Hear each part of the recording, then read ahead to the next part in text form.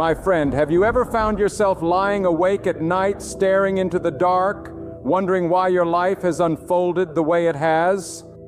Have you ever whispered to yourself, if only things had gone the way I wanted, if only my plan had worked out, I'd be in a better place right now? We live in a world that glorifies self-determination, that tells us to chase our ambitions and shape our own destiny through willpower and effort. Yet, no matter how precisely we plan, no matter how tightly we try to control every outcome, life always finds a way to surprise us. That's because our plans, no matter how wise or detailed, are still limited. But God's plan, my friend, stands beyond time and endures forever. God sees the beginning and the end at once.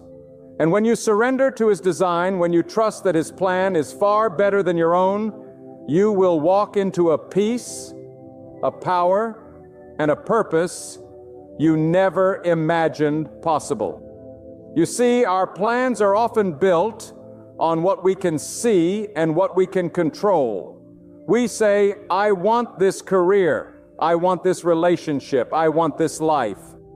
But we forget that our sight is narrow. We are standing on the ground floor trying to see over walls we cannot climb. God, however, is above it all. He is the architect, the master builder, the one who holds the blueprint of the entire structure of your life. While you and I see just one brick, one wall, one door that won't open, God sees the mansion He is building, the foundation He is laying, the doors that must remain closed because beyond them lies destruction you cannot yet see. What looks like a denial from God is often a divine protection. What looks like a setback is often a setup for something greater. And what feels like unanswered prayers are in truth the answered prayers you didn't have the wisdom to pray for. The tragedy of our age is that too many people would rather trust their own wisdom than trust the wisdom of God. We live in a time when people elevate their intellect, their resources, their strategies, and think, I am the captain of my fate. Yet, no matter how strong a ship you build, if you don't trust the one who commands the seas, you will be lost in the storm. God alone commands the winds. God alone directs the currents. God alone knows which harbor will bring you safety. And when you insist on sailing by your own map, you will crash against rocks you didn't know were there. But when you put the compass of your life in the hands of God, He will take you through storms you never thought you could survive and anchor you in places you never thought you could reach. How often do we pray asking God to bless our own plans rather than seeking His? We map out every detail and then we go to God at the end, asking Him to sign off on what we have already decided. But the truth is, God is not here to bless your blueprint. He is here to give you His. And His blueprint is not only better, it is perfect. God does not guess. God does not make mistakes. God does not start something in your life without knowing the full completion of it. And when you finally realize that His plan is not an interruption of your own, but the very reason you were created, your heart will find peace in what used to bring frustration. I have met countless people who look back on their lives and say, thank God my plan didn't work out. At the time it felt devastating. At the time it felt unfair. But later they realized that what they thought was a loss was in fact a rescue. That relationship that ended saved them from heartbreak years later. That job they didn't get pushed them into a career that became their true calling. That closed door forced them onto a path where they found the purpose they were created for. If you have ever lived long enough to look back on disappointments that turned into blessings, then you know the truth.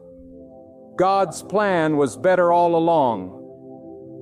But here is the challenge. When you are in the middle of the storm, when your plan has crumbled, when everything you hoped for is slipping out of your hands, trusting God's plan feels like the hardest thing in the world. Because God's plan often requires waiting and human nature despises waiting. We want answers now. We want results now. We want doors to open the moment we knock. But God, in His infinite wisdom, often says, "Not yet." Not because He is punishing you, not because He has forgotten you, but because He is preparing you. God's delay is not God's denial. The waiting season is often the season of strengthening. It is in the waiting that your faith is tested, your patience is stretched, your character is refined, and when the time comes for God's plan to unfold, you will be ready to carry what He has prepared for you. We forget that God is not just concerned with giving you blessings. He is concerned with making you into the kind of person who can handle them. Your plan might bring you the blessing, but without God's preparation, that blessing could crush you. Think of it. If you give a child the keys to a car, it becomes a weapon, not a gift. In the same way, God will not hand you the keys to what you are not ready to drive. He waits until the maturity, the discipline, the strength, and the humility are forged within you. And sometimes that process feels painful. Sometimes it feels as though God is breaking you, but what He is really doing is molding you. He is shaping you into the vessel that can carry His plan without destroying yourself in the process. The human heart often cries out, "Why did you let this happen to me?" And the answer, though sometimes hidden in the moment, is that God allows what He allows because He sees the whole picture. You and I see only a fragment. If you are holding a single thread of a great tapestry, it looks tangled, meaningless, even ugly. But when you step back and see the entire masterpiece, every thread is in its place, forming a design far beyond your imagination. That is your life under God's plan. The thread in your hand may not make sense, but in the grand design, it is essential. And one day when you see what God has been weaving all along, you will fall to your knees and say, "Now I understand. It was perfect." Do not believe the lie that surrender to God's plan means losing your freedom. True freedom is not doing whatever you please. True freedom is being released from the prison of your own limited wisdom and being guided by the infinite wisdom of God. When you trust your own plan, you live in constant anxiety because you know deep down you cannot control every variable. But when you trust God's plan, you live in peace because you know the one who controls every variable. You no longer have to fear what tomorrow holds because you know the one who holds tomorrow. My friend, hear me carefully. Your plan is too small for the life God has destined for you. You dream in inches, but God dreams in galaxies. You think in days, but God thinks in generations. You pray for survival, but God is preparing you for abundance. You hope for a small blessing, but God is setting you up to be a blessing to others. And if He has to break your plan in order to accomplish His, then let it be broken. Because His plan is always greater than anything you could build on your own. Think of the times you tried to force something that wasn't meant for you. You chased that relationship that drained you. You clung to that job that suffocated you. You fought for that opportunity that wasn't aligned with your purpose. And when it fell apart, it felt like the end of the world. But later you realized you were clinging to less when God was trying to give you more. You were holding on to a stone while God wanted to give you a diamond. You were chasing shadows while God was preparing substance. You were asking for crumbs when God had a banquet prepared. Why settle for your plan when God has His? The great challenge of life is not in achieving your own ambitions, but in surrendering them to God. And surrender is not weakness. It is wisdom. It is saying, God, I may not understand it all, I may not see it all, but I trust you. That kind of trust is not blind faith. It is faith with the eyes of the soul wide open, recognizing that the one who created the heavens and the earth surely knows how to guide the life He created in you. Every disappointment, every delay, every detour in your life carries a message. Trust God's plan. Stop fighting the current of His wisdom. Stop clinging to your own limited perspective. Lift your eyes to Him. Open your hands to Him and let Him lead you. For when you do, you will discover that God's plan was never just about where He was taking you. It was about who He was making you along the way. My friend, I want you to hear this with every fiber of your being. There is no safer place to be than in the center of God's plan. When you build your life on your own ideas, you stand on shifting sand. The winds come, the floods rise, and everything you have worked for can be swept away in a single night. But when your life is anchored in God's plan, you stand upon an immovable foundation. The storms may rage, but they cannot shake you. The winds may howl, but they cannot uproot you. For when God establishes something, it cannot be torn down. When God builds something, no man can destroy it. And when God writes the story of your life, every chapter has purpose, every page has meaning, and every word is leading you to the fulfillment He ordained before you took your first breath. The problem is that many of us want God's blessings but still cling to our own blueprint. You say, God, I want you to guide me, but we refuse to let go of the steering wheel. We cry out for His will to be done, yet we secretly hope it will look like our own. But God is not an accessory to your plans. He is the author of them. To walk in His purpose, you must be willing to surrender yours. To experience His best, you must release your version of better. And until you are willing to lay down your own dreams, you will never see the magnitude of what God is able to do through you. I know it is frightening to let go. We fear losing control as though our grip on life were the only thing keeping us safe. But let me tell you the truth. You are not in control, and you never were. You cannot control the rising of the sun, the beating of your heart, or the breath in your lungs. Every moment of your life is already being sustained by God. To surrender to His plan is not to lose control. It is to admit the truth that He has been in control all along. And when you stop pretending that your limited wisdom is enough, when you humbly bow to His infinite wisdom, you will discover the peace that comes from knowing your life is not left to chance. Your life is not at the mercy of random events. Your life is being directed by the One who sees it all. Sometimes we resist God's plan because it takes us through valleys we would never choose. We say, God, why am I here? Why am I going through this pain? Why this trial? But do not forget, my friend, that valleys grow what mountaintops cannot. Crops do not grow on the rocky peaks. They grow in the fertile soil of the low places. The seasons of hardship, the times of loss, the moments of confusion, these are the very places where your roots grow deep. These are the seasons when God strips away your false strength so you can lean fully on His. These are the trials that teach you that you are not sustained by your own plan, but by His hand. And one day you will look back on the valley and realize that it was the very ground that prepared you for the harvest. Another reason we resist God's plan is because it rarely looks the way we expect. We imagine blessings as smooth roads, open doors, and effortless success.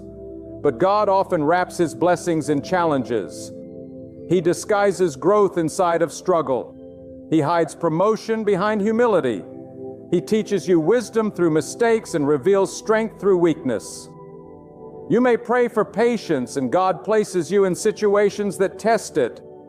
You may pray for courage, and God allows circumstances that demand it. You may pray for strength, and God gives you burdens that build it.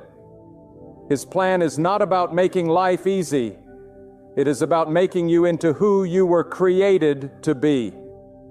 And if you only seek comfort, you will miss the transformation. But if you embrace His plan, you will rise from the fire refined, purified, and ready for the greater things He has prepared. We must also understand that God's plan is never only about us. Our vision is often small, limited to our own desires and needs. We want security, comfort, recognition. But God's plan stretches far beyond the borders of your own life. His plan weaves you into the lives of others. He places you in situations where your faith can inspire someone else. Your strength can uplift another. Your story can guide a wandering soul back to Him. What feels like a detour in your life may be the very path that leads someone else to hope. What feels like delay in your journey may be the timing that saves another person from despair. Your life is not an isolated thread. It is part of a divine tapestry that stretches across generations. And when you surrender to God's plan, you are not just living for yourself, you are becoming an instrument in His eternal design. Too often we treat God's plan like an option on the table, something we turn to only when ours has failed. We exhaust ourselves trying to force our own way, and only when we are broken and weary do we cry out, "God, help me."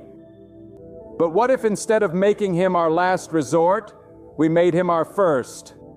What if before you made the decision, before you pursued the opportunity, before you took the step, you sought God's wisdom? How much pain would you avoid? How many wasted years would you be spared? How much peace would you walk in if you trusted His guidance from the very beginning? God's plan is not meant to be your emergency backup. It is meant to be the very foundation of your life. I tell you this today, there is no greater tragedy than spending your life chasing after what you thought you wanted, only to reach the finish line and realize it was never what your soul truly needed. There is no deeper sorrow than reaching success by your own design, only to find that it leaves you hollow within. Wealth without purpose is emptiness in disguise. Success apart from God's plan is failure wearing a mask. And the praise of people can never replace the peace that comes from walking in the will of God. Don't spend your precious years building castles made of sand when God is inviting you to lay foundations of stone. Don't pour your energy into climbing mountains that lead nowhere when God has already prepared a summit that gives meaning to every step of your journey. Let me remind you something about God's plan. It cannot be stopped. You can resist it. You can delay it. You can even run from it. But if God has spoken it, it will come to pass. No king can overrule it. No enemy can block it. No time can erase it.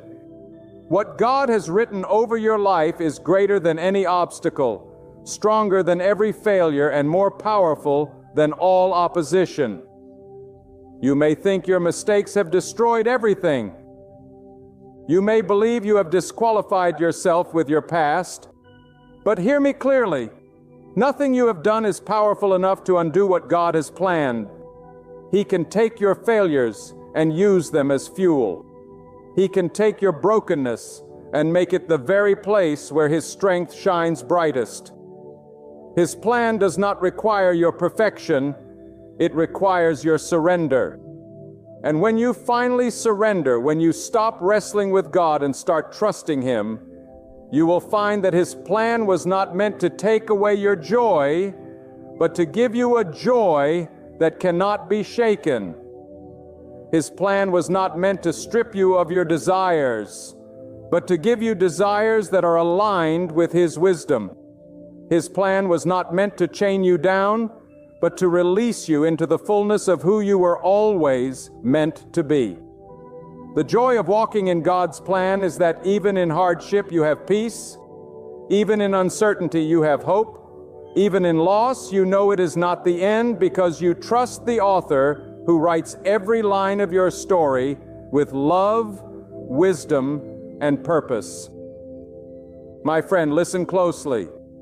because what I am about to tell you can change the way you see every moment of your life. God's plan is not only better, it is precise. It is not vague, not uncertain, not a vague outline waiting to be filled by your guesswork. It is exact down to the smallest detail. God knows where you should be, when you should be there, and why you must go through what you go through. Nothing in His plan is wasted. Every delay has purpose. Every tear carries meaning. Every closed door is not an accident. It is an act of divine wisdom. When you live with this awareness, you no longer see life as random. You begin to see the fingerprints of God on everything that happens to you. Too many people live with regret, looking back and saying, "If only I had done this. If only I had chosen differently, my life would be better." But do you not realize that even your missteps are folded into the plan of God? He does not waste your mistakes. He does not discard your failures. He weaves them into the greater design so that even the parts you thought were ruined become instruments of beauty. Think about it.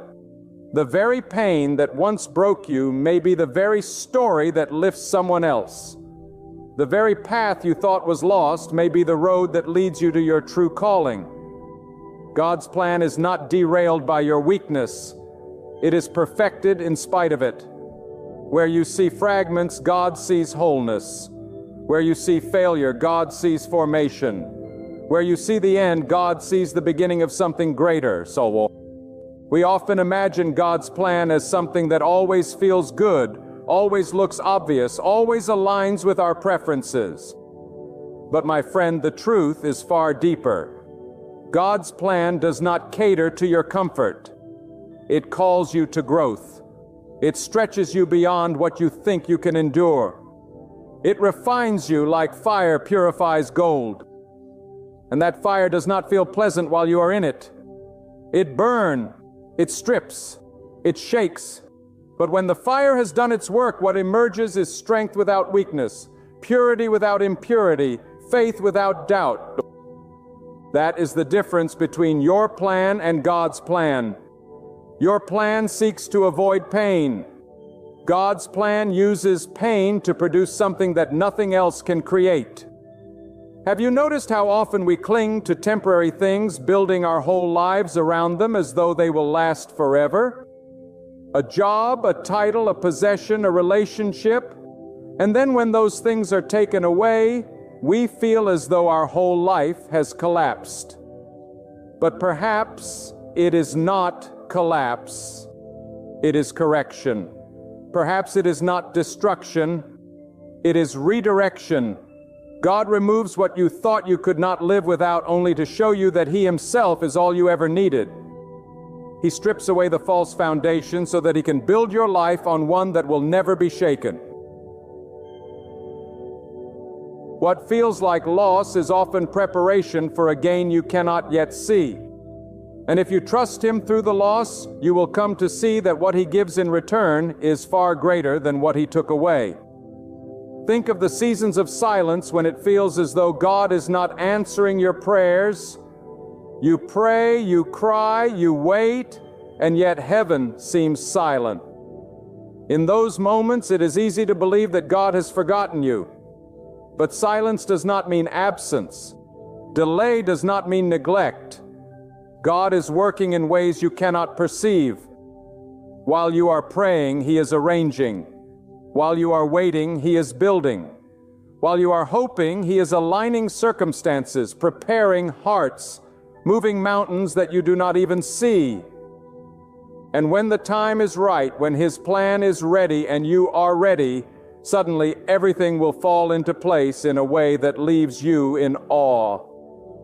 The silence will make sense. The waiting will be worth it. And you will realize that God's timing was never late. It was perfect. One of the greatest challenges in trusting God's plan is that it often requires letting go of control. We want to know every detail before we move. We want assurance before we take a step. We want the full map before we start the journey. But God rarely gives the whole map. He gives you the next step. He calls you to walk in faith, not sight. Why?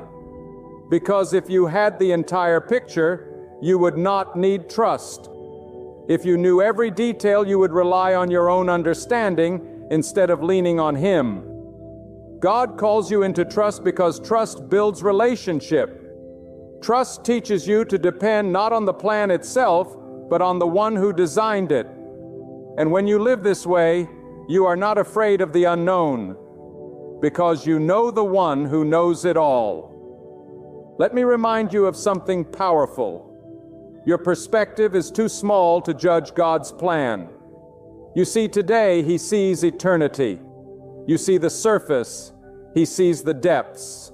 You see the temporary, He sees the everlasting. How can clay tell the potter what to make? How can the created correct the Creator? Yet that is what we often do. We complain, we argue, we resist. But God does not need your approval for His plan. He needs your surrender. He does not ask you to understand everything. He asks you to trust Him through anything. And the moment you shift from questioning His wisdom to resting in it, your heart will find the peace it has been longing for. Do not mistake detours for dead end. Just because your life does not look the way you imagined does not mean it is off track. God's plan often includes paths that seem to wander, yet every turn has purpose. Sometimes He takes you the long way around to protect you from dangers you cannot see. Sometimes He delays your arrival because the place He is taking you is not ready yet, or perhaps because you are not ready yet. Sometimes what feels like wandering is God weaving. And if you stay faithful, you will one day see how every twist and turn was necessary to bring you to the exact place you were meant to be. Consider also this truth.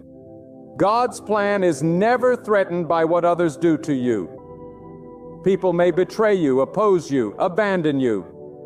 They may speak against you, try to block you, or rejoice when you stumble. But their actions cannot override the will of God. If God has appointed something for you, no hand can snatch it away. If God has declared a blessing for your life, no voice can cancel it. If God has opened a door for you, no power on earth can shut it. Stop living in fear of people and start resting in the sovereignty of God. Their schemes cannot undo His plan. Their malice cannot erase His promise. Their power is limited, but God's power has no limit. What He has ordained, He will accomplish. And let me tell you this, God's plan is not fragile. It does not crumble because of your doubts. It does not fall apart because of your hesitation. Even when you stumble, even when you delay, even when you choose the wrong path for a season, God can take it all and redirect it back into His purpose. His plan is not so weak that your mistakes can destroy it. His plan is strong enough to absorb your failures and still lead you to the destination He intended. That is the greatness of God's wisdom. He does not only work through your obedience, He can even use your disobedience to bring you back to Him. He does not only work through your strength, He can also use your weakness to teach you His. What kind of love, what kind of power, what kind of wisdom is there? That nothing anymore can stop what God has determined? My friend, the longer I live, the more convinced I am of this one truth. There is no accident in the life that is surrendered to God. What looks to you like a coincidence is divine precision. What feels to you like interruption is divine intervention. What seems to you like wasted time is divine preparation. God wastes nothing. Every season, every experience, every encounter is part of His unfolding plan. Even when you are unaware, even when you cannot see it, God is working. And when you finally recognize this, it changes the way you walk through life. You no longer stumble in fear. You walk with confidence, knowing that God Himself is directing your steps. But hear me, God's plan is not always the easier road, but it is always the right one. Too many people believe that if something is difficult, it cannot be from God. They think His plan must mean constant comfort, open doors without resistance, and paths without obstacles. Yet it is often the opposite. The very road that is hardest to walk may be the one God has chosen for you, because it is on that road that you will grow into the person He has called you to be. Do not mistake difficulty for denial. Do not confuse resistance with rejection. Sometimes the struggle is proof that you are on the path of destiny. The enemy of your soul does not bother with those who pose no threat. But when you align with God's plan, opposition will rise. Challenges will appear. Resistances will intensify. Do not fear it. Do not run from it. Stand firm. For if God placed you there, then He has already given you the strength to endure it. So often we measure success by speed, by how quickly things happen. We want God's plan to unfold instantly. But God is not bound by your deadlines. He is not rushing to satisfy your impatience.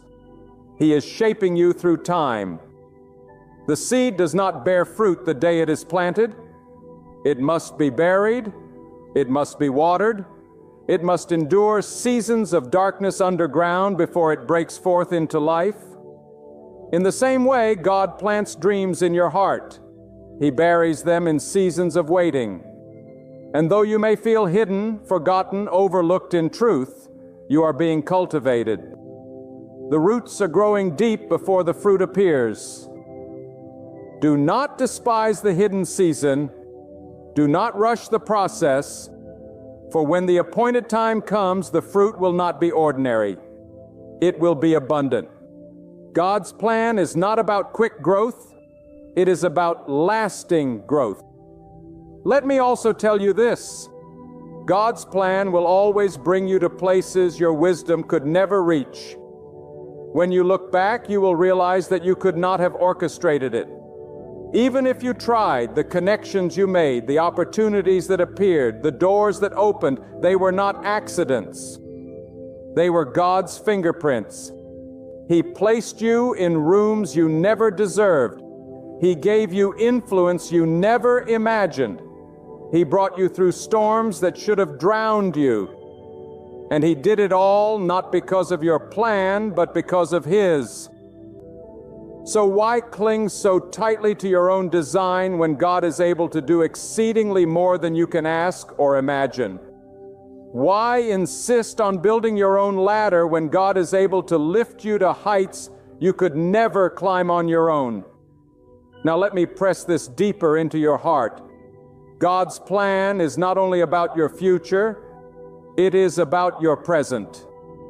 Too many people live as if God's plan will only matter someday when they are successful, someday when they are recognized, someday when they arrive at the dream. But God's plan is alive today. It is not only about where He is taking you, but about who He is shaping you to be right now.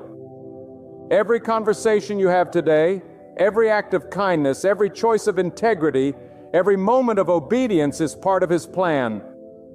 Do not miss the present because you are fixated on the future. God is not only waiting for you at the destination, He is walking with you on the journey. His plan is unfolding now in this very moment. The way you respond today shapes the way His plan will manifest tomorrow. There is also a danger, my friend, in comparing your life to others. We look at someone else's journey and think, why is their path smoother than mine? Why did they receive what I have been praying for? Why is their plan unfolding faster than mine? Comparison is a thief. It blinds you to the beauty of what God is doing in your own life. Remember this, God's plan for you is yours alone. It is tailored, specific, unique. It cannot be compared, measured, or judged against anyone else's. What looks like delay for you may be acceleration in God's timing. What looks like lack for you may be preparation for greater abundance later. Stop measuring your journey by someone else's milestones. Your calling is not their calling. It is not their path. And your destiny is not theirs. God's plan for you is personal. It is intentional. It is perfect. And let us not forget this truth. Surrendering to God's plan will always require faith. Faith that defies what your eyes see. Faith that holds steady when logic says to quit. Faith that clings to God's promise even when every circumstance screams otherwise. Faith is not pretending the mountain isn't real. It is believing that God can move it. Faith is not ignoring the storm. It is trusting that God controls it. Faith is not denying the difficulty. It is knowing that God is greater than it. Without faith, you will never embrace God's plan because His plan will always stretch beyond what you can understand. He calls you to trust not because the road is clear, but because He is clear. He calls you to believe not because you know every detail, but because He knows every detail. And that, my friend, is more than enough. Some of you listening today feel weary. You have tried to trust. You have waited. You have prayed, and still the path seems uncertain. Still the plan feels hidden. Let me speak to your heart. Do not give up. Do not walk away. Do not assume that silence means abandonment. God has not forgotten you. God has not forsaken you. His plan for your life is still alive. The very fact that you still have breath in your lungs is proof that He is not finished with you yet. Every sunrise is a reminder that His mercy is renewed, that His hand is still upon you, that His purpose is still unfolding. Hold on, stay faithful, keep trusting, for the moment you think it is over may be the very moment God is preparing to reveal what He has been working on all along. And when His plan finally unfolds in full view, when the doors open, when the purpose becomes clear, when the pieces fit together, you will not look back and wish you had trusted yourself more. You will not say, "I'm glad I leaned on my own wisdom." No, you will fall on your knees and thank God that He overruled your plans. You will say, "Now I see why you closed that door. Now I understand why you delayed that blessing. Now I know why you took me the long way around. It was all to bring me here, to shape me into this, to fulfill what you had written all along." And in that moment, you will know beyond doubt, God's plan was not only better, it was perfect.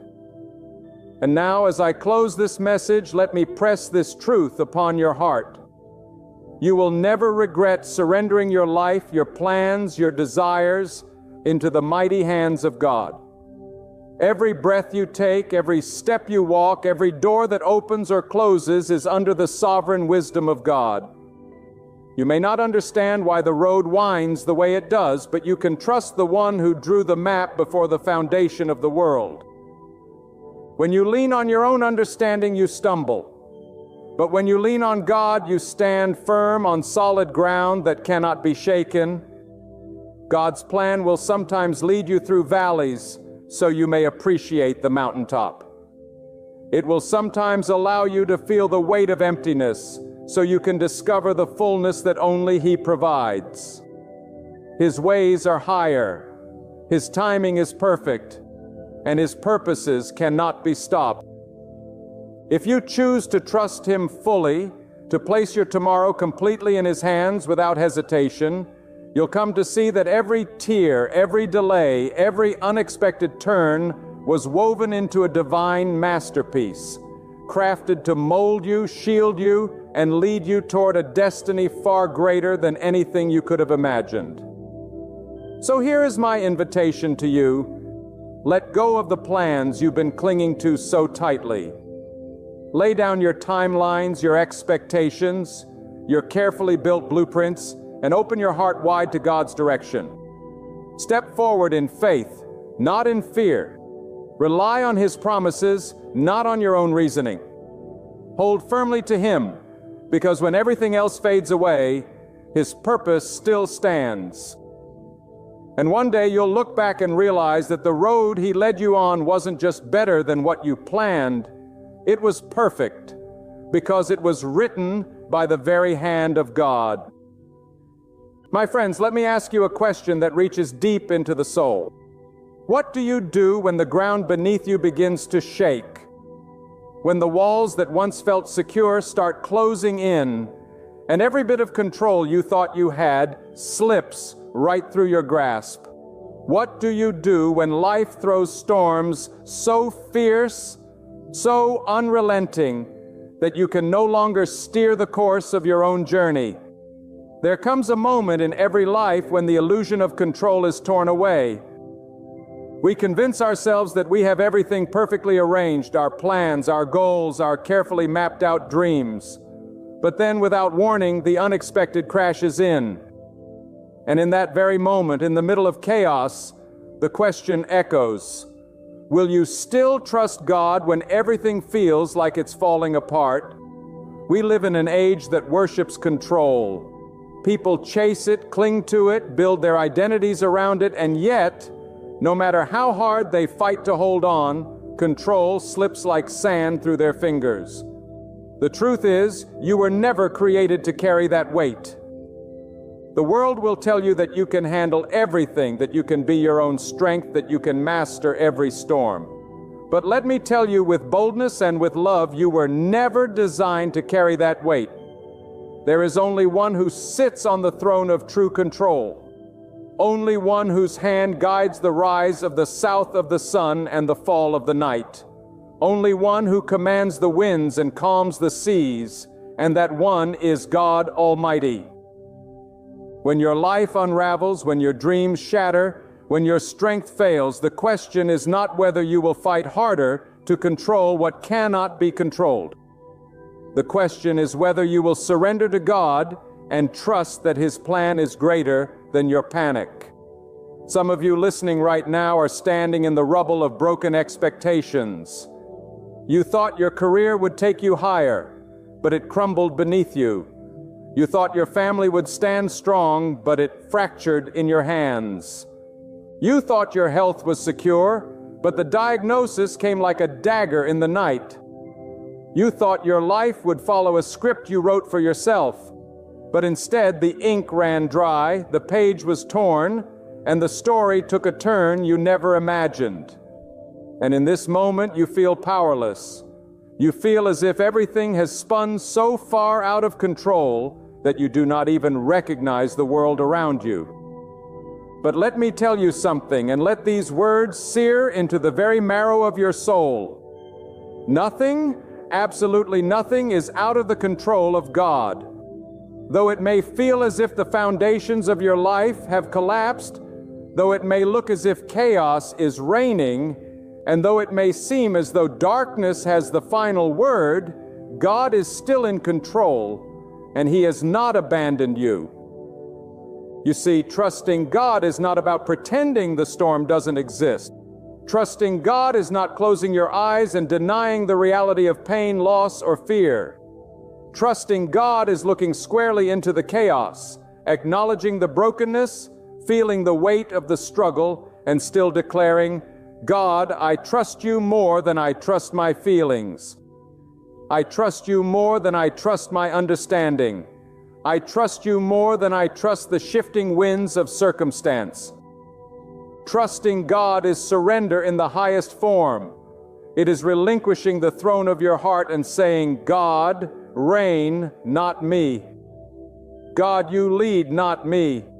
God, you see the end from the beginning while I see only fragments of today. And so I place my trembling hands into your steady ones. When everything feels out of control, the temptation is to grasp tighter, to fight harder, To believe that if you can just manipulate enough details, if you can just force enough outcomes, if you can just exert enough strength, then somehow you will wrestle life back into submission. But what happens? The more you cling, the more it slips away. The more you fight for control, the more restless your soul becomes. Why? Because you are trying to occupy a seat that was never meant for you. The throne of control belongs to God alone. The storm bows to Him. The earth was formed at His command, and the breath in your lungs is sustained by His mercy. How dare we, frail as we are, attempt to carry the burden that belongs only to God, my friend. Freedom comes not from grasping, but from releasing. Peace comes not from controlling, but from surrendering. Victory is not from standing in your own strength, but from bowing in trust to the power of God. There are moments when you will cry out, "God, why? Why is this happening? Why is my life spinning this way? Why am I facing these trials?" And you may not hear the answer you want. You may not see the reasons clearly. But trusting God does not mean having all the answers. It means resting in the assurance that He does. When you cannot trace His hand, you can still trust His heart. When you cannot see the full picture, you can rest in knowing that He is painting a masterpiece that far surpasses your understanding. What you perceive as the breaking of your life may in fact be the building of your destiny. What you see as the unraveling may be the weaving for a greater purpose. And though it feels out of control to you, it has never slipped 1 inch from the control of God. Let me speak directly to the heart that feels abandoned right now.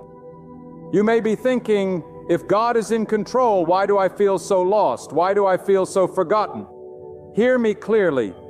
Feeling forgotten is not the same as being forgotten.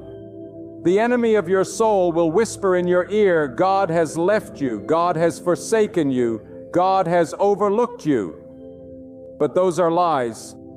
God has promised never to abandon His creation. He sees you in the midnight hour. He hears the cry you dare not speak aloud. He knows the silent battles you fight every day. Trust does not mean you will always feel comforted, but trust means you believe beyond the shadows of doubt that God is with you.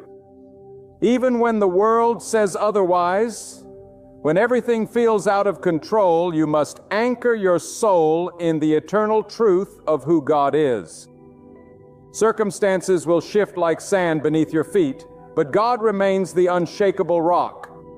People will fail you, but God is faithful. Life will surprise you, but God is sovereign. Your own strength will falter, but God's strength never diminishes. And when you lean not on your understanding, but on His everlasting wisdom, you will find a peace that defies comprehension. This peace is not found in the absence of trouble, but in the presence of God's power. It is the peace that allows you to walk into the fire and not be consumed, to stand in the flood and not be drowned, to face the storm and not be shattered. It is the peace that comes when you surrender control and rest in the sovereign hands of the Almighty. There is something profoundly humbling about those seasons when life seems to spin beyond your reach. They strip away the illusion that you were ever in charge, and they remind you of your place before the One who holds the heavens in His hand. It is often in the most chaotic moments when the noise is deafening and the path ahead is blurred that you discover the raw truth of your existence. That you are dependent on God for every breath, every heartbeat, every step forward. The world tells you to rise in your own power, to push back with your own might. But the reality is that real strength is not found in clenching your fists. Real strength is found when you fall to your knees and declare that God alone has the authority to lead you through the storm. When everything feels out of control, one of the greatest battles takes place not around you, but within you. The mind begins to spin. The heart begins to fear and your spirit wrestles with questions. You ask, what if it all falls apart? What if I never recover? What if the darkness never lifts? But my friend, hear this clearly. Fear is a liar and doubt is a thief. Fear will magnify the storm until it seems bigger than the one who governs the skies. Doubt will convince you that God has turned his face away when in truth, his eyes have never left you. The question you must ask is this: whose voice will you believe? The voice of fear that chains you, or the voice of God that frees you? Because the one you listen to will determine the direction of your life. If you give in to fear, you will drown in despair. But if you anchor yourself in the Word and will of God, you will rise above the waves, no matter how fierce they may be. There is a truth that many resist, yet it is the very foundation of peace. You are not meant to know everything.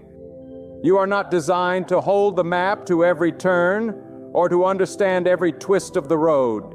God withholds knowledge from you, not to punish you, but to protect you.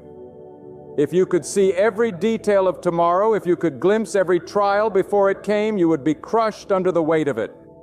God in His mercy allows you to see only one step at a time because He knows that is all you can bear. And that is why trust is so vital.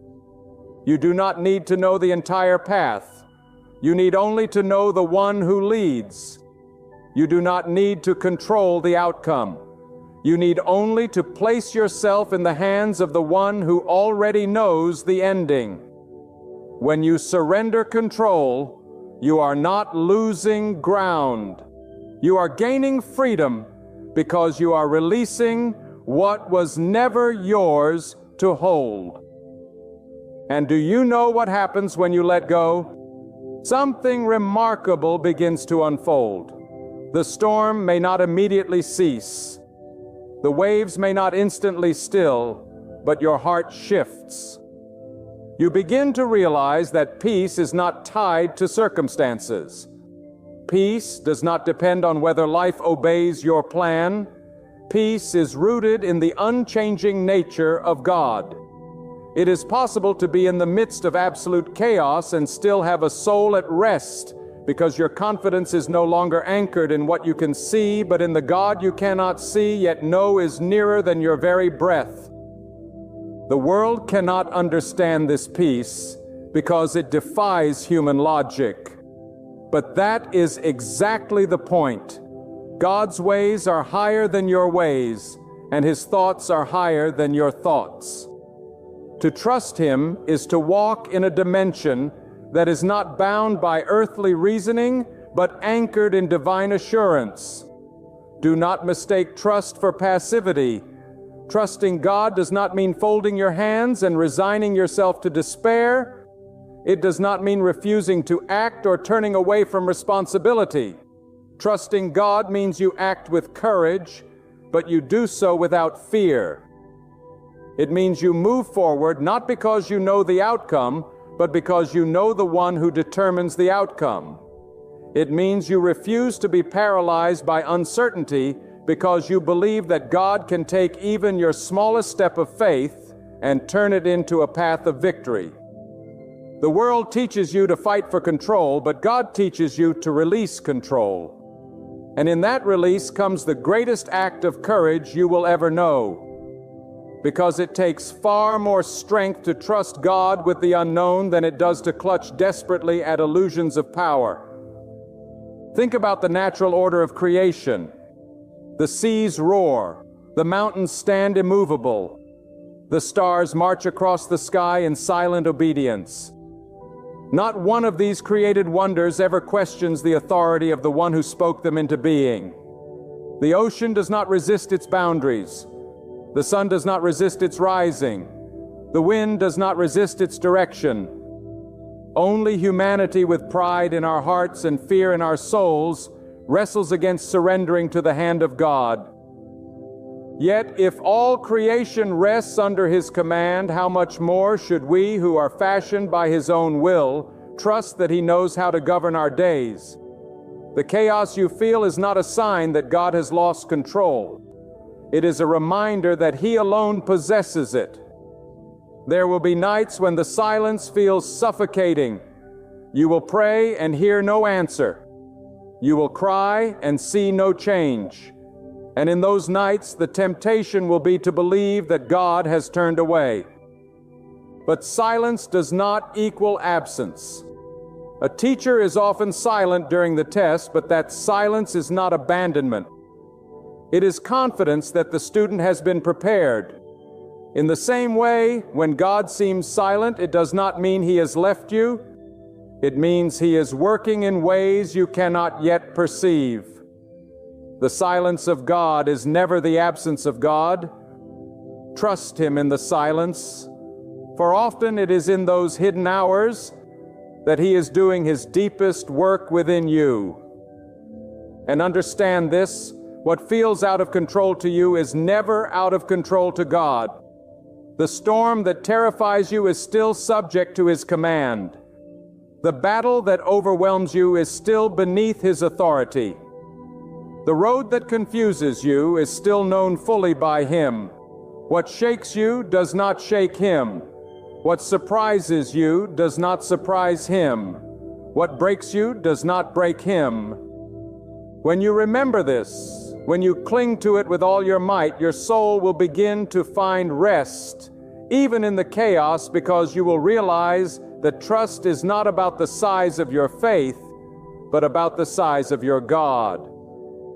Even the smallest seed of trust, when rooted in the greatness of God, is enough to move mountains. There comes a point in every storm when the darkness seems so thick, so heavy, that you wonder if the light will ever break through again. It is in that very moment when the shadows press against your spirit that trust becomes not just an idea, but a lifeline. You see, trusting God when everything feels out of control is not a luxury. It is a necessity. It is not reserved for the religiously elite or for those who appear strong. It is for the broken, the weary, the trembling souls who have no other place to run. Trust is for the mother who doesn't know how she will feed her children tomorrow. Trust is for the man who stands at the grave of the one he loves and cannot imagine facing another day. Trust is for the young person whose dreams have crumbled before they even began. It is for all who dare to lift their eyes beyond the chaos and fix them on the God whose power cannot be undone. What you must understand is that your trust in God is not wasted. Not a single tear you cry, not a single prayer you whisper, and not a single step you take in faith is ever ignored by Him. God keeps account of every cry of the heart. He is closer to the brokenhearted than you dare believe, and His strength is perfected in the places where yours has run dry. When you come to the end of yourself, you are not standing at the edge of despair. You are standing at the threshold of His power. Because when you can no longer hold your life together, that is when God reveals that He has been holding it all along. Do not measure the strength of God by the instability of your circumstances. Circumstances are temporary, fleeting, and fragile. They change like the weather, rising and falling without warning. But God is not swayed by time, nor is He shaken by events. He is the Eternal One, unchanging, unshifting, unshakable. When you anchor your soul in Him, you are attaching yourself to the only constant in a world of variables.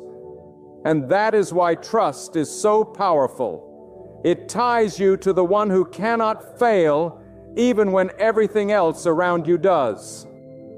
When everything feels out of control, there is a temptation to think that God is delaying, that He is moving too slowly. You cry, you wait, you plead, and yet the answer seems far away. But never mistake delay for denial. God's timing is not like your timing. He is not rushed by your urgency, and He is not hindered by your impatience. He sees the past, present, and future in one eternal vision. He knows what must align, what must shift, what must be prepared before your breakthrough arrives. If He were to give you what you demanded in the moment you demanded it, it might crush you rather than bless you. So in His wisdom, He sometimes withholds until the soil of your life is ready to bear the weight of what He is about to give. Trust means believing that His delay is not neglect, but protection, not silence, but strategy.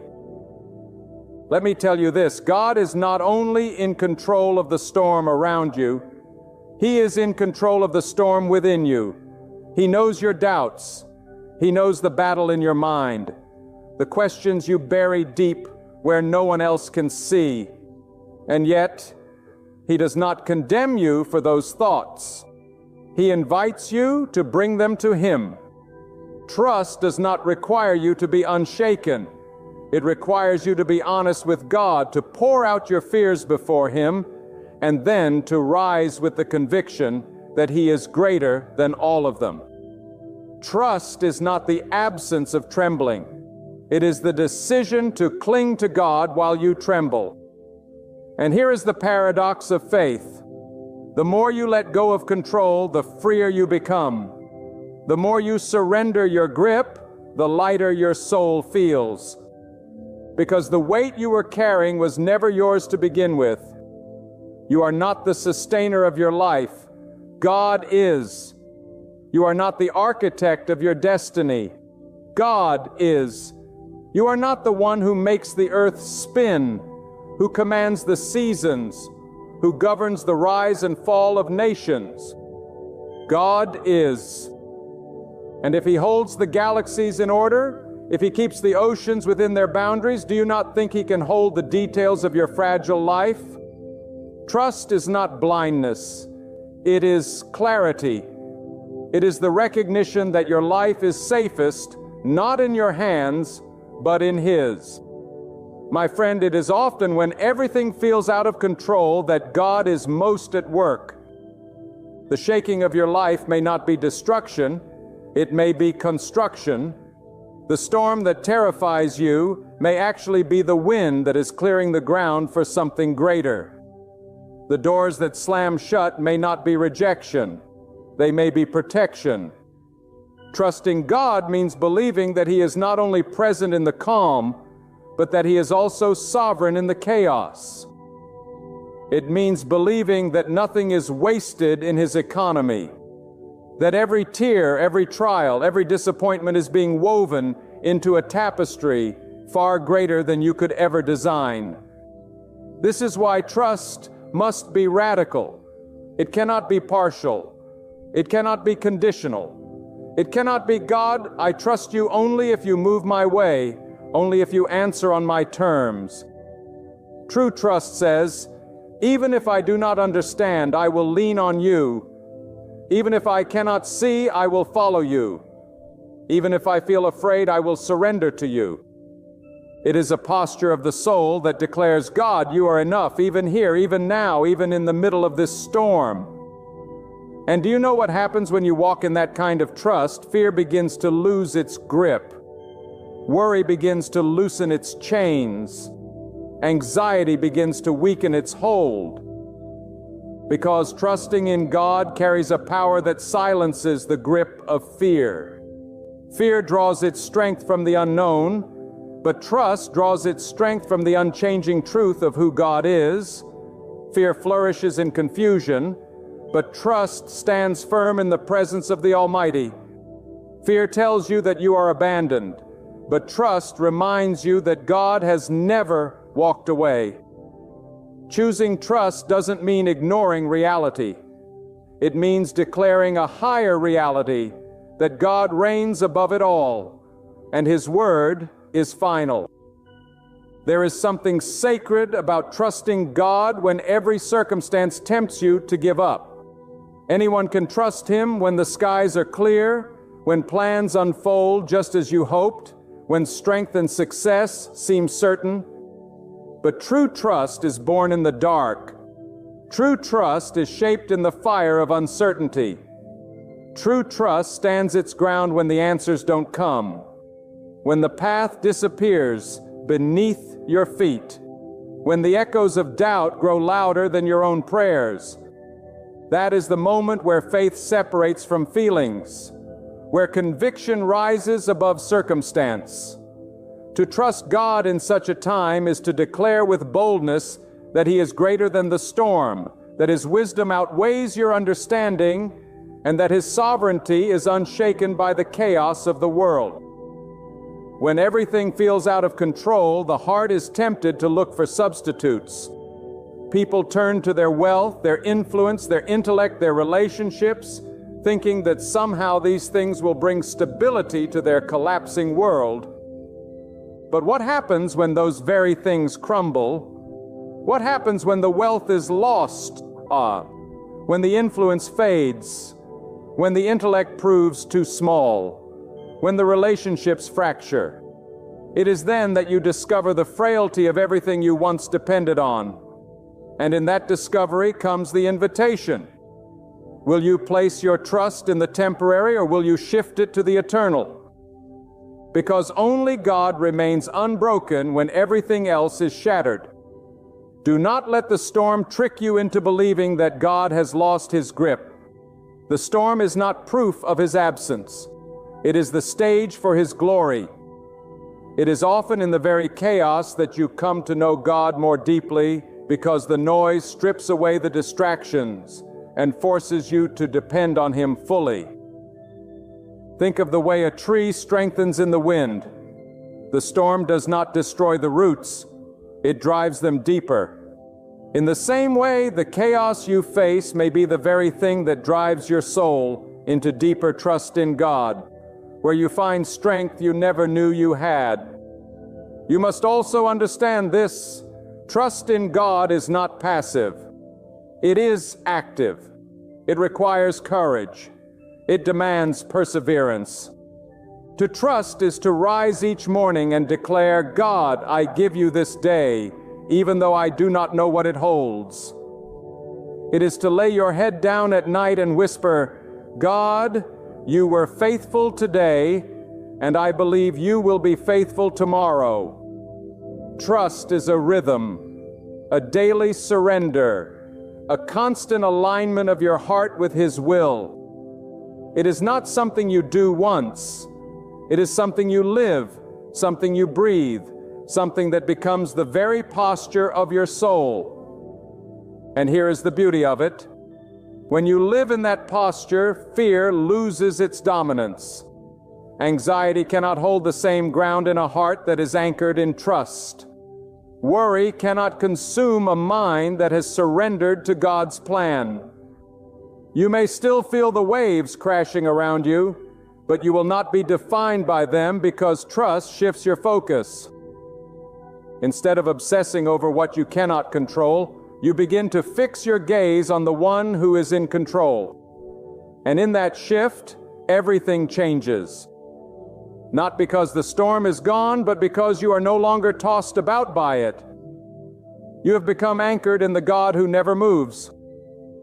So many people waste their lives trying to control what was never theirs.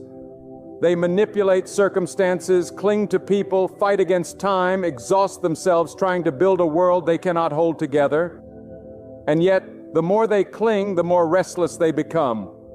It is like trying to grasp water in your hands. The tighter you squeeze, the more it escapes.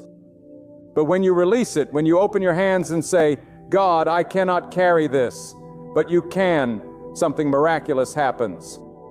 The weight lifts, the burden eases, the soul finds rest.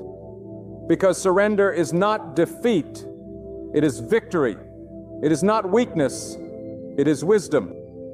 To let go and trust God is to finally step into the life you were created for. A life carried not by your strength, but by His. And make no mistake, trusting God does not guarantee that life will be easy. It does not promise that storms will vanish or that pain will disappear. What it promises is far greater. It promises that you will never walk alone. It promises that every valley has a purpose, that every trial is shaping you, that every storm is under His command. It promises that even when you are at your weakest, His strength will sustain you. It promises that the God who holds the galaxies together is the same God who holds your heart. This is why trust is not just an option. It is the only way to live with true peace. Without it, you will drown in fear. Without it, you will be enslaved to worry. Without it, you will spend your days chasing after a control that will always slip away. But with trust, you will walk through the fire and not be consumed. With trust, you will stand in the flood and not be overwhelmed. With trust, you will face tomorrow not with trembling, but with quiet confidence that God already stands there waiting for you. My friend, trusting God when everything feels out of control is not the end of your story. It is the beginning of it. Because in that moment of surrender, you finally place your life into the hands of the One who has written every page. And there in His hands, your story will unfold, not according to your limited vision, but according to His perfect design. There will always come a point when life presses you into a corner so tightly that every plan you made, every strategy you thought would work, every safety net you built begins to unravel before your eyes. And in that suffocating moment, you discover the greatest truth of all. You are not your own savior. You cannot deliver yourself from every storm. You cannot heal every wound. You cannot fix every broken piece of your life. That is the very place where trust in God becomes not a choice of convenience, but the only path forward. For when everything slips out of your control, that is when you realize it was never in your control to begin with. It always rested in the hands of God, the one who governs the rise and fall of every day. There is a profound wisdom in the way God allows seasons of chaos. If your life were always predictable, if your days always followed your design, you would never learn to lean on Him. You would become intoxicated with the illusion of independence, believing you had no need of divine strength. But when God permits the storm, when He allows the ground beneath you to shake, it is not to destroy you. It is to draw you back to Him.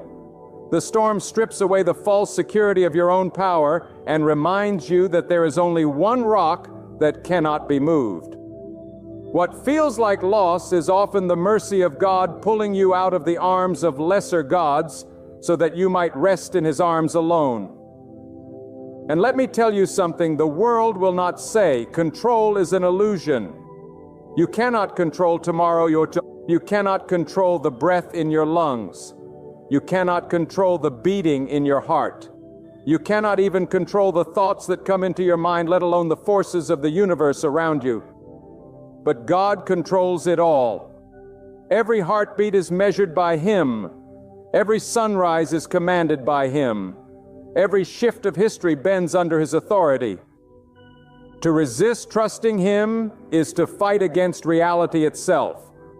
To surrender to Him is to step into alignment with the truth that has always been.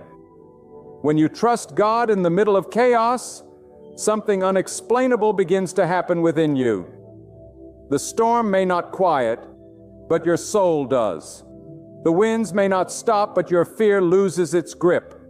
The questions may not disappear, but the panic begins to fade. That is because trust transfers the weight from your shoulders to His. And hear me, God's shoulders are broad enough to carry what crushes you. He is not overwhelmed by your burden. He is not shaken by your storm. He is not confused by your circumstances. What bends your knees cannot bend Him. What breaks your heart cannot break Him. And when you trust Him, you are no longer carrying the full weight. You are resting under His strength. Do not confuse trust with passivity. Trust is not sitting idly by hoping things will magically improve. Trust is walking forward with courage even when the path is unclear because you believe that God is guiding your steps. Trust is showing up when everything in you wants to hide. Trust is lifting your head when shame tells you to bow it. Trust is choosing to believe that God's plan is still intact, even when the evidence around you says otherwise. Trust is active faith. It is moving in the midst of uncertainty, fueled not by sight but by conviction that God is faithful. You must also learn to silence the voices that try to drown out your trust.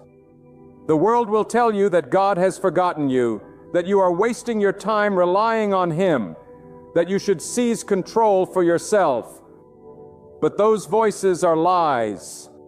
God has never forgotten a single soul who called upon Him. He has never abandoned one who placed their hope in Him. His delays are not denials. His silence is not absence. His timing is not failure. The world will not understand this because the world measures strength by control. But God measures strength by surrender.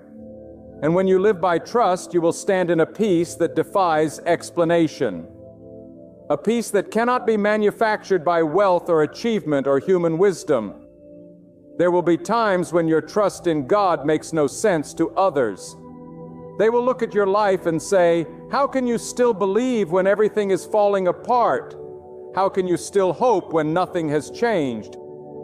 But that is the power of trust. It anchors you in the unseen. Trust is not dependent on outward circumstances. It is rooted in the eternal character of God. He does not change with the tides of life. He does not bend with the seasons. He is the same in the storm as He is in the calm. And when you place your trust in Him, you are fastening yourself to the most unshakable reality in the universe. Think of the calm that comes when you finally accept that you are not the one holding it all together. The pressure lifts, the striving ends, the frantic grasping gives way to steady assurance, because you realize that the God who holds the stars in their place is also holding your tomorrow. You do not need to have the answers when you are trusting the one who has never once been without an answer. You do not need to see the map when you are trusting the one who already knows the destination. Trust does not eliminate the storm, but it changes you in the storm. It transforms your fear into faith, your despair into endurance, your weakness into reliance on His strength. And here is something you must never forget. God does not require you to have perfect trust. He does not demand that you never doubt, never question, never tremble. He asks only that you come, that you lean into Him even with your shaking hands and fearful heart. That you give Him the little trust you can muster and watch as He multiplies it. For it is not the size of your trust that matters. It is the greatness of the one you trust. Even the smallest seed of faith placed in the hands of God can carry you through the fiercest storm. There are moments when life pushes you into a corner and it feels as though every direction has closed. The ground beneath you shake. The people you trusted walk away. The plans you carefully built collapse in an instant. In those moments, your heart cries out for stability, for something unshakable, for a hand that cannot be moved by the storms of this world. And that hand is the hand of God. When everything feels out of control, it is God who remains sovereign, God who remains steady, God who rules above all chaos and holds your future in His grasp. The same God who spread out the heavens and commands the stars is the same God who knows the weight of your tears and the whispers of your heart. Do not mistake the silence of God for the absence of God. There are seasons when you pray and the heavens seem quiet, when you look for answers and the answers do not come. When you seek, the night feels darker than ever before. But even then, God is present. Even then, His power is working. Even then, His wisdom is unfolding a plan that you cannot yet see. Just because you cannot trace His hand does not mean you cannot trust His heart. God allows silence not to abandon you, but to strengthen your faith, to deepen your reliance, to draw you closer, so that you do not trust in circumstances, but in Him alone. The world will try to convince you that control lies in wealth, power, influence. It will tell you that if you build enough security, you will not be shaken. But look at the world. Fortunes vanish overnight. Empires fall. The strongest bodies become weak. The most brilliant minds fade away. Control in human hands is an illusion. The only true control belongs to God. He is the one who brings kings to rise and causes them to fall. He is the one who gives life and who takes it away. He is the one who allows seasons of plenty and seasons of need. And when you place your trust in Him, you are no longer at the mercy of what the world can give or take away. You are anchored in the one who cannot be moved. Sometimes God allows life to unravel so that you stop clinging to the threads of your own control. He shakes the foundation you built so you can discover that His foundation is the only one that never cracks. He removes certain people from your life, not because He wants you lonely, but because He wants to be the one you lean on most. He closes doors not to leave you stranded, but to redirect you to something greater than you imagine. God's ways are higher than your ways, His wisdom greater than your wisdom, His perspective wider than your perspective. What looks like loss to you may be protection from Him. What feels like rejection may be redirection. What seems like the end may be the beginning of something far greater. Do not let fear write your story. When God has already written your destiny, fear whispers that you are losing control, that the chaos will destroy you, that the pain will break you beyond repair. But faith declares that God is in control, that He turns chaos into order, that He transforms pain into strength. Fear magnifies the storm, but faith magnifies God above the storm. When you focus on the storm, you sink. When you focus on God, you rise. The same waves that threaten to drown you become the waves that carry you forward. When you put your trust in Him, God is not a God of confusion, but of order. Not a God of weakness, but of power. Not a God of chance, but of perfect design. Every detail of your life, every setback, every delay, every heartbreak is woven into a tapestry of purpose that only He can fully see. When you look at one thread, it may not make sense, but when God finishes the design, you will see that every thread had meaning, every color had purpose, every knot held the pattern together.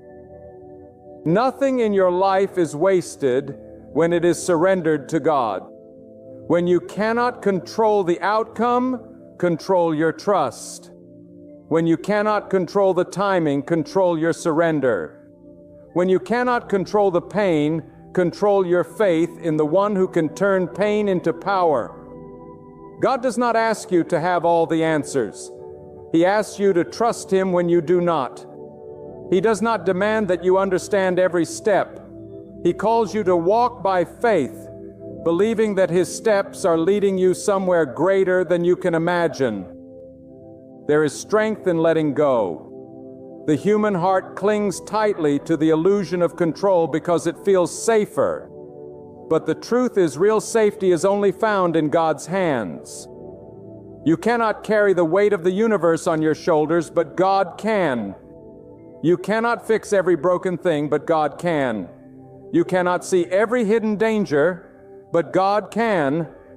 And when you release control to Him, you are not losing. You are winning the greatest security, the deepest peace, the strongest foundation. When you reach that place where everything around you trembles and nothing seems steady, remember this truth. God has never lost control. Not for 1 second, not for one breath, not for one heartbeat. What feels like chaos to you is still under His command.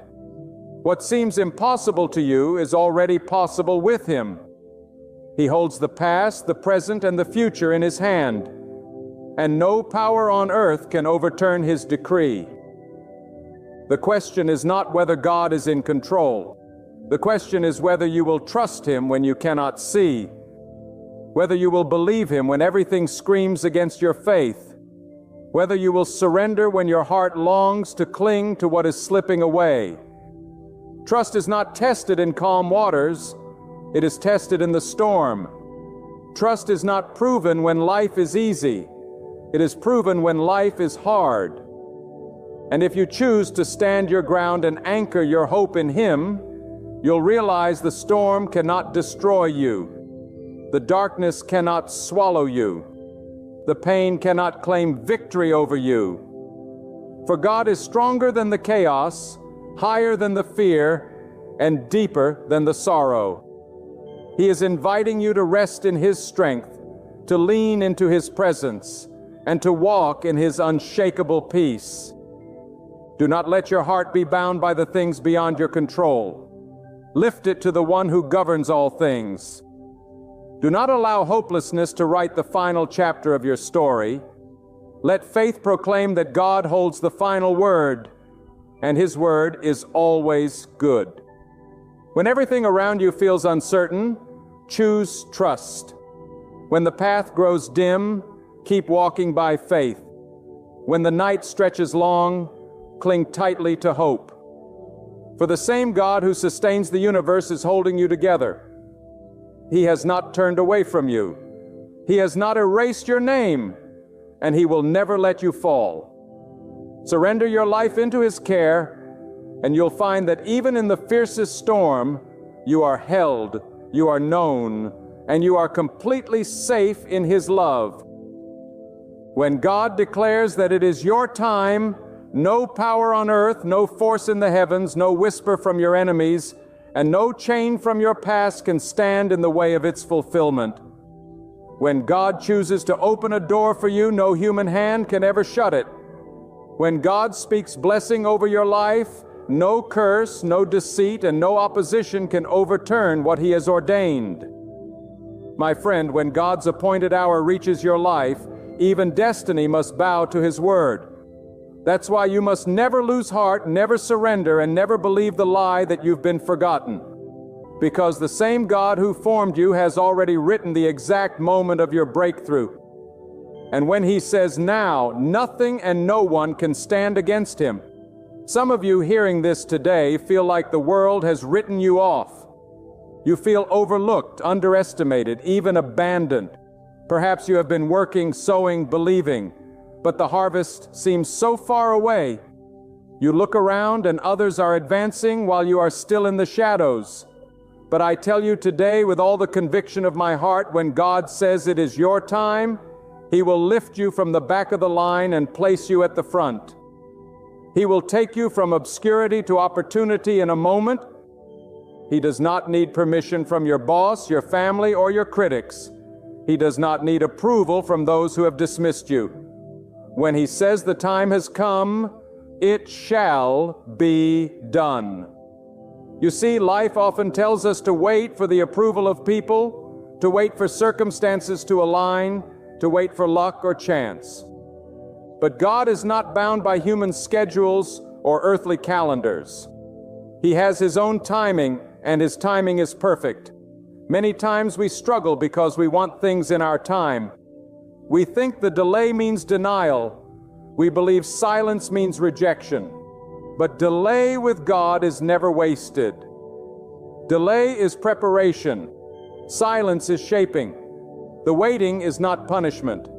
It is positioning. Because when your moment arrives, God wants you ready, equipped, humble, and strong enough to carry the weight of the blessing. And once that moment arrives, no hand can hold it back. Think of how God works. He can take a shepherd from the fields and raise him to lead a nation. He can take a prisoner forgotten in a dungeon and place him in a palace of power. He can take someone mocked, laughed at, dismissed as nothing, and use them as the very vessel to display His glory. What was impossible yesterday becomes undeniable today when God says it is time. And that is why you must not despise the season you are in. The darkness you are walking through now may simply be the midnight before your dawn. The tears you cry tonight may be watering the ground for the joy that will erupt tomorrow.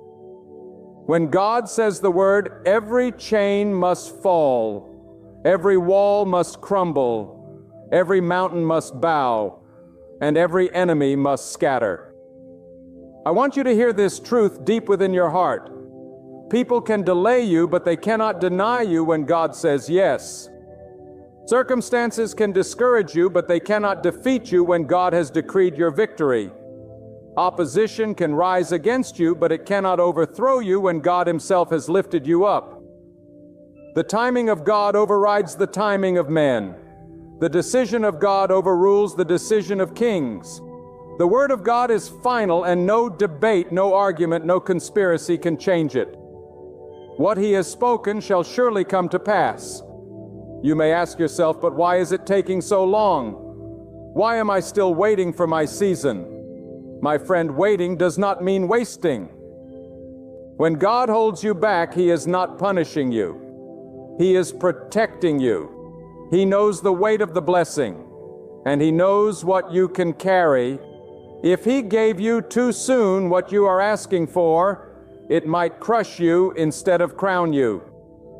That is why He works in silence. That is why He allows you to endure hardships. That is why He lets doors close before opening the right one. Because when He says it is your time, He wants you to stand tall, not stumble. He wants you to flourish, not falter. And when He moves, His timing will make sense of every tear, every trial, every unanswered prayer, and every sleepless night. There are people around you who may think they have the power to determine your destiny. They may try to push you down, silence your voice, overlook your talent, or block your progress. But they are not the authors of your life. God is. They may think they control the promotion, but it is God who promotes. They may think they hold the keys, but it is God who opens and closes doors. They may think they have written the final chapter of your story, but the pen is in God's hand, and He is still writing. Do not give power to people that belongs only to God. When He says yes, no man can say no. When He declares it is time, no one can say wait. When He says move, no one can stand in His way. Some of you have been in a season of frustration because you thought you were ready. You thought you had waited long enough, worked hard enough, prayed deep enough. But God sees what you cannot see. He sees the road ahead. He knows what you must face tomorrow, and He is preparing you today. The preparation may not feel good, but it is necessary. You may feel hidden, but you are being shaped. You may feel delayed, but you are being developed.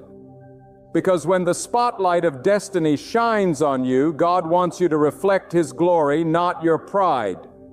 He wants you to be strong in character, not just in talent. He wants you to be anchored in faith, not blown by applause. That is why He waits until the time is right. And when it is right, nothing can stop Him. The God who created the universe is not intimidated by your obstacles. He is not limited by your background. He is not hindered by your lack. He is not slowed by your critics. He is not overwhelmed by the size of your dream. He is God. And when He says it is your time, He can move mountains in a moment. He can shift hearts in an instant. He can align opportunities overnight. He can reverse decisions that seem final. He can break rules that were written against you. He can open doors that were nailed shut. He can take you from overlooked to overjoyed in a single breath. That is why you must keep trusting, keep believing, keep holding on. Because the time of God is always worth the wait. When God marks the hour of your destiny, no storm can shake it. No delay can break it, and no enemy can erase it. His decree is final, His word is unshakable, and His timing is unstoppable. Too often people live under the weight of doubt because they confuse the silence of God with the absence of God. But silence is not absence. Silence is often the loudest declaration that God is still at work, arranging what you cannot see, aligning what you cannot control, and preparing you for what you are about to walk into. And when that appointed time arrives, you will realize that every detour was divine, every delay was necessary, and every disappointment was the soil from which your blessing was born. When God says it is your time, He does not consult the opinions of men. He does not ask permission from kings or rulers, supervisors or critics, family or friends. He does not bow to their standards, their systems, or their judgments. God acts by His own authority, and when He decides to raise you up, there is no one powerful enough to keep you down. It is God who brings promotion. It is God who gives increase. It is God who shifts seasons. And it is God who declares destiny. Do not be deceived into thinking that the power of men can cancel the will of the Almighty. What He has written in your life cannot be erased by their envy, cannot be stolen by their schemes, cannot be destroyed by their hatred. There are some who try to measure your future by your past. They remind you of your failures. They point out your weaknesses. They bring up your mistakes. But when God says it is your time, your past loses its grip. Your failures lose their sting, and your mistakes lose their voice. God does not call the perfect, He perfects the call. He does not wait for you to be flawless. He strengthens you in your weakness. He does not require you to be celebrated. He shapes you in obscurity. And when He says the word, He will elevate you in such a way that even those who doubted you will have no choice but to witness the hand of God upon your life. You see, the timing of God is not just about opportunity, it is about purpose. When God releases your time, it is not merely for your advancement, but for His glory to be revealed through you.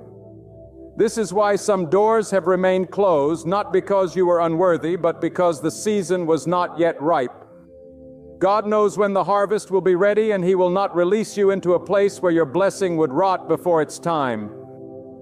He has not forgotten you. He has not abandoned you. He has been holding you, shaping you, protecting you, and preparing you.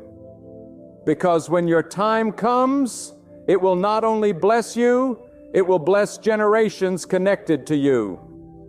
There is a reason why the darkest battles often come right before the greatest breakthroughs.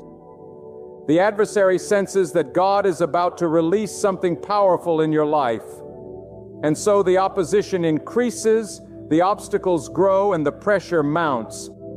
But you must not be deceived by the storm, for the storm is not the end. It is the announcement that your new beginning is near. God uses the storm to strip away your dependence on others, to deepen your faith, to sharpen your focus, and to show you that when He is with you, nothing can overcome you. When the storm passes, you will not come out weaker. You will come out stronger, wiser, bolder, and unshakable, because the storm cannot destroy what God has appointed. When God says it is your time, even those who oppose you may end up becoming instruments in the fulfillment of His plan. The very ones who tried to push you down may unknowingly lift you up. The very ones who shut the door may direct you to the right one. The very ones who meant harm may become stepping stones to your purpose. God has a way of turning the schemes of men into the stage for His glory.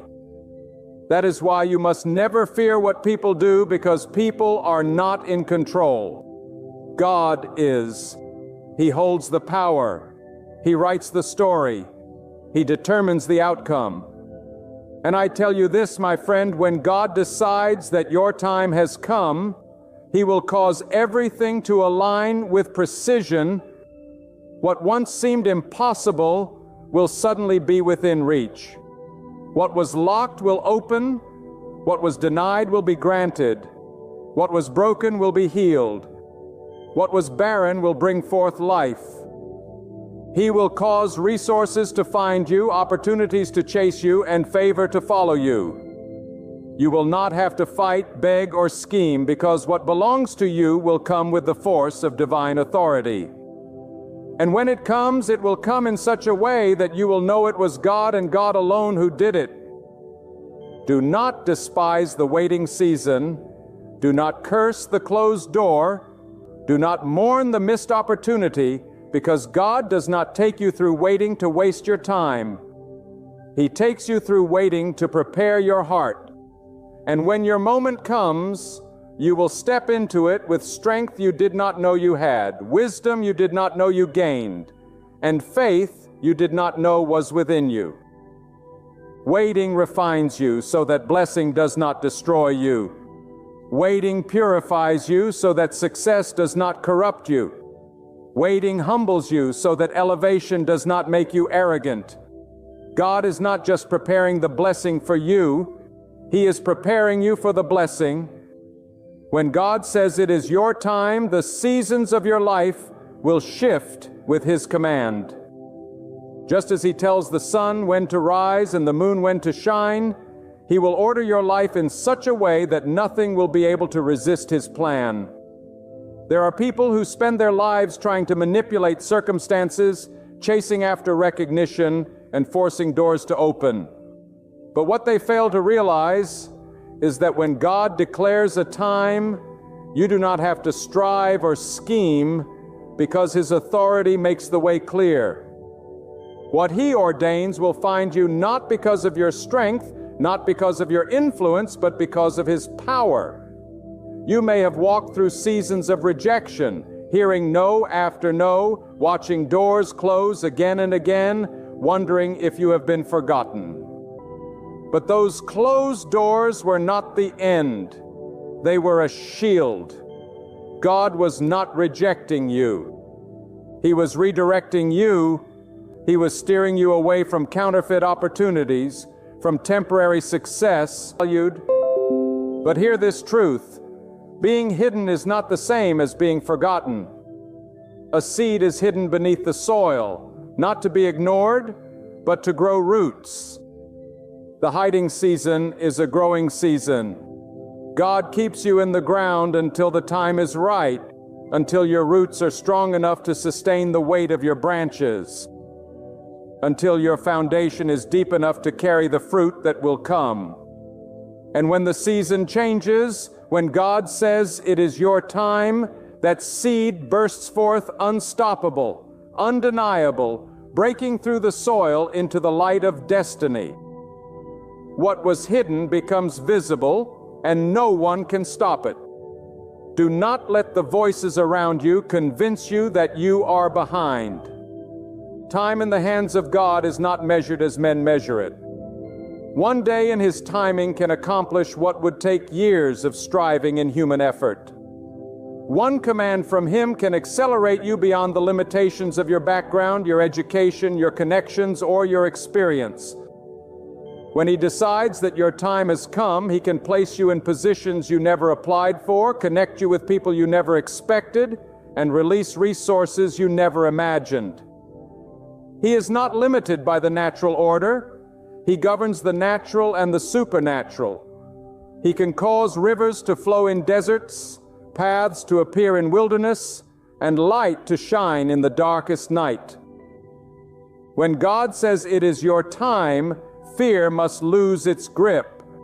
Doubt must silence its voice. Failure must surrender its hold, because nothing can stand against the decree of the Almighty. You may have stumbled, but you will rise. You may have been delayed, but you will not be denied. You may have been pressed, but you will not be crushed. For the power of God does not weaken with time. It grows stronger with every passing moment, positioning you for an appointed release that cannot be stopped. This is why you must not measure yourself by the pace of others. Some may run ahead. Some may appear to prosper faster. Some may seem to reach their goals before you, but their time is not your time. The God who made the stars also made seasons. He set the times for the harvest of wheat and the times for the harvest of grapes. Each has its season, and so do you. When your season comes, it will not be late. It will not be early. It will be perfect. And when that moment arrives, it will make every year of waiting worthwhile. Sometimes God allows the opposition to grow louder, not to discourage you, but to make His power undeniable. He lets men say it cannot happen so that when it happens, everyone will know it was His doing. He allows your strength to fade so that His strength can be revealed. He permits the odds to stack against you so that when you rise, no one will mistake it for luck or for human effort. They will have to admit it was God. And I tell you, when He moves, He does not just elevate you a little. He lifts you to places that confound the wise and silence the proud. He does not just bless you for a moment. He blesses you in ways that ripple into generations. He does not just open doors. He makes you a door for others. When God says it is your time, He transforms your life into a testimony that cannot be denied. A living declaration that His will prevails, His timing is flawless, and His authority is supreme. When God says it is your time, He will not only move the visible, but also the invisible. He will shift the hearts of people you have never met, stir circumstances you cannot see, and align events you could never orchestrate. There are times when everything stands still, when silence feels weighty, and it seems as though nothing is shifting in your favor. Yet within that stillness, God is quietly crafting a masterpiece beyond your sight. Behind the curtain, He is stirring hearts, aligning moments, sending the right people, and softening walls you could never move alone. And when His chosen moment arrives, it may feel sudden to you, but it was divinely orchestrated long before. When God declares that it is your season, even time itself must yield to His command. He is the one who drew the boundary between day and night, who told the sea, "This far and no farther," who placed each star in its appointed space. The same God who rules the cosmos also reigns over every detail of your life. If He can hold the planets in place without them colliding, can He not hold your future without it failing? If He can command the winds to blow where He wills, can He not command favor to find you? If He can call the morning to break after the darkest night, can He not call your destiny to break forth after your darkest hour? Do not underestimate His power.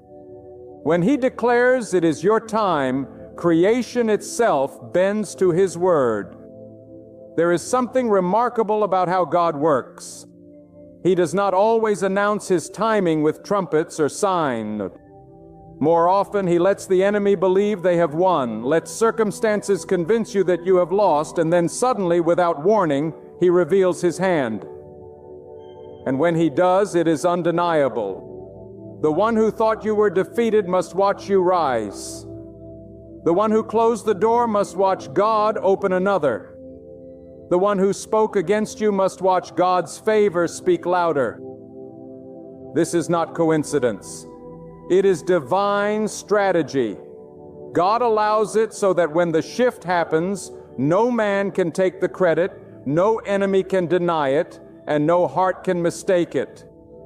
It was God and God alone. And here is what you must understand. When God calls you into your time, He equips you with what you need for that season. Some of you feel unprepared, inadequate, too weak, or too ordinary. But God does not wait for you to feel ready. He makes you ready in the process. He takes your weakness and turns it into strength. He takes your lack and turns it into abundance. He takes your doubt and turns it into courage. When He says it is your time, you will discover gifts you did not know you had, strength you did not know was inside you, and courage you did not know you carried.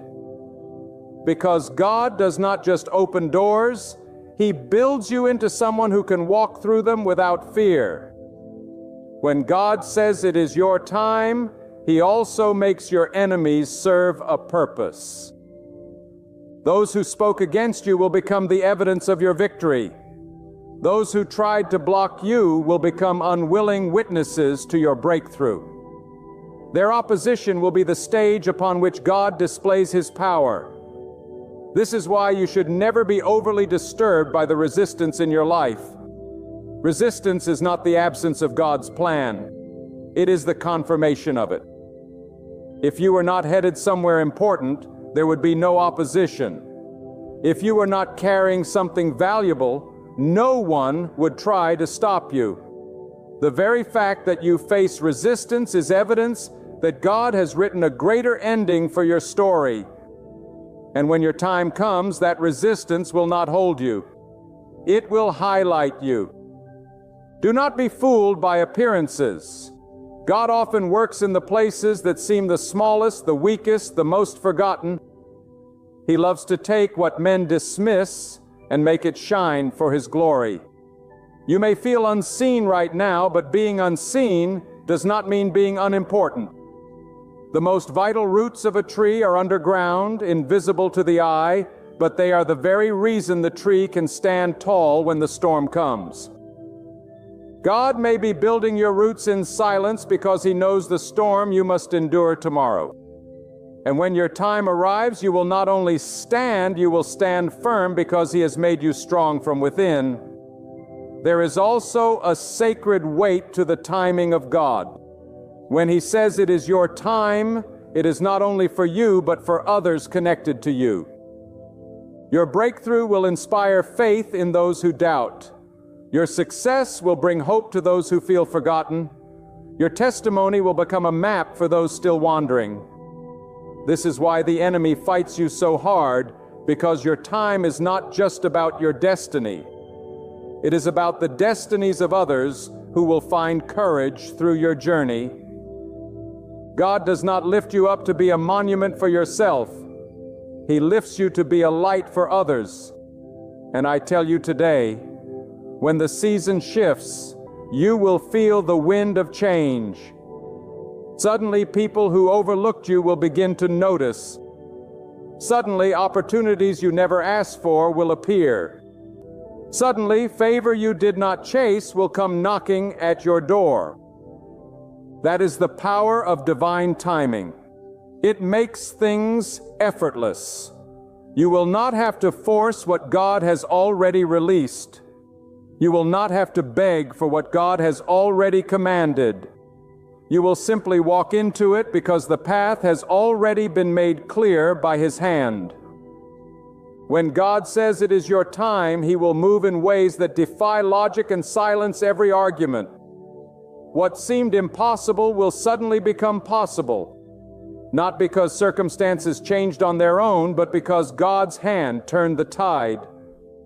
There are moments in life when doors swing open without you knocking, when opportunities present themselves without you searching, when paths appear where there was only wilderness. That is the unmistakable signature of God. It is not chance. It is not coincidence. It is the undeniable fulfillment of His timing. And when that moment arrives, you will not have to explain it. Those who see it will know that it was the work of the Almighty. God has a way of preparing blessings that are greater than what you ask for. Sometimes you pray for something small, thinking it is all you can handle. But God knows your capacity better than you do. He withholds the lesser so He can give you the greater. You ask for a drop, but he is preparing a river. You ask for a door, but he is building you a house. You ask for survival, but he is setting you up for abundance. When he says it is your time, you will realize that the waiting was not empty. It was gathering every piece of the promise so that when it finally arrives, it comes complete, overflowing, and undeniable. When God ordains a moment for your life, he does not just release opportunity, he releases clarity. Suddenly, what was confusing becomes clear. The questions that plagued you find answers. The fog lifts and you see the purpose of everything you endured. That is why his timing is so precious. It is not only about bringing you to a destination, but about opening your eyes to see the meaning behind the journey. When he says it is your time, you will look back at the tears, the trials, and the sleepless nights, and realize they were all leading you here. The pain was not wasted. The waiting was not pointless, and the struggle was not in vain. God uses every detail to craft the perfect moment. Do not be deceived into thinking that the power of people determines your breakthrough. People may have influence, but they do not control destiny. They may deny you access to their table, but God will build you a table of your own. They may shut you out of their circle, but God will create a circle that is larger and stronger. They may reject you, but God's acceptance overrides every rejection. Remember this, the voice of people is loud, but it is not final. The voice of God is final, and when he says, it is your time, the very ones who doubted you may end up being the ones who witness your rise. There are times when God keeps you in obscurity because he knows that exposure too soon can destroy what he is building. He protects you by hiding you. He shields you by delaying you. He strengthens you by stretching you. And when the season of unveiling comes, you will not be fragile. You will be fortified. You will not crumble under pressure because the years of waiting have made you unshakable. You will not fear the spotlight because the time in the shadows has humbled you.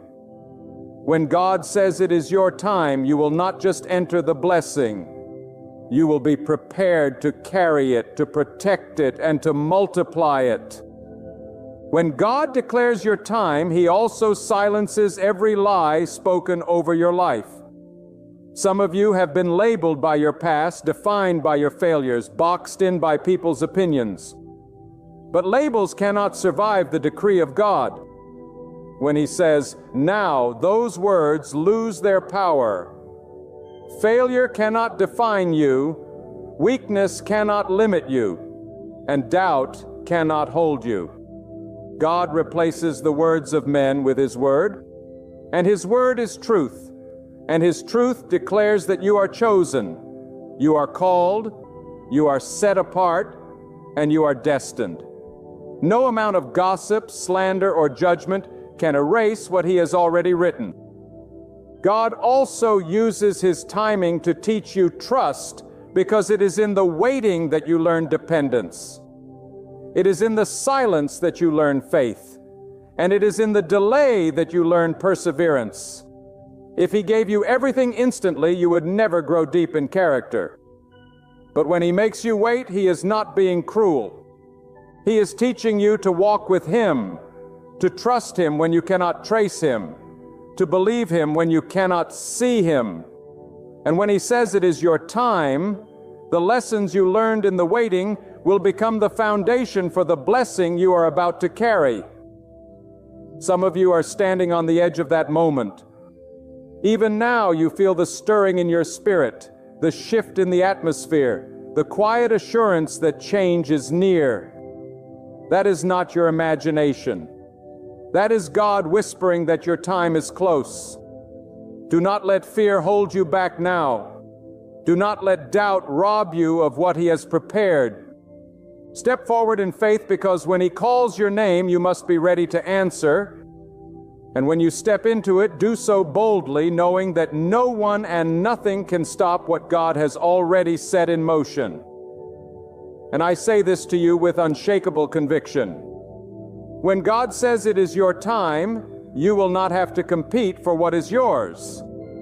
You will not have to fight for what He has already promised.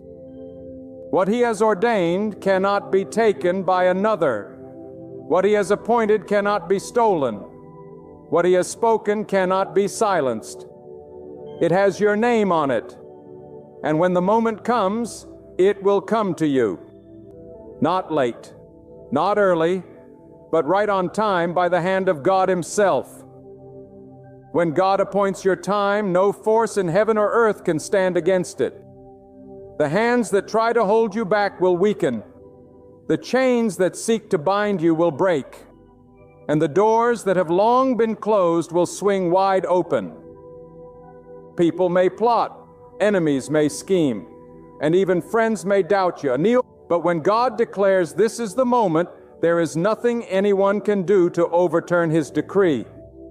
The rise that comes from God is not fragile. It is not built on human approval, nor is it sustained by the applause of men.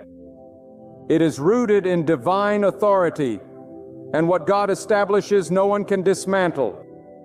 There are seasons in life where you will feel overlooked, where the silence of waiting makes you question whether God still remembers you. But hear this truth with all the conviction of your heart. God never forgets. His timing is perfect. His plans are deliberate, and His ways are higher than yours. What looks like delay is not denial, it is preparation. While you're waiting, God is building you, shaping you, and setting the stage, so that when your time arrives, you will be ready to carry the weight of the blessing without it crushing you. Some doors remain shut because your strength is not yet sufficient to walk through them. Some opportunities are withheld because your character must be forged in the fire first. But when the season of waiting has accomplished its work, God will release you into a place where you not only rise, but endure. Do not fear those who sit in positions of power and seem to control your destiny. They may have authority in the eyes of men, but they do not have the final word.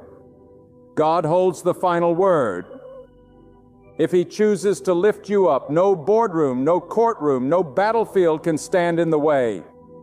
What man denies, God can overrule. What people reject, God can redeem. What seems impossible in the logic of this world becomes unstoppable when God speaks it into motion.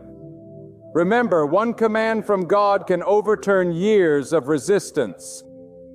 One moment of divine favor can erase decades of struggle. There is a holy confidence that comes when you truly believe that your life is in God's hands. You stop being intimidated by those who rise against you. You stop trembling when obstacles appear larger than you. You stop measuring your future by your past failures, because you know that no matter how long the night has been, dawn is inevitable when God declares it is time. Think of those who spent years in obscurity, years in silence, years in the shadow of doubt. Yet when their moment came, it was undeniable. And so it will be for you if you trust that God's appointment is never late and never mistaken. The danger for many is not whether God will act, but whether they will keep faith until He does. Too often people abort their own blessings because they give up too soon, discouraged by what they see in the natural realm. But faith does not bow to sight. It bows to God. Faith does not shrink back when the odds are stacked high. It leans on the one who holds the outcome. If you would simply remain steadfast, unmoved by the storms, grounded in prayer, and anchored in trust, you would see that when the appointed hour comes, nothing will delay it. God will move and every obstacle will melt before His command. Think about how often God uses closed doors to guide you to the right one. That rejection you felt was not to destroy you. It was to redirect you. That failure you endured was not to shame you. It was to teach you endurance.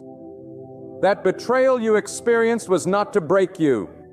It was to detach you from people who could not walk with you into your destiny. Every moment you thought was wasted was in fact God's construction zone preparing the foundation of something greater. And when the structure is ready, God will remove the scaffolding and the beauty of His plan will stand in plain view for all to see. When it is God's time, no gossip can ruin your name, no enemy can diminish your light, and no rival can steal what belongs to you. God will place you in positions you never applied for. He will align you with people you never expected to meet. He will open paths in wildernesses and bring rivers out of dry ground. And when others wonder how you ascended so suddenly, you will know it was not sudden at all. It was the quiet work of God all along revealed at the appointed time. When God says it is your time, there is no power on this earth that can silence His decree. The voices of doubt will grow faint. The schemes of the enemy will crumble. And the barriers that once looked immovable will fall like walls of sand. God's word does not tremble before kings. It does not bow before rulers. And it does not hesitate in the face of opposition. When God moves, the universe aligns, circumstances obey, and destinies unfold in perfect precision. What seemed delayed will suddenly arrive. What seemed denied will be released. And what once felt impossible will be made real before your very eyes. So keep your faith unshaken. Let your trust remain rooted in the one who authored every line of your journey. Don't let disappointment drain your courage. Don't let impatience steal your calm. And don't allow the noise of this world to silence the whisper of God. Because when His appointed hour arrives, you will rise in ways that leave no doubt about who carried you. You will stand in places unreachable by human effort. You will watch doors swing open that had been sealed for generations. And you will know, beyond question, that it was the work of God, only God. So walk boldly, hope expectantly, and pray with steadfast belief. For when God says it is your moment, no person, no barrier, no power in existence can stand in the way of what He has decreed. Lift your heart high. Your season rests safely in His hands. And when He speaks now, the world will behold His promise fulfilled through you.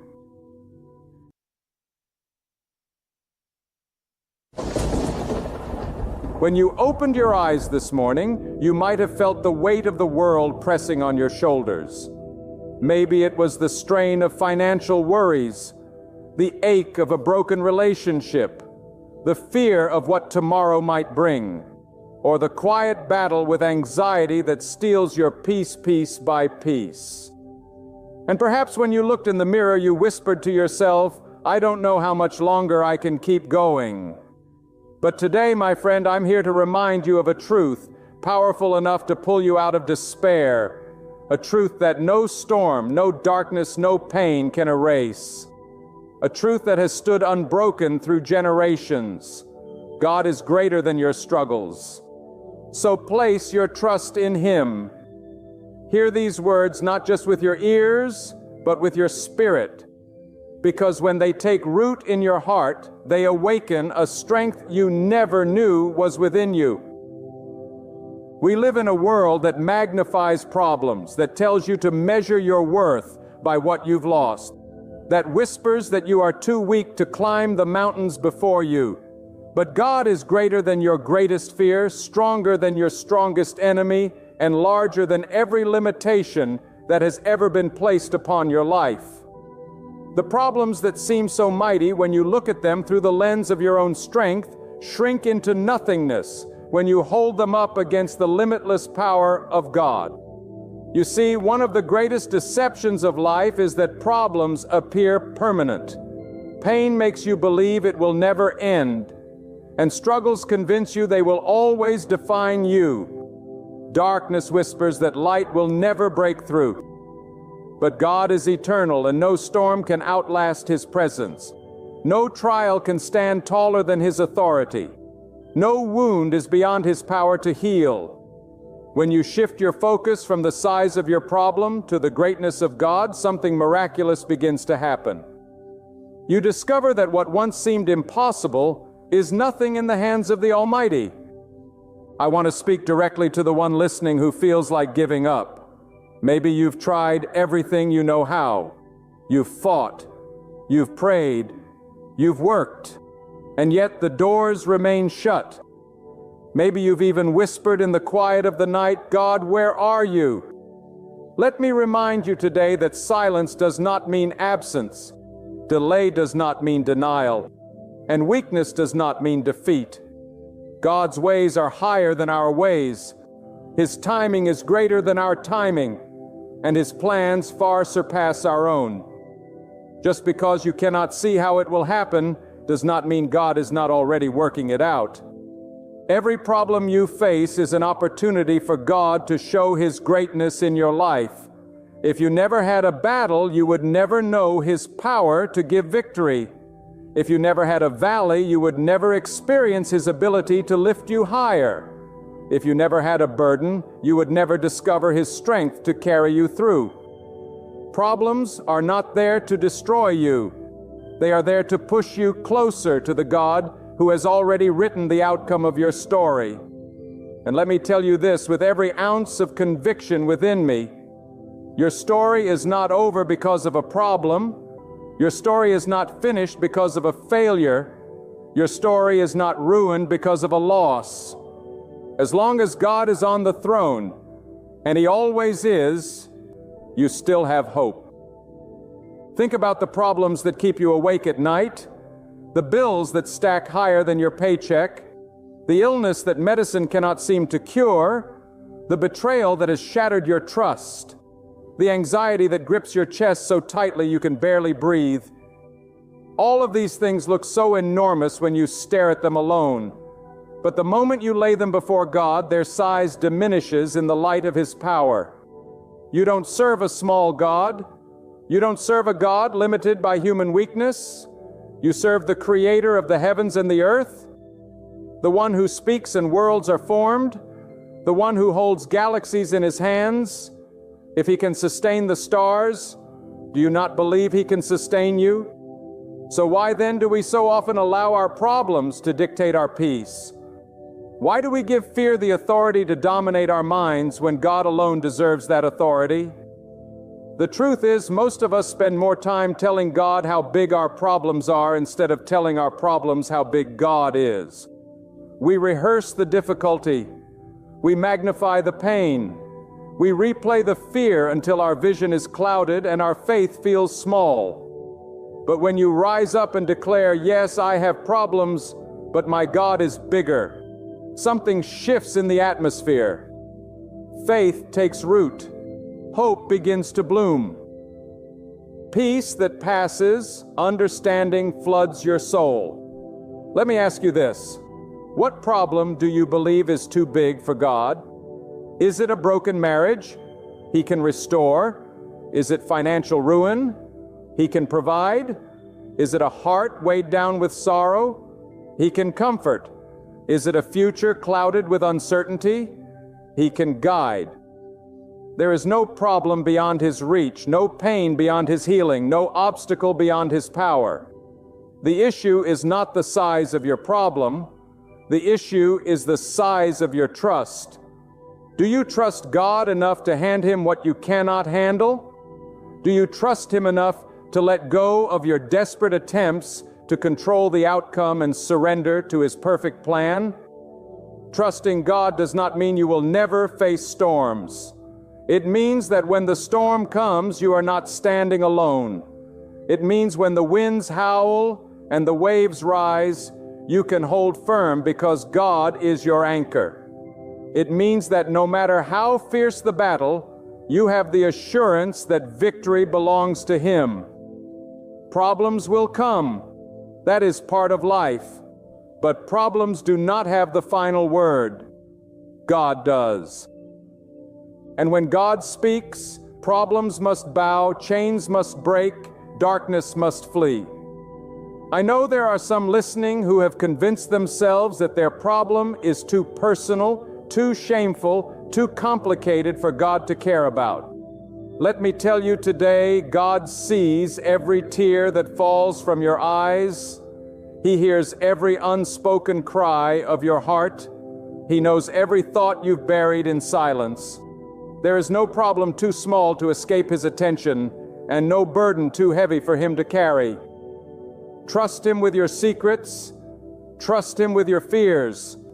Trust Him with the parts of you that no one else sees, because God cares for you with a love that is beyond measure. Sometimes the greatest obstacle to trusting God is not the problem itself, but our unwillingness to release it. We cling to worry as though holding on to it gives us control. We replay the what-ifs as though analyzing them will change the outcome. We carry guilt, fear, and pain as though we must solve everything ourselves. But the moment you release it into God's hands, you experience a freedom that no human effort can produce. Faith is not believing that problems do not exist. Faith is believing that God is greater than the problems that do exist. Your trust in God is tested not in times of comfort, but in times of conflict. It is easy to say you believe when everything is going your way, but when the ground shakes beneath you, when the answers do not come, when the night feels unending, that is when real trust is born. That is when you choose to say, God, even if I don't understand, I will trust you. Even if I cannot see the way forward, I know you hold my future. Even if the problem remains, I will not be shaken, for you are bigger than all of it. I cannot promise you a life without problems, but I can promise you a God who is bigger than every problem you will ever face. I cannot promise you the absence of pain, but I can promise you the presence of the one who will never abandon you in that pain. I cannot promise you a path without obstacles, but I can promise you that every obstacle will bow to the power of God. And when you place your trust in Him, you discover that your problems no longer define your destiny. God does.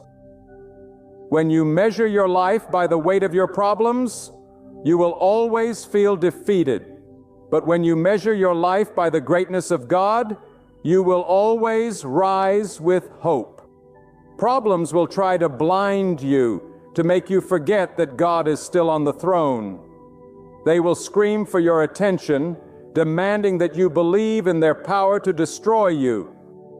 But listen closely, my friend. Problems only have as much power as you give them. They are like shadows, looming large on the wall, but powerless when you walk into the light of God. Shadows cannot harm you when you keep your eyes fixed on the source of light. You see, God has never been intimidated by the size of your challenges. He has never looked at your life and said, "That is too much for me to handle." He has never stepped back in shock at the depth of your pain or the complexity of your situation. While you and I are limited in our strength, God is limitless. While we see obstacles, God sees opportunities. While we cry over closed doors, God sees the greater path He is preparing beyond them. Your vision may be clouded by worry, but God's vision is perfect.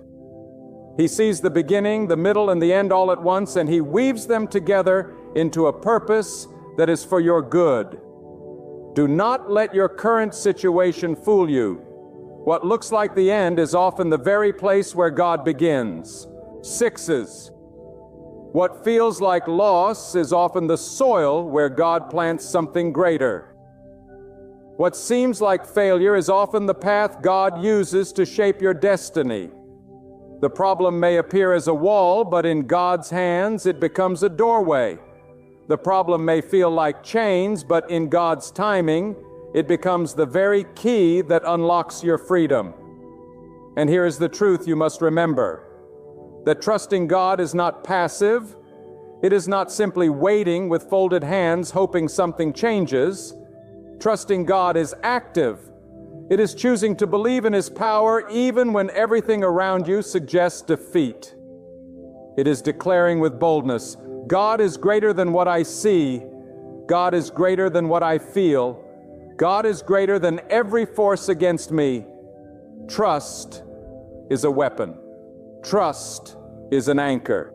Trust is the shield that extinguishes the fiery darts of fear and despair. Some of you listening right now are facing problems that have lasted for years. They have become part of your identity. You've said to yourself, this is just who I am now. This is just my life.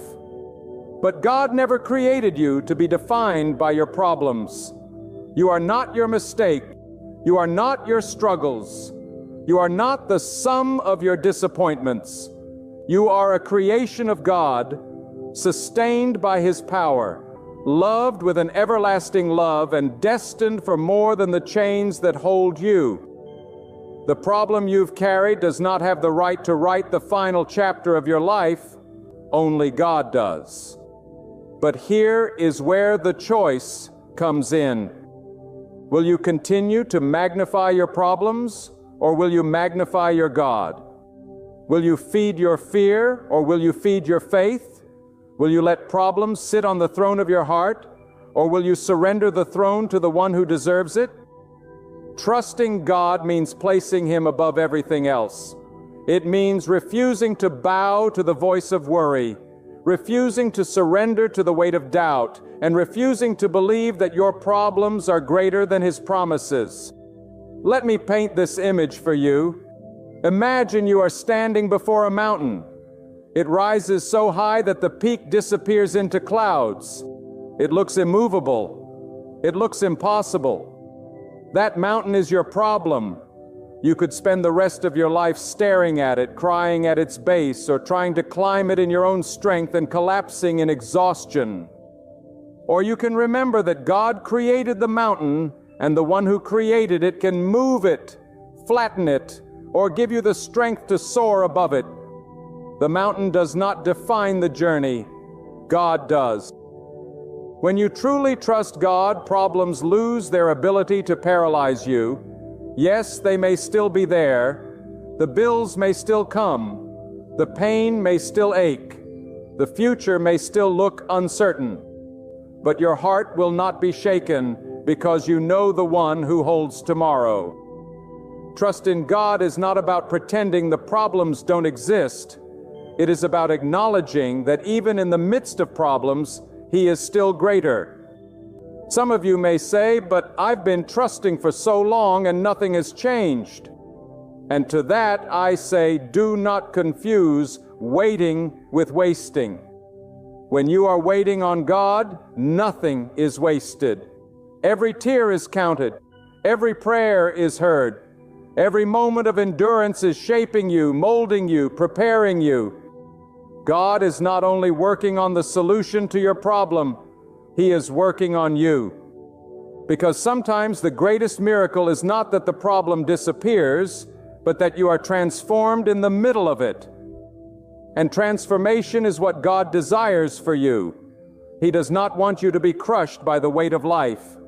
He wants you to rise above it. He does not want you to live in constant fear. He wants you to live in unshakable trust. He does not want you to bow before your problems.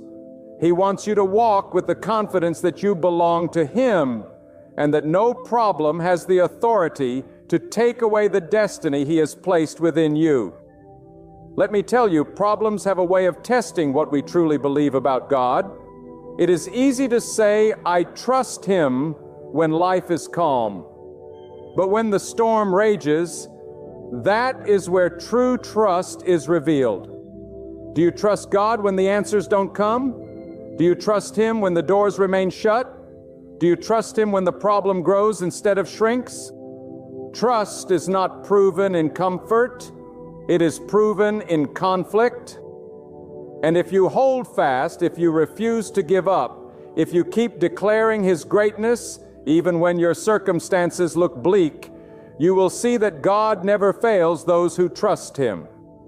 Sometimes the greatest act of trust is simply to keep standing, to say, I may not know how, I may not know when, but I know that God is greater than this. That kind of trust shakes the very foundations of fear. That kind of trust moves you from despair to hope. That kind of trust transforms problems into platforms where God reveals His power. And hear me clearly, your problem is not the end of your story. Your problem is the beginning of a testimony. One day you will look back and realize that what you thought was meant to destroy you was the very thing God used to strengthen you. One day you will see that the valley you walked through led you to higher ground. One day you will testify that the problem you dreaded was the place where God's greatness became undeniable in your life. There comes a moment in every life when the weight of problems feels unbearable. The kind of moment when you whisper, I can't take this anymore. But that very moment is often the place where God's strength begins to rise within you. It is when your strength ends that His power is made most visible. You see, as long as you rely only on yourself, your problems will seem like giants. But when you lean fully on God, those same giants look like grasshoppers in comparison to His greatness. Do not be deceived into thinking that the measure of your life is the size of your problems. The true measure of your life is the size of your faith in God. Problems are temporary, but God is eternal. Problems shift like shadows, but God remains unchanging. Problems break the strongest of men, but God gives strength that cannot be broken. If you will dare to trust Him with all that you carry, you will discover that He is not only bigger than your problems, He is the one who turns them into stepping stones toward your destiny. Think about how many hours are wasted worrying, how many nights you've lost to sleeplessness, replaying worst-case scenarios. How many moments of joy have been stolen because you were consumed with what if. Worry does not remove problems. It only multiplies them. But when you trust God, you trade worry for peace.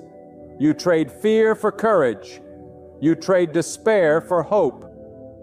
The problem may still be present, but its grip on your heart is broken because you know the one who holds tomorrow in His hands. You must never forget that problems are not sovereign opinions. God does. Problems do not decide your future. God does. Problems do not define your worth. God does. And problems do not hold authority over your destiny. God does. This is why you must shift your focus. As long as you stare at your problems, you will sink. But the moment you fix your eyes on God, you will rise. What you magnify becomes your master. If you magnify fear, it will master you. If you magnify doubt, it will control you. But if you magnify God, His power becomes greater in your life than any problem you face. Sometimes the very thing you call a problem is the stage God is preparing to reveal His greatness. You think the pain is senseless, but God is shaping your character. You think the delay is pointless, but God is aligning the pieces of your future. You think the loss is permanent, but God is making space for something far greater. Problems often disguise themselves as barriers, but in truth, they are bridges. Bridges that take you from where you are to where God has destined you to be. And do not believe the lie that your problem is a sign God has abandoned you. The presence of problems is not the absence of God. In fact, many times the presence of problems is the proof that God is preparing you for more. The closer you are to breakthrough, the fiercer the battles often become.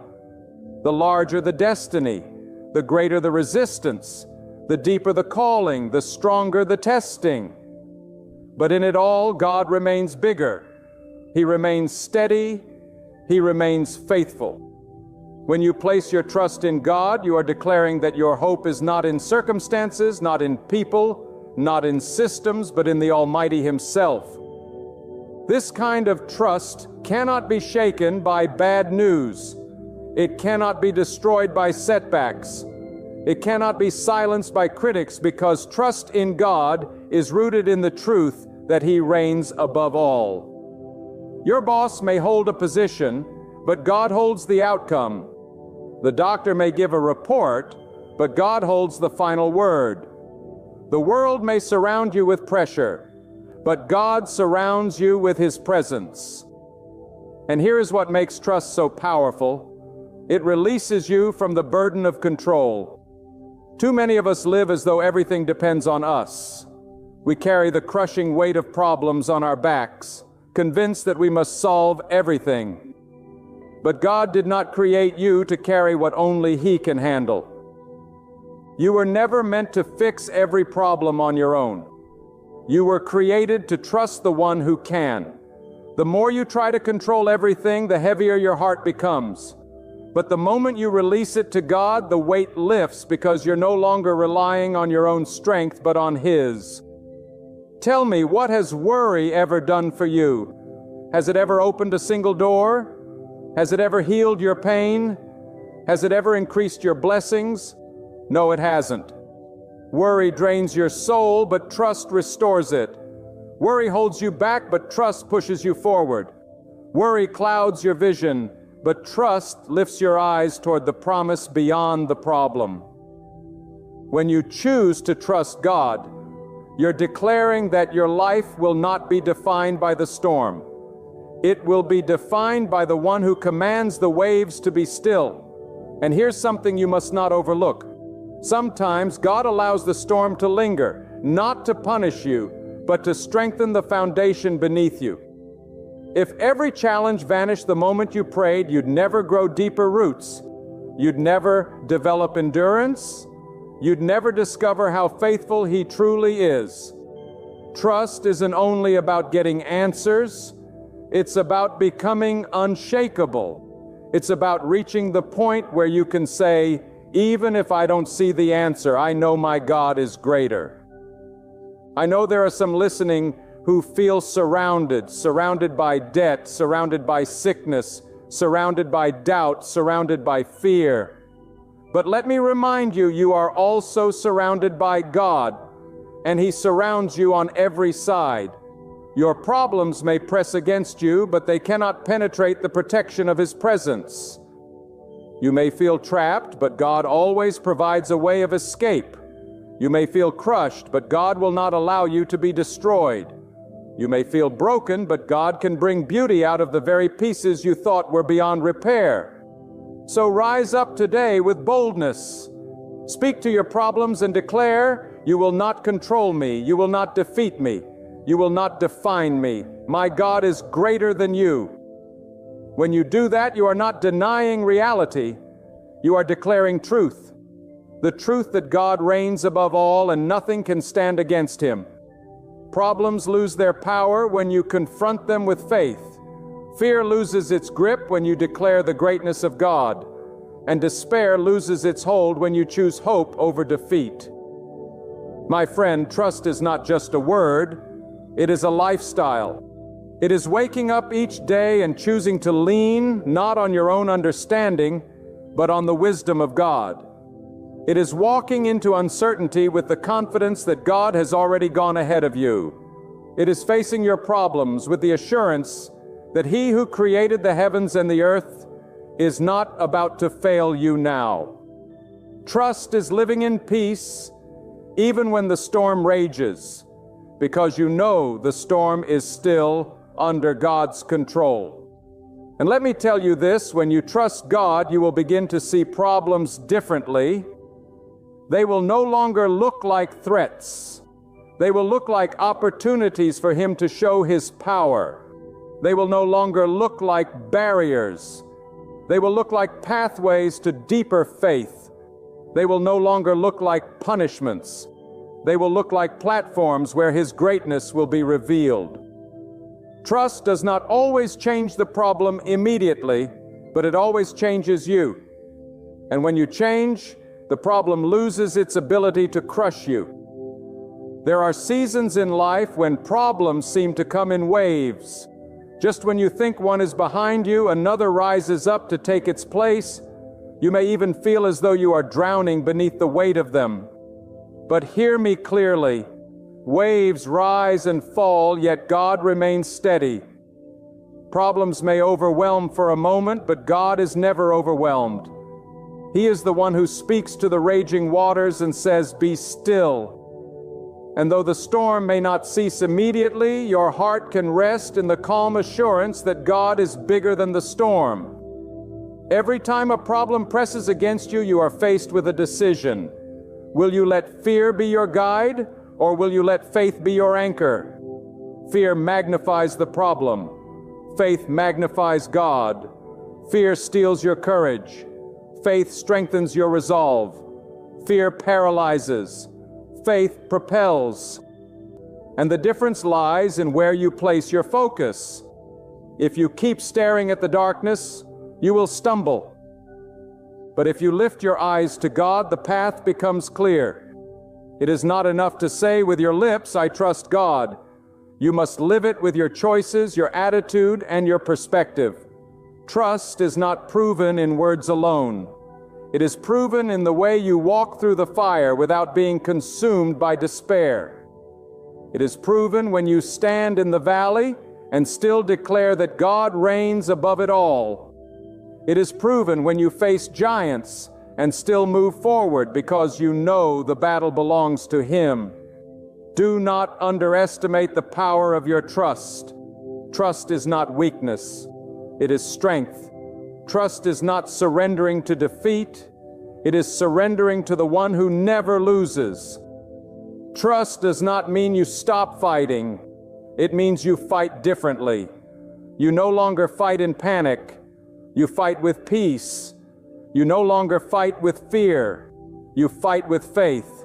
You no longer fight as though the outcome depends solely on you. You fight knowing the outcome rests in the hands of Almighty God. And understand this, your problems are not random. Nothing in your life has escaped God's notice.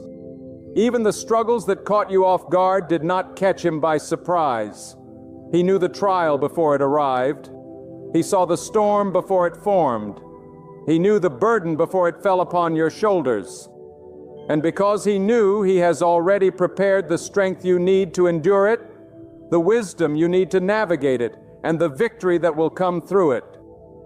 You are never facing problems unprepared when you walk with God, for He equips you in ways you cannot yet see. Too many people waste their lives running from problems, hiding from them, pretending they don't exist. But you cannot run from what life places before you. The question is not whether you will face problems. The question is whether you will face them alone or with God. And let me tell you, facing them with God makes all the difference. Because when you walk with Him, every step you take is guided. Every burden you carry is lightened. Every battle you fight is strengthened. So I ask you, what is it that weighs you down today? What fear has gripped your heart? What problem has stolen your peace? Do not let it control you any longer. Do not let it chain your spirit, rob your joy, and/or dictate your future. Release it to God. Release it from your tight grip and trust Him to do what only He can do. Problems grow smaller the moment you release them into His hands, because His hands are bigger than any situation you will ever face. There are those who believe that trusting God is naive, that it is unrealistic in a world full of challenges. But the truth is, trusting God is the most rational choice you can make, because He is the only one with power over every circumstance. Systems can fail. People can betray. Wealth can vanish. Health can weaken. But God never fails. Trusting Him is not blind.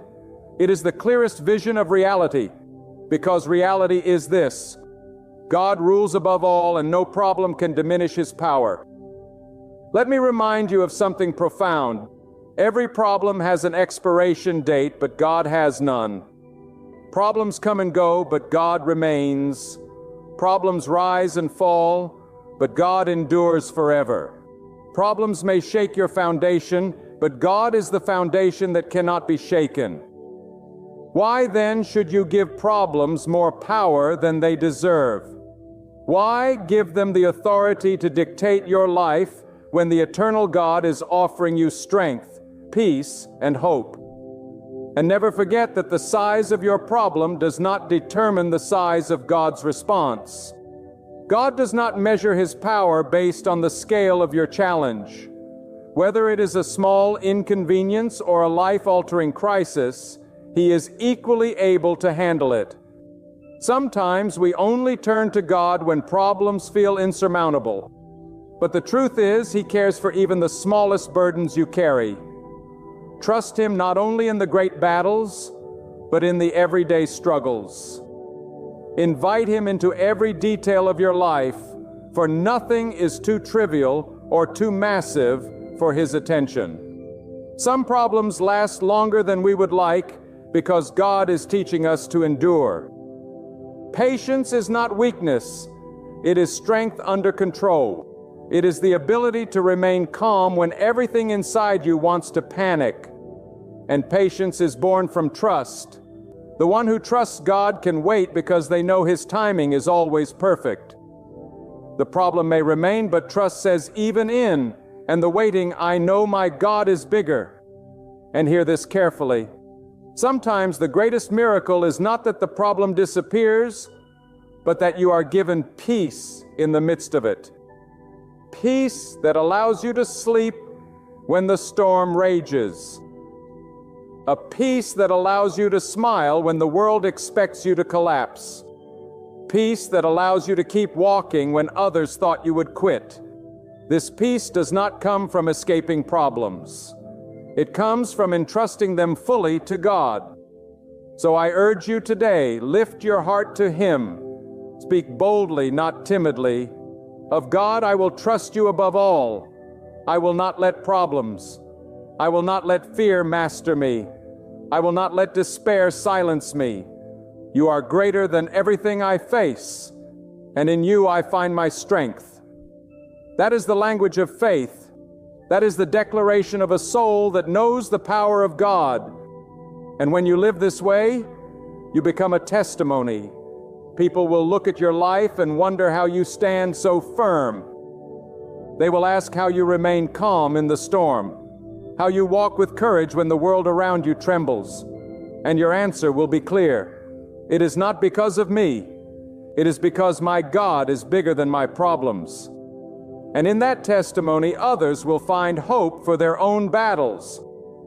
Remember this, your problems may explain your situation, but they do not define your destiny. God defines your destiny. Problems may mark your past, but they do not control your future. God holds your future. Problems may bend your knees in weakness, but God lifts your head in strength. The power of problems ends where the power of God begins, and His power knows no end. My friend, listen carefully. No problem is too great for God. No mountain is too high, no storm is too fierce, no valley too deep, and no night too dark. You may have been convinced by your fears that your struggle defines you, that your pain will never end, that your failure is final. But that is a lie. The truth is this: God is still greater. He is greater than your circumstances, greater than your weaknesses, greater than every closed door that stands before you. When you look at your life and all you see is brokenness, God sees possibility. When you see defeat, God sees victory waiting to be claimed. When you see the end, God sees a new beginning ready to unfold. If only you could lift your eyes beyond the walls of your situation and see the vastness of God. The same God who paints the sky with stars knows your name. The same God who commands the seas holds your heart. The same God who sets the planets in motion has ordered your steps. Your problem is not bigger than the God who formed the universe. Your fears are not louder than His voice. Your doubts are not stronger than His truth. What you call impossible, God calls already done. There is a reason why so many hearts grow faint under pressure. They are measuring their problems against their own strength. You will collapse if you rely on yourself alone, because no man or woman is strong enough to carry the weight of life's battles on their own shoulders. But when you take your eyes off yourself and fix them on God, the burdens that once seemed unbearable become light. The mountains that once towered over you begin to shrink. The valleys that once swallowed your hope become paths leading to higher ground. It is not because the problems disappeared, but because you finally realize that God is bigger than all of it. Think of it this way. A child standing beside a towering skyscraper may feel small, fragile, and powerless. But when that child is lifted to the top of the building, suddenly the perspective changes. The once overwhelming structure is no longer towering above, it is beneath. That is what trust in God does. It lifts you above the intimidation of your circumstances, above the fear that tries to suffocate your faith. When you rise on the wings of trust in God, your problems do not vanish, but they lose their power to define you. You must understand this deeply. Problems are temporary, but God is eternal. Struggles may roar today, but they cannot last forever. Trials may wound you, but they cannot destroy the one who is held by the Almighty. If you believe your present pain has the final word, then you have underestimated God. He always has the last word. And when God speaks, mountains move, storms calm, and doors open that no hand can shut. Too often people allow fear to chain them to the ground. Fear whispers, "You'll never overcome this. You'll never rise above this. You'll never be enough." But fear is nothing more than the shadow of doubt. It has no substance, no power unless you give it authority. And why would you hand fear the keys to your future when God already holds them? Fear builds walls, but God tears them down. Fear blinds the eyes, but God restores sight. Fear weakens the knees, but God strengthens the heart. Fear silences the voice, but God fills it with courage. Every problem you face is an opportunity to witness the greatness of God. The greater the problem, the greater the stage for His power to be revealed. Do you think the Red Sea was parted for no reason?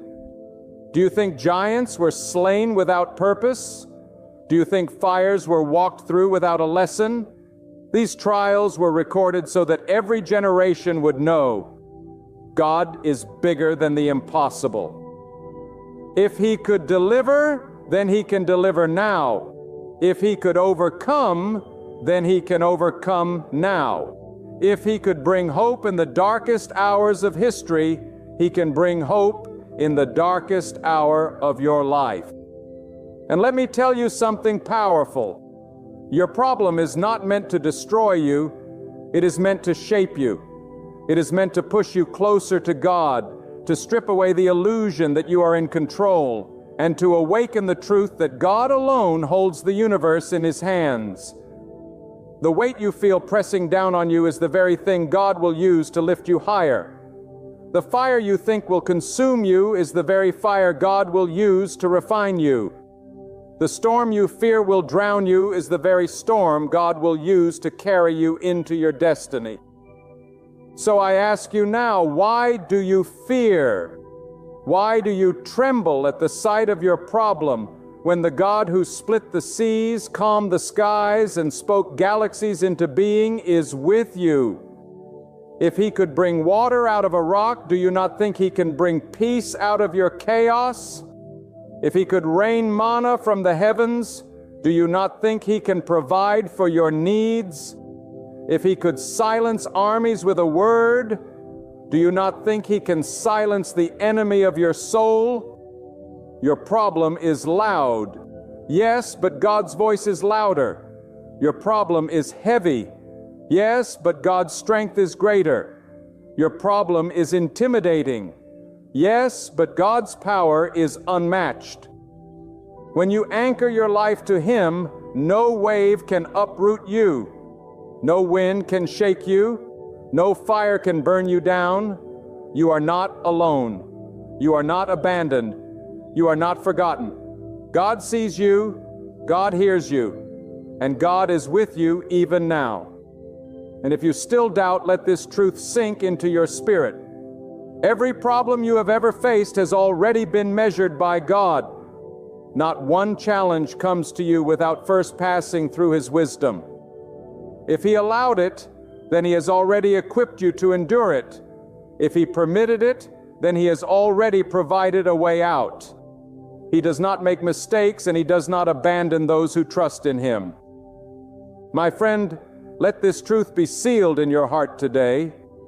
No matter how vast your problem may appear, no matter how fierce the storm, no matter how unshakable the mountain before you, God is still greater. He was greater yesterday, He is greater today, and He will remain greater tomorrow. Do not let your fears dictate your future.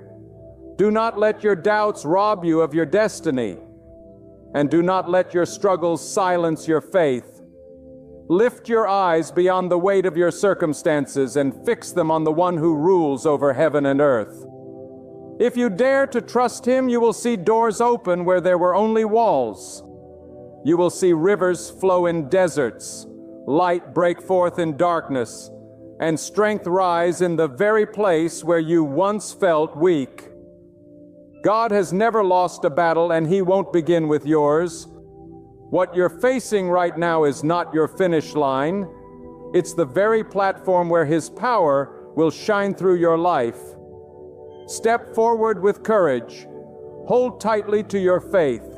Stand unshaken in your confidence. The same God who hung the stars in the sky is holding your hand. And if He is for you, nothing you face can stand against you. Believe it. Speak it. Live it out. God is greater than every mountain before you. Trust Him with your heart, your journey, and everything that belongs to you. There will be seasons in your life when you face something so impossible, so far beyond your reach, that you can't imagine it ever becoming yours. You look at what you hold in your hands and it's not enough. You look at the doors around you and none of them seem to open. You see the road ahead and every turn feels blocked. But deep within your heart, God has planted a longing, a dream, a vision that refuses to die. And here is the truth you must hold on to with everything inside you. God is able to place your name on blessings you didn't work for, couldn't afford, and never saw coming. The favor written for your life cannot be intercepted or claimed by another. What He has reserved for you, no enemy, no mistake, no weakness can take away. When God chooses to bless, He doesn't ask permission from the world. He doesn't check your savings or your status. He doesn't measure you by human standards. Long before you knew how to ask, God had already written your name on the blessings meant for your life. There are blessings right now being prepared with your name already engraved on them. And they are not dependent on what you can afford or what you can prove. They are dependent on the sovereign power of God, who delights in lifting His children higher than their circumstances. Think about this. You walk into a room and your name is on the seat. You didn't pay for the seat. You didn't reserve the seat. You didn't even know the seat was there. But because God ordained it, nobody else can sit there. That is how His blessings work. The position, the promotion, the healing, the restoration, the opportunity. If God has written your name on it, it doesn't matter who lines up against you. It will not pass you by. The world may say you don't deserve it, but God says it belongs to you. Some of you have been living with a spirit of lack, believing you will always come up short, that there will always be someone ahead of you, someone stronger, someone smarter, someone more connected. But hear me clearly. When God decides to release a blessing into your life, no competitor can outrun it. No adversary can block it, and no doubt can cancel it. That blessing has your name carved into it by the very hand of the Almighty. And if God wrote your name, who can erase it? So often we exhaust ourselves chasing after things, believing that if we hustle harder, if we strain longer, if we manipulate circumstances enough, maybe then we'll get what we desire. But the greatest blessings of God are not earned by manipulation. They are not purchased with money, and they are not secured by human effort. They are signed, sealed, and delivered by God's will. And He delights in putting your name on what others said you would never have. That is why you must stop measuring your future by what is in your hands and start measuring it by the greatness of the God who holds your life. There is someone listening right now who feels like the doors of opportunity have been closed to them. You've knocked and the doors have not opened. But I tell you today, when God writes your name on a door, you don't have to bang on it until your fists bleed. The door will swing open in His timing because the door knows your name. It will not respond to another. It was built for you, designed for you, prepared for you. And you may say, "But I have failed too many times. Surely my name has been scratched off." No, my friend, God does not erase your name when you stumble. He does not revoke His promise when you fall. His blessings are not dependent on your perfection. They are rooted in His mercy. What He has spoken over your life is still alive, still active, still waiting for the appointed hour to come forth. There are blessings waiting for the sound of God's command. Blessings that have been stored up. Blessings with your name on them that have not expired, and they are still coming. Don't you see? Your life is not defined by what you can accumulate through sweat alone. Your life is defined by the blessings that only God can pour out. Some of you are living proofs. You've walked into rooms you weren't qualified to enter. You've been handed opportunities you didn't deserve on paper. You've been lifted from places you thought would bury you. That wasn't luck. That wasn't coincidence. That was God proving that when He writes your name, the blessing is already secured. The world tells you that everything has a price tag, but God tells you that some blessings are prepaid in His grace. Some blessings are covered by His goodness. Some blessings are marked, paid in full by His mercy before you even thought to ask. And all you must do is walk faithfully, trust deeply, and believe that if He said it is yours, then it is yours indeed. I want you to picture this truth. There are unseen hands right now preparing the table where you will eat. There are unseen plans being arranged to open doors you haven't yet approached. There are unseen voices speaking your name in rooms where decisions are being made. You are not forgotten. You are not overlooked. God is orchestrating a symphony of events, aligning people, opportunities, and resources to bring you into the place He promised. And when you arrive, you will discover that your name was written there long before you showed up. But let me warn you, when God blesses you in ways that cannot be explained by human effort, there will be people who will question it. They will say, "How did you get that? How did you deserve that? How did you qualify for that?"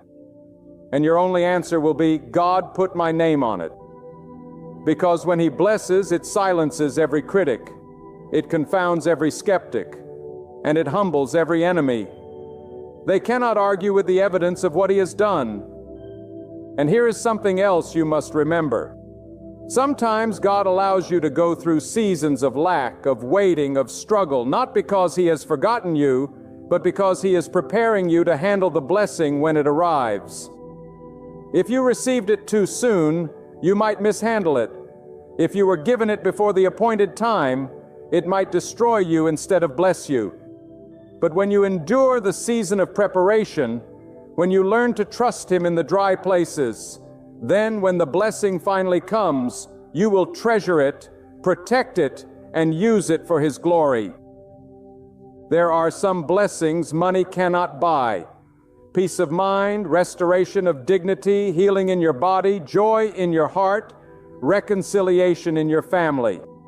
These are blessings that God alone can deliver. And He writes names on those blessings every day. Maybe today is the day your name is being written. Maybe right now the blessing is being dispatched. You don't have to figure out how it will happen. You only need to believe that the same God who made the heavens and the earth is capable of putting your name on a blessing that nobody else can touch. I tell you with urgency, do not give up just before your blessing arrives. Some of you are standing on the edge of giving up, the edge of surrendering to despair, the edge of settling for less than what God promised. Don't quit now. Don't walk away now, because what you cannot see is that your name has already been signed on a blessing that is on its way. And when it comes, you will look back at every tear, every disappointment, every lonely night, and you will understand that it was all worth it. Because God's timing never fails. There will be times when you look at your life and think, how can this possibly change? How can this burden be lifted? How can this mountain move? And in those very moments, you must remember that the blessings of God are not restricted by human logic. They are not limited by what you can calculate, nor are they confined by what the world declares impossible.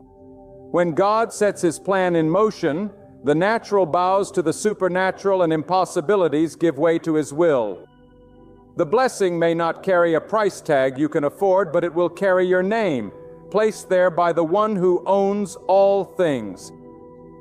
Consider the simple truth that everything under heaven belongs to God. The wealth, the resources, the opportunities, the influence, all of it rests in His hands. So why should you tremble when you lack? Why should you believe the lie that you will always be in last place? If God owns it all, then God can release it all. He can transfer wealth. He can shift positions.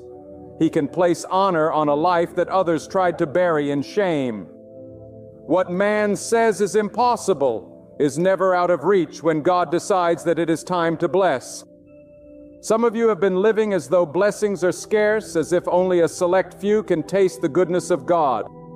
But hear this, His storehouse never runs dry. His river never ceases to flow. His generosity is not reserved for a special class. It is poured out upon those who walk faithfully and believe deeply. And when He chooses to put your name on something, there is no shortage, no drought, no famine that can snatch it away. The earth may withhold, but heaven never withholds. And I tell you, sometimes God will put your name on a blessing that seems far too big for you.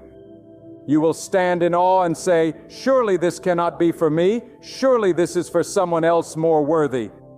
But let me speak it with authority. When God marks a blessing with your name, your doubt cannot erase it, and your unworthiness cannot cancel it. He does not bless according to your perfection. He blesses according to His will.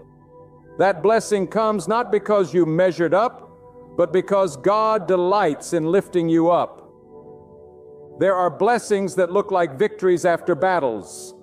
There are blessings that look like light after darkness. There are blessings that look like calm after storms. You may not recognize them when they first arrive, but as you walk in them, you will realize that God had been preparing them all along.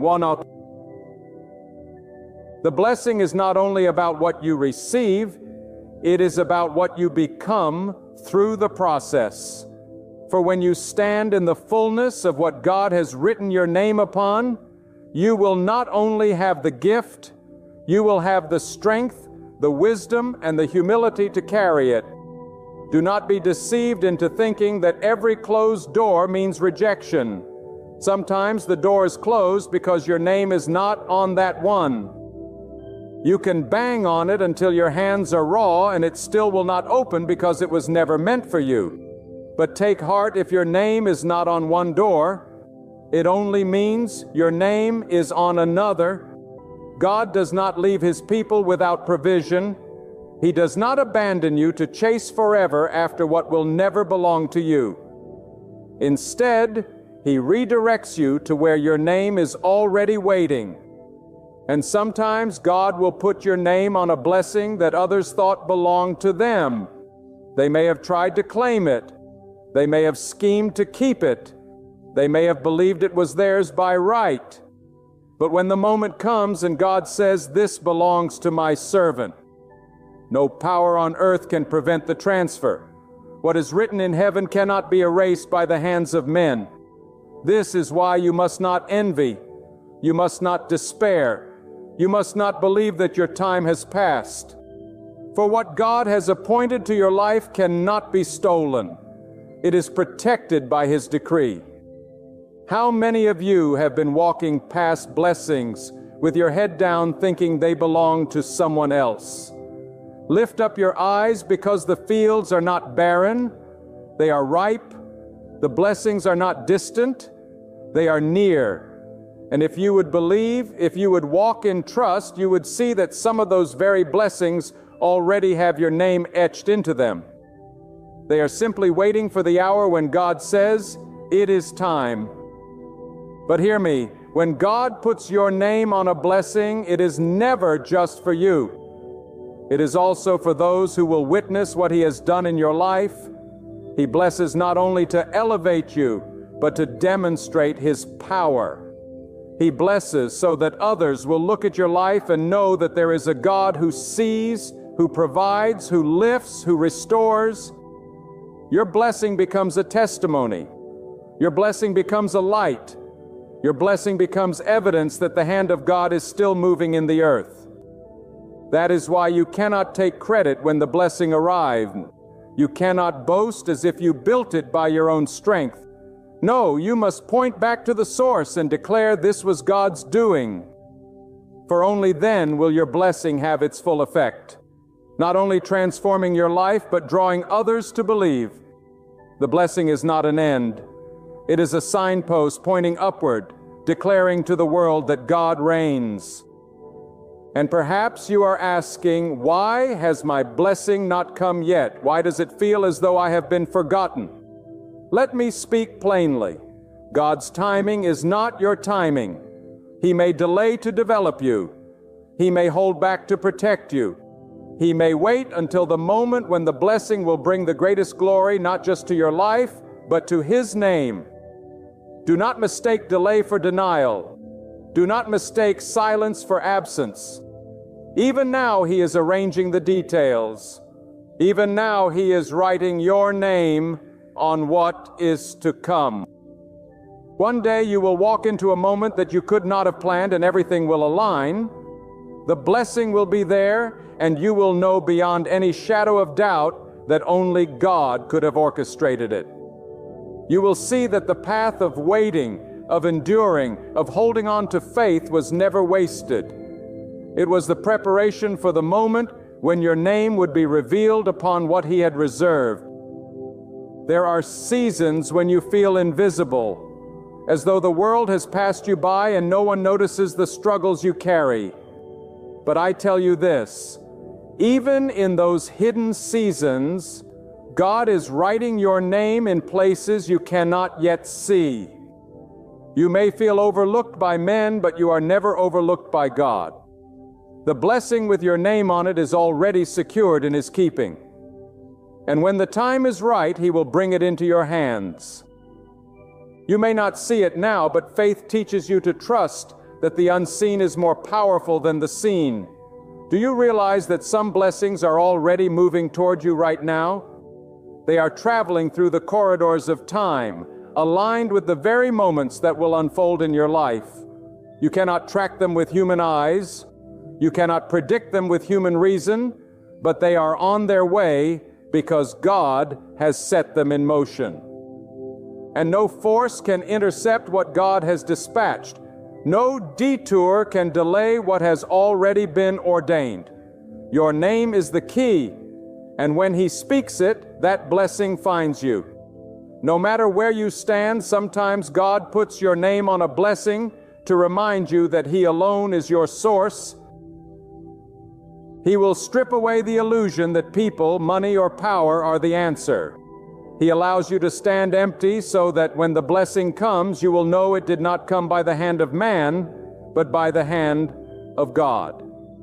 This is why some doors close, some friendships fade, some opportunities vanish, because God does not want you to confuse the source. He wants you to know that when the blessing arrives, your testimony will not be about who helped you, but about the God who never abandoned you. And let me tell you something vital soon. Not every blessing is visible to the eye. Some of the greatest blessings God puts your name on are hidden deep in your spirit. Peace that no storm can steal. Strength that rises when life knocks you down. Clarity in the middle of confusion. These are blessings that cannot be purchased. Blessings that are beyond the reach of human hands. Blessings that transform you from the inside out. If God has placed your name on these, then you carry a wealth the world cannot measure. But there are also blessings that will be public. Blessings that will be undeniable. Blessings that will make people stop and wonder how you received them. And that is the very point. God will elevate you in ways that make no earthly sense.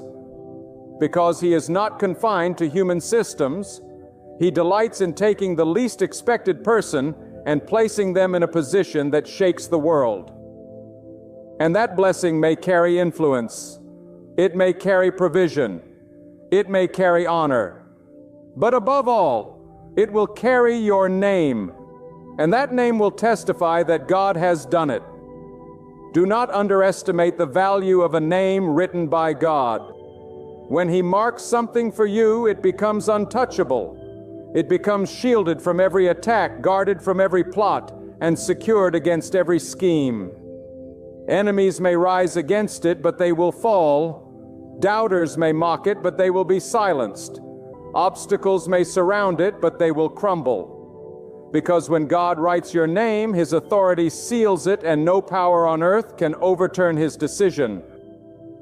Now, there are some listening to me right now who have convinced themselves that blessings are only for other people. You have rehearsed the failures of your past so often that you believe you have disqualified yourself from the goodness of God.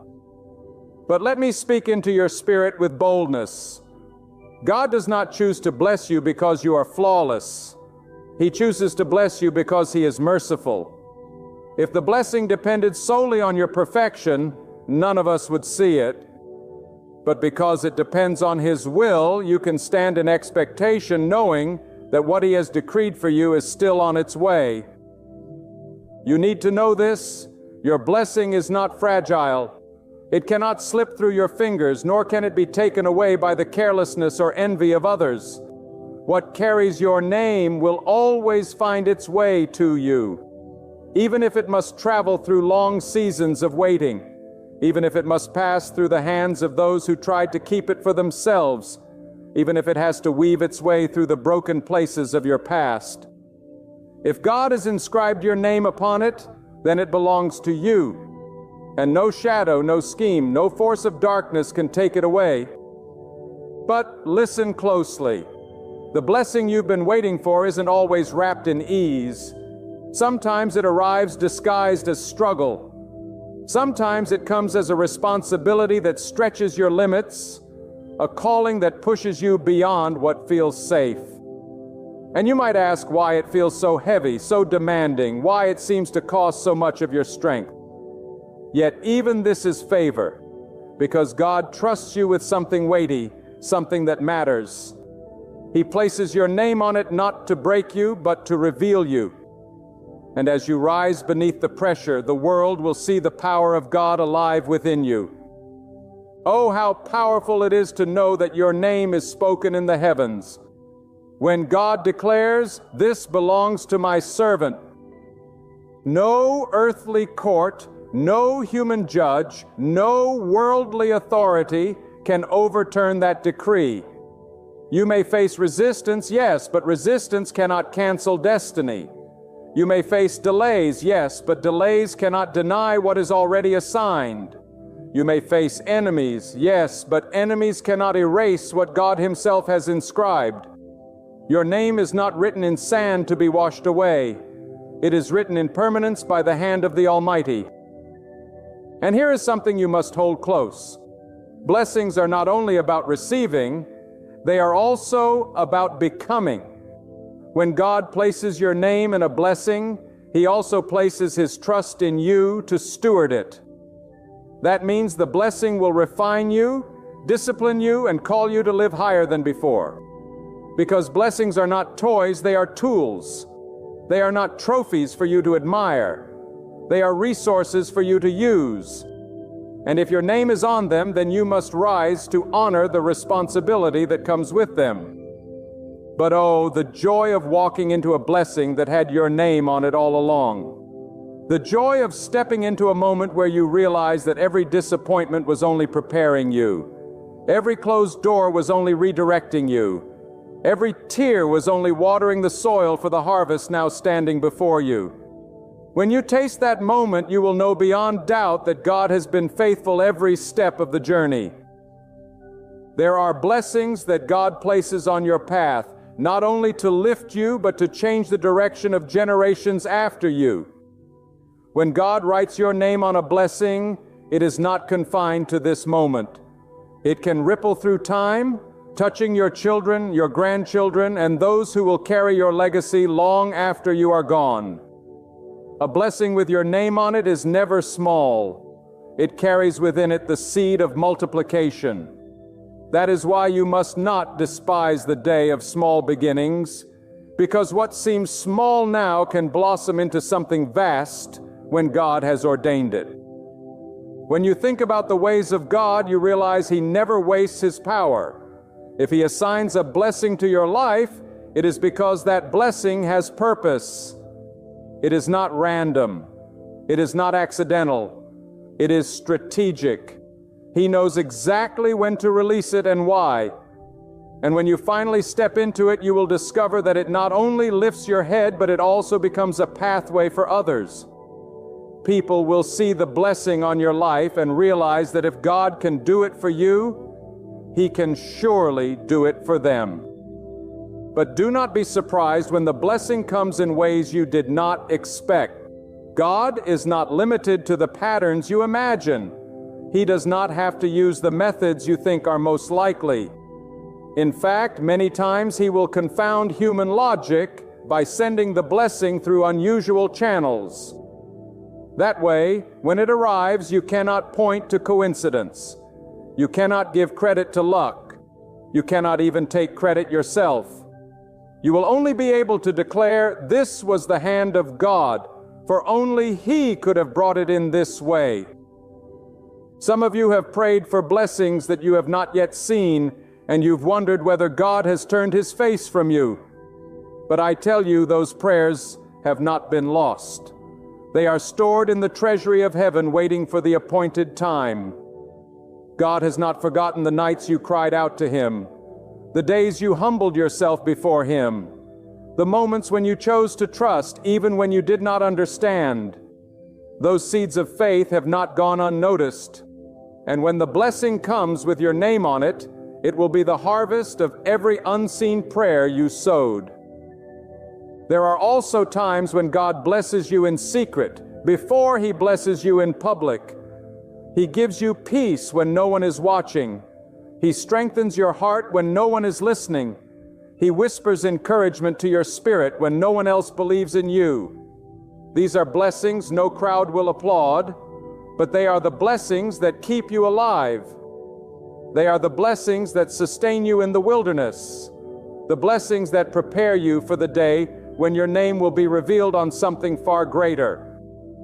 Do not confuse the silence of God with the absence of God. His silence often means He is working behind the scenes, writing your name in places you cannot yet enter. Think of it this way. Before a banquet is served, the table must be set. Before the curtain rises, the stage must be prepared. Before a crown is placed, the battle must be fought. So if you are in a season of waiting, do not despair. The delay may be the very evidence that God is arranging details so perfectly that when the blessing comes, it will fit into your life without flaw. And here is a truth that will shake you. Sometimes the blessing God puts your name on does not look like a blessing at first. Sometimes it arrives disguised as struggle, hidden in hardship, wrapped in difficulty. You may resist it. You may even resent it. But when you endure, you will discover that what you thought was breaking you was actually building you. That hardship was your training ground. That difficulty was shaping your character. That storm was strengthening your faith. And when the season passes, you will realize that even in the trial, God had written your name on something that would later bless you beyond measure. Do not think the enemy will sit quietly while your blessing approaches. He will try to discourage you, distract you, and convince you that God has forgotten. But remember this, the enemy cannot touch what God has sealed. He may shout, but he cannot erase. He may resist, but he cannot reverse. He may delay, but he cannot deny.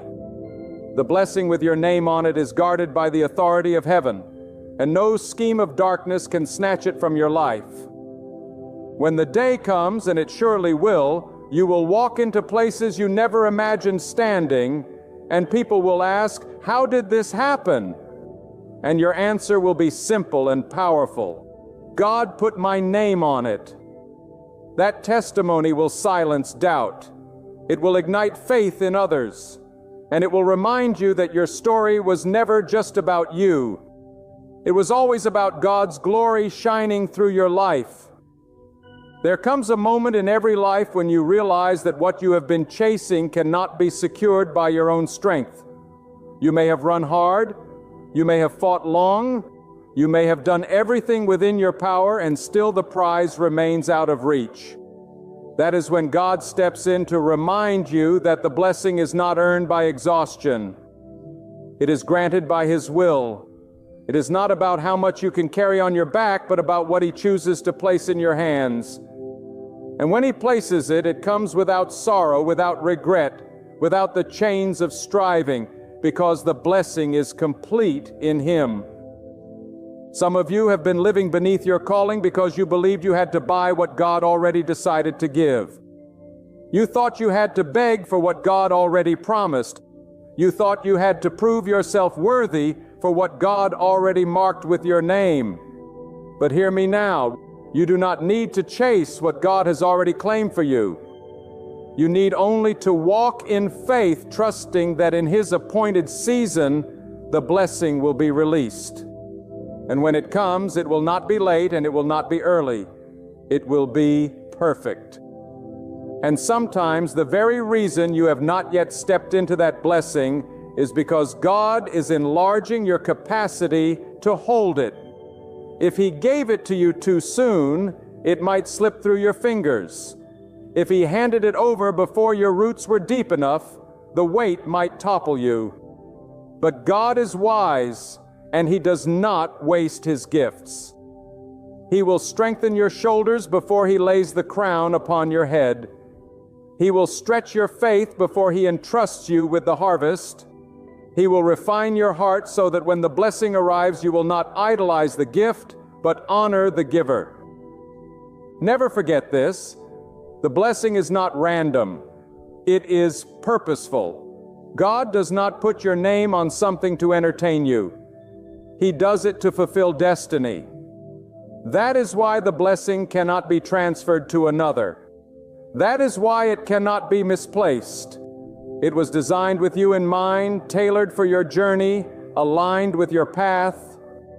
And when it comes into your life, you will see how every disappointment, every detour, every heartbreak was leading you to this very moment. Do not be discouraged if others seem to receive before you. Their blessing has their name, and your blessing has yours. What is assigned to them cannot be taken by you, and what is assigned to you cannot be taken by them. Envy is wasted energy because blessings are not distributed by competition. They are distributed by God's will. The storehouse of heaven is vast enough for all who trust Him. Your neighbor's harvest does not diminish your own. Your friend's breakthrough does not delay your own. When it is your time, it will be your time. And nothing on this earth can prevent it. Sometimes God even allows others to hold your blessing for a season, but only as caretakers. They may believe it is theirs. They may even boast about it. But when the hour comes, God will transfer it into your hands because your name has always been on it. That is why you do not need to fight with flesh and blood for what belongs to you. The battle is already won because the decree of God stands higher than the schemes of men. And when the blessing comes, it often arrives bigger than you asked for. Because God does not just answer prayers, He exceeds them. He does not simply fill your cup, He causes it to overflow. He does not only meet your needs, He reveals Himself as more than enough. That is the nature of His blessing. It is pressed down, shaken together, and running over. So when you pray, do not pray small prayers out of fear. Pray bold prayers out of faith, knowing that God is not limited by your imagination. He can release abundance beyond what you dared to expect because His power is not restrained by human thought. But let me remind you, blessings are not only about wealth or position. They are also about inner freedom. To walk in peace when the world is in chaos, that is a blessing. To rest at night without fear, that is a blessing. To stand tall in dignity after years of shame, that is a blessing. To rise each morning with hope in your heart, that is a blessing. And each of these blessings can bear your name when God says it is yours. Never underestimate the value of the unseen blessings, for they are the foundation upon which all visible blessings stand. There are people right now who are living testimonies of blessings they never paid for. They walked into homes they could not afford, yet the keys ended up in their hands. They entered jobs they did not qualify for, yet their names were chosen above the crowd. They were lifted from sickness into health, from despair into joy, from brokenness into restoration. And when you ask them how it happened, their only answer is God. That is the power of a blessing with your name on it. It cannot be explained by logic, only by the hand of the Almighty. And when your blessing comes, do not hide it. Do not downplay it. Do not pretend it was coincidence. Stand boldly and declare that it was God who made it possible. Because your blessing is not just for your comfort, it is also for His glory. It is meant to inspire others, to strengthen the weary, to give hope to the hopeless, to prove to the doubting heart that God is still alive and active in this world. When He blesses you, He blesses through you, so that the light of His goodness can shine into the lives of those who are still waiting. Then hear me now as I close this message with the weight of truth upon my spirit. The blessing with your name on it will not miss you. What God has written for you is sealed in eternity, and no force on earth or in the unseen can erase it. Do not bow to fear, do not surrender to doubt, and do not measure God's timing by human clocks. Your journey has been shaping you, your trials have been strengthening you, and your waiting has been preparing you for the moment when the door will open and the blessing will be laid before you. Raise your eyes and keep moving forward, for the Lord has never turned His face away from you. What you once saw as delay was in fact divine preparation. What felt like silence was His hidden plan unfolding. What you took for rejection was His hand guiding you to something greater. The blessing was never lost. It was never denied. It has been kept safe. It waits patiently for its appointed time. And when that moment arrives, it will come suddenly, powerfully, undeniably. So stand firm in faith, unshaken. Speak boldly with the authority of one who believes. And live with hope as someone who knows that what God has promised cannot be broken. For soon, your hands will grasp what your heart has been praying for. And when it does, you will realize it was always meant to be yours, written in heaven from the very beginning. And when that blessing comes, may your praise rise higher than your joy. Honor the giver more than the gift, and let your victory be a living testimony of His faithfulness. For the truest blessing is not what rests in your hands, but the presence of God walking beside you, leading you, and never forsaking you. That is your promise. That is your truth. That is your unshakable hope. And it will stand forever. I want you to pause right now and ask yourself this honest question. How many hours of your life have been stolen by worry? How many nights have you stared at the ceiling, heart pounding, mind racing, replaying every worst-case scenario, every problem you couldn't fix, every storm you couldn't calm? My friends, let me tell you the truth. Worry is a thief. It is a silent thief that strips away your peace. It drains your joy and keeps you bound in fear, even though God has already promised you freedom. You might not realize it, but every moment you spend worrying is a moment stolen from the rest and safety of God's unfailing hands. There is unimaginable power in surrender, in letting go of what you are never meant to carry. Admitting you are human is not weakness. Acknowledging that some things are beyond your control is not failure. True strength rises when you lift your heart and hands to heaven and say, "Lord, I can't do this on my own. I trust you." What a life-changing confession that is. It changes your perspective. It changes your heart, and it moves mountains that human effort alone could never move. Too often we think that faith is passive, that trusting God means sitting quietly and waiting. But faith is a mighty active force. When you place your trust in God, you are not surrendering your mind or your responsibility. You are acknowledging that there is a higher wisdom, a perfect plan, and a power far greater than anything you can muster. When you hand over your worries, when you release the anxieties that consume your days, you are not giving up. You are stepping into a life of supernatural provision and divine guidance. Consider for a moment the countless events in life that are beyond your control. You cannot stop the storms of life from coming, nor can you predict the path they will take. You cannot determine the actions of others, the sudden twists of fortune, the unforeseen tragedies that shake even the strongest among us. And yet, even when everything seems uncertain, even when chaos surrounds you, God remains. His hand is not weakened. His eye does not miss a detail. He is the eternal, unshakable source of comfort and guidance. How foolish it is for us to clutch at worry, to strain and fret when we could place our confidence in Him who holds the universe in His hands. Worry does not change the outcome. It only changes you. It steals your sleep. It poisons your mind. It clouds your judgment. But trust in God clears the fog.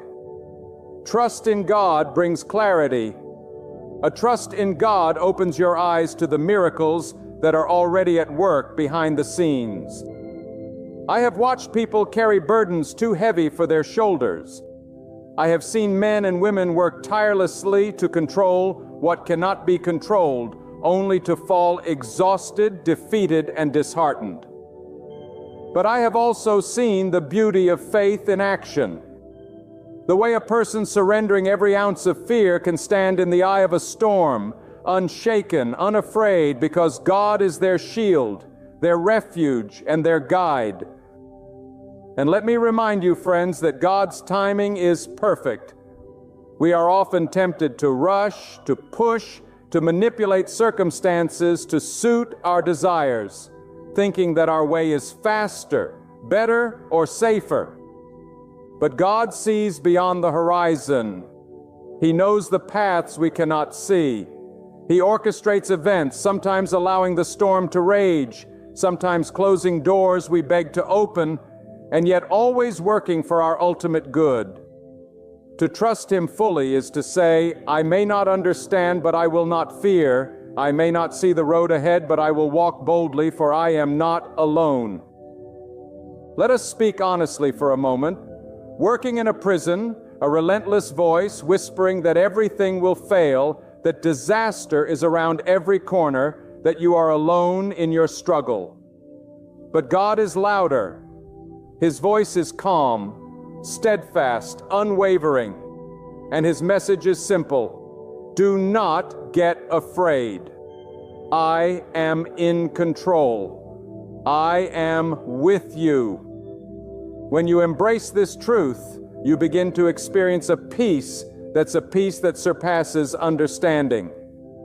You begin to walk freely, no longer dragged down by the weight of what you cannot change. Many of us believe that we must have the answers, that we must manage every detail, that we are solely responsible for our fate. But I am here to tell you that this is a lie that robs your heart of joy and steals your rest. God's wisdom is greater than ours. His power is beyond measure. And when we relinquish the illusion of control and place our lives fully in His hands, something miraculous happens. The anxiety that consumed us begins to fade. The fear that haunted us loses its grip, and we are filled with a deep, abiding sense of hope and confidence. Friends, trust is not passive. It is not a quiet resignation to circumstances. Trust is a declaration of faith, a bold statement that God's plan is higher, His power is greater, and His love is unshakable. When you trust Him, you are not giving up your life. You are giving it the opportunity to be guided by the hand of the Almighty. You are opening your heart to divine wisdom, and you are stepping into a life where fear no longer dictates your choices. Do not let your mind be a battlefield where worry and fear wage war against your peace. Do not allow your thoughts to be enslaved by anxiety over what you cannot change. Instead, lift your mind, lift your heart, lift your soul to God. Release those burdens, hand them over, and say, Lord, I will trust you with what I cannot control. And as you do, you will discover that God meets you in that surrender. He meets you in that faith. He meets you with solutions you never imagined, with guidance you never expected, and with peace that surpasses all understanding. Remember this, friends. The very things you fear most, the very uncertainties that grip your heart, are not beyond God's reach. The storms you dread, the obstacles that seem insurmountable, the decisions that terrify you, all of these are within His sovereignty. He can calm the winds. He can open doors that seem locked. He can provide clarity in moments of confusion. And He can bring hope where despair seems to reign. Your role is not to control, but to trust, not to manipulate, but to surrender, not to worry, but to rest in Him. I want you to understand, friends, that worry is a signal that you are trying to carry burdens that were never meant for you alone. You are not meant to fight every battle by your own strength. You are not meant to navigate every storm with mere human wisdom. God has called you to a higher path, a path where surrender becomes power, and trust becomes the weapon that defeats fear. When you realize this, you stop struggling against what you cannot control and begin walking with courage and confidence. Think about the vastness of God's creation. The endless skies, the oceans that stretch beyond your vision, the mountains that stand unmoved through centuries. If God is able to hold the universe in His hands, can He not also hold your life? Can He not manage the circumstances that worry you? Can He not direct the steps of your days and the decisions of your heart? The answer, my friends, is yes. 1,000 times yes. And yet too often we insist on controlling what only God can govern. We attempt to plan every detail, to manipulate every outcome. And in doing so, we rob ourselves of the peace and guidance that God alone provides. It is not a small thing to trust God. It is not a fleeting hope or a casual belief. True trust requires courage. True trust requires faith that is willing to step into uncertainty with the firm conviction that God is working all things for your good. When you trust God in this way, you begin to see life differently. You no longer see challenges as threats. You see them as opportunities for God's power to be revealed. You no longer see uncertainty as danger.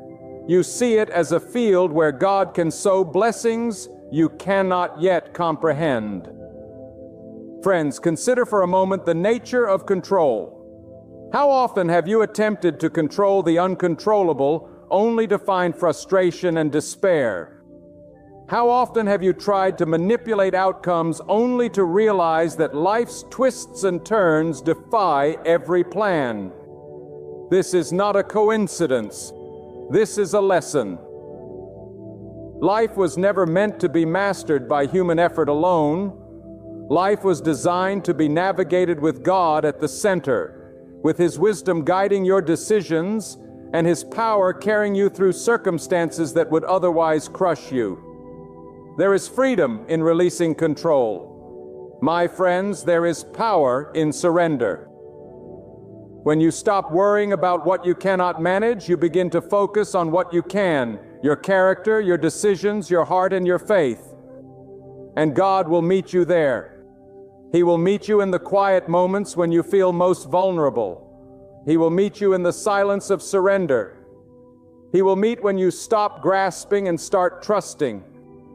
And in that meeting, you will find guidance that is clearer than any plan you could devise, strength that is stronger than any human muscle, and peace that no chaos can touch. Let me tell you something. Worry is a thief of opportunity. It convinces you that you must act even when patience is required. It persuades you that fear is wisdom even when God is calling you to courage. It whispers that you are alone even when God is beside you every step of the way. To stop worrying is to reclaim the life God intended for you. A life of clarity, purpose, and divine alignment. When you trust God with what you cannot control, you are no longer a prisoner of anxiety. You are free to embrace the plan that God has already set into motion for your life. And oh, the beauty of God's timing. How often we fret because things do not happen when we want them to or how we expect them to. We want the door to open now. We want the answer today. We want the storm to stop immediately. But God's timing is never wrong. It is perfect. It is precise. It is a design to bring about results that exceed our understanding. When you trust God, you trust in His timing.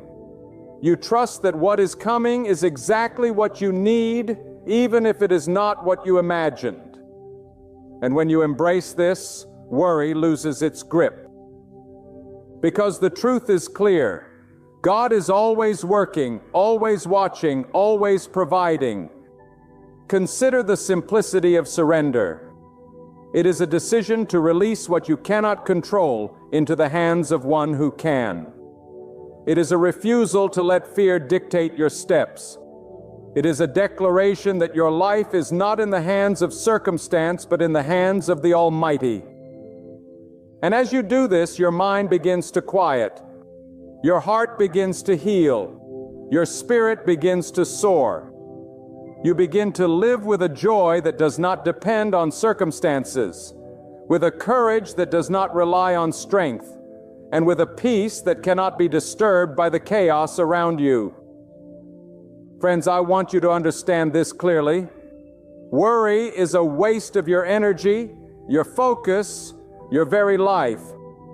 God never intended for you to live in fear. He never intended for you to be trapped by doubt. He never intended for you to be burdened by the uncontrollable. He intended for you to live in freedom, in faith, in trust. And the only way to step into that life is to hand over every anxious thought, every fear, every uncertainty to Him. Do not underestimate what God can do when you stop striving and start trusting. Do not underestimate the miracles that can happen when you surrender fully. Do not underestimate the power of faith that refuses to be shaken by the storms of life. When you trust God with what you cannot control, you are no longer a victim of circumstance. You are a vessel of divine providence. You are positioned to receive guidance, blessings, and wisdom that far surpass anything you could plan on your own. Think of the moments in your life when you tried to control outcomes and failed. Remember the frustration, the sleepless nights, the heavy heart. Now imagine that same moment if you had released it to God. Imagine the peace, the clarity, the confidence that would have replaced the fear. That is not imagination, my friend. That is reality. When you choose to trust God, that is the life God is calling you to. A life where fear is replaced by faith, worry is replaced by surrender, and uncertainty is replaced by the unwavering assurance that God is in control. I want you to hear me clearly. Worry is not only a thief of peace, it is a barrier to the blessings God has already prepared for you.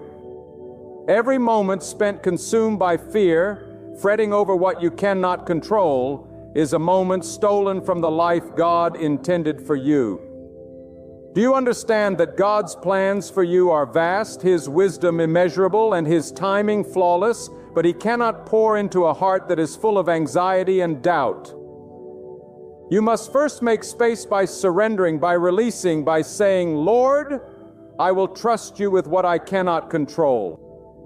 That simple act opens the door for divine intervention, for guidance, for clarity that surpasses human understanding. Think about the burdens you carry today. Some are visible financial struggles, challenges in relationships, obstacles at work. Others are hidden.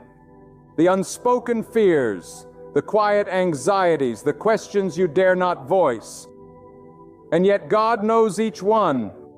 Every heartbeat, every sigh, every whispered worry is seen, known, and understood by Him. The one who holds the universe also holds you. There is nothing too small, nothing too insignificant, nothing too heavy for Him to carry. And when you entrust these worries to God, they do not vanish because you ignore them. They vanish because God meets you with power, wisdom, and provision beyond what you can imagine. Many of us mistake worry for preparation, believing that by worrying, we somehow gain control or insight. But worry is not preparation. It is paralysis. It is the trap that convinces you to act out of fear rather than faith. It is the voice that tells you you must do this alone when God is already at work on your behalf. Real preparation, true readiness comes when you align your heart with God's wisdom, when you act with courage inspired by faith, when you step forward knowing that every step is guided by the one who cannot fail. That is the difference between a life dominated by anxiety and a life directed by divine purpose. Consider the storms of life, the unexpected job loss, the sudden illness, the betrayal of trust, the crisis that appear without warning. These storms are not sent to punish you. They are part of life's test. And they are also part of God's plan to draw you closer, to strengthen your faith, and to reveal His power. But you cannot see this when your mind is clouded with worry. You cannot hear His guidance when fear is drowning out His voice. And that is why trust is not optional. It is essential. Trust is the lens through which you see clearly, the anchor that holds you steady, the compass that guides you through turbulence. I tell you, friends, there is a profound difference between those who worry and those who trust God. The worried live in chains, constantly reacting to circumstances they cannot control, constantly fearing the future, constantly drained of energy and hope. But those who trust God walk in freedom. They live each day with confidence, knowing that even when the path is hidden, they are guided. They face uncertainty with courage because their foundation is unshakable. They experience peace not as a result of their circumstances, but as a result of their faith and the one who orchestrates all things. And let me remind you, trust in God is not passive. It is not empty words or a hopeful wish. It is an active choice. Every morning you choose whether to carry your burdens yourself or to release them into God's hands. Every decision, every challenge, every crossroad is an opportunity to demonstrate faith, to say, Lord, I will not fear, I will not worry, I will trust you with what I cannot control. And when you do, you align yourself with a power greater than any obstacle, a wisdom higher than any plan, and a love stronger than any fear. You may be thinking, but I do not see the outcome yet. How can I trust what I cannot see? My friends, this is where faith steps in. Faith is not seeing, it is believing. Faith is knowing that God is at work even when the evidence seems absent. Faith is understanding that the unseen hand of God is shaping your path, protecting you from harm, providing what you need, and guiding you to exactly where you are meant to be. And let me tell you, there is nothing more powerful than a heart that trusts God completely, a soul that surrenders every worry, and a life that refuses to be defined by fear. Think of every time you tried to control something and failed. Now think of what would have happened if you had placed that situation in God's hands instead. You would have been free to focus on your growth, free to act with clarity, free to experience the peace that only comes from divine trust. Friends, this is the miracle of surrender. This is the strength that faith produces. This is the joy that comes when you stop wrestling what you cannot control and start walking in alignment with God's perfect plan. And do not be discouraged by setbacks, and do not be dismayed by delays.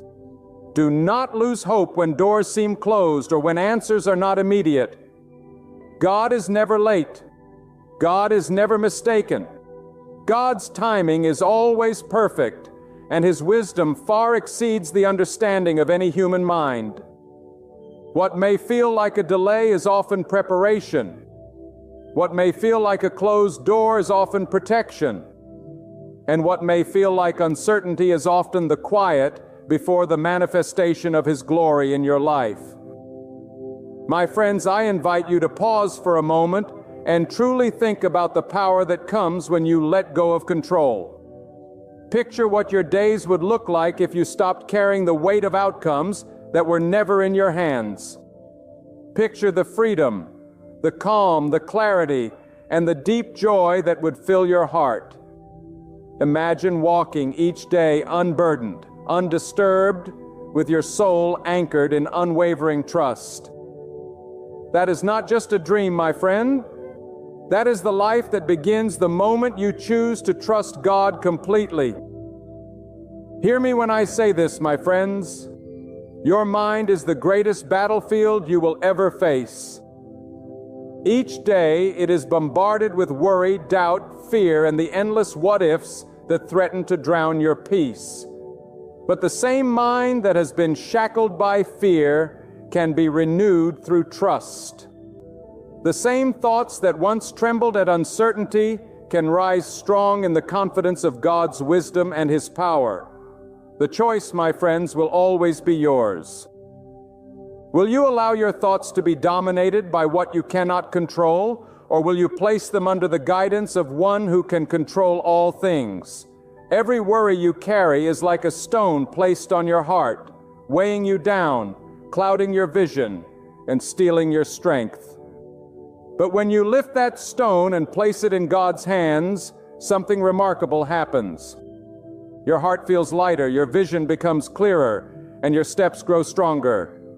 You begin to realize that life is not about controlling every circumstance. It is about walking faithfully one step at a time, knowing that the one who holds the universe is guiding each step you take. Do you see, friends, how trust transforms your perspective? When you trust God, you begin to view challenges differently. Obstacles are no longer walls meant to trap you. They are opportunities for God's power to be revealed.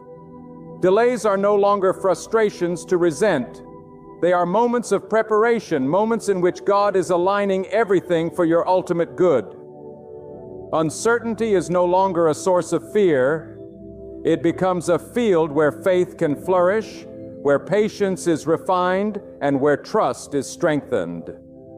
Consider the countless examples in life where control is an illusion. The seasons change, the wind blows, rivers flood, markets shift, hearts change. These things are beyond your control, yet they are not beyond God's. He who set the stars in place, who measures the oceans, who charts the paths of the sun and moon, is the same God who watches over your life.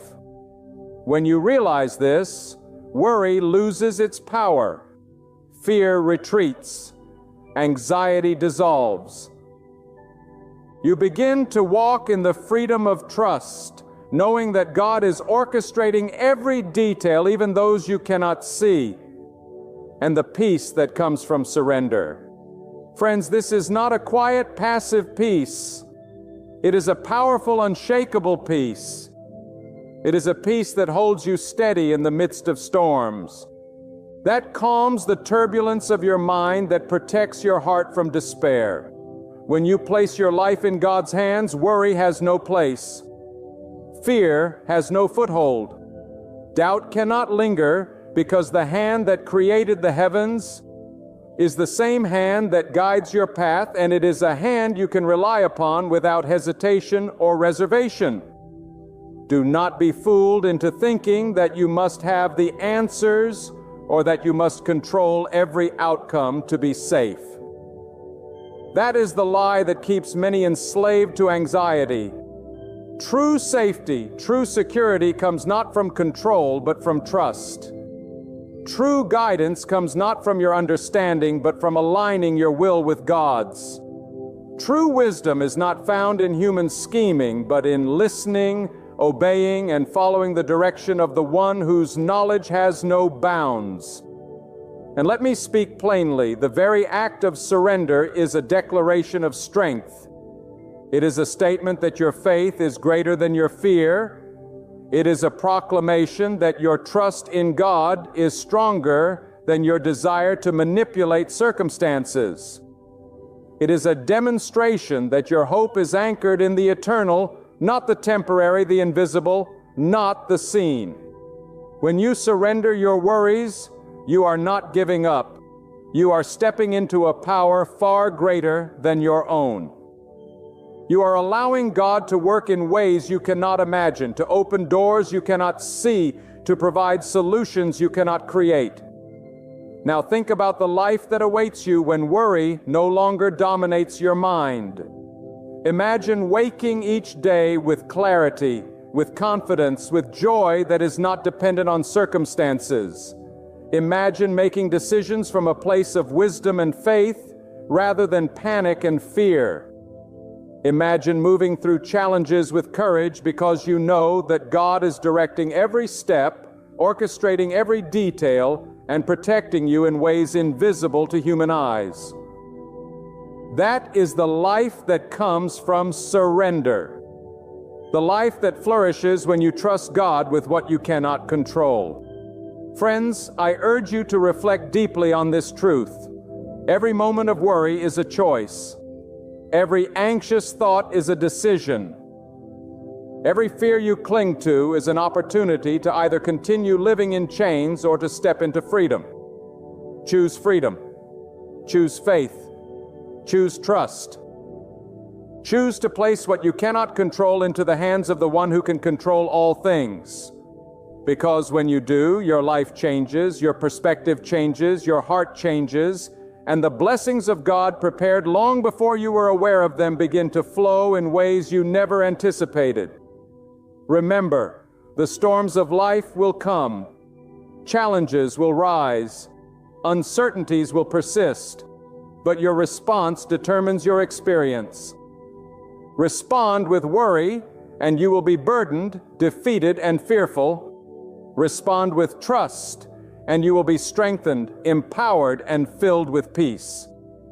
The choice is yours, and it is a choice that carries eternal consequences for your spirit, your joy, and your destiny. Friends, I want you to realize that worry is a heavy weight, but trust is a lifting power. When you release what you cannot control into God's hands, you are not giving away your life. You are gaining it in ways unimaginable.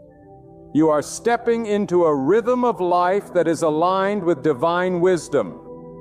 A rhythm that carries you forward with confidence, clarity, and courage. This is not a small thing. This is the difference between a life defined by fear and a life illuminated by faith. Consider the mind of one who worries constantly. It is a restless mind, a mind filled with endless what-ifs. A mind that seeks solutions where none can be found. But the mind of one who trusts God is a mind at peace. It is a mind that sees beyond immediate troubles to the greater design, that recognizes every challenge as an opportunity for God's power to manifest, and that rests in the knowledge that what God allows is never beyond His control. Friends, this peace is not accidental. It is a gift to those who choose faith over fear. And let us speak plainly, worry does not protect you. It does not shield you from harm. It does not prepare you for the future. Worry drains your energy, clouds your judgment, and blinds you to the opportunities God places before you every day. Trust, on the other hand, empowers you. Trust strengthens your character, sharpens your mind, and fortifies your spirit. Trust allows you to see beyond the immediate, to anticipate the unseen, and to act with courage because your steps are guided by the one who sees all and knows all. Friends, how often do we struggle because we insist on controlling what is beyond our grasp? How often do we suffer because we refuse to hand over our fears, our anxieties, our uncertainties to God? The storms of life will come regardless, but your response to them determines your experience. When you try to control the uncontrollable, you fight a battle you cannot win. But when you trust God, you step into a victory that has already been prepared. You step into the peace that surpasses understanding. You step into a life where fear no longer dictates your choices, and worry no longer steals your joy. Think of the countless examples in creation where God's power is evident. The stars that remain in perfect alignment, the sun that rises and sets in perfect rhythm, the oceans that follow precise currents. If God can govern the vastness of the universe, can He not also govern the details of your life? Can He not protect you, guide you, and provide for you in ways beyond your comprehension?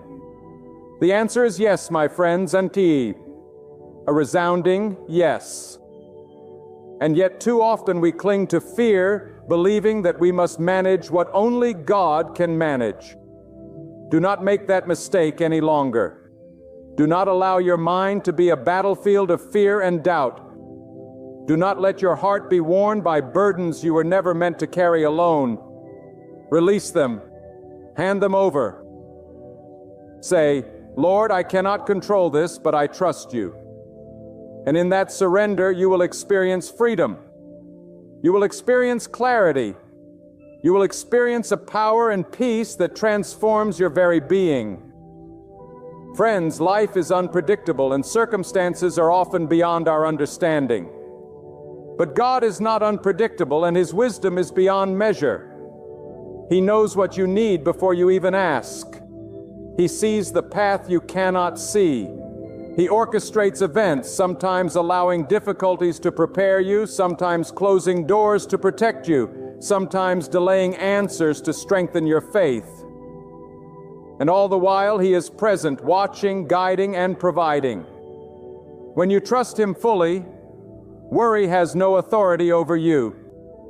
Fear loses its voice. Anxiety is silenced. You are free to walk boldly in the life God has designed for you. And here is the truth that will set your heart ablaze. Nothing that happens in your life is outside of God's knowledge or power. The challenges that feel overwhelming, the situations that feel impossible, the obstacles that seem insurmountable, all of these are within God's control.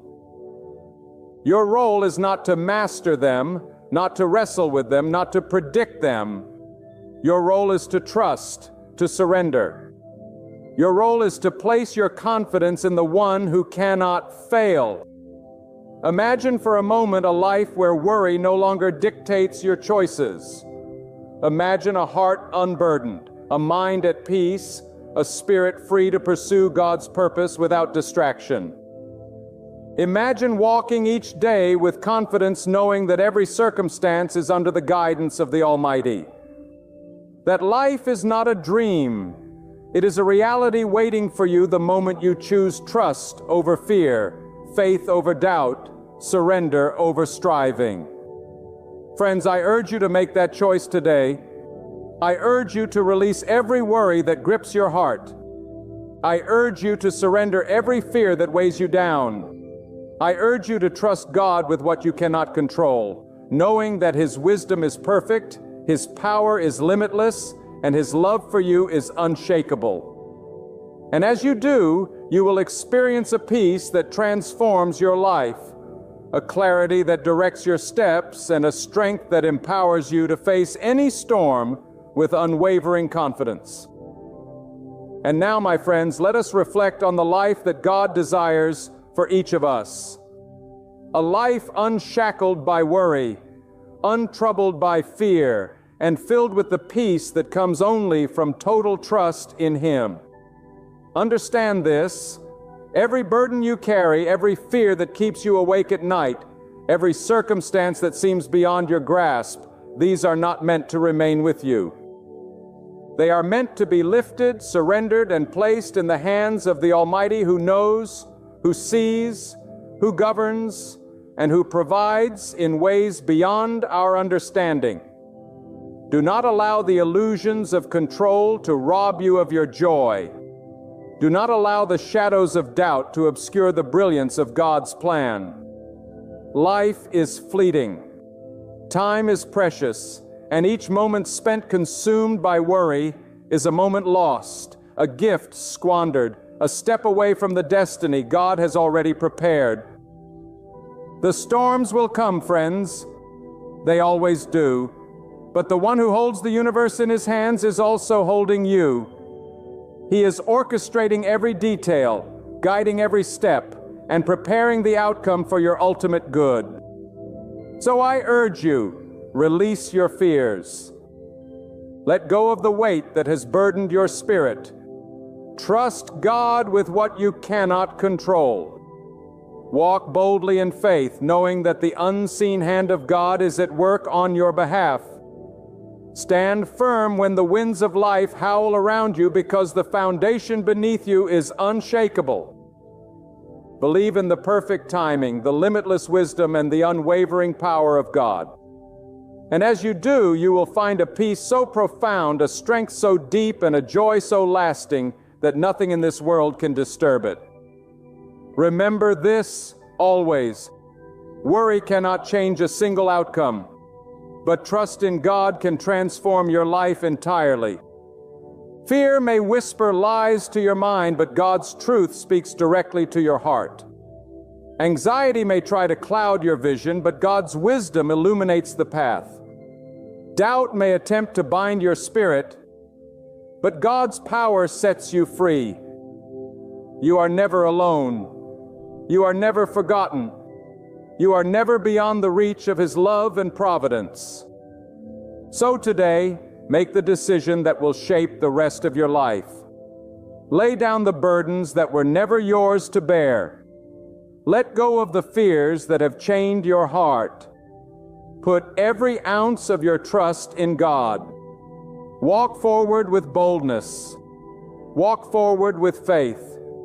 And walk forward with the unshakable confidence that the Creator of heaven and earth is directing your path, meeting your needs, and unfolding a story far greater than anything you could ever dream. For when you release control and choose to trust instead of worry, you will experience a freedom this world cannot give. A peace that calms every storm and a joy that no hardship can steal. You will stand strong, steady, fearless, and secure in the truth that God reigns over every detail. God is with you, and His plan for your life is flawless.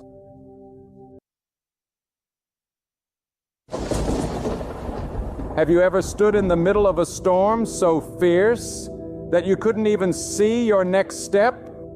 Have you ever felt the weight of life pressing so hard on your shoulders that you wondered if you could make it through another day? Have you ever whispered into the stillness of the night, "God, where are you? Do you see me? Do you know what I'm facing?" My friend, I'm here to tell you tonight with unwavering conviction in my heart. God sees you, God knows you, and God has already made a way out of the season you're in. You may not see it yet, but it's there. You may not feel it yet, but it's real. What looks like a dead end to you is a doorway to God. What feels like the end of your story is the beginning of something far greater. So don't give up now. Don't walk away now. God is about to show you the way out. The world will tell you that when life grows dark, when pain becomes unbearable, when failure keeps knocking at your door, you are finished. But God does not measure you by your storms. He measures you by His promise. Your struggle is not a sign that God has abandoned you. It is often the very evidence that He is preparing you, shaping you, stretching you because He has something greater ahead.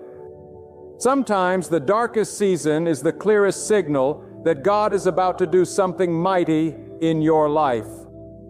You may be in the valley, but the valley is not your home. You may be pressed, but you are not crushed. You may be surrounded, but you are not forsaken. You may be in the fire, but you will not be consumed. God will show you the way out.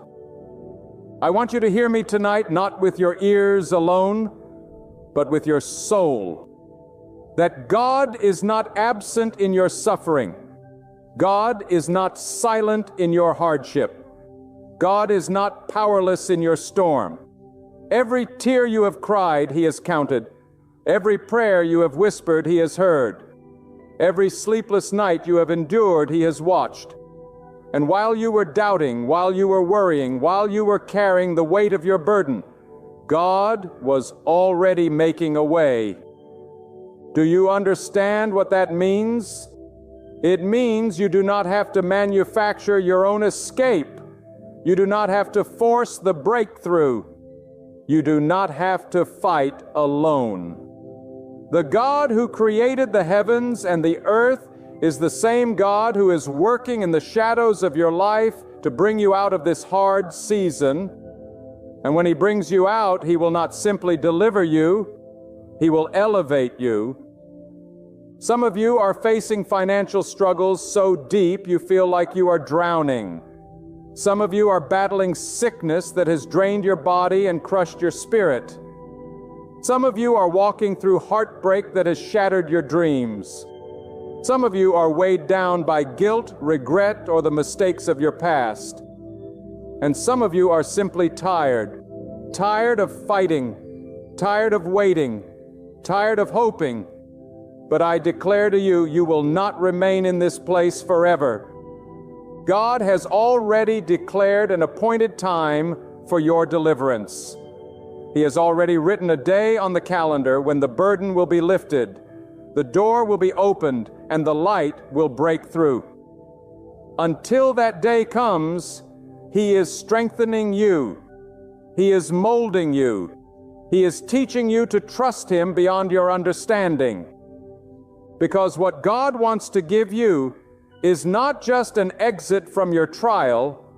He wants to give you endurance, wisdom, and a testimony that will carry you into every season of your life. The enemy of your soul wants you to believe this is the end. He whispers that you will never escape this pain, that you will never overcome this failure, that you will never rise again. He wants you to believe that your hard season defines you. But let me remind you, your season is not your identity. Your storm is not your destiny. Your hardship is not your future. Your true identity is that you are known and loved by God. And your future rests not in the hands of men or circumstances, but in the hands of the Almighty. Do not define yourself by what you are going through. Define yourself by the one who is bringing you through. He is the God who opens seas, who parts rivers, who crumbles walls, who breaks chains. Do you think your trial is too big for Him? Do you think your burden is too heavy for Him? Do you think your sorrow is too deep for Him? He will not only make a way, He will make a way that no one can shut. Now, I know what some of you are thinking. If God is going to show me the way out, why hasn't He done it already? Why am I still in the middle of this pain? Why am I still carrying this load? Why hasn't the breakthrough come? My friend, God's timing is not our timing. We see only the moment. God sees eternity. We want deliverance now. God wants transformation. We cry for relief. God is working for our release. Sometimes God does not remove the storm immediately because the storm is doing something in you that nothing else could accomplish. Sometimes God allows the fire because the fire refines you. Sometimes God allows the waiting because the waiting strengthens you. Sometimes God allows the struggle because the struggle teaches you who He is. The very delay you are despising may be the very tool God is using to prepare you for the blessing He is about to pour out. You see, God is not only interested in bringing you out, He is interested in who you become when you come out. Let me tell you this, the same God who shut the mouths of lions, the same God who calmed raging seas, the same God who fed His people in the wilderness, the same God who lifted men and women from pits to palaces. He is your God too. And if He has done it before, He can do it again. If He has delivered others, He can deliver you. If He has made a way for millions, He can make a way for you. Your trial is not greater than His power. Your fear is not stronger than His plan. Your despair is not louder than His voice. And when the time is right, God will step into your situation in such a way that no one will be able to deny it was His hand that moved. He will make your enemies silent. He will make your critics astonished. He will make your doubters confess that only God could have done what was done. But hear me carefully. While God is preparing the way out, you must hold on to Him with everything you have. Do not let your pain push you away from God. Let it pull you closer. Do not let your storm drive you into despair. Let it drive you to your knees. Do not let your questions drown your faith. Let your faith silence your questions. For it is in the hardest season that faith becomes the anchor of your soul. It is in the darkest valley that faith becomes your light. It is when everything else has failed that faith becomes your foundation.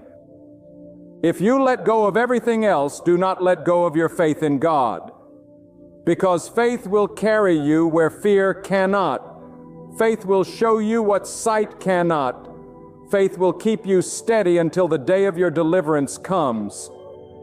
And I tell you this with all the strength in my heart, your deliverance will come. Your exit will come. Your way out will come. Not by your might, not by your power, but by the hand of God. And when it comes, you will look back on this hard season, not with bitterness, but with gratitude. Because you will see that even in the pain, God was faithful. Even in the waiting, God was working. Even in the silence, God was speaking. Even in the tears, God was shaping you.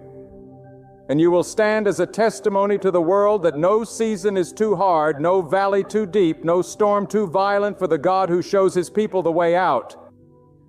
Do not mistake your current silence for God's absence.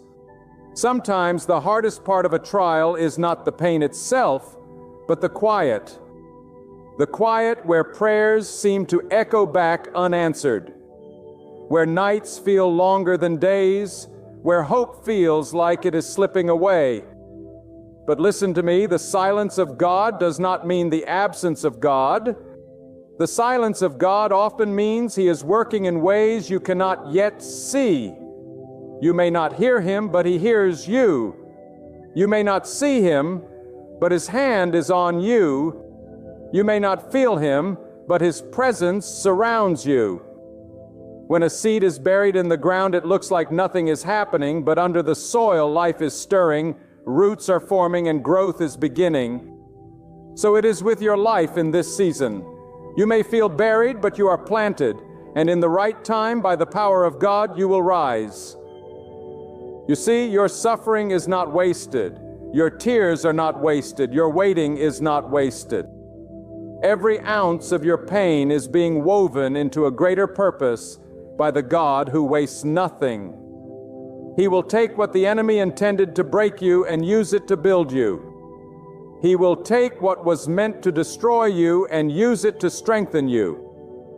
He will take the weapon formed against you and turn it into the very testimony that brings glory to His name. So do not despise your hard season. Do not curse your valley. Do not run from your storm. Because the very season you want to escape is the season God is using to prepare the way out. Let me tell you this: God is not in the business of leaving His children stranded. God is not in the business of leading you into darkness only to abandon you there. If He allowed the storm, He has already written the ending. If He permitted the fire, He has already decreed your survival. If He opened the door to this valley, He has already designed the exit. God does not make half plans. God does not give unfinished promises. God does not set traps for His people. When He speaks, His word cannot fail. When He moves, no force in heaven or earth can stop Him. When He promises to show you the way out, it is not a possibility. It is a certainty. But here is the truth we must face. Sometimes the way out does not look the way we expect.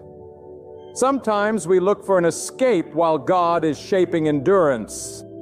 Sometimes we search for comfort while God is giving us strength. Sometimes we cry for the storm to stop while God is teaching us how to walk on the waves. The way out is not always the removal of the storm. It is the revelation that you are not alone in it. The way out is not always the elimination of the pain. It is the discovery that the pain cannot destroy you. The way out is not always an open door. It is the power to stand in the hallway until God opens the right one. Think about this. The hardest battles in life are often fought right before the greatest victories. The darkest nights come just before the dawn. The fiercest winds howl just before the calm.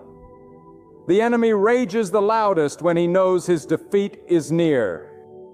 Do not mistake the intensity of your struggle as the sign that God has forgotten you. Instead, see it as evidence that your breakthrough is close. The storm grows violent when it is about to pass. The pain grows sharp when healing is near. The burden feels heaviest when deliverance is at hand. Hold on, because the harder it gets, the closer you are to the way out God has already prepared. And let me tell you something else. Sometimes the way out is not just about you. Sometimes your storm is the stage for someone else's faith. Sometimes your valley becomes the lesson that lifts another soul. Sometimes your scars become the map for another person's healing. God is not only writing your story, He is weaving your story into the lives of others. When you come out of this hard season, others will see it and say, if God could carry them through, then surely He can carry me too. Your testimony will become someone else's lifeline. Your survival will become someone else's strength. Your victory will become someone else's vision. This is why you cannot quit. This is why you cannot give up.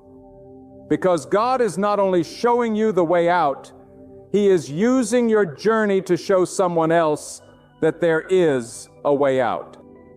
And I want to remind you of this truth. God's way out is always better than your way out. We try to scheme. We try to fix.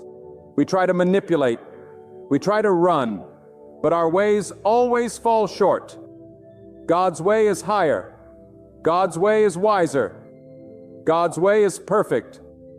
When you wait on Him, when you trust in Him, when you lean not on your own understanding, but on His promise, you will discover that the way out He provides is not only an escape, it is a promotion.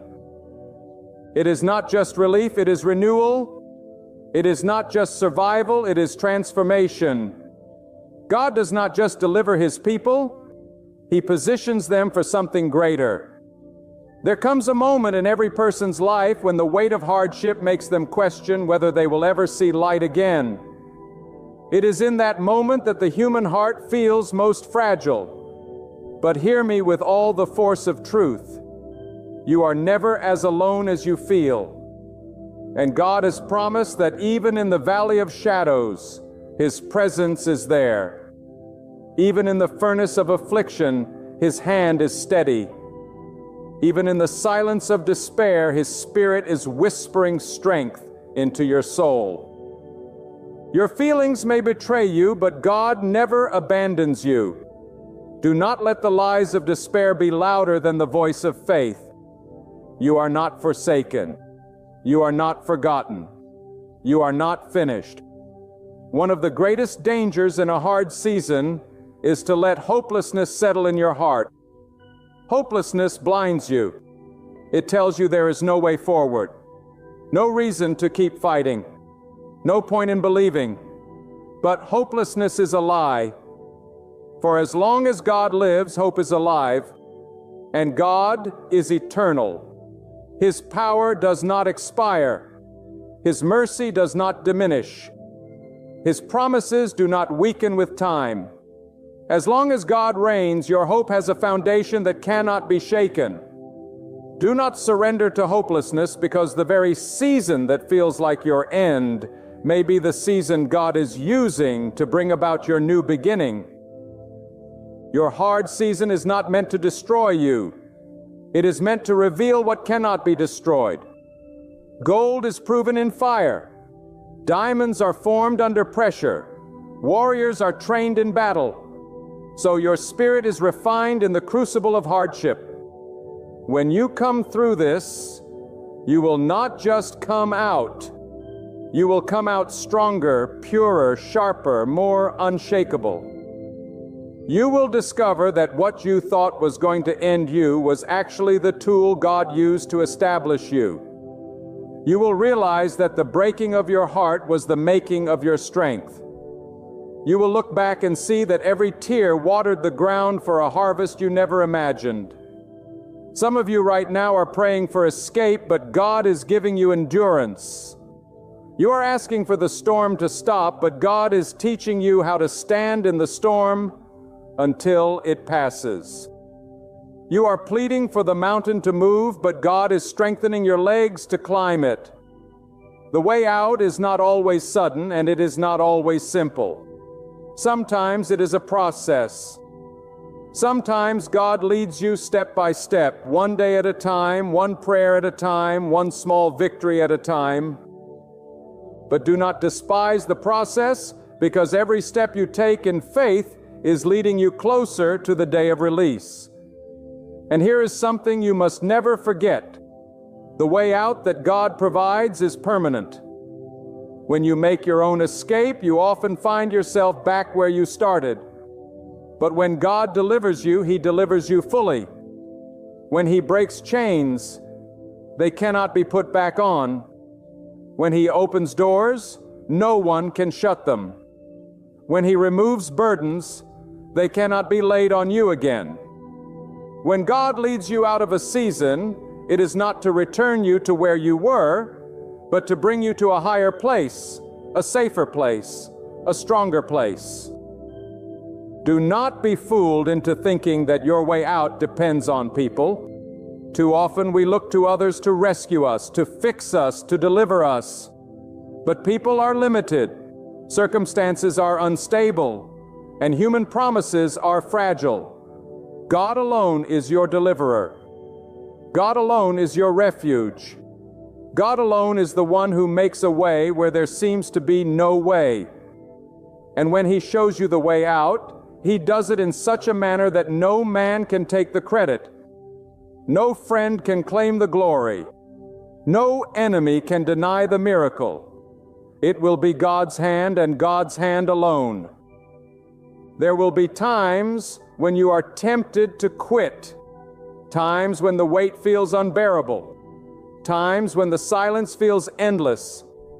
But I say to you, hold on, because the dawn always follows the night. Hold on, because the storm always runs out of rain. Hold on, because the pit is never the final destination. Hold on, because God is faithful to His word, and He will never leave His children trapped in despair. Hold on, because your way out is not just a hope, it is a certainty. And let me speak boldly to your soul tonight. Do not waste your hard season. Do not go through it complaining and bitter, cursing the very ground you walk on. Lift your eyes and see what God is doing. He is shaping you into someone who will not be moved by every storm, someone who will not crumble under every pressure, someone who knows how to walk with faith even when the path is unclear. He is not only bringing you out, He is raising you up. He is not only setting you free, He is setting you apart. And the very pain you are experiencing now is creating the strength you will need for the greater battles ahead. Sometimes the way out is not visible because God wants you to trust Him, not the path. If He showed you every step in advance, you would rely on the map instead of the Maker. But when He gives you just enough light for the next step, you are forced to lean on Him and to walk by faith and not by sight. And in that dependence, your relationship with God deepens in ways that comfort never could. Do not despise the unknown road. Do not resent the hidden path. For when God Himself is your guide, you cannot be lost. The truth is, many of us want the way out, but we resist the transformation that comes with it. We crave relief without refinement, deliverance without discipline, victory without the struggle. Yet God loves you far too much to leave you unprepared. He will not offer an escape that leaves you fragile. He will give you a deliverance that strengthens you. He will not hand you freedom that can be taken away. He will give you freedom that cannot be shaken. He will not send a blessing that breaks you. He will shape you until you are strong enough to carry the blessing. There will be moments in life when the pressure feels unbearable, when you question if your strength will hold. But hear me clearly, when your strength reaches its end, God's strength begins. When your wisdom runs out, His divine wisdom takes over. When your resources fail, His endless abundance becomes your provision. Your difficult season is not proof of weakness. It is the platform for God's power to be revealed. If you could carry it alone, you would never learn the depth of His strength. If you could solve it by yourself, you would never discover the magnitude of His wisdom. If you could escape on your own, you would never witness the beauty of His deliverance. Sometimes God allows your resources to dry up so you can finally see that He is your true source. The human heart often clings to control. We want to know the plan, to hold the map, to secure the outcome. But God does not call you to control. He calls you to trust. And trust is not proven in comfort. It is proven in crisis. Trust is not easy when the road is clear. It is tested when the path is hidden. And in the testing, your faith grows muscles that cannot be torn down. The way out is not just about God removing you from the storm. It is about God building a faith in you so unshakable that no storm will ever overcome you again. And let us speak plainly, not every door you see is the way out. Some doors look easy, but they lead to greater bondage. Some escapes look quick, but they end in deeper despair. That is why you cannot rush ahead of God. Do not mistake a counterfeit exit for the true way out. Wait for the door that God opens. Because when He opens it, you will walk through with peace instead of panic, with strength instead of fear, with victory instead of compromise. His deliverance will not only free you, it will keep you free. I want you to grasp this with your whole being. Your hard season is temporary. Pain is temporary. Struggle is temporary. Darkness is temporary. Only God is eternal. Only His power lasts forever. Only His promises endure through every generation. Do not build your identity on a temporary season. Do not decide your destiny based on a temporary storm. Do not surrender your hope to a temporary burden. The same God who ruled before your trial began will rule long after it has ended. Lift your vision beyond what is fading and fix it on the one who never fades. And remember this, every step of your life is seen by God. Nothing you face takes Him by surprise. He saw your tears before they fell. He knew your questions before they were spoken. He planned your way out before the trial even started. There is no accident in your story. Even what the enemy meant for harm, God will turn for good. Even what life used to wound you, God will use to heal you. Even what broke you, God will use to build you. His hand is steady. His plan is perfect. His way out is certain. But here is a truth many do not want to hear. The way out often requires surrender. You cannot hold on to bitterness and expect freedom. You cannot cling to fear and expect courage. You cannot carry the weight of control and expect peace. Sometimes the very things we refuse to release are the things keeping us trapped in our hard season. God is saying, let go and I will lead you out. Trust me and I will show you the path. Stop fighting against me and I will lift you higher. The key to the way out is not in your strength. It is in your surrender to the strength of God. And let us never forget, God's way is not only to bring you out, but to bring you out better. When He delivered His people in times past, they did not leave empty-handed. They came out with abundance, with strength, with a new identity. so it shall be with you. You will not come out of this season the same way you went in. You will come out stronger in faith, deeper in wisdom, richer in gratitude, bolder in courage. You will not just survive, you will thrive. And those who doubted you, those who mocked you, those who thought you would never rise again, will see with their own eyes that God Himself carried you through. Do not underestimate what God is doing in this season. It may feel hidden. It may look quiet. But the most powerful work of God is often done in secret.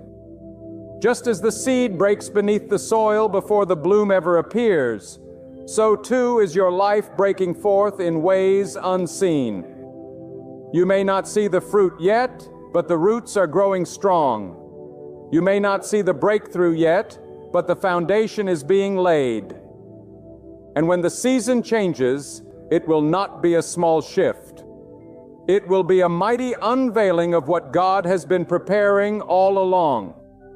Lift your eyes above the storm and fix them on God. Lift your heart above your fear and place it in His hands. Lift your hope above your pain and anchor it in His promise. For the same God who created the heavens is the one who walks with you in your valley. The same God who sustains the stars is the one who carries you in your weakness. The same God who governs eternity is the one who is writing your tomorrow. You do not walk alone. You do not fight alone. You do not suffer alone. The God who called you, the God who formed you, the God who loves you, is the God who will show you the way out of this hard season. When you look at your life and see only ruins, remember that God is the master builder. What seems shattered beyond repair in your eyes is material in His hands. He can rebuild from the ashes. He can restore what was stolen. He can renew what was broken. And when God rebuilds, He does not restore you to what you had. He makes it greater than it was before. The way out of your hard season is not just escape, it is transformation. You will not walk out of this valley the same person. You will walk out refined, wiser, stronger, and anchored in the truth that God alone sustains you. Do not think for a moment that your pain is wasted. Every season has a purpose, even the seasons we do not understand. Some lessons cannot be learned in the sunshine. They can only be forged in the storm. Some strength cannot be gained in ease. It must be carved out in struggle. Some depths of faith cannot be touched in comfort. They are found only when all else is stripped away. This is why you must not despise your hardship. It is the very classroom in which God is preparing you for the next level of your destiny. Your tears are teaching you compassion. Your waiting is teaching you patience. Your struggles are teaching you perseverance. And when God shows you the way out, you will not only carry freedom, you will carry wisdom and strength that can never be taken from you. There are times when the exit from your season will not be a sudden breakthrough, but a gradual unfolding. Step by step, door by door. Day by day, God will lead you. And though it may not come as fast as you wish, every small victory is proof that His hand is guiding you. Do not despise small beginning. Do not overlook quiet progress. Just as the dawn creeps slowly before the sun bursts into the sky, so too will your deliverance often begin quietly before it shines in full glory. Trust the process, because the hand of God is steady even when the steps are slow. But let me warn you, one of the greatest threats in a hard season is the temptation to compromise when you are desperate.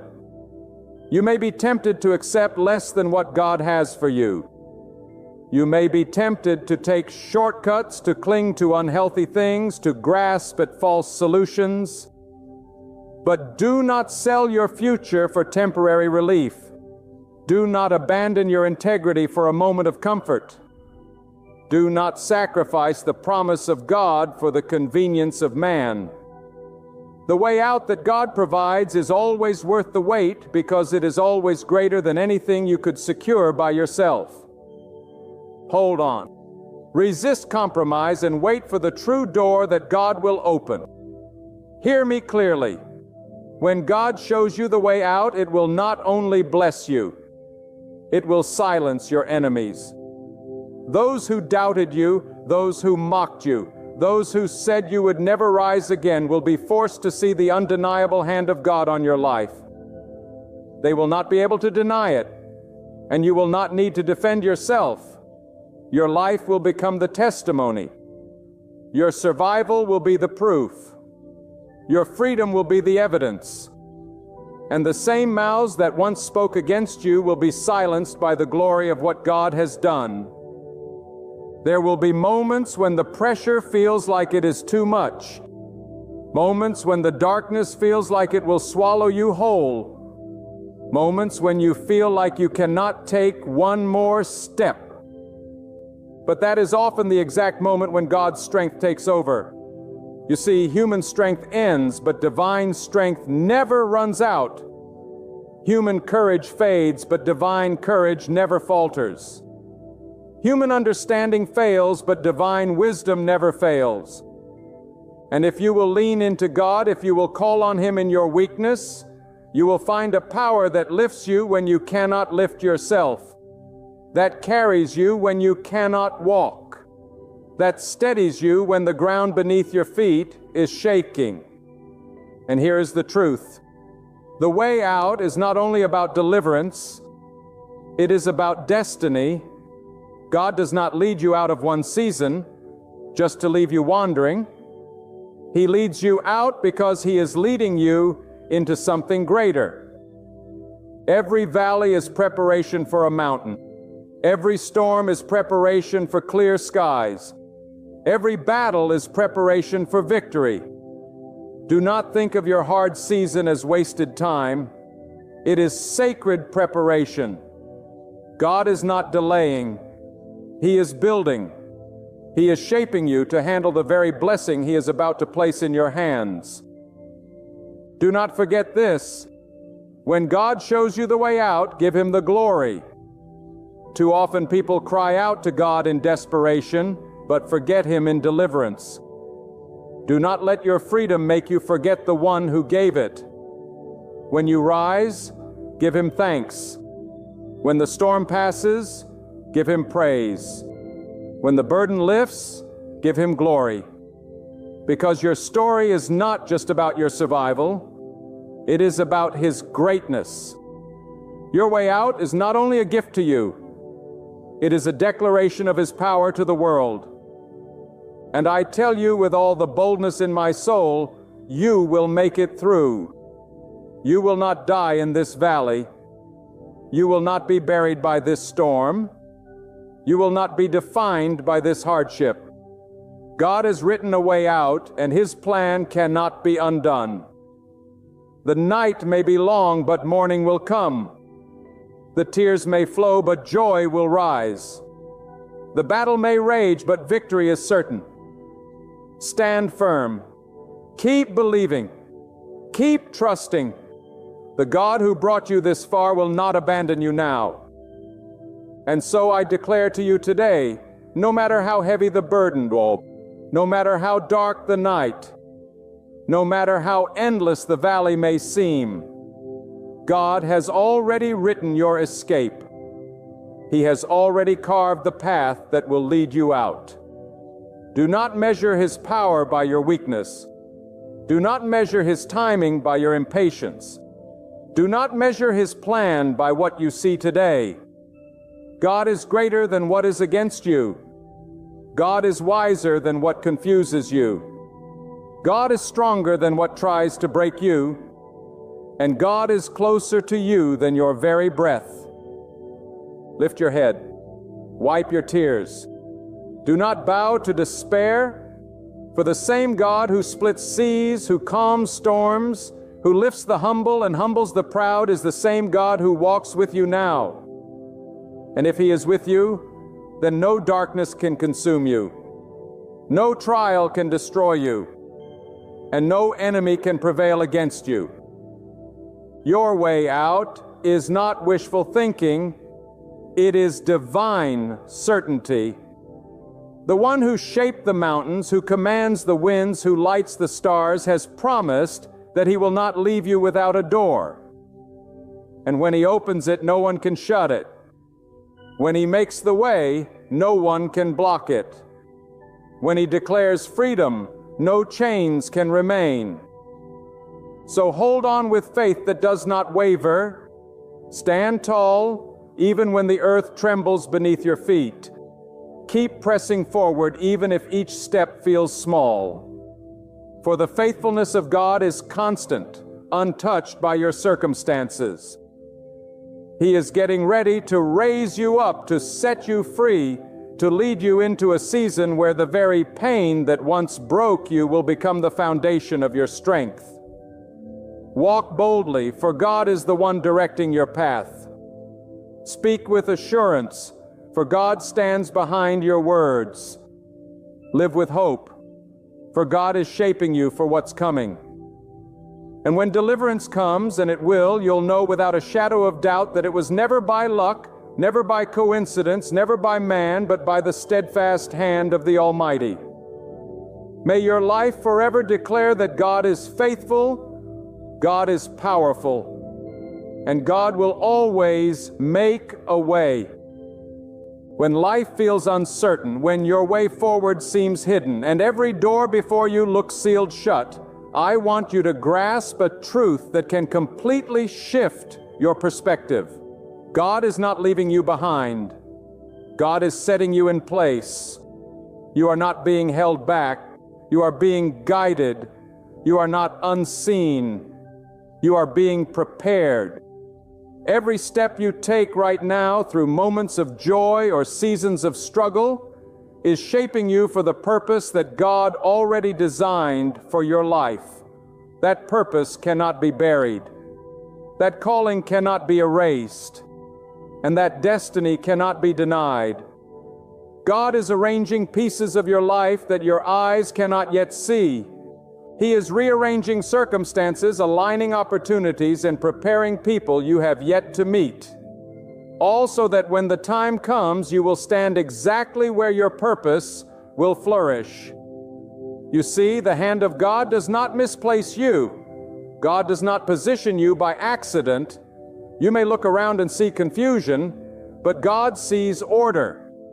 You may feel the sting of rejection, but God sees redirection. You may question why a door closed, but God knows it is because there is a greater door ahead that will not just open. It will swing wide because He has ordained it. Your life is not random. It is not left to chance.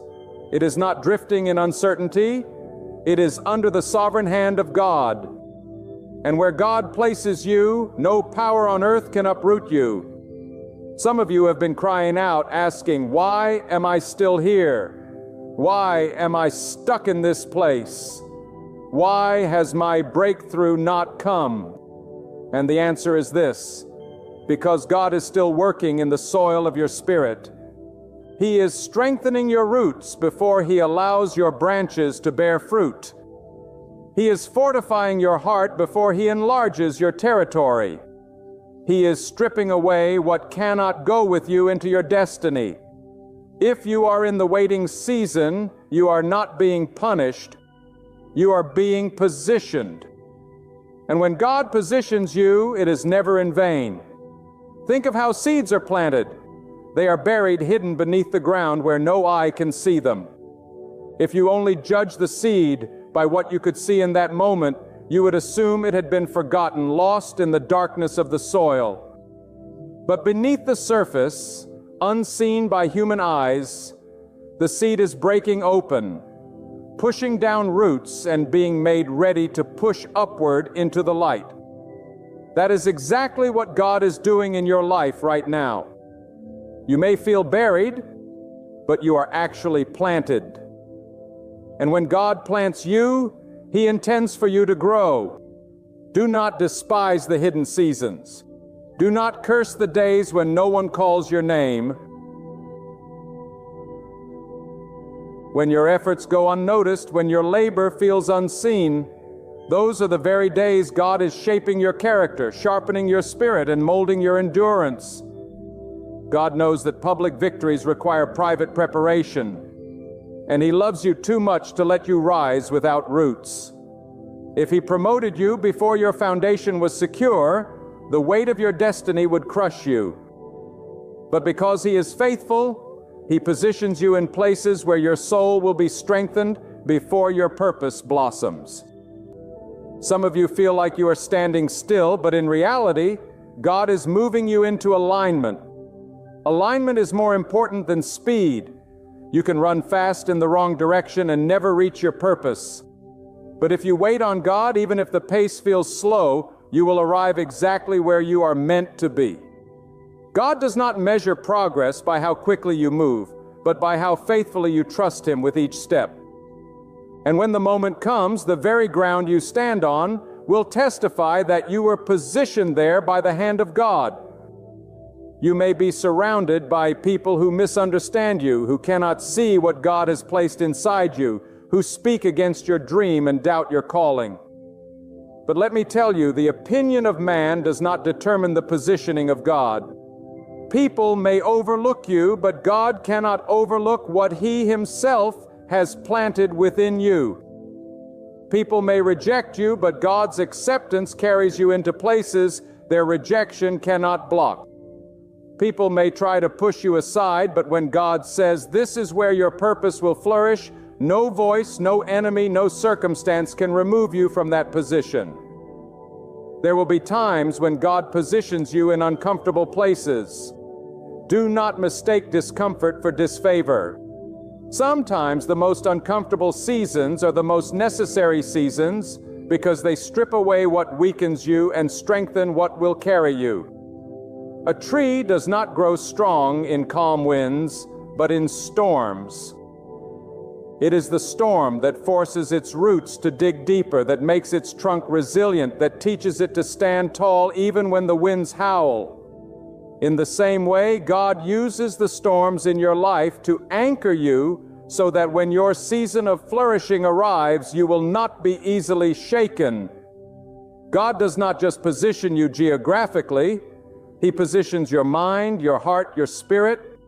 He removes relationships that were draining you. He redirects opportunities that would have distracted you. He closes doors that would have led to your destruction.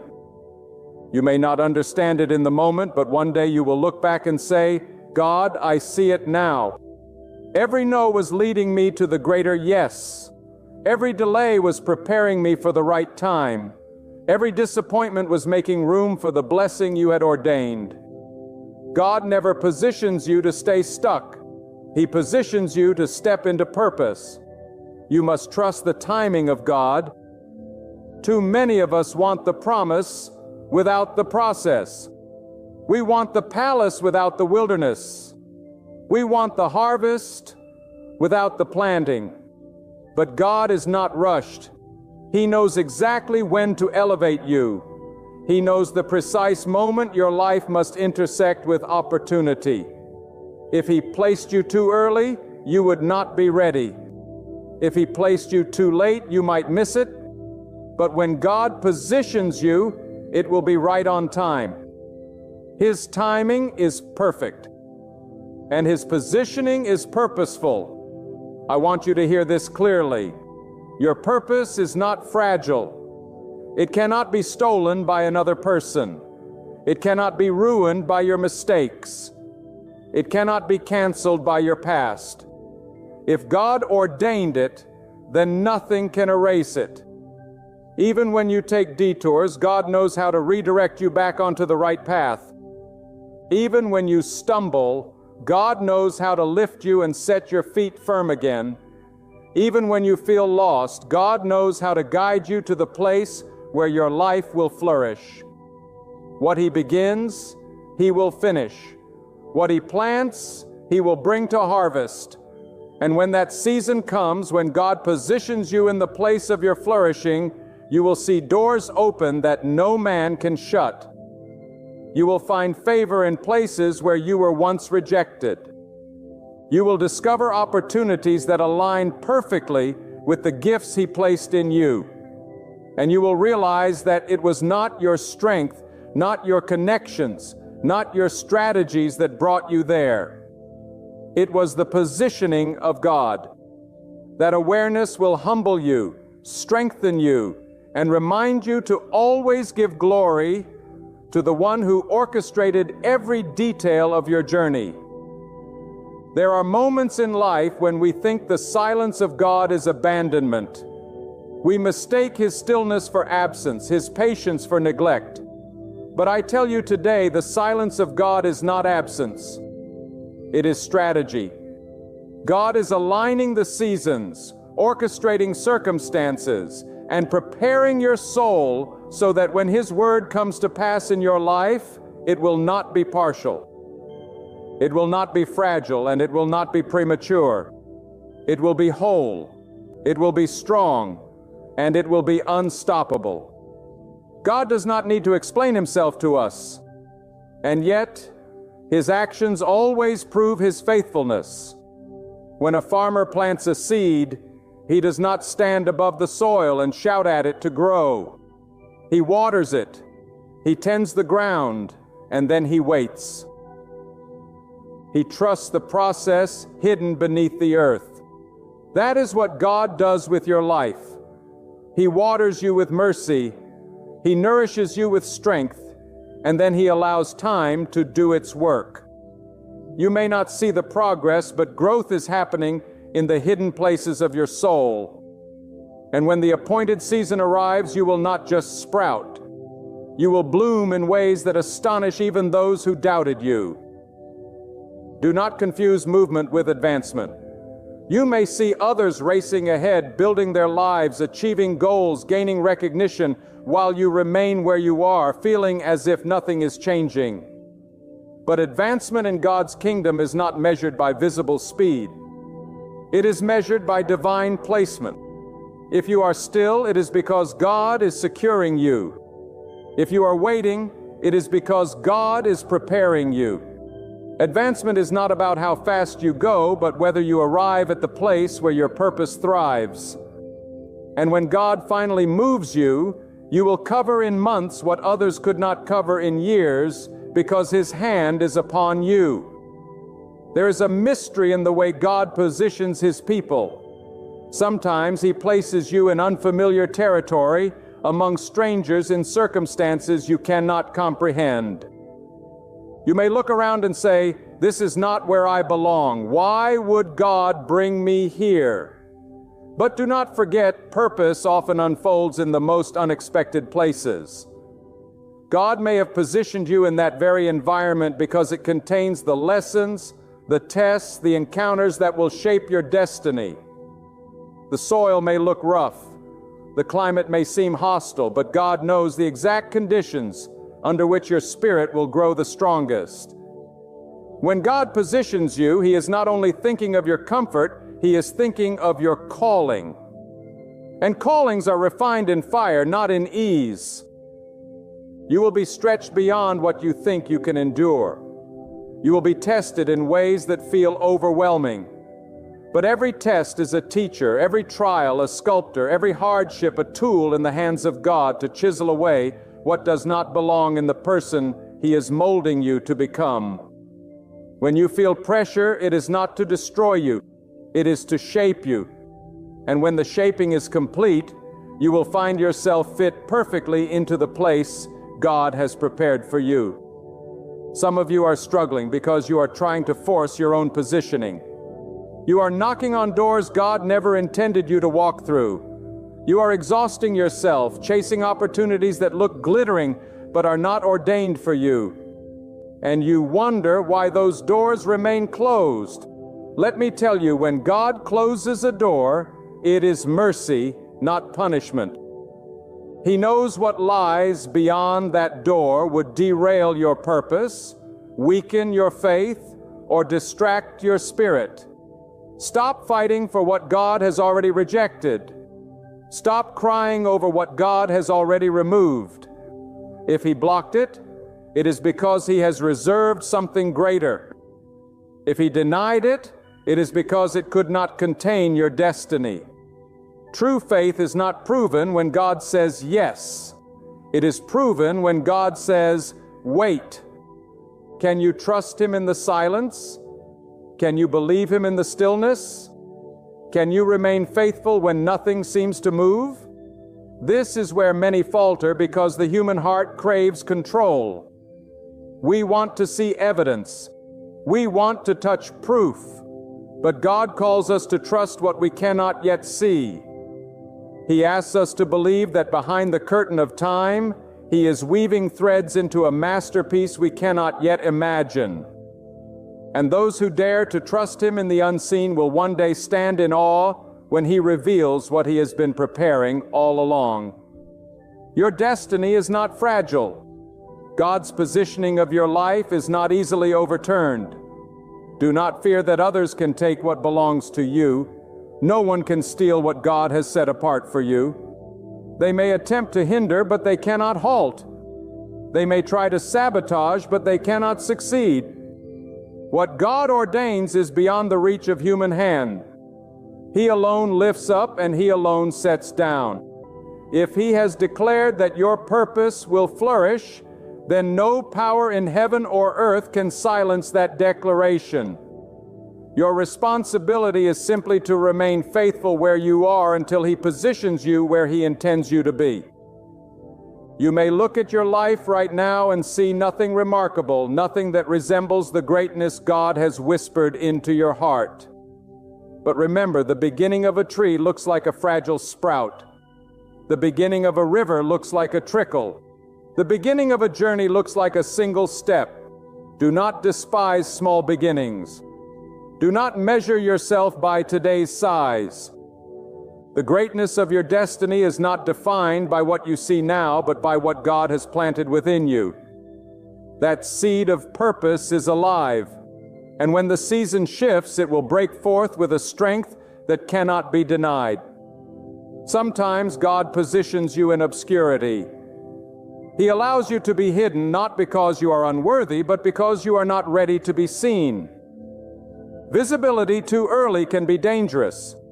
Recognition too soon can be destructive.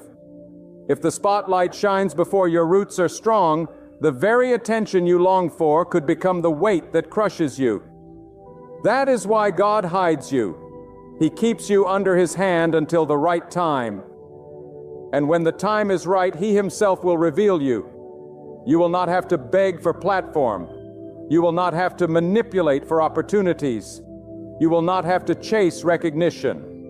God Himself will bring you forth. And when He does, no one can deny that His hand is upon you. There is a deeper truth here. God's positioning is not only about where you are, but about who you are becoming. Too often we focus on the destination, forgetting that God is more concerned with transformation. He is less interested in rushing you into a place of influence than He is in molding you into a person of integrity. Because if your character cannot sustain your calling, then your flourishing will be short-lived. God does not want you to rise quickly and fall suddenly. He wants you to rise steadily with roots deep enough to sustain the weight of your destiny. That is why the positioning may take longer than you expect, but it will always be worth the wait. And when at last you arrive at the place where God positions you to flourish, it will be clear to all that it was not human effort, but divine orchestration that brought you there. You will look back on the detours, the delays, the denials, and realize they were not hindrances, but stepping stones. You will see that the very things you thought were working against you were actually working for it. Every closed door pushed you closer to the right door. Every disappointment pruned your heart for greater fruit. Every delay stretched your patience, expanded your faith, and prepared you for the season of overflow. That is why you must not despise the process. God is not a careless architect. He does not misplace stones or misalign beams. He builds with precision. He positions with intention. And when His work is complete, your life will be a testimony of His wisdom and faithfulness. Others will look at you and say, "How did you get here?" And your answer will not be, "I planned it, I strategized it, I controlled it." Your answer will be, "God positioned me, God led me. God placed me exactly where my purpose would flourish." There is a reason God does not always reveal the entire plan to you at once. If He showed you every detail, your heart might tremble at the magnitude of what He has designed. If He unveiled the full weight of your purpose, you might doubt that you could endure the journey required to reach it. So in His wisdom, He gives you just enough light to take the next step. He whispers enough truth to keep your hope alive. He reveals enough vision to stir your faith, but hides enough to keep you dependent on Him. This is not cruelty, it is mercy. For God knows that if you saw the end before you endured the middle, you might walk away from the process. But He also knows that if you trust Him in each small step, you will one day stand in awe at the masterpiece He has created with your life. Understand this: the positioning of God is never wasted. Even the detours you do not understand, even the seasons you wish you could erase, even the places where you cried and asked, "God, why?" all of it was working for your good. God wastes nothing. The pain, the betrayal, the disappointment, the struggle, each becomes a brick in the foundation of your destiny. You may not see it now, but when the walls of your purpose rise, you will understand that every brick mattered. Every moment was necessary. God is not careless with your story. He is intentional with every chapter. Sometimes God positions you in solitude. He pulls you away from the noise of people, away from the opinions of the crowd, away from the comfort of companionship, not to punish you, but to speak to you. It is in the quiet places that God whispers the clearest. It is in solitude that you discover His voice above all others. Many resist solitude because it feels lonely. But solitude with God is not loneliness. It is preparation. It is where you learn that your strength comes not from applause, but from His presence, not from recognition, but from His assurance. When you have been positioned in solitude, you emerge stronger, more focused, and ready to stand in the place where your purpose will shine. Do not mistake the pruning of God for the rejection of God.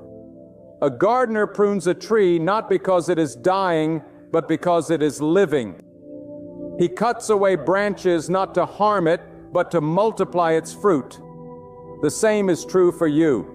When God removes relationships, strips away opportunities, or takes you out of places you thought you belonged, it is not because you have no future.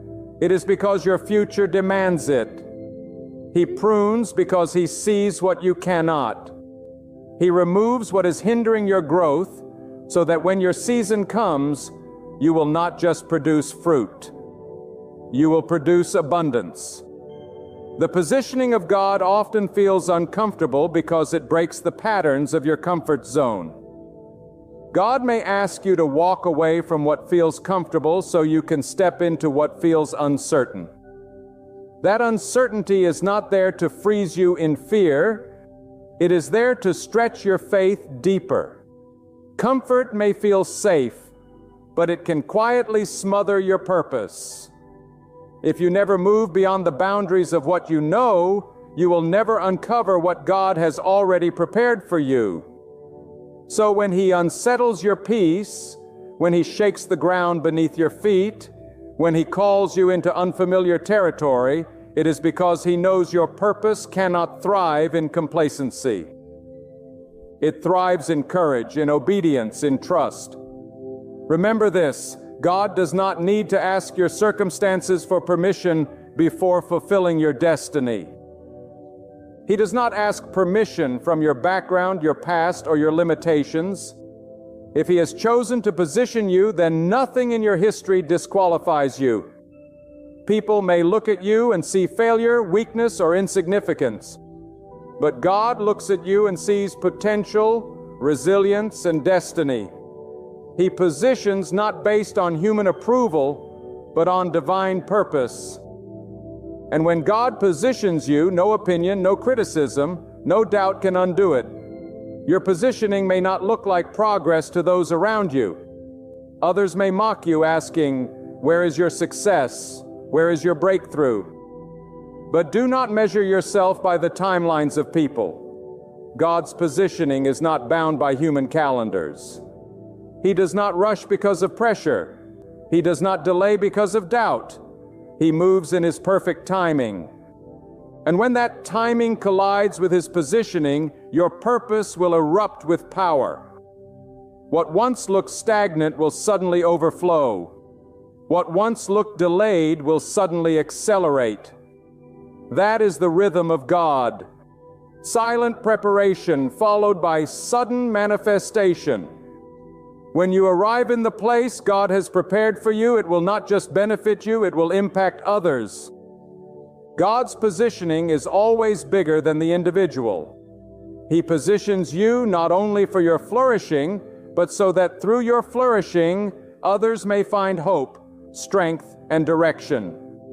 Your testimony becomes their encouragement. Your breakthrough becomes their faith. Your purpose becomes the seed that sparks purpose in others. That is why you must endure the process faithfully. Because when you step into your flourishing, the ripple effect will reach far beyond what you can imagine. Do not be deceived into thinking that ease equals blessing. Sometimes the most blessed positioning of God comes wrapped in hardship. Sometimes the greatest growth emerges from the deepest struggle. It is in the valleys that you learn to depend on Him. It is in the storms that you discover His power. It is in the fire that you are refined into gold. Do not curse the fire. Thank God for it is in that fire that impurities are burned away and your true strength emerges. The fire does not destroy what God has placed within you. It reveals it. One of the greatest dangers you face is trying to position yourself outside of God's will. You may think you know the right path, the right place, the right timing, but if it is not where God has placed you, it will not flourish. You may achieve temporary success, but it will lack permanence. You may gain recognition, but it will lack fulfillment. Only what is built by God's hand will endure. So do not rush ahead of Him. Do not attempt to control what only He can orchestrate. Trust His placement, for His positioning carries with it both His blessing and His protection. Remember, God is not only concerned about where you are, but also about who you are while you are there. Purpose without character is dangerous. Influence without integrity is destructive. So before He positions you in a place of flourishing, He positions your heart in a place of humility. He strips away pride, self-sufficiency, and arrogance because He knows that if you rise without humility, you will fall without mercy. But when you rise with humility, you will give glory not to yourself, but to God who placed you there. When the season of flourishing comes, it will not just be about material blessings or outward success. True flourishing is deeper. It is peace that cannot be shaken. It is strength that cannot be broken. It is joy that cannot be stolen.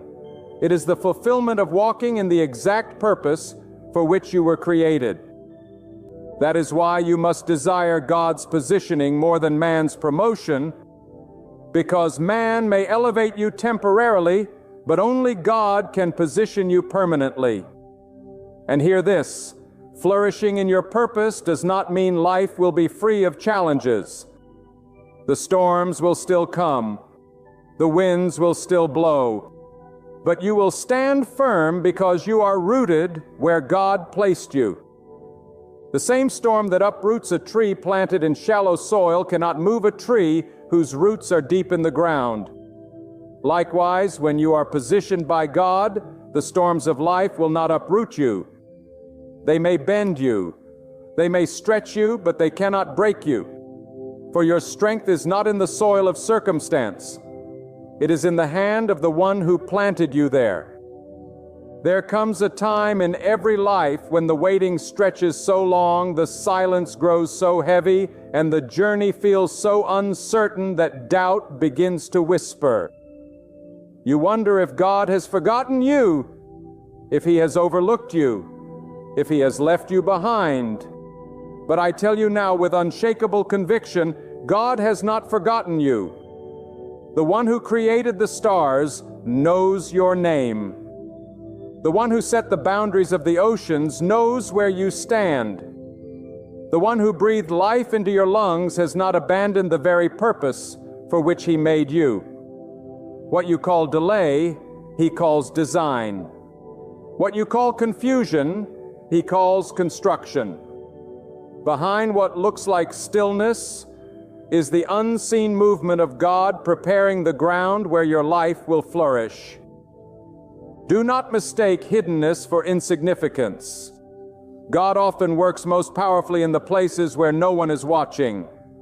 Think of how rivers are formed. They do not begin as mighty streams rushing through the land. They begin as hidden springs flowing quietly beneath the surface, carving unseen pathways through stone and earth until the day they emerge with unstoppable force. That is what God is doing with you. He is carving pathways in silence, shaping your soul in secrecy. And when the right moment comes, you will break forth like a river that cannot be contained. You must learn to surrender not only your plans, but also your timeline. Many cry out, God, when? When will I see the breakthrough? When will the promise manifest? When will the vision unfold? But the when belongs to God. He who created time is not bound by time. He who designed eternity does not tremble at the ticking of a clock. The moment He chooses is always perfect, for He sees the beginning and the end at once. Trust that if He has not yet positioned you in the place of flourishing, it is because the soil is not yet ready. The environment is not yet prepared, or your roots are not yet deep enough. God will not place you prematurely, for what He plants is meant to last. Many struggle because they compare their journey to others. They look at those who seem to be advancing faster, rising higher, flourishing sooner, and they feel forgotten. But hear me well, comparison is a thief that blinds you to the faithfulness of God in your own life. You are not called to walk their path. You are called to walk yours. Their positioning is not your positioning. Their timeline is not your timeline. Their soil is not your soil. And if you envy what belongs to them, you may miss the beauty of what God is cultivating within you. Celebrate the work of God in others, but trust the hand of God upon you. For when your season comes, no comparison will matter, because what God has prepared for you will be uniquely yours. Sometimes the hand of God positions you in places that feel hostile. You find yourself surrounded by those who misunderstand you, who resist you, who even oppose you. But God does not need the approval of your environment to cause you to flourish. He can make you prosper even in the midst of opposition. He can bring forth growth in barren ground, strength in weak soil, victory in hostile territory. Remember, the power of your flourishing is not in the environment. It is in the hand of God who placed you there. If He has positioned you in the midst of adversity, it is because He knows that adversity will strengthen you, refine you, and prepare you for greater influence when your season shifts. Do not despise the stretching of God. When He stretches you, It is because He is enlarging your capacity. A vessel that is never stretched can only hold so little, but when it is expanded, it can carry more. In the same way, the trials that push you beyond your comfort, the tests that demand more than you thought you had, the seasons that feel like they are pulling you apart, those are the very seasons where God is stretching your capacity to carry the purpose He has designed for you. Without the stretching, you would not be able to contain the blessing. Without the breaking, you would not be able to handle the weight of the flourishing. There is a holy paradox in the way God works. He strengthens by weakening. He exalts by humbling. He advances by holding back. Why? Because He knows that purpose without dependence on Him will collapse under its own weight. If He lifted you without first breaking your pride, the platform would destroy you. If He exalted you without first deepening your roots, the winds of success would sweep you away. But when you learn to depend entirely on God, when you acknowledge that your strength, your wisdom, your future all rest in His hands, then He can position you with confidence, knowing that you will flourish without falling. Look back on your life for a moment. Think of the doors that closed, the plans that failed, the people who walked away. At the time you wept over those losses. At the time you thought those moments marked the end of your dreams. But if you are honest, you can now see that many of those disappointments were blessings in disguise. What you thought was rejection was actually protection. What you thought was a setback was actually preparation. What you thought was abandonment was actually repositioning. God sees what you cannot. He protects you from roads that lead to destruction and guides you toward paths that lead to flourishing even when you resist. The greatest act of faith is not to demand answers, but to trust God when answers do not come. Can you stand firm when you do not understand? Can you keep walking when the path is unclear? Can you hold fast to your faith when nothing seems to change? That is true surrender. When you place your entire future in the hands of God and say, "Wherever you place me, I will remain. However you shape me, I will submit. However long you take, I will trust." And when you live with that posture, you discover a peace that surpasses explanation. Because you know your life is anchored in the One who never fails. Your flourishing will not look like the world's definition of success. The world measures by wealth, by recognition, by status, but God measures by obedience, by faithfulness, by fruitfulness of spirit. To flourish in God's positioning is to live with peace, to walk with strength, to impact lives, to carry light into dark places, to fulfill the very reason you were created. Do not chase the fleeting crowns of men. Pursue the eternal purpose of God. For when He positions you in your destiny, you will not only find fulfillment, you will leave a legacy. And when that moment arrives, when you step into the place God has been preparing all along, you will realize why the waiting was necessary, why the silence was holy, why the pruning was merciful. You will look back and see the wisdom of God in every step. You will say, "If not for the valley, I would not have learned strength. If not for the loss, I would not have discovered dependence. If not for the delay, I would not be ready for this moment." Gratitude will overwhelm you because you will finally understand that nothing was wasted. Everything was woven together by the hand of God to position you exactly where your purpose would flourish. So hold on, child of God. Do not surrender to despair. Do not bow to impatience. Do not let doubt rob you of your destiny. The God who formed you in the womb, who numbered your days, who charted your steps, is not finished with you. He is positioning you even now, even in this very season. And when the time comes, your flourishing will be undeniable, your impact unshakable, and your testimony unbreakable. For it will not be by your might nor by your power, but by the sovereign hand of God who has set you in the place where your purpose will rise and shine. Beloved, as we draw these words to a close, let your heart be steady in the knowledge that God has not brought you this far to leave you. Every turn, every trial, every delay has been part of His divine choreography. When you thought the door was shut, God was guiding you to the one He had prepared. When you felt the weight of silence, God was teaching you to listen deeper to His voice. And when you wondered why the path was lonely, God was setting you apart so that when He lifts you, the world will know it was by His hand alone.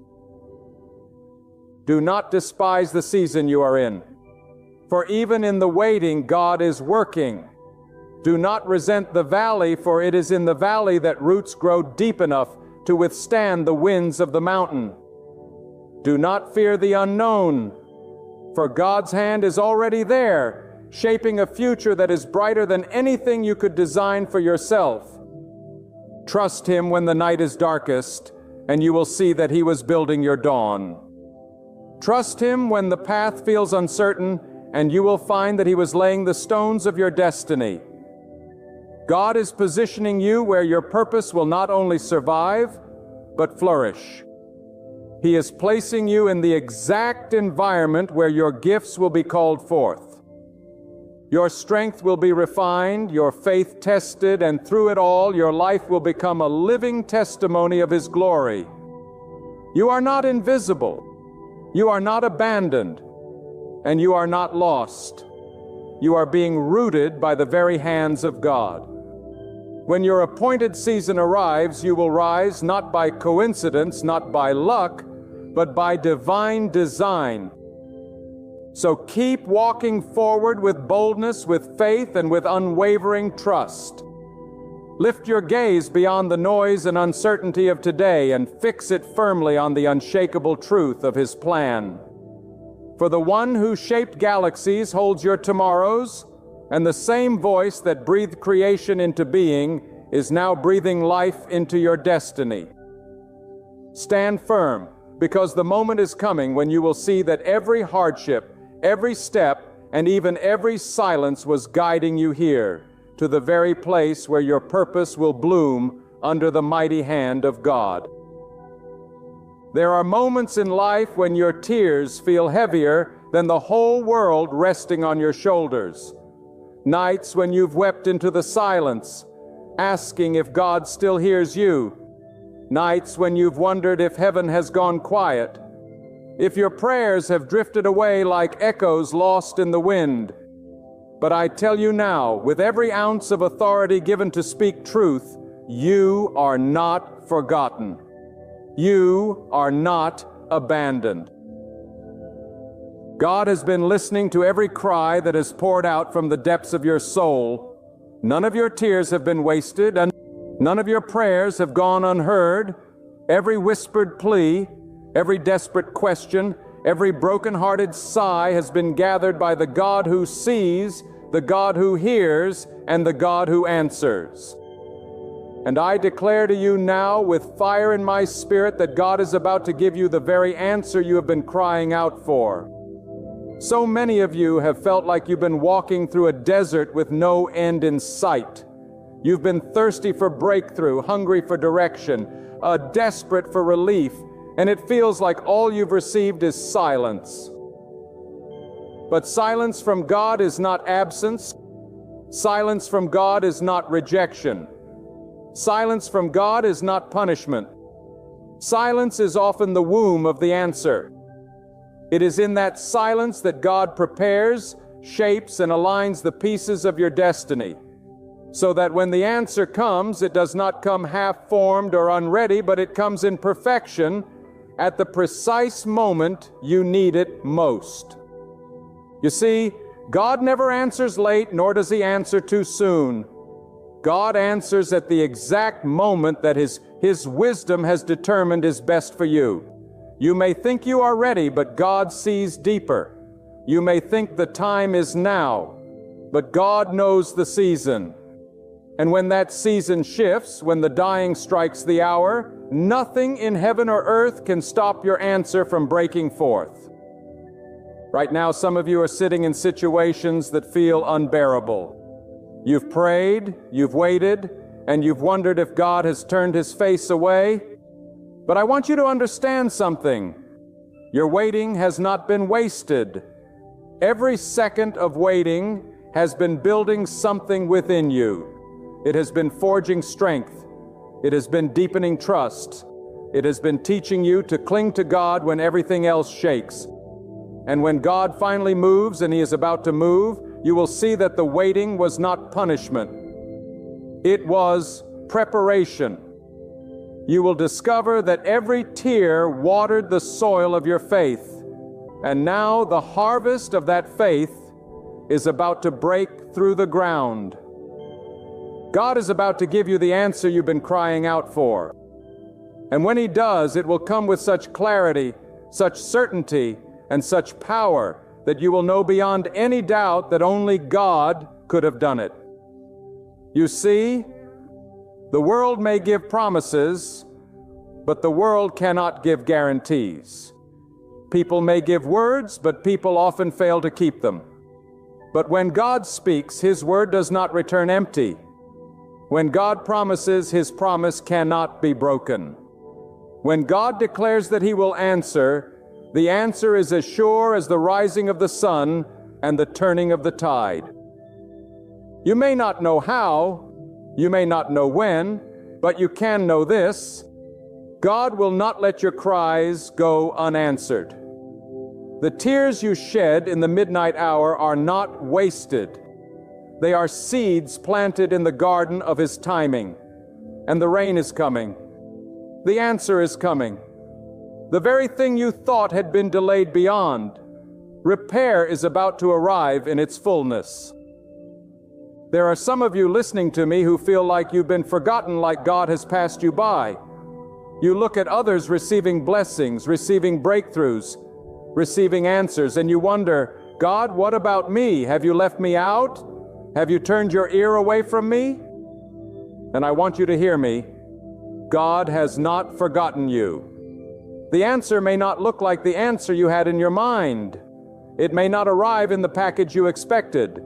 But when it comes, you will see that it was tailored, made for your need, designed by God Himself, customized for your life in a way that no one else could ever have given you. The reason you've waited so long is because the answer God is sending is not ordinary. It is extraordinary. It is not temporary. It is eternal. It is not shallow. It is deep. And it required time to be prepared. Think about the battles you've fought, the storms you've weathered, the nights you've wept until your body ached. Did you think all of that was for nothing? No, my friend. God has been watching. God has been measuring. God has been shaping your character in the fire so that when the answer arrives, you will be able to carry without letting it destroy you. Sometimes God delays the answer, not because He doesn't care, but because He knows you need to be stronger to carry what He is about to place in your hands. And now the time has come. Now the preparation has been completed. Now the season is shifting, and the God who heard you on the first day you cried out has already set in motion the events that will deliver the answer you've been seeking. I want you to picture this. Your prayers have not been floating aimlessly into the sky. They have been rising like incense before the throne of God. Every cry, every sob, every whispered word in the darkness has been carried to the ear of the Almighty. And while you wondered if anything was happening, God was orchestrating. While you thought nothing was moving, God was aligning circumstances. While you felt forgotten, God was weaving together the threads of a tapestry you could not yet see. And now at this very moment, the answer is closer than you think. You may be one prayer away. You may be one sunrise away. You may be one step of obedience away from seeing the floodgates of God's goodness open over your life. There are some of you who have been asking for strength. You've been crying out, "God, give me the power to endure. Give me the ability to stand." And the answer is coming not in the form of the storm disappearing, but in the form of a strength that will rise up inside of you that you never knew you had. Others of you have been crying out for provision. You've been wondering how you'll make it, how you'll survive, how you'll feed your family, how you'll pay the bills. And the answer is coming. Not always in the way you imagine, but in a way that will leave no doubt that God Himself has provided. Some of you have been crying out for direction, for clarity, for purpose. You've been wandering, lost, unsure of your next step, and the answer is coming, not as a faint whisper, but as a guiding fire that will lead you with certainty into the path that God has prepared for you. And still others of you have been crying out for healing, for restoration, for peace in the middle of the chaos. And the answer is coming, not in human strength, but in the divine touch of God that brings wholeness where there was brokenness and light where there was darkness. Do not mistake the silence for rejection. Do not mistake the waiting for denial. The answer is on its way. The God who split seas, who brought water from rocks, who made the sun stand still, is the same God who hears your cry. The same God who clothed the lilies of the field and feeds the birds of the air is the same God who knows your need. And if He cares for the smallest detail of creation, how much more does He care for you? You are not forgotten. You are not abandoned. Your cries have reached heaven, and heaven has already released the answer. You see, when God answers, it is not always in the way you expect, but it is always better than you imagine. You may have asked for a small blessing, but God has prepared an overflow. You may have begged for a little relief, but God has planned a full deliverance. You may have prayed for a door to open, but God is about to tear down the whole wall and make a way where there seemed to be no way. That is the power of the God who hears your cry. He does not simply patch wounds, He makes you whole. He does not simply give temporary relief, He gives eternal provision. He does not simply answer the prayer you prayed, He answers the prayer you were too afraid to pray, the prayer you didn't even know was in your heart. And I tell you right now, the answer is nearer than you think. Some of you will look back on this very season and say, that was the night everything shifted. That was the day everything changed. That was the moment I realized God had been listening all along. And when that answer comes, it will not only meet your need, it will strengthen your faith. It will remind you that God is faithful. It will build in you a confidence that you can trust Him with every cry, every burden, every longing of your heart. My friend, I want you to understand something that can change the entire way you look at your waiting. You're crying. You're pleading. God has not been silent out of neglect. He has been silent out of love. Because silence, when it comes from God, is not absence. It is orchestration. While you are waiting, God is moving in the pieces you cannot see. While you are crying out, God is aligning doors that would have destroyed you if they opened too soon. While you are groaning in pain, God is strengthening the roots beneath the soil so that when the fruit finally bursts forth, it will not be weak and wither, but strong enough to last through every storm. Do you hear me? The silence has been a stage. The delay has been a design. And the answer is already on its way. Many times we think the answer we seek is simply about the thing we prayed for. You prayed for a job. You prayed for provision. You prayed for healing. You prayed for peace. But God sees far beyond the surface. He knows the desires of your heart even better than you know yourself. You think you need a job to survive, but God is preparing a place where your purpose will flourish. You think you need money to pay your bills, but God is preparing abundance that will free you from the chains of constant worry.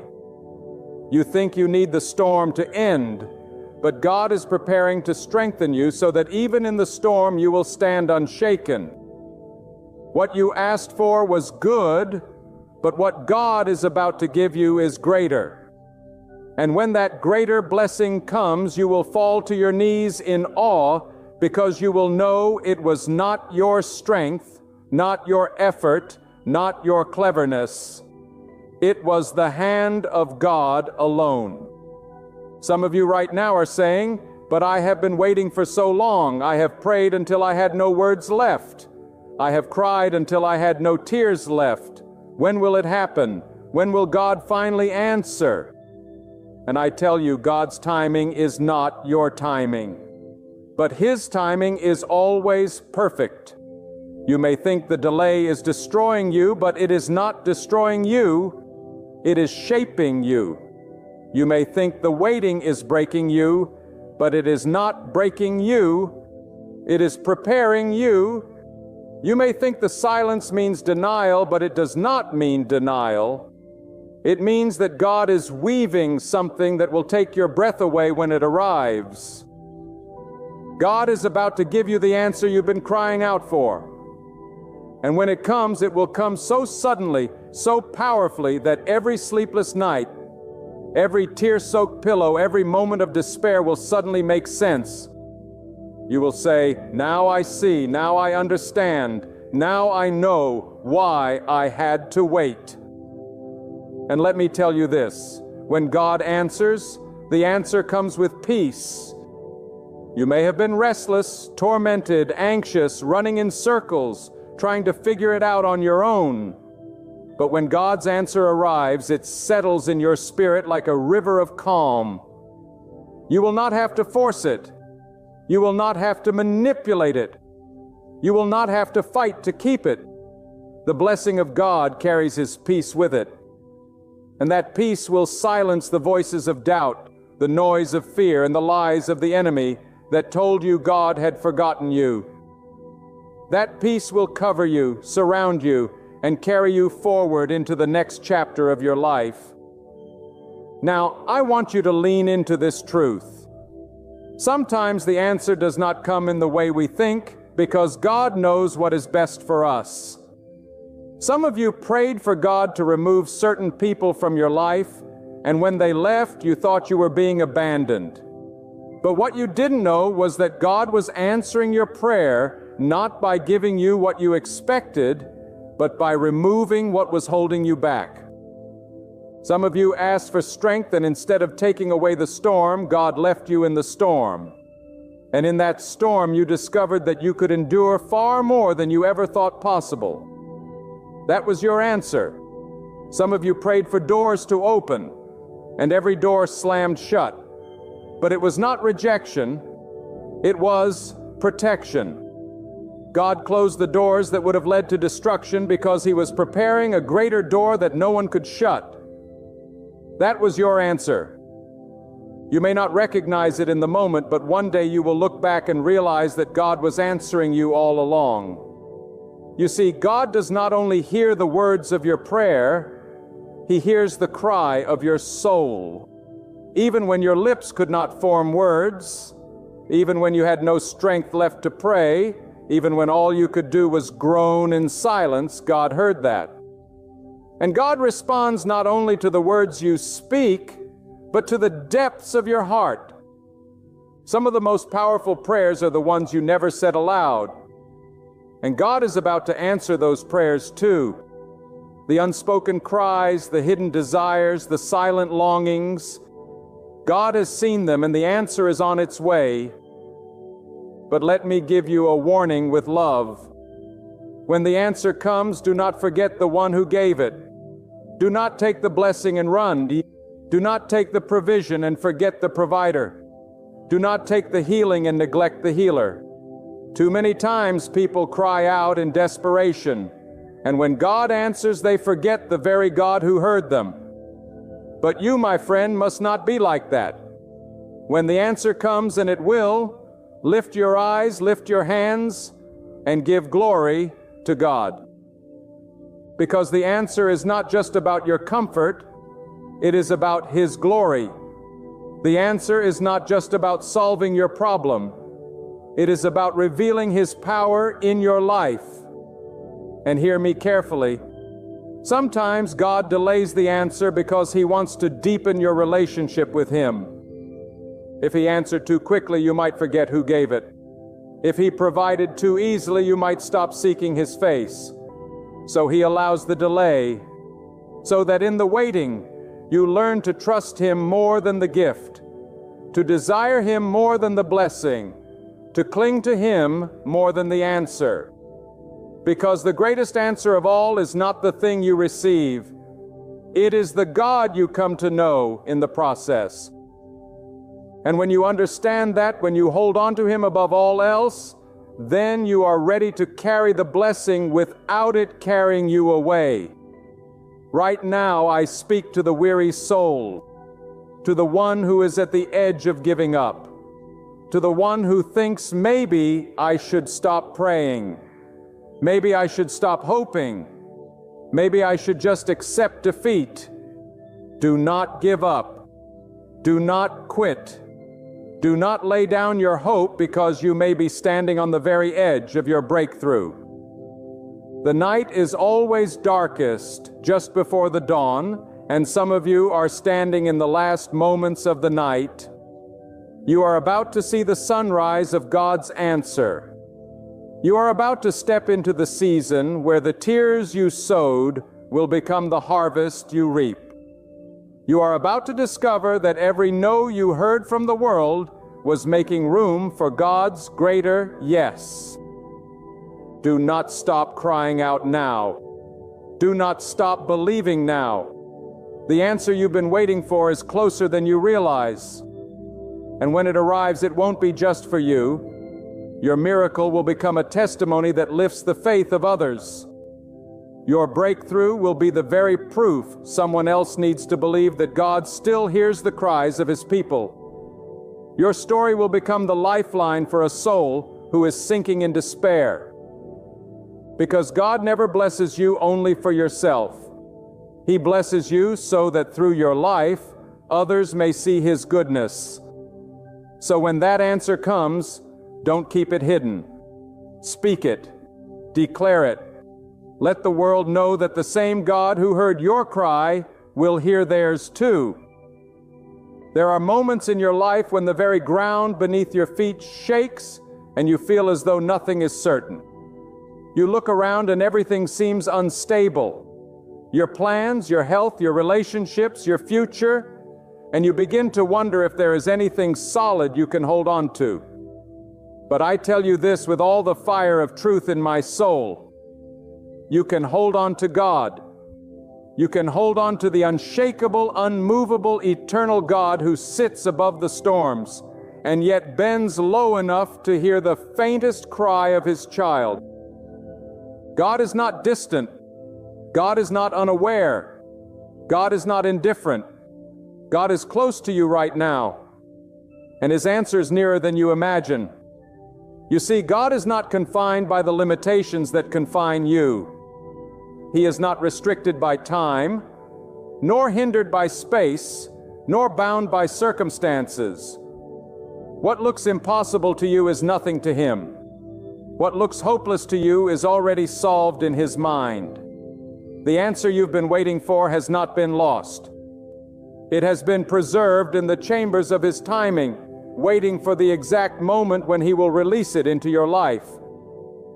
And when He does, it will come in such a way that you will say, surely this was God's doing.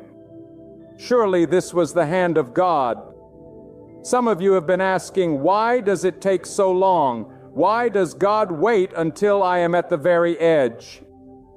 And the reason is this.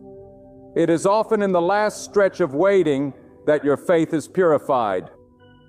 It is when everything else has failed you that you finally come to see that God is enough.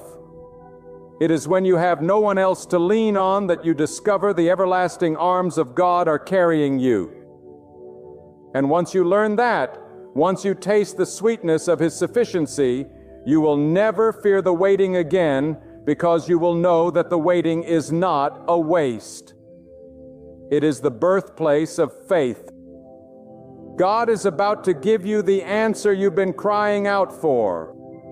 But listen to me carefully.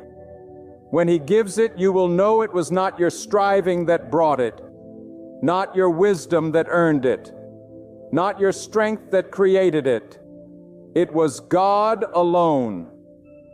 He allows the waiting so that when the answer comes, there will be no doubt. He strips away the props, the false supports, the illusions of control, so that you stand face to face with the truth that the answer came from His hand alone. And when that happens, your faith will not only be strengthened for this moment, it will be anchored for a lifetime. Now I want you to consider this. Many of you have been crying out for change in your circumstances. You want God to fix what is around you. But sometimes before God changes the circumstance, He changes you. Sometimes the answer comes not by altering the environment, but by transforming the heart. Because what good is it if the storm around you calms, but the storm inside you still rages? What good is it if the chains on the outside fall, but the chains on the inside remain unbroken? God is about to give you the answer. But the answer may come in the form of an inner transformation so powerful that suddenly the very things that terrified you no longer control you. Suddenly the fears that bound you no longer bind you. Suddenly the doubts that haunted you lose their voice.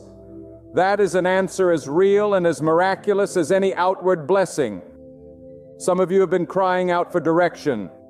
You have been standing at a crossroads, paralyzed, unsure which way to turn. You've prayed, God, just give me a sign. Just show me where to go. And I want you to know that God hears that cry, but His answer is not always a flashing light in the sky. Sometimes His answer comes as a quiet conviction in your heart.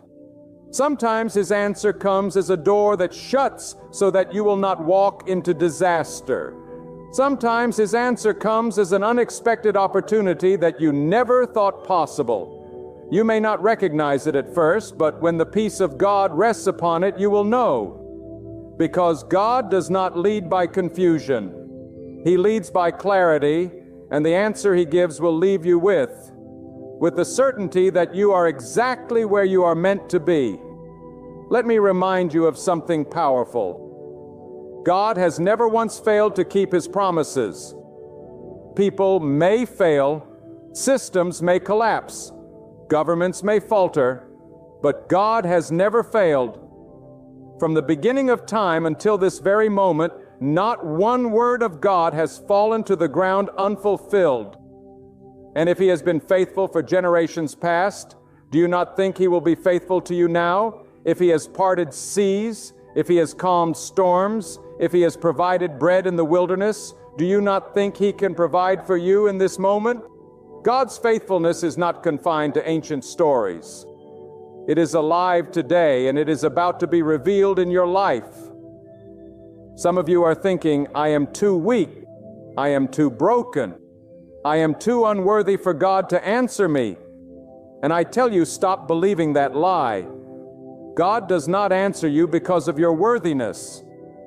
He answers you because of His mercy.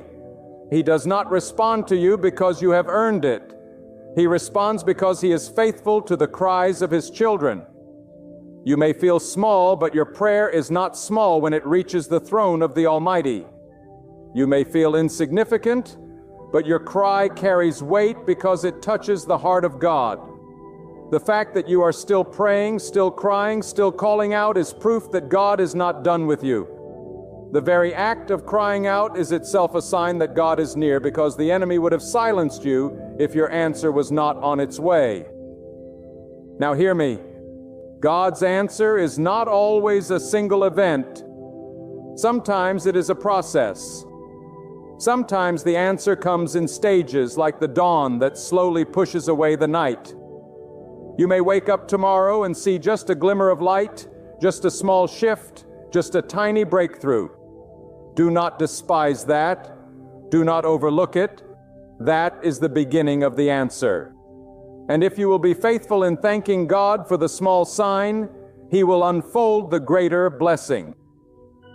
The path of God's answer often unfolds step by step, not all at once, because He wants you to walk with Him. Trust Him and rely on Him in every stage. And let me speak this truth into your spirit.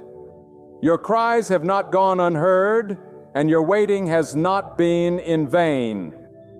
You are on the edge of something remarkable. God is preparing to release into your life something that will not just satisfy your immediate need, but will overflow into every part of your being. It will bring peace where there was turmoil, strength where there was weakness, clarity where there was confusion, and joy where there was sorrow. And when that answer comes, it will not only change your situation, it will change you. There are seasons when God allows you to walk through a valley, not because He has abandoned you, but because He has built in something inside of you that could never be built on the mountaintop.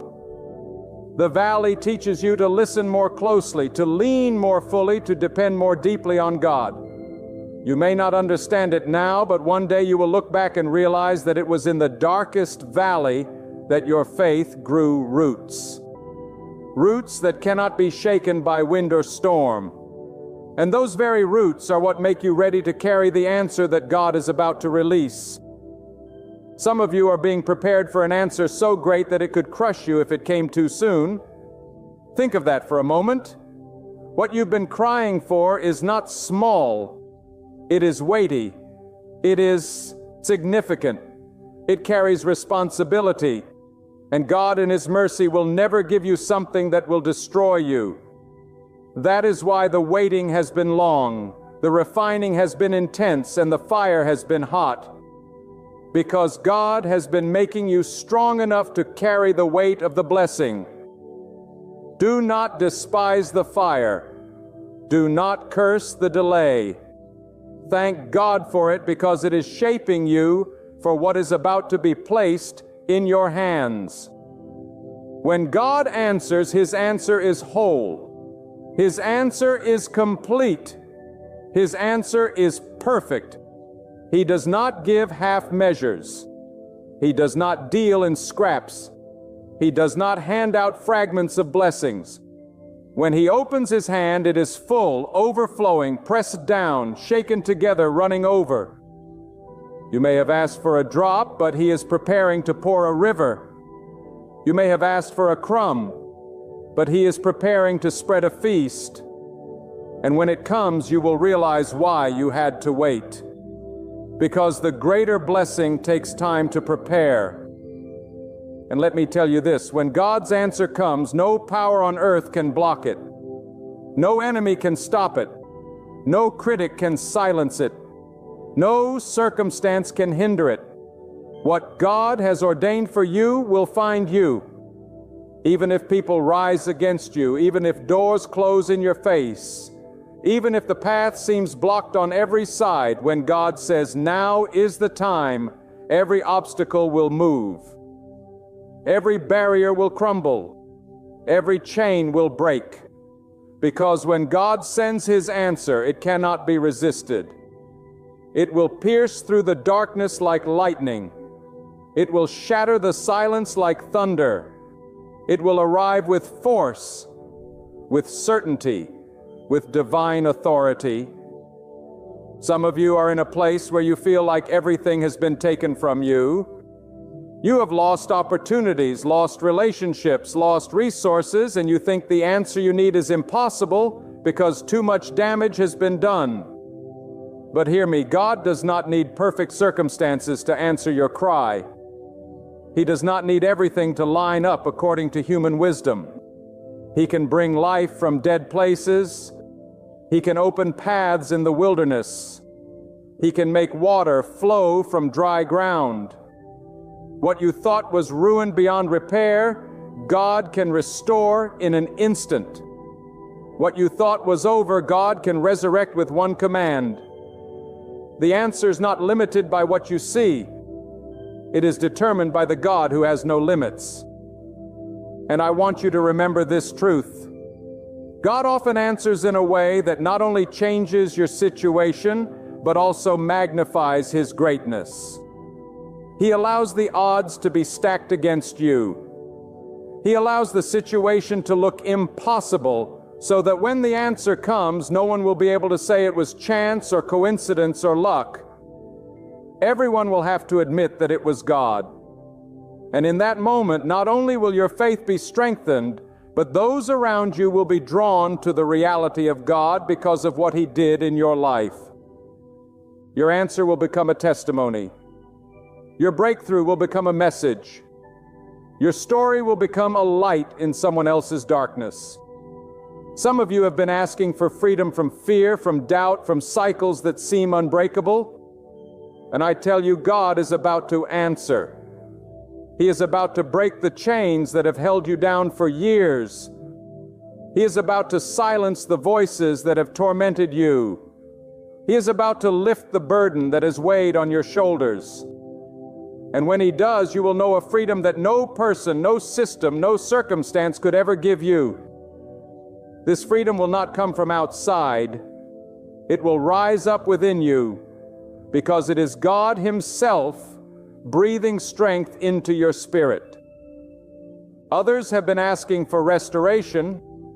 You've been crying for relationships to be healed, for hearts to be mended, for years of pain to be redeemed. And though it may look impossible, though it may seem too far gone, remember that with God, nothing is beyond reach. He can heal wounds you thought would never close. He can restore what was shattered into pieces. He can bring unity where there has only been division. And when He does, the love that flows will be stronger than it was before, because it will not be built on human effort. It will be built on the foundation of God's grace. And some of you have been crying out for peace. You've been living in constant turmoil, unable to sleep, unable to think clearly, tormented by worry and fear. And I tell you, God is about to speak peace into your storm. Not the fragile peace that the world offers, not the temporary relief that fades with the next problem, but a deep, unshakable peace that flows from the presence of God. A peace that guards your heart. A peace that steadies your mind. A peace that no circumstance can steal. That peace is the answer to the cry of your soul, and it is coming. There are times when God allows the silence to linger longer than our hearts can bear. Not because He has abandoned us, but because He is building within us the strength to carry the answer when it comes. You see, the answer is not just about the relief of your pain, it is about the transformation of your soul. God is not simply trying to give you what you ask for. He is shaping you into someone who will be ready, steady, and unwavering when the breakthrough arrives. Many pray for doors to open, but few prepare themselves for the responsibility of walking through them. And God, in His perfect wisdom, will never release something into your hands that would destroy you because you were unprepared to handle it. That is why the silence has purpose. And that is why the waiting is holy. And that is why the answer, when it comes, will not only satisfy your cry, but reveal the greatness of God's timing and the precision of His plan. When you cry out to God, every word is gathered. The tears you have shed are not forgotten. They are stored as testimony. And though the world may look at your situation and call it hopeless, God looks at your heart and calls it preparation. The answer you've been crying for is not delayed. It is being perfected. God is aligning circumstances, moving unseen pieces, orchestrating details so fine and intricate that you could never perceive them with human eyes. You see only the closed door. But God sees the hallways, the rooms beyond, the corridors that stretch into eternity.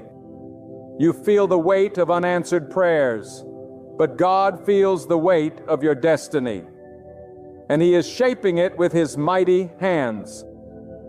God is about to reveal to you why you had to walk through the valley, why you had to face the storm, why the nights seemed longer than the days.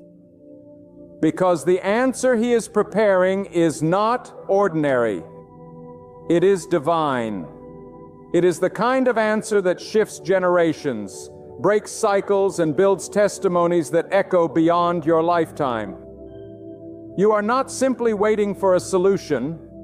You are waiting for God's glory to be revealed in your life. And when it happens, it will silence the mouths of doubt.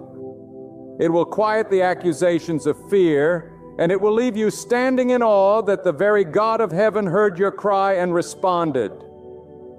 But let me tell you something. When God gives the answer, it may not always come wrapped in the package you expect. Sometimes the answer is disguised in a trial that teaches you endurance. Sometimes it comes in the form of an opportunity that looks too small but leads to something far greater. Sometimes the answer is hidden within a person God places in your path or in a door you never imagined would open. That is why you must remain sensitive to God's leading. For the answer you've been crying out for may already be standing before you, waiting for your faith to recognize it. And understand this, when God speaks into your situation, no man can silence His word. When God decides it is your time, no enemy, no barrier, no opposition can stop what He is about to release. You may feel surrounded by impossibility, but impossibility is the stage on which God reveals His power. You may feel pressed on every side, but being pressed is proof that you are carrying something valuable inside of you. You may feel like the answer is far away, but let me tell you, sometimes God lets the night grow darkest before He causes the dawn to break. And when that light comes, it will scatter the shadows that haunted you. It will reveal the path that was hidden, and it will remind you that God never left you. Not for 1 second. The enemy may whisper that God has forgotten you, but silence is not abandonment. Waiting is not rejection. Delay is not denial. God has written your story with His own hand, and He has already marked the chapter where your answer bursts forth. And when it comes, it will come suddenly. It will come so swiftly that you will look back on the years of tears and realize they were all watering the soil of your breakthrough. What you thought was wasted time was preparation time. What you thought was loss was God clearing space for gain. What you thought was the end was only the turning of a page. Do not measure God's faithfulness by the ticking of a clock or the turning of a calendar. God is not bound by human schedules, and He is not late. He moves in the fullness of His own time, and that time is approaching in your life. The answer is closer than you think. You've been walking by faith, and every step has brought you near to the very moment where God will open the heavens over you. That moment will not only bring the answer you have been crying for, but also reveal the deeper truth that God was with you in the waiting, shaping you, strengthening you, and preparing you to carry the blessing. My friend, the silence you have endured has not been wasted. The waiting has not been in vain. Every tear you have cried has been seen by God. Every whisper of your heart has been heard, and every moment of your struggle has been counted. God has been closer to you than your very breath, and He has been working in the hidden places where your eyes could not see. He has been shaping you, refining you, and preparing you, because what He is about to release into your life is too great to be given carelessly. The answer you have been crying out for is not far off. It is on its way. It is nearer than you realize. And when it comes, it will come with such clarity, such power, and such undeniable evidence of God's hand that you will fall to your knees in awe. You will see that the pain had a purpose. The waiting had a reason, and the silence was the womb of your breakthrough. You will see that God was not withholding. He was perfecting. He was not ignoring. You were being positioned. He was not delaying.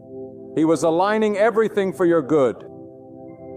And when that moment arrives, every doubt that once haunted your mind will be silenced. Every fear that gripped your heart will fade into nothing. You will rise to heights you never believed possible. This won't be just another blessing. It will be the moment your soul finally sees that God has been faithful all along. It will signal the beginning of a brand new season in your life.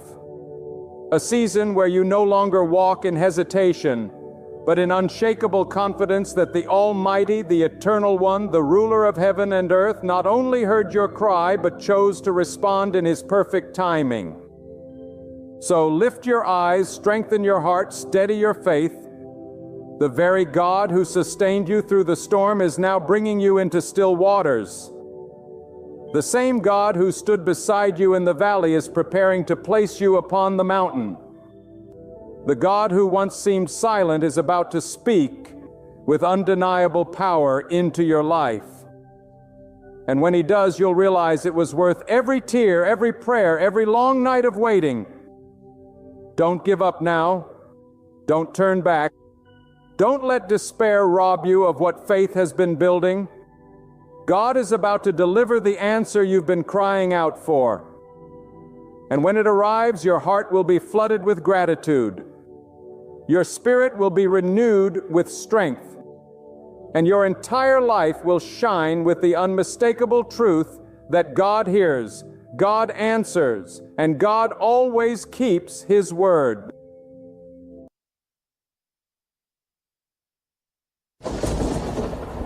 My friend, I need you to take this deep into your soul. God is revealing to you ahead of time that something extraordinary is on its way. This is no accident. This isn't just another passing phrase or fleeting inspiration. It's not a random thought that will fade by tomorrow. No, this is a divine alert, a sacred declaration, a trumpet echoing within your spirit. God is awakening you, stirring you, shaking you, because He is about to release something powerful, unstoppable, and undeniable in your life. So mighty that the enemy won't contain it and the world won't be able to explain it. You are not hearing these words by mistake. God Himself has brought you to this very moment because He wants you prepared. He wants your heart steady, your faith focused, your vision lifted, your spirit awake. For when God moves, He never moves small. When He speaks ahead of time, it is because something greater is already forming behind the scenes. Too often we live as though tomorrow will mirror today, as though the miraculous could never touch the ordinary. But I'm here to tell you, the God who split the seas, who raised up kingdoms, who shook the powers of the earth, that same God is speaking directly to your soul right now. He never gives a warning without purpose. He never stirs your heart without a plan in motion. If He is telling you in advance, it is because He is preparing you for a transformation so profound that it will change the trajectory of your life forever. You see, when God tells you something big is coming, it is not meant to make you fearful. It is meant to give you faith. It is not meant to paralyze you. It is meant to prepare you. It is God's way of saying, I have already gone before you. I am already in your tomorrow. I am already working the details. I am already making a way where there is no way.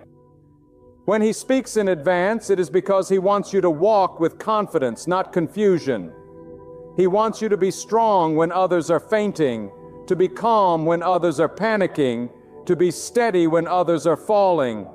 God is equipping you because the weight of what He is about to release requires a spirit that is anchored, a heart that is faithful, and a mind that is clear. Now listen to me closely. The enemy would love for you to shrug this off, to dismiss it as another empty word, to believe that God never speaks to people like you.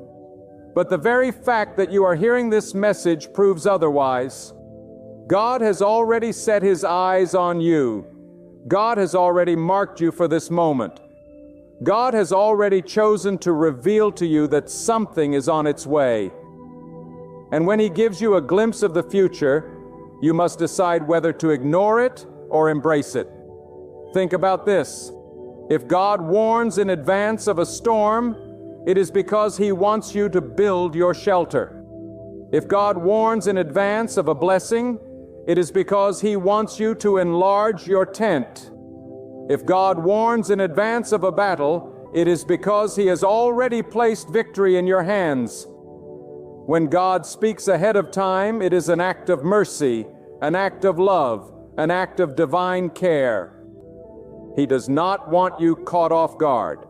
He does not want you stumbling in darkness.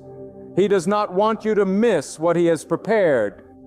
He wants you ready, awake, aware, and standing firm. But here is the truth.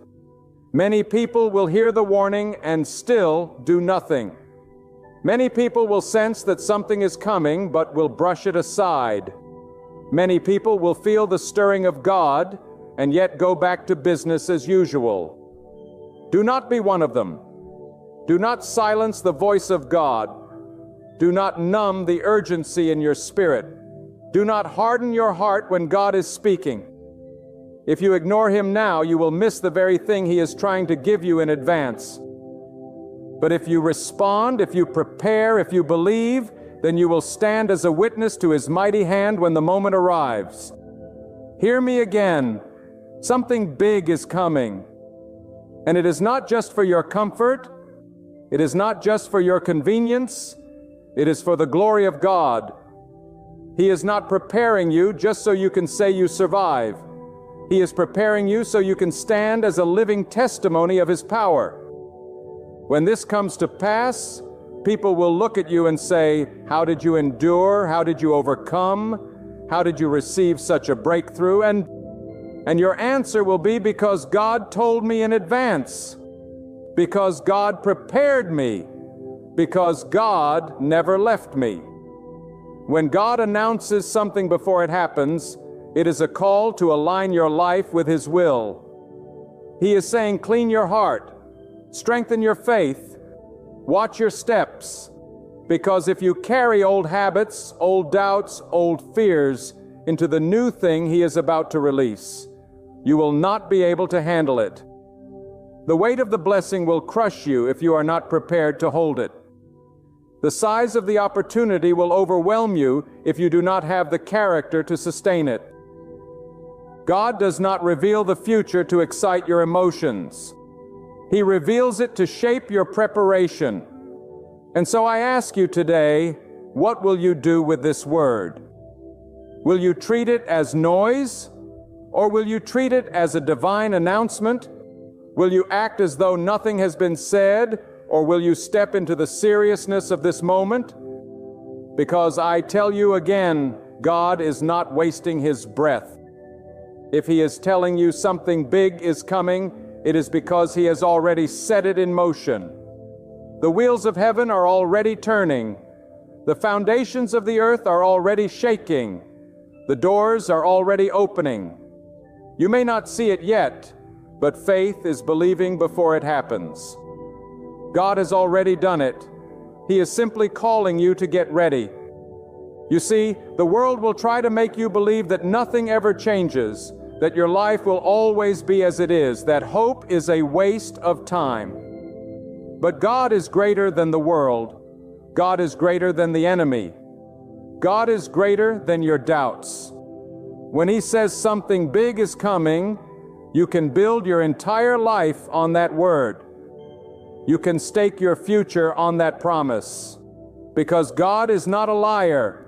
He is not a man that he should change his mind. If he has spoken, it will come to pass. I want you to lift your head and look beyond the present. Stop staring at your problems as if they are permanent. Stop treating your struggles as if they will never end. Stop bowing to fear as if it has the final word. Something bigger than your fear is coming. Something stronger than your struggle is coming. Something greater than your pain is coming. God is moving. And when God moves, nothing and no one can stop him. When God told Noah about the flood, it was in advance. When God told Abraham about the promise, it was in advance. When God told Joseph about the famine, it was in advance. He always prepares his people before the shift, before the storm, before the blessing. And he is preparing you right now. This is your advance notice. Do not sleep through it. Do not pretend you did not hear it. Do not act surprised when it comes. God has told you. God has warned you. God has prepared you. And understand this: the bigger the thing that is coming, the bigger the preparation required.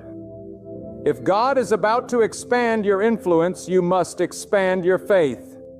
If God is about to release abundance, you must release greed and selfishness. If God is about to open doors, you must be ready to walk through them with courage. Do not sabotage your own blessing by clinging to yesterday's mindset. Do not block your own breakthrough by refusing to let go of what God has already called you to release. My friend, the message is clear. God is telling you in advance. He is giving you time. He is granting you space. He is pouring His mercy on you so that when the day comes, you will not be caught unprepared. He does not want to surprise you with His goodness. He wants you to stand ready to receive it. He does not want to overwhelm you with His plan. He wants you to step into it boldly. He does not want you lost in confusion. He wants you anchored in confidence.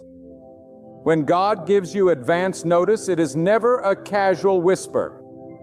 It is the sound of eternity breaking into time. It is the voice of the Creator stepping into your world and declaring that the seasons are shifting, that what was once hidden is about to be revealed. And if you ignore that voice, you will find yourself clinging to yesterday while the future rushes past you. But if you believe, if you embrace what God is saying, you will stand ready to walk into a destiny larger than anything you could have imagined. Something big is coming. And the reason God is warning you is He does not want you crushed by the weight of it. He wants you strengthened for it. He does not want you to be caught doubting when the doors open. He wants you walking through them with confidence. He does not want you fumbling when the opportunity arrives, and He wants you ready, prepared, and fearless. God never prepares a soul without intention, and He never speaks without purpose. If He is speaking to you now, it is because His hand is on you in a way that demands attention. Consider this. When a king is about to visit a city, there is preparation, an announcement, a trumpet sound. The roads are cleared. The people are alerted. The land is prepared. How much more then when the King of all creation is about to release something in your life? God will not allow it to happen suddenly without preparing you. He will give you time to reorder your priorities, to cleanse your heart, to let go of burdens that cannot travel with you into the new season. The announcement you are hearing is your trumpet call. God is declaring that change is on the horizon, that something is already written in His plan and cannot be undone. The danger is not that God will fail to do what He has promised. The danger is that you will fail to be ready when it arrives. That is why He speaks in advance. That is why He sends a warning, because too many people are waiting for God to act while refusing to prepare themselves. They want the blessing without the discipline, the breakthrough without the pruning, the increase without the sacrifice. But God will not pour new wine into old wineskins. He will not place a crown on a heart still enslaved to fear. He will not release abundance into hands that cannot handle it. So if God is telling you something big is coming, your responsibility is to pair yourself in faith. Purify your motives, deepen your trust, strengthen your prayer, remove the distractions that have been stealing your focus. This is not the time to waste your life on trivial things. This is not the time to be lukewarm or double-minded. When God sends advance notice, it is a call to seriousness, a call to readiness, a call to rise higher than the shallow living of those who have no vision. Do not mistake the delay between the announcement and the fulfillment as silence. God is not idle in that delay.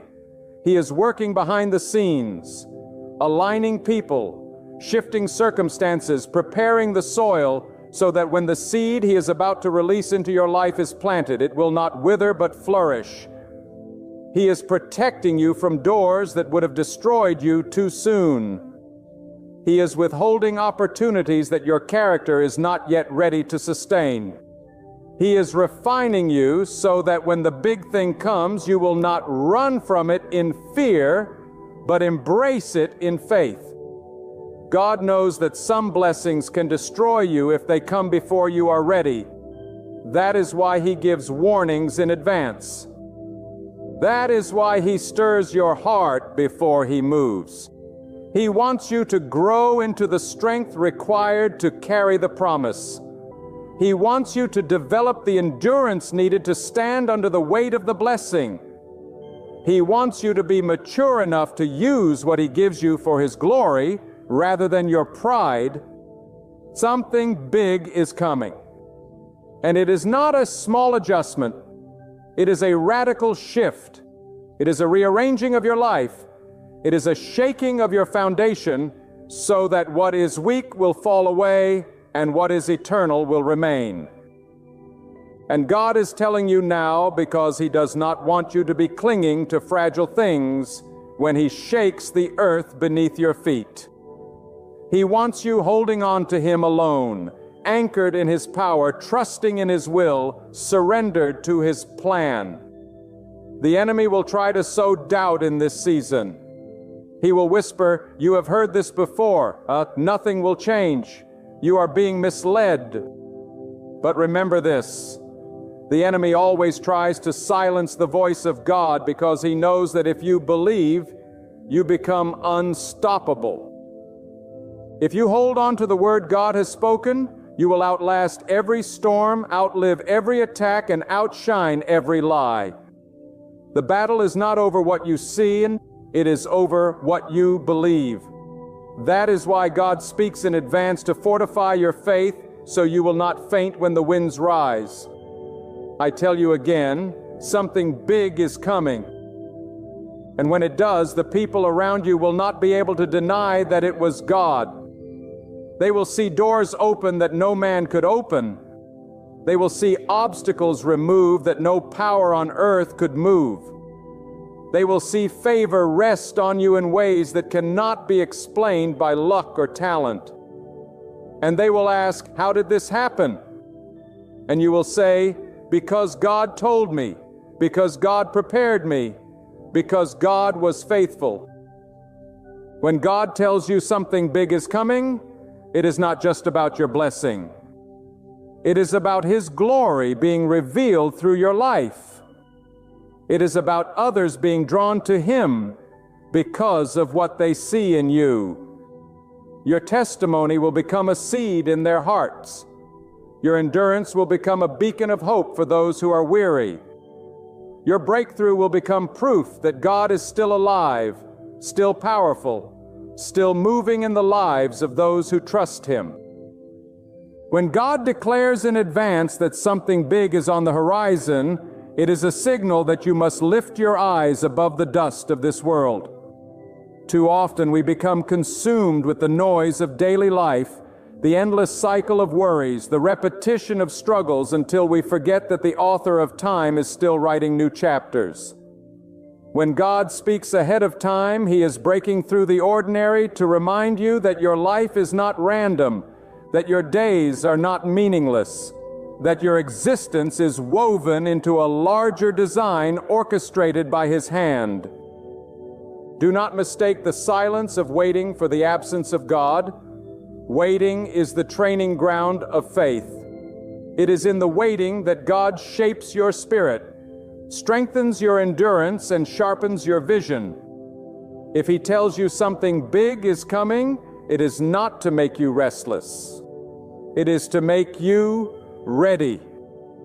He wants you to carry the weight of the unseen with the same confidence as though you had already touched it with your hands. He wants you to trust that the invisible is more real than the visible, because His Word is more powerful than any circumstance standing against you. Something big is coming, and that means a shift is required in you. You cannot step into the next season with the same mind that kept you bound in the last one. God is calling you to stretch, to rise, to leave behind the small thinking, the shallow faith, the half-hearted devotion that has kept you chained. He is asking you to expand your capacity to believe, because the size of your faith determines the size of what you can hold. If you believe only for scraps, you will receive little. But if you dare to believe for the immeasurable, then you will stand in awe as God pours out blessings so great that your heart can barely contain them. There is a reason God tells you in advance. He wants to separate the doubters from the believers. He wants to test whether you will walk by sight or by faith. The doubter will say, "I'll believe it when I see it." But the believer says, "I believe it because God has spoken." And when the day comes, the doubter will be caught off guard while the believer will be ready. Which one will you be? Will you be the one who shrugged at the warning? Or will you be the one who stood prepared, steady, and strong? Think of the farmer who plants in faith. He does not see the harvest the day after he sows, but he knows the seed has been placed in the ground, and he waters it, nurtures it, protects it, because he believes that in due season it will spring forth. When God tells you something big is coming, that word is the seed. Your faith is the water. Your preparation is the soil. Your patience is the sunlight. And when the season changes, what was once invisible will break the surface for all to see. But let me warn you, before the big thing arrives, there will often be resistance. The enemy will not sit quietly while God prepares to lift you. There will be distractions, doubts, even storms that try to make you question the very word you've received. That is why you must anchor yourself in God. Do not let the winds of circumstance uproot your faith. Do not let the storms of delay convince you that the harvest has been canceled. If God has spoken, then the storm is only proof that something valuable is on the way. No thief tries to steal what has no worth. If the enemy is fighting you, it is because he knows what God has promised is real, and he fears what will happen when it manifests. So stand firm. Do not give in to despair. Do not let your faith weaken when the night feels long. Remember, the darkest hour is always just before dawn, and dawn is on its way. Something big is coming, and dawn cannot be stopped by darkness.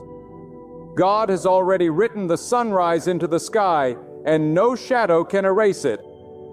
Your breakthrough, your shift, your new season is as sure as the rising of the sun, because God Himself has decreed it. When God speaks in advance, He is also inviting you to partnership. He does not simply tell you so that you can sit back and wait passively. He tells you so that you can walk with Him actively. He wants you to align your choices, your thoughts, your habits with the direction He is pointing. If you know something big is coming, why waste your energy on things that drain your spirit? Why invest your time in things that weaken your soul? Why carry burdens that God never asked you to carry? Lay them down because they will only slow you when the time comes to run. The size of what is coming requires a new level of surrender. You cannot cling to what is small and expect to receive what is great. You cannot hold on to the familiar and expect to step into the extraordinary. God is telling you in advance so that you will have the courage to let go now. Release the bitterness, the fear, the unforgiveness, the doubt. They cannot travel with you into the promise. They are weights that will keep you grounded when God is calling you to soar. And remember this, God's advance notice is also His protection. He does not want you destroyed by surprise. He does not want you crushed by blessings you are not prepared to handle. He does not want you to stumble into opportunities unprepared. His warning is His mercy. His announcement is His love. His voice is His shield around you. If He is speaking to you today, it is because He has chosen to protect you from missing what is ahead. When God declares in advance that something mighty is approaching, it is not a casual announcement. It is the sound of eternity brushing against time. It is the stirring of heaven that interrupts the noise of earth to awaken your heart. And you must not take it lightly. When God speaks before something happens, it means the event is too important for you to be caught unready. It means the blessing is too weighty, the shift too significant, the breakthrough too powerful for you to enter it without preparation. God is merciful enough to warn you because He does not want you overwhelmed. He wants you ready. Something big is coming, and that is why your spirit feels unsettled. That is why your heart feels stirred in ways you cannot explain. God is moving you from the comfortable into the purposeful. He is loosening your grip on what is small so He can place into your hands what is great. He is whispering to your soul because the hour is approaching when His plan will collide with your reality, and the life you have known will no longer be the life you live. God's advance notice is His invitation to trust, to surrender, to rise in faith to the level required for what He is about to release. Think about the wisdom of God. Before He created light, He prepared the heavens and the earth. Before He delivered His people, He raised up a leader. Before He brought abundance, He warned of famine. He has always revealed in advance what is about to unfold. Why? Because He is a God of order. He does not delight in chaos. He does not delight in confusion. He delights in preparing His children so that when the moment arrives, they are not stumbling in fear, but standing in faith. If God is stirring your heart right now, it's because something has already begun to move in the spiritual realm. You may not see it yet, but it's already alive beyond what your eyes can perceive, waiting for its appointed moment to unfold. But listen carefully, every revelation carries responsibility. God doesn't speak to thrill your emotions.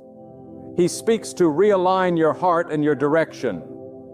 When you know something great is on its way, your life should mirror that awareness. You cannot afford to drift in distraction. You cannot waste your days chasing what has no meaning. You cannot let fear keep you frozen. If you truly believe God has spoken, then your actions, your words, your prayers, and your priorities must come into harmony with that promise. Faith without preparation is just empty hope. But faith with action is the proof that you believe what God has said. And make no mistake, when God tells you in advance, it will often sound unbelievable. His promises always outstretch the limits of human logic. He does not warn you about things you could handle on your own. He warns you of things that will require His strength, His timing, His power. That is why it feels impossible. That is why it shakes you. That is why it demands courage to believe. Because if you could see how it would unfold, you would not need faith. But God calls you to walk in faith, to trust His unseen hand, to believe His word even when nothing around you confirms it. This is why you cannot lean on your understanding. In this season, your reasoning will try to convince you that nothing will change, that life will remain the same. But when God has spoken, your reasoning bows to His authority. The natural world cannot cancel what the supernatural has decreed. If God has said something big is coming, then even the mountains must move. Even the seas must part. Even the seasons must shift to make room for His plan. His word is not a suggestion. It is a decree. His voice is not a guess. It is certainty. And you must choose whether to cling to your doubts or cling to His promise. Let me tell you this. Every great move of God is preceded by a season of preparation. Think of the builder who lays the foundation before the structure. Think of the farmer who tills the soil before planting the seed. Think of the soldier who trains before the battle. The preparation may look ordinary, but it is holy. It may feel hidden, but it is necessary. And right now, God is preparing you. He is shaping your character, stretching your endurance, deepening your faith, because what is coming will not be small. It will not be ordinary. It will not be forgettable. It will be big, and it will demand a stronger version of you. Do not despise the process of preparation. Do not complain in the waiting.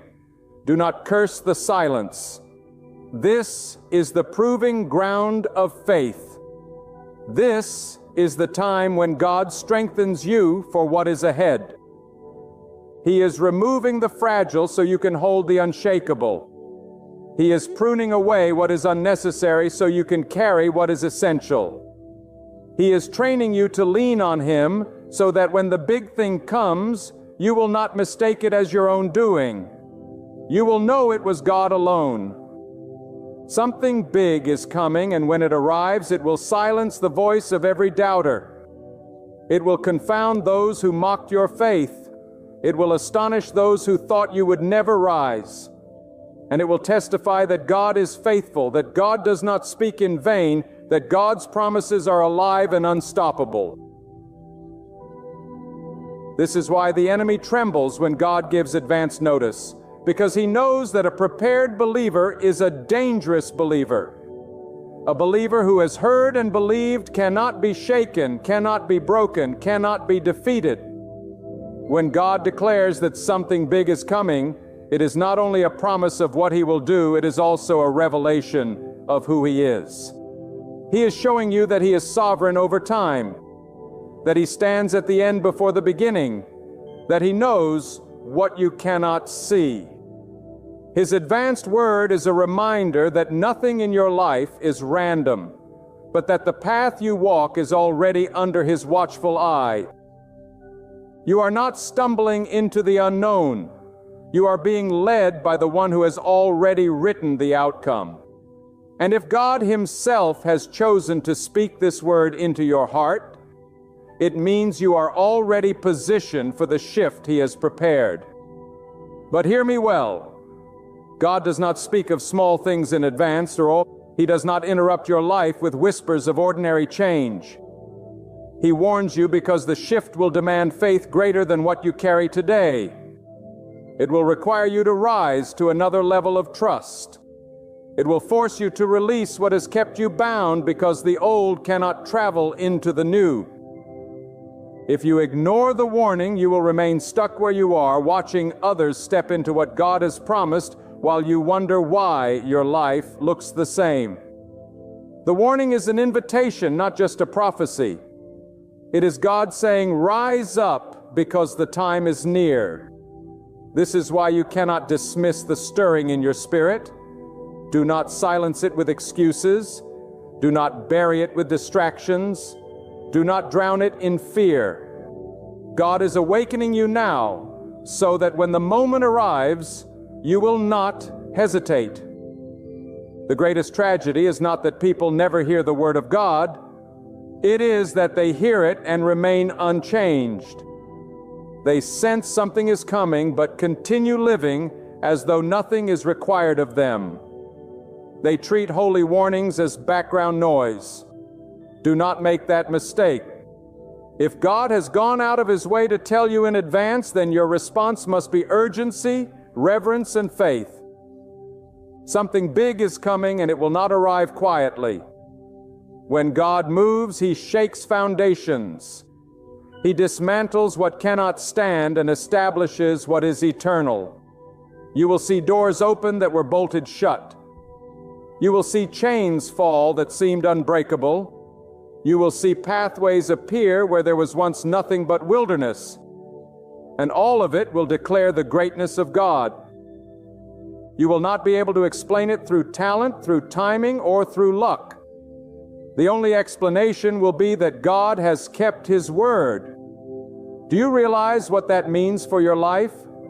It means the limits you once believed were permanent are nothing before the hand of God.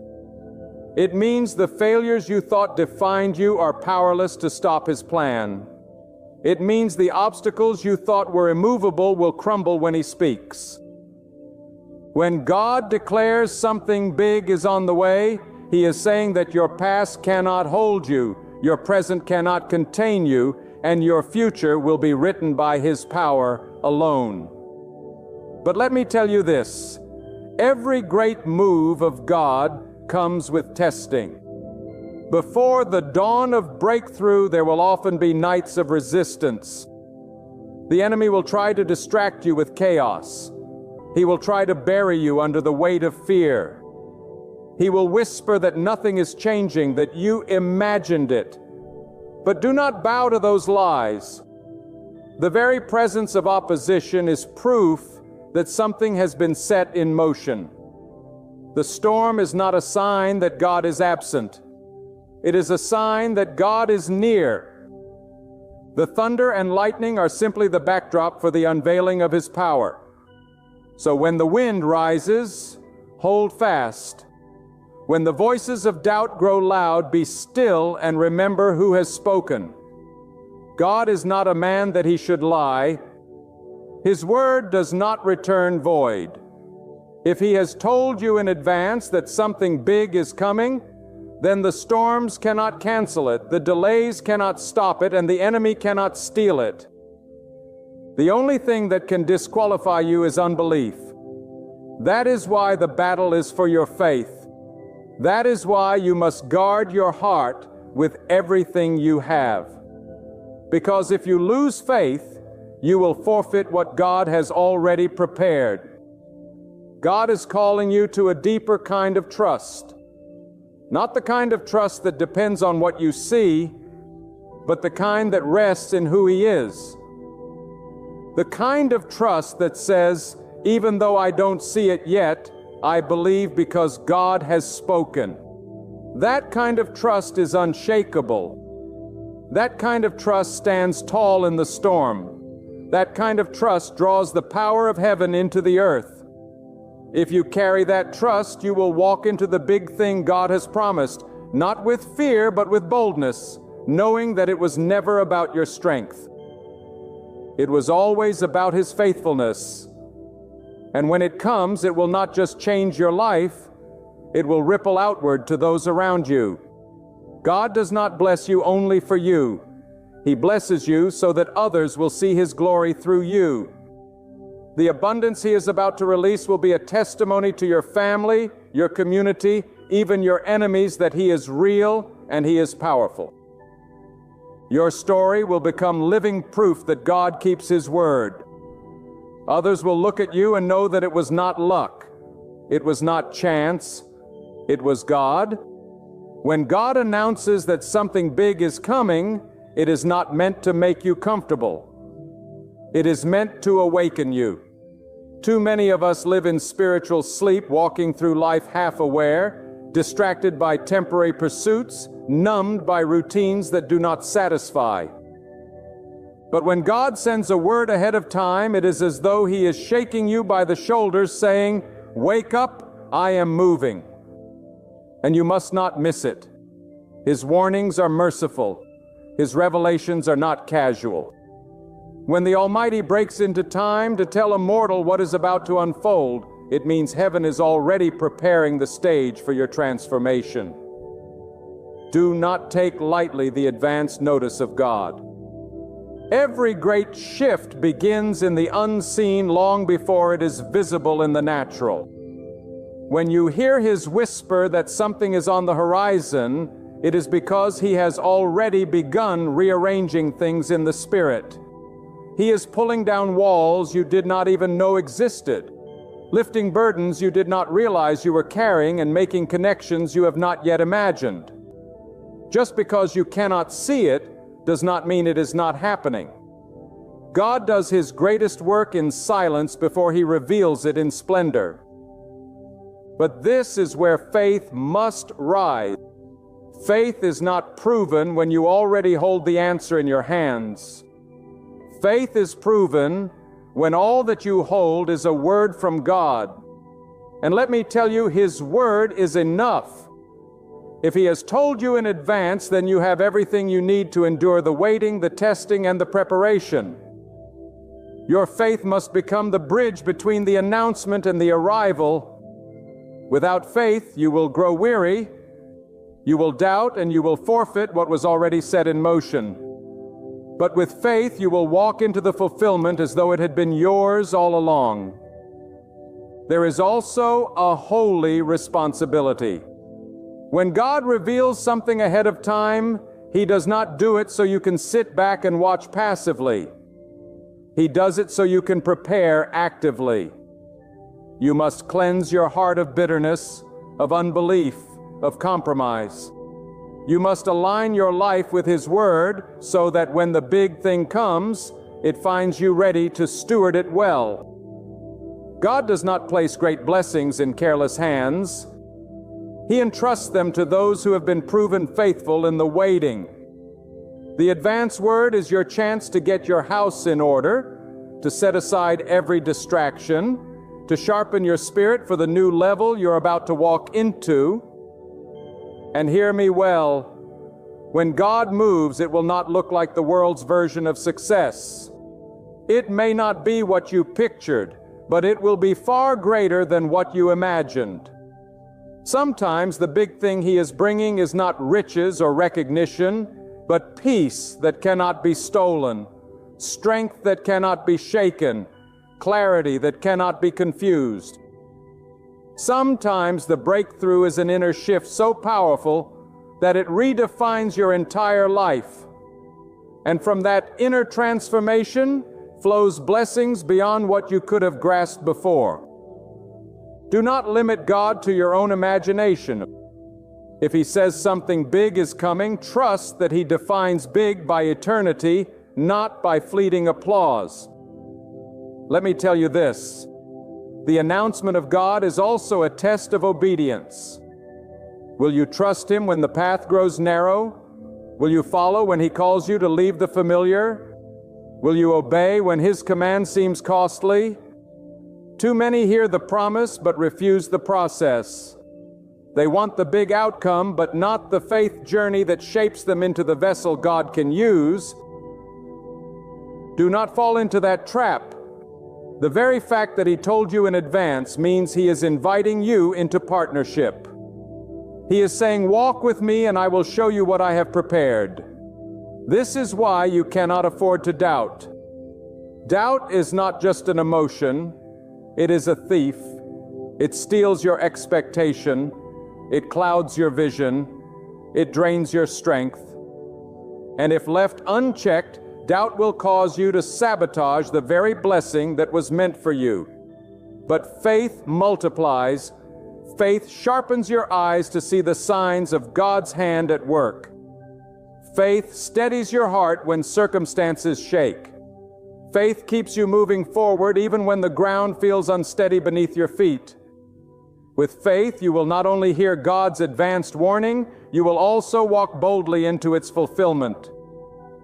And when it happens, when the big shift finally manifests, it will silence every critic and every doubt. Those who mocked you for holding on will have no words to speak. Those who questioned your faith will see with their own eyes that God is faithful. Your testimony will become undeniable evidence that when God speaks, His word cannot be overturned. And you will stand in awe not of yourself, but of the one who orchestrated it all from beginning to end. This is why you must not faint in the waiting. This is why you must not despise the days of preparation, because God has already chosen you to be a witness of His greatness. He has already placed your life as a canvas for His glory. And when He has told you in advance that something big is coming, He is giving you the privilege of anticipation, the strength of preparation, and the certainty of victory. You are not forgotten. You are not overlooked. You are not wandering aimlessly through life. God has spoken, and His word is alive. Hold it close. Guard it with your heart. Live in expectancy. And you will see that what He has promised is already on its way. When God tells you in advance that something big is coming, it is not just a message for your ears. It is a summons for your soul. He is calling you out of fear into faith, out of doubt into confidence, out of passivity into boldness. The Almighty does not waste word. If He has spoken into your heart, then heaven has already moved. And what is written in His decree cannot be erased by men, by time, or by circumstance. Your role is to believe, to prepare, and to stand firm when the winds of resistance blow. Lift your head. For the same God who shaped the mountains, who set the stars in their place, who knows the beginning from the end, has chosen to reveal His plan to you. That means your life is not ordinary. Your steps are not wasted, and your future is not fragile. Something big is on the horizon, not because of your strength, not because of your worthiness, but because of His greatness. So take your next step with boldness. Do not retreat when the path grows tight. Do not allow fear to silence the gentle echo of His promise. Cling to the word He has breathed into your heart and let it shape your prayers, your choices, and your faith. The same God who spoke it before it began is the one who will bring it to pass. And when that moment arrives, you will stand amazed, realizing that every tear, every struggle, and every season of waiting was preparing you for the glory now unveiled. Something extraordinary is on the horizon. Believe it, walk in it, and let your life testify that God is faithful, God is mighty, and God fulfills every promise He makes. My friend, I need you to hear this with every ounce of strength in your heart. The words I speak are not meant to entertain, but to carry the weight of eternity itself. Right now you are standing in the middle of a battle.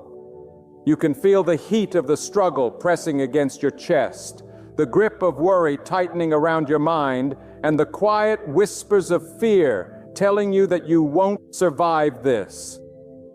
But I am here to tell you something that will shake the ground beneath your feet. This battle you face, this storm that has risen against you, this burden that has tried to break you, this is not your fight. God is fighting for you. The Almighty, the Creator of heaven and earth, has already stepped onto the battlefield on your behalf. And when He moves, nothing can stand in His way. You may feel small, you may feel powerless, you may look at the size of your enemies and see no chance of victory, but what you see is not the final word. God has the final word. What you cannot do, He can. What you cannot see, He sees. What you cannot overcome, He has already defeated. And when God fights for you, no enemy has the power to stand. No mountain is too high, no valley too deep, no darkness too heavy for the one who spoke light into existence fights on your behalf. So many of you have been carrying battles that were never yours to carry. You have been trying to solve problems with your own strength, to climb mountains with your own hands, to silence storms with your own voice. And all the while, God has been saying, stand still, be still, watch what I will do for you. The reason you are weary, the reason you feel like you cannot take another step is because you have been trying to fight what belongs to God. You are swinging at shadows. You are exhausting yourself against forces that bow only to the command of the Almighty. And today, God is calling you to lay down your weapons and trust Him to fight. The enemy wants you to believe that you are alone. He wants you to think that you are outnumbered, that no one sees, that no one cares. He wants to convince you that you are powerless, forgotten, abandoned. But hear this: God has not left you, not for a single moment. God has not abandoned you to the wolves. He has not thrown you to the lions. God is standing with you in the fire. And He has declared that the flames will not consume you. He is standing with you in the flood, and He has promised the waters will not drown you. He is fighting battles on your behalf that you do not even see, protecting you from dangers you never even knew were near. You may say, but the pain is real, the fear is heavy, the situation looks impossible. And yes, in your eyes it is impossible, but God is not limited by impossibility. The word impossible is a word for men, not for God. When He speaks, doors open that no man can shut. When He raises His hand, armies crumble and giants fall. When He declares victory, no force in the universe can overturn it. What is impossible for you is already finished for Him. This is why you must stop measuring your future by the size of your problem and start measuring it by the size of your God. If you keep your eyes on the problem will grow bigger. But if you lift your eyes to God, your problem will shrink in the shadow of His greatness. You are not meant to stand trembling before giants. You are meant to stand strong in the knowledge that the one who created those giants has power over them. Some of you are listening right now and you have been fighting battles in your home. You have been fighting for peace, fighting for hope, fighting to keep your family together. And you have been doing everything you know how to do, but it feels like the harder you fight, the more the enemy presses in. I want you to hear me. The outcome does not depend on your strength. The outcome depends on God's power. When you step back and let Him take the field, when you stop relying on your own arm and trust the arm of the Almighty, then and only then will you see victory. Others of you have been fighting battles in your mind, thoughts that won't leave you alone, fear that rises in the middle of the night, anxiety that grips you by the throat, lies that whisper in your ear day after day, and you have tried to silence those voices, but they keep screaming louder. You have tried to fight with reason, with logic, with willpower, but the battle has not ended. And that is because this is not a battle of logic. It is a battle of spirit. Only God has the power to silence the voice of fear. Only God can calm the storm inside your soul. Only God can bring peace to a restless mind. And there are some of you who feel crushed by battles of loss, of rejection, of loneliness. You wake up in the morning and wonder if you can make it through another day. You go to bed at night and feel the ache of emptiness pressing down on your chest. You wonder if anyone truly sees you, if anyone truly cares. Let me tell you, God sees, God knows, God cares. and He is not just watching from a distance. He is stepping into your pain, into your loneliness, into your heartbreak, and He is fighting to carry you through it. You may not feel it, but He is closer than the breath in your lungs. Do not let the weight of the battle deceive you into thinking you have been abandoned. You are not abandoned, you are not forgotten, you are not alone. God has marked you as His own. And when the Almighty marks someone, no enemy can erase that mark. You belong to Him. And because you belong to Him, your battles belong to Him as well. This is why the wisest thing you can do today is to surrender. Not to your enemies, not to your fear, and not to your circumstances, but to God. Surrender the fight into His hands. Surrender the outcome into His hands. Stop carrying the weight that was never yours to carry. Stop fighting wars that were never yours to win. Step aside and let the one who never loses take over. Because when God fights, He does not fight to survive. He fights to conquer. He does not fight for a draw. He fights for complete victory. And when He declares victory over your life, no enemy can stand against it. The greatest mistake many make in the heat of battle is to believe that the outcome depends on them. They believe that if they just push harder, if they just fight longer, if they just try one more strategy, they will finally prevail.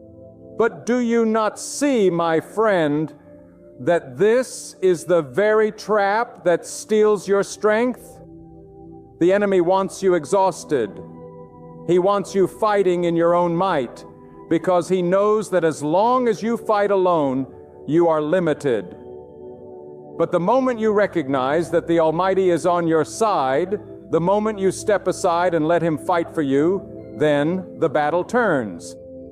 Then victory is assured, because God cannot lose. And think about it. Do you know why the enemy tries so hard to convince you that you are fighting alone? It is because he knows the truth. He knows that if you ever open your eyes to the reality that God Himself is fighting on your behalf, He will have no more power over you. He knows that the very moment you believe God's strength is greater than your weakness, He must flee. So He lies. He distorts. He magnifies your problems until they look bigger than they are. But truth does not change. And the truth is this: God is fighting for you. When God fights, He does not fight with hesitation. He does not weigh the odds. He does not calculate chances. He fights with certainty, with power, with authority. He commands the winds and they obey. He speaks to the seas and they grow calm. He calls the stars by name and they shine without fail. This same God, the one who holds the galaxies in His hand, has taken up your cause. And if the one who created all things is fighting for you, then who or what could ever stand against you? You may be standing in the middle of the storm right now. The winds are howling, the waves are crashing, and everything in you wants to run. But God is not asking you to run. He is not asking you to fight with your fists. He is asking you to trust Him. He is asking you to be still long enough to see that His power is greater than the chaos that surrounds you. And when you put your trust in Him, when you stand firm instead of panicking, you will see what you could not see before. The mighty hand of God breaking through the darkness and making a way where there was no way. Some of you feel surrounded right now. The enemy is pressing in from every side, and your resources are running out. Your strength is failing. Your hope is slipping. But do you not know that being surrounded is not the end?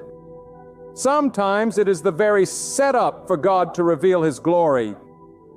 When you have nowhere left to run, when every door has closed, when every plan has failed, then the only one left to rely on is God. And when God steps in, He turns the impossible into reality. He takes the very thing the enemy meant to destroy you and uses it to elevate you. He takes the very trap laid for you and turns it into a testimony of His power. Listen closely. When you hand your battle to God, you do not hand it to weakness. You hand it to strength. You do not give it to uncertainty. You give it to absolute authority. And when His authority enters the scene, everything shifts. Mountains move, chains break, doors open, not because of who you are, but because of who He is. There is a freedom that comes when you finally understand that the fight does not depend on you. You can stop carrying the burden of control. You can stop worrying about the outcome. You can stop tormenting yourself with questions of what if. You can stop replaying every scenario in your mind because the outcome rests in the hands of the Almighty, and His hands do not fail. He does not miscalculate. He does not make mistakes. He does not lose battles. And do not think for a moment that God fights for you because you are perfect or because you have never stumbled or doubted. No, He fights for you because you belong to Him. He fights for you because He has chosen you. And when He chooses, He does not abandon. The world may forsake you, people may walk away, friends may turn their backs, but God remains. God stands, God holds. And His commitment to you is not fragile, it is unshakable. Do not let the size of the battlefield make you forget the size of your defender. Do not let the noise of the enemy drown out the quiet voice of God reminding you that He is in control. Do not let fear paralyze you into thinking you are defeated when the fight has already been decided in your favor. Lift your eyes, my friend. Lift your eyes above the chaos, above the noise, above the fear, and see the Almighty standing as a shield around you. And when He fights, He does not just fight to protect you from the present. He fights to secure your future. He does not simply push back the enemy of today. He clears the path for the victory of tomorrow. You are not just surviving this battle, you are being prepared for greater things. The struggle you feel now is shaping you, strengthening you, positioning you. God does not allow battles to break you. He allows them to reveal His strength through you. There comes a time in every life when the weight of the battle grows heavier than the strength of the fighter. You may be there right now. You may be waking up each day wondering how much longer you can keep standing. How much longer you can keep pretending you are strong when inside you feel like breaking. But this is the very moment where God steps in. When you have reached the end of yourself, you have reached the beginning of His power. When you have no fight left, He becomes your fighter. When your arms are too weary to lift, His arm does not grow weary. When your voice trembles, His voice thunders across the battlefield with authority that no enemy can silence. The truth is, God allows you to come to the end of yourself so that you will see what you could not see before. That victory has never depended on you, it has always depended on Him. He allows you to face battles bigger than yourself so that you will know without a shadow of doubt that it was His power, not your own, that brought you through. And when you stand on the other side, when the storm has passed and the dust has settled, you will not boast in your strength, but in the greatness of your God. Some of you have been asking, why has this battle outlasted so long? Why hasn't it ended yet? Why does the struggle continue? And the answer is not because God has forgotten you, but because He is doing something deeper in you. He is not only defeating the enemy in front of you, He is also preparing you for the victories ahead. He is teaching you trust. He is shaping your faith. He is building in you a strength that will not crumble when greater challenges arise. You see only the battle, but God sees the future. He knows what is coming, and He is making sure that when you arrive there, you will stand unshaken. Let me tell you something you may not want to hear, but must understand. Sometimes the greatest battle you face is not the enemy outside of you, but the doubt within you that says maybe God won't show up this time, and maybe this is where I fall. Maybe this time I won't make it through. But hear me, doubt is a thief. It steals your peace, it blinds your vision, it ties your hands. And the way you defeat doubt is not by pretending to be strong. It is by clinging to the truth of God's power. Every time doubt whispers that you are alone, remind yourself that God has promised never to leave you. Every time fear tells you the end is near, remind yourself that God has already written your future. Every time despair tries to crush you, remind yourself that God is greater than anything set against you. Do you not know that your enemy trembles at the sound of God's name? He knows he cannot withstand the one who fights for you. He knows that when God rises, his schemes collapse, his armies scatter, his plans turn to dust. And so he works overtime to keep you distracted, to keep you weary, to keep you focused on your weakness instead of God's strength. But once your eyes shift from the problem to the Almighty, once your heart declares, "This is not my battle, this is God's," then everything changes. The enemy loses his grip because you are no longer fighting in your own power. You are standing under the banner of the one who has never lost. Let me give you this truth.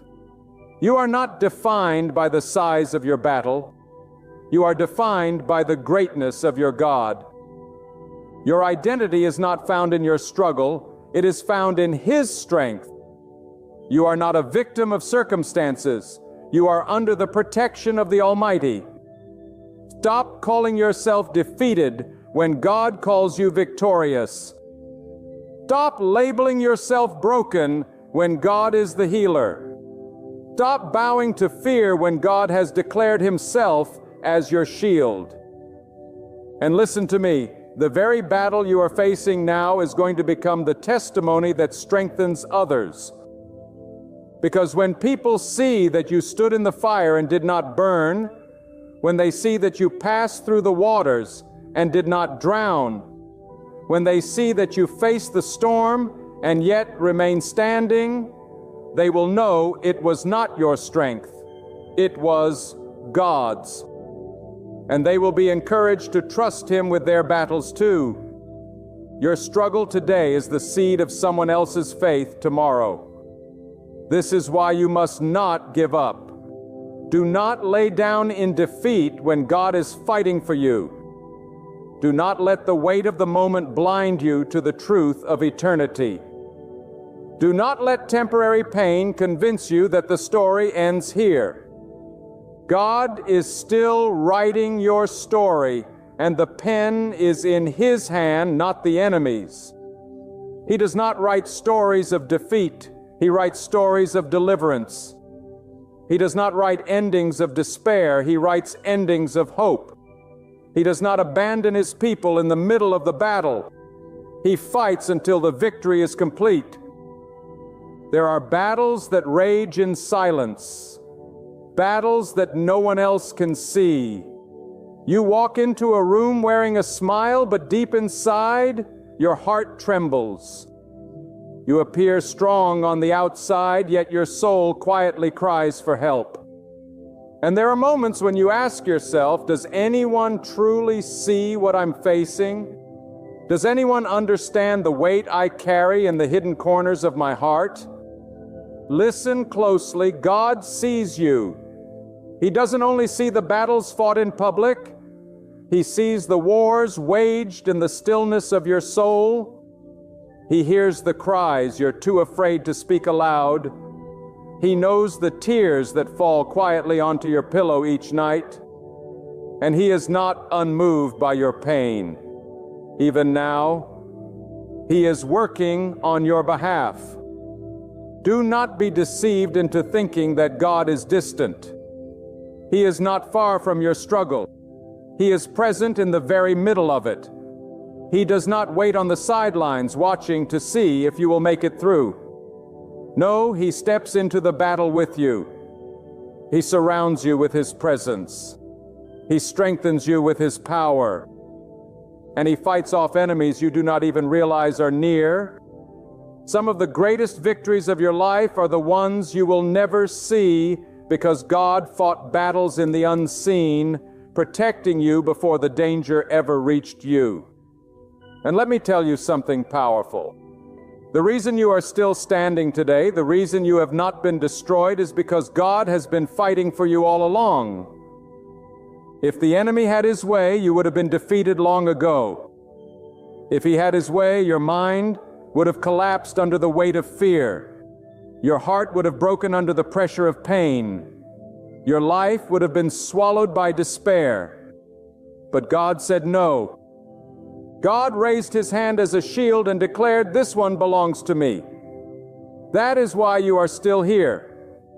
That is why you are still breathing.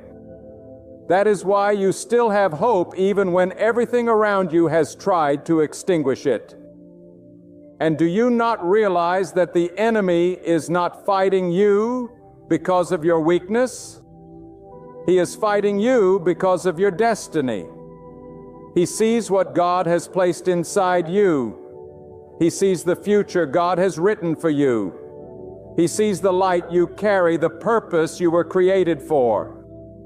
And He knows that if you ever step fully into the power of God's plan, you will shake the very foundations of darkness.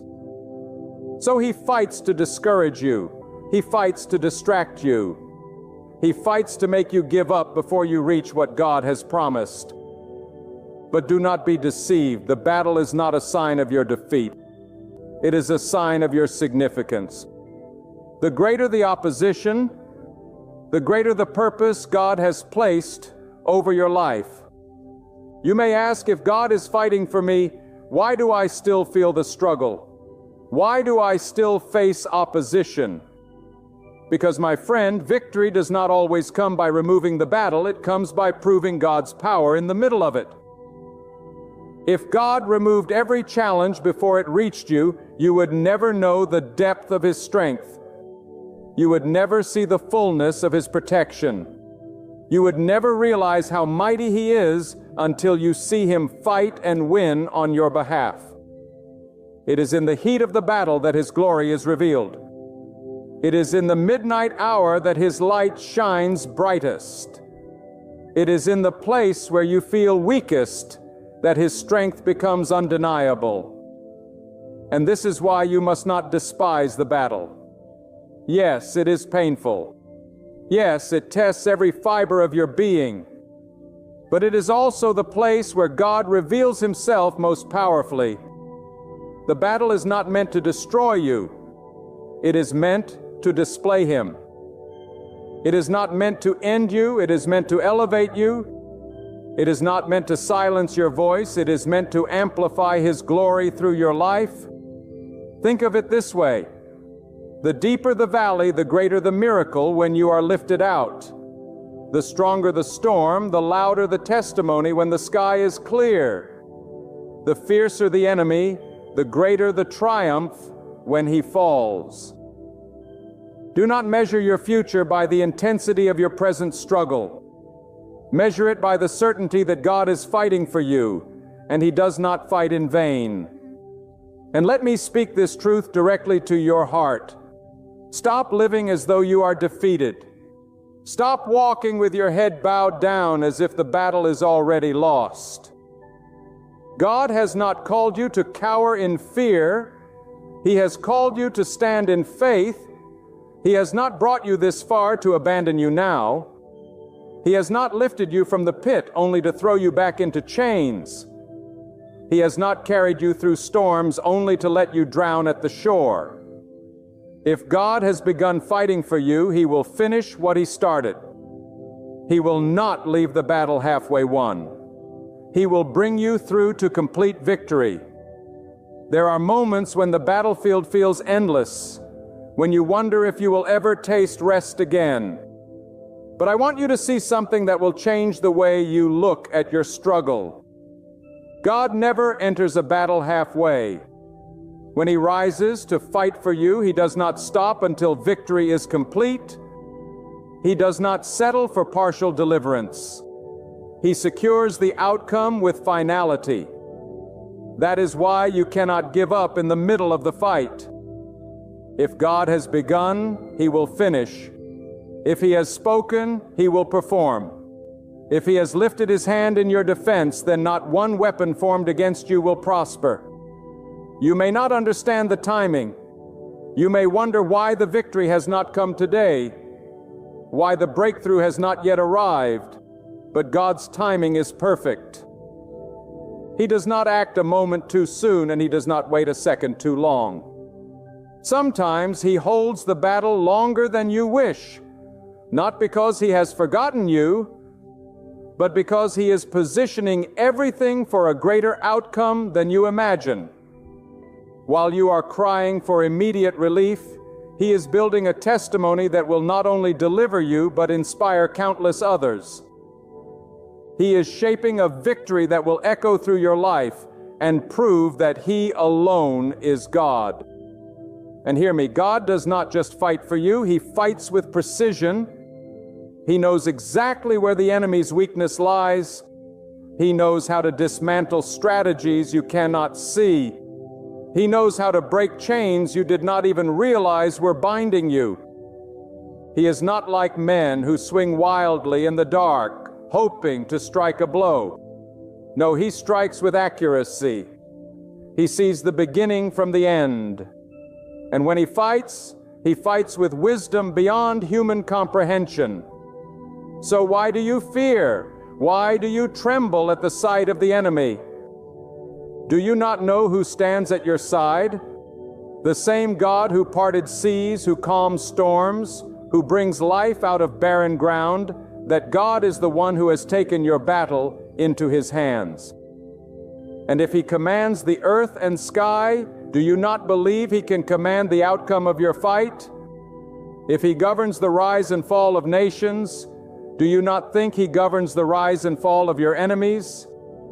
If He holds the stars in their place, do you not believe He holds your life secure in His hands? Some of you have been praying and waiting, and the silence of God has made you doubt His presence. But silence does not mean absence. Silence is often the sign that He is working in ways unseen. The most powerful battles are not always loud. Sometimes they are fought in the quiet, in the unseen places where God rearranges circumstances, shifts hearts, and prepares the victory that will unfold in His perfect time. Do not mistake His quietness for indifference. He is nearer than you think, moving with purpose, aligning every piece, ensuring that when the moment comes, your victory will be undeniable. And let me speak to the weary soul, the one who feels they have no strength left to endure. God has not asked you to carry this weight. He has not asked you to fight with empty hands. He has asked you only to trust, to stand, to believe.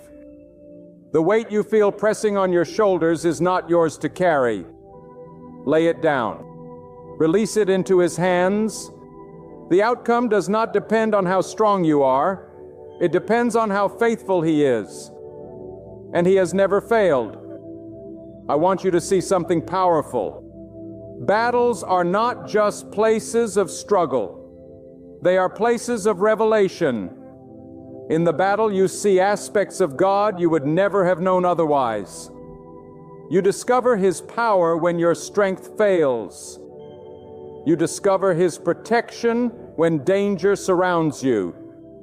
You discover His faithfulness when everything else collapses.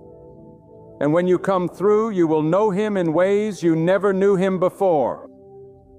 The battle that threatened to destroy you will become the very place where your relationship with God deepened, where your trust grew unshakable, where your faith became anchored. Do not despise this season. Do not curse the battle. What feels like your breaking point is often the very ground where God is building your future. What looks like the place of your defeat will become the place where His glory shines the brightest. The enemy may think he has cornered you, but God has already written a way of escape. The enemy may think he has stolen from you, but God will restore in greater measure. The enemy may think he has silenced you, but God will amplify your voice with testimony and truth. There are times when the weight you are carrying feels too heavy for your shoulders. Times when you wake up in the middle of the night wondering how much longer you can endure. But hear this truth. God never intended for you to carry the burden alone. The battle that is before you is not yours. It belongs to God. And when you begin to realize that, your spirit will find rest.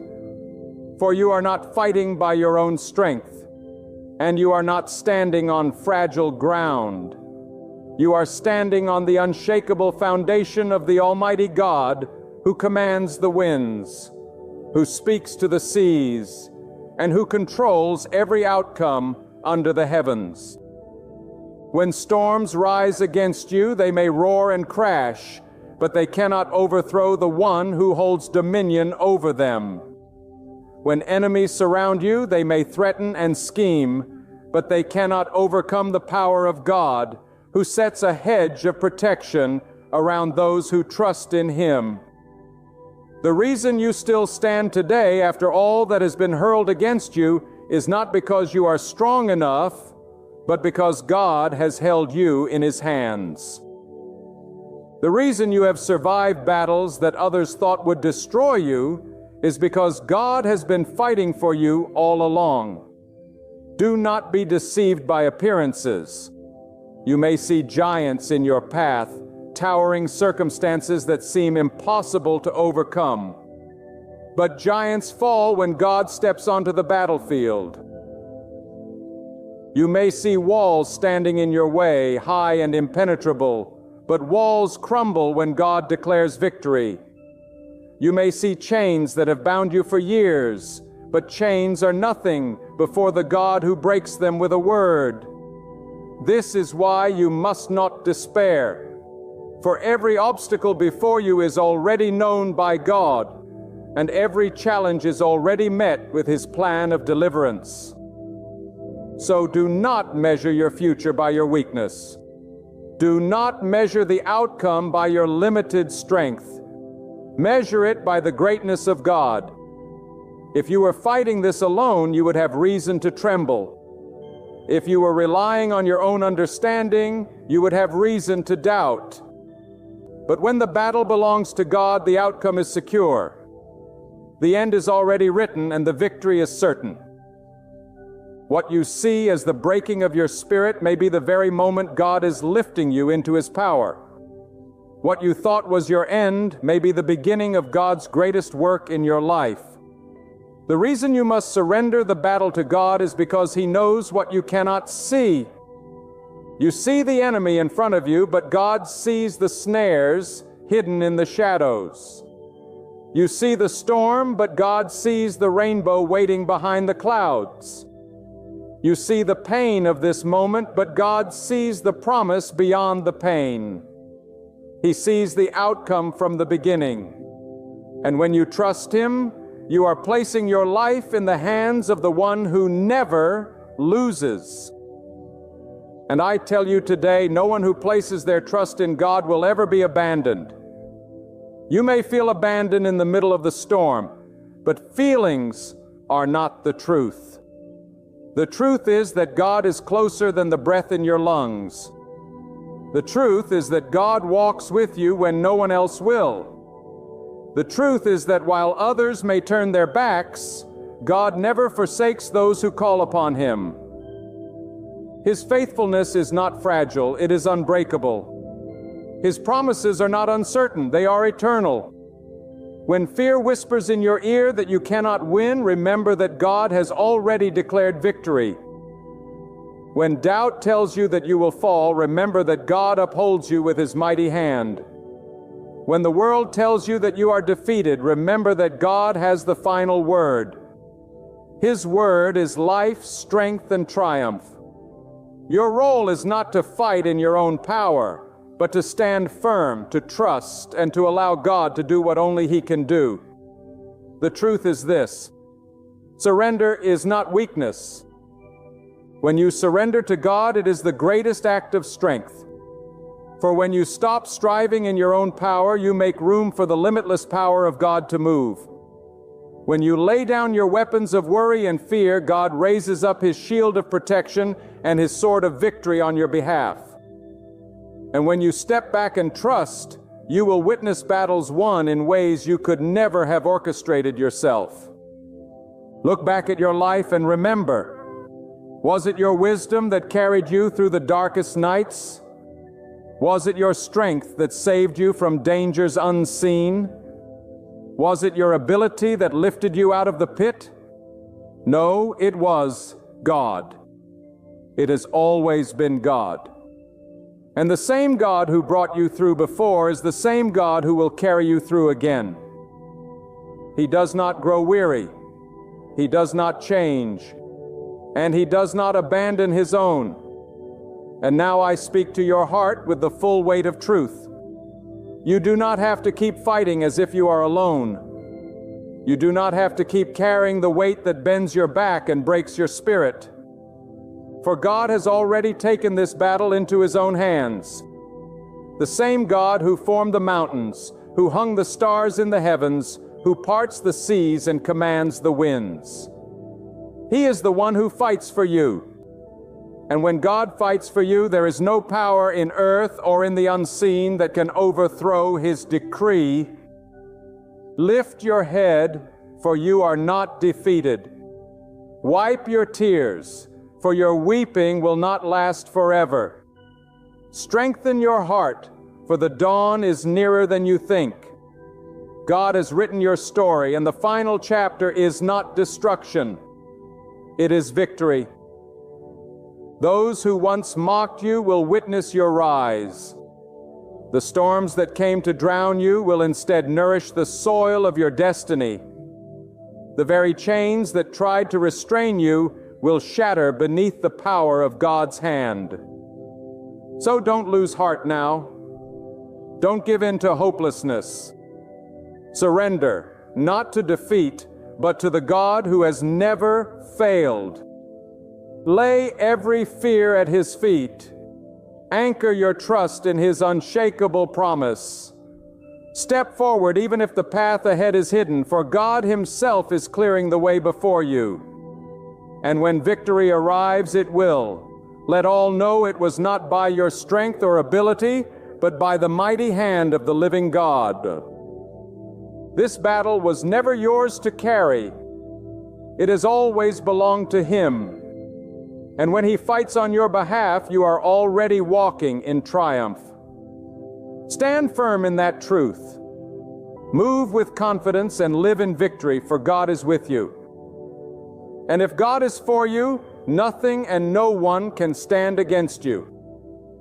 Among all the questions that stir within the human soul, few are as profound or as urgent as this one. Can I truly trust God's plan for my life? Some of you have walked through the valley of disappointment for so long that you've begun to wonder if light will ever touch your path again. Others have endured rejection, betrayal, and deep loss.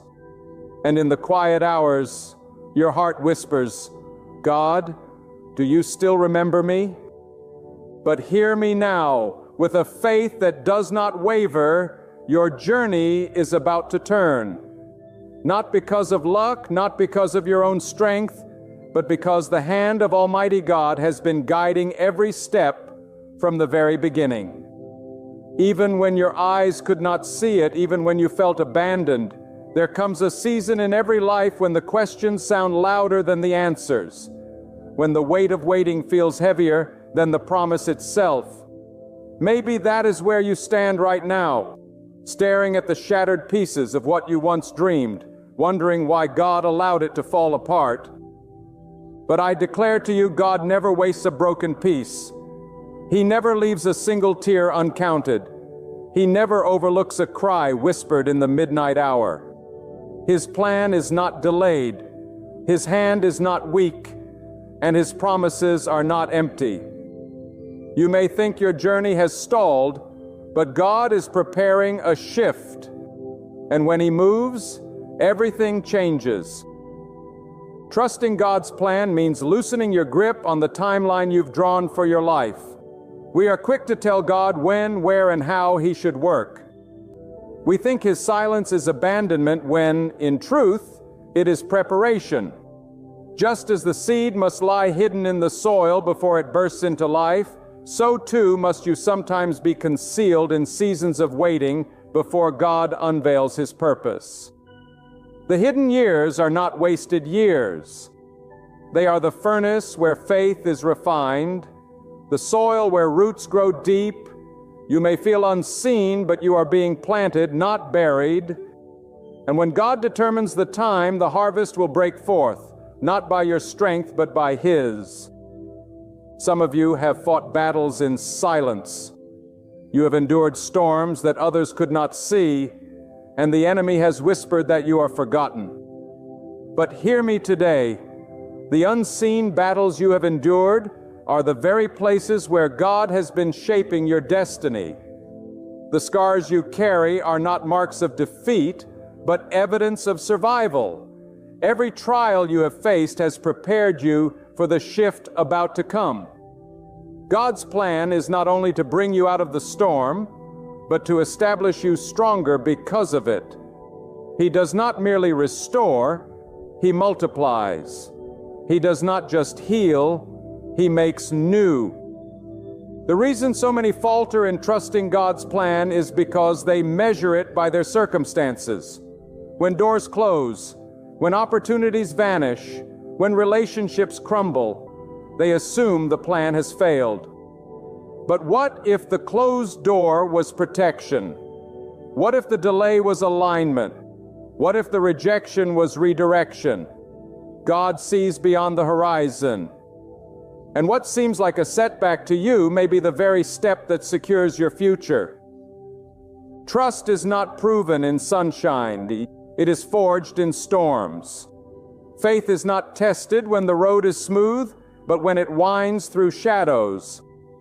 And the God who holds the universe in His hand is also holding your life, weaving every detail into a design that you cannot yet comprehend but will one day marvel at.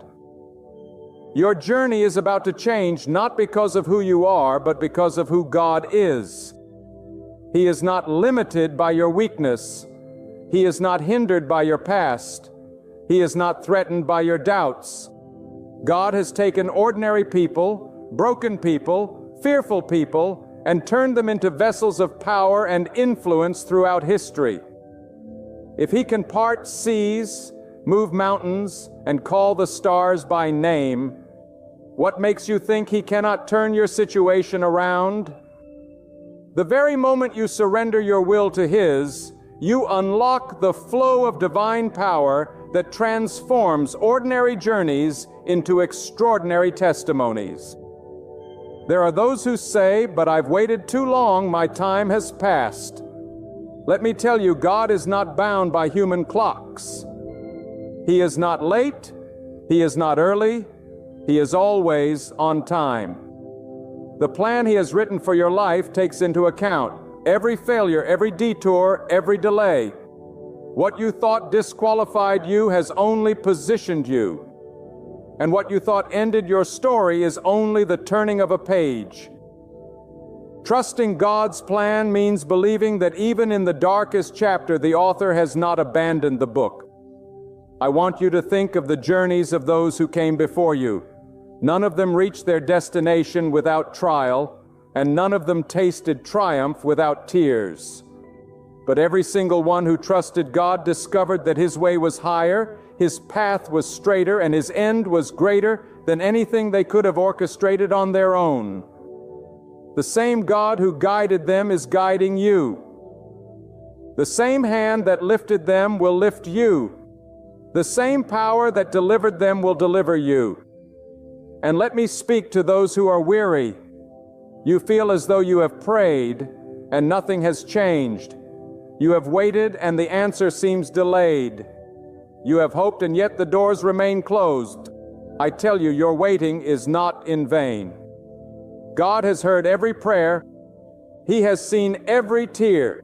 He has marked every step. The very silence you fear is filled with His activity.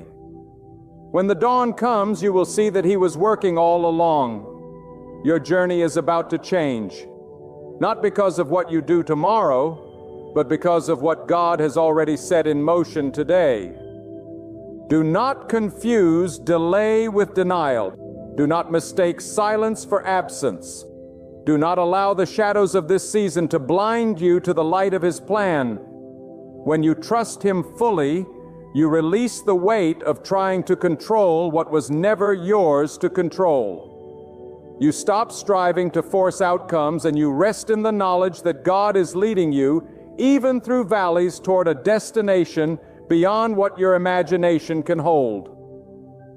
There are moments in life when God strips away our own plans, not to harm us, but to save us from smaller dreams. He removes what you cling to so tightly because He is preparing to give you what is greater. You may not understand it now, but trust requires surrender. Trust means saying, even if I cannot see it, I believe you are good. Even if I do not feel it, I believe you are near. Even if everything looks against me, I believe you are for me. When you speak such words, heaven listens and God responds. I stand before you today not with empty platitudes, but the weight of conviction. God's plan for your life is far greater than the pain you've endured, far deeper than the questions you've carried, and far stronger than the opposition you faced. And I believe with all my heart that your journey is about to take a turn. The night does not last forever. The valley does not stretch endlessly. The storm does not rage eternally. There comes a moment when God says enough and light breaks through. That moment is closer than you think. The question is, will you trust Him? Will you believe when everything in you screams to doubt? Will you rest when everything around you urges you to panic? Will you hold on when it seems easier to let go? Because trust is not passive, it is active. It is choosing moment by moment to place your hope not in what you see, but in the God who sees beyond what you see. It is choosing to believe that His plan is not only good, but perfect. And hear this: when God shifts your journey, it will not be in half measures. When He moves completely. The doors He opens, no man can shut. The opportunities He creates, no one can block. The blessings He releases, no enemy can steal. When He turns the page, the new chapter will not resemble the old. And all those nights of weeping will give way to mornings of joy. There is a stirring that takes place in the heart when God begins to shift the course of a life. You may not always recognize it at first. It can come through restlessness, through circumstances that seem to crumble, or through doors you thought were certain suddenly closing before you. And yet deep within there is a whisper that tells you God is working. The soil is being turned. The foundation is being shaken, not to destroy, but to prepare for what is coming. When God begins to move you from where you are to where He has destined you to be, the journey will feel uncomfortable, but it will be necessary. We are quick to hold on to what is familiar. The known feels safer than the unknown. But the God who formed you did not create you to stay stagnant. He calls you to walk into the unseen, to step into the waters where your feet cannot touch the ground, because it is there that trust becomes real. Trust in God's plan means believing that when He calls you out of what you know, He will not abandon you to sink. He will uphold you. He will steady you. He will guide you. And though you may not see the whole path, you can be certain that every step is being ordered by His hand.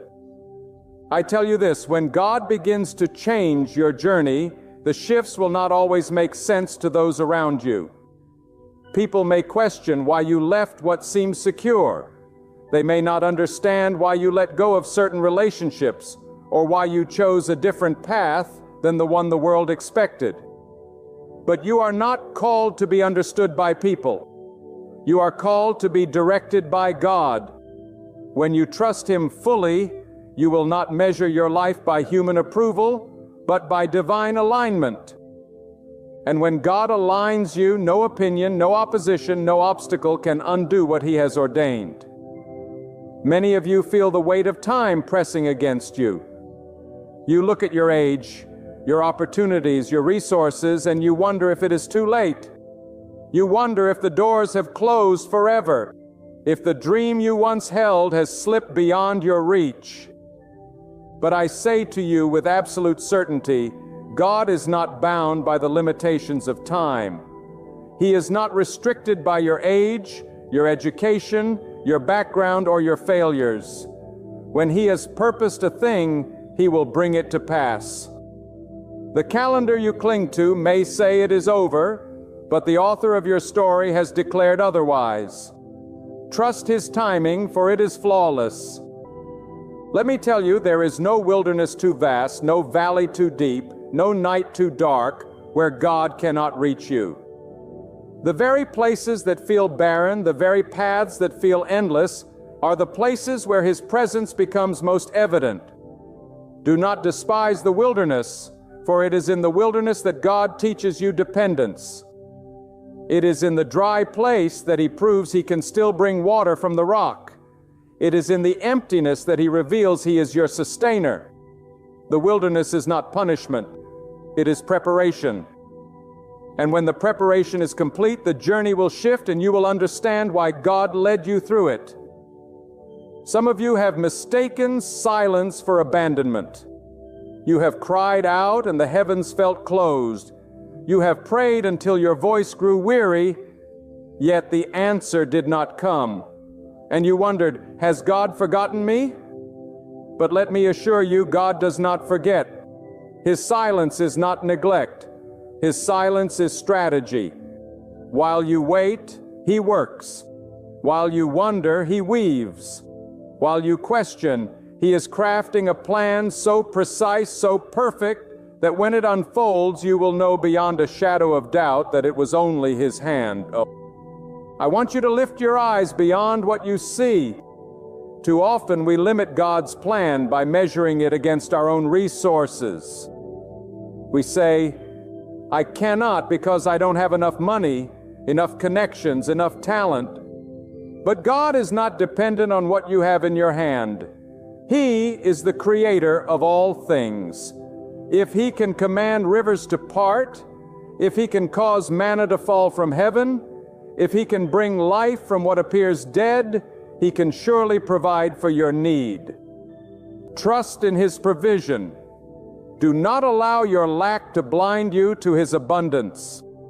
The journey ahead will not be built on your supply, but on His endless resources. When you trust in God's plan, you begin to see setbacks differently. No longer are they failures, they are redirections. No longer are they endings, they are transitions. That opportunity you lost was never meant to anchor you. It was meant to free you for something greater. That relationship that broke was not the end of love. It was the clearing of space for what was truly aligned. The rejection you endured was not your disqualification. It was your repositioning. God does not close doors without opening better ones. Trust the closures because they are as much a part of His plan as the openings. Some of you are standing right now at the edge of change, but fear is holding you back. Fear of failure, fear of judgment, fear of the unknown. And yet, hear me clearly, fear has no authority over a life surrendered to God. Fear only has the power you grant it. If God has spoken, then fear has no vote. If God has commanded, then doubt has no place. Courage is not the absence of fear. It is the decision to move forward despite it because you trust the one who goes before you. And let me speak to the hidden pain, the shame that weighs on your heart because of past mistakes. You think your failures disqualify you from God's plan. You think the wrong turns, the poor decisions, the sins of yesterday have permanently derailed your destiny. But God does not write people off so easily. His plan is big enough to redeem your past, strong enough to cover your missteps, and wise enough to weave even your failures into the tapestry of your future. Trust Him with your scars, because those scars will become testimonies of His grace and power. You may be in a season where you cannot trace His hand, but you can trust His heart. God has not brought you this far to abandon you now. Every valley, every detour, every delay has been leading you to this moment. And though the road has been long, though the nights have been hard, though the questions have been many, your journey is about to change. The breakthrough is near. The shift is coming. The tide is turning. And when it does, it will not be because of your striving, but because of God's faithfulness. Lift your head, child of God. Do not walk as one defeated, but as one who knows their steps are being ordered by a higher hand. Do not speak as one hopeless, but as one who knows that the author of life is still writing. Do not live as one abandoned, but as one carried by everlasting arm. The future you fear is already secured by the God who loves you. And when you look back one day, you will see that every twist, every turn, every unanswered question was part of a greater plan than you could have dreamed. When you truly decide to trust in God's plan, something begins to happen inside of you. The weight of fear starts to lift. The confusion that once clouded your vision begins to clear. The burden of control that you carried for so long falls from your shoulders. And though the circumstances around you may not shift immediately, your heart begins to sense a quiet strength, a deep assurance that God is guiding every detail. This is not blind optimism. It is the unshakable confidence that the one who shaped the mountains and hung the stars is orchestrating your life with precision and care. But let me be honest with you, trusting God's plan does not mean you will always understand it. In fact, more often than not, His plan will bewilder you. It will take you down roads you never would have chosen. It will sometimes feel like you are walking backward instead of forward.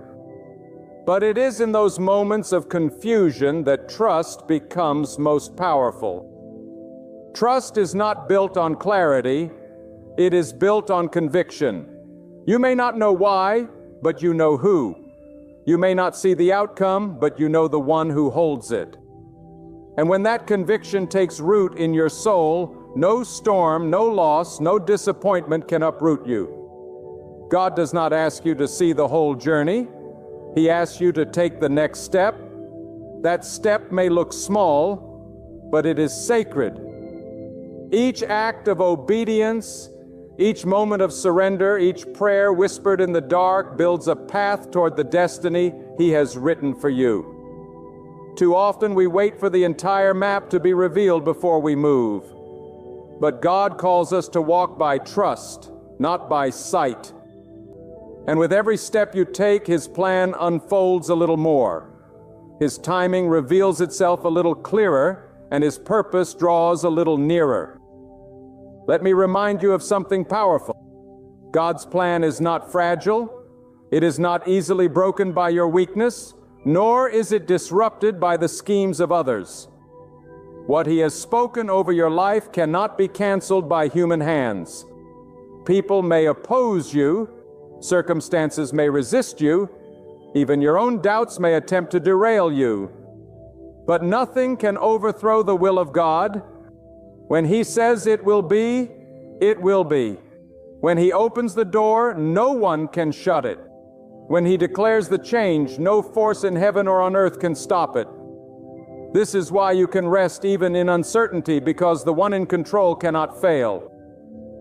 And hear me on this. Sometimes the very things you call detours are the path itself. You thought that loss was a step backward, but it was the exact turn that placed you on the road to your destiny. You thought the waiting was wasted, but it was there that you developed the patience and resilience you would need for what is ahead. You thought the closed door meant rejection, but it was protection. God is not only moving you toward the destination, He is shaping you into the person who can thrive once you arrive. A gift given too soon can destroy. A position received before you are ready can overwhelm. But when God's timing and your preparation align, nothing will be able to stop what He has planned. Do not let despair rob you of this.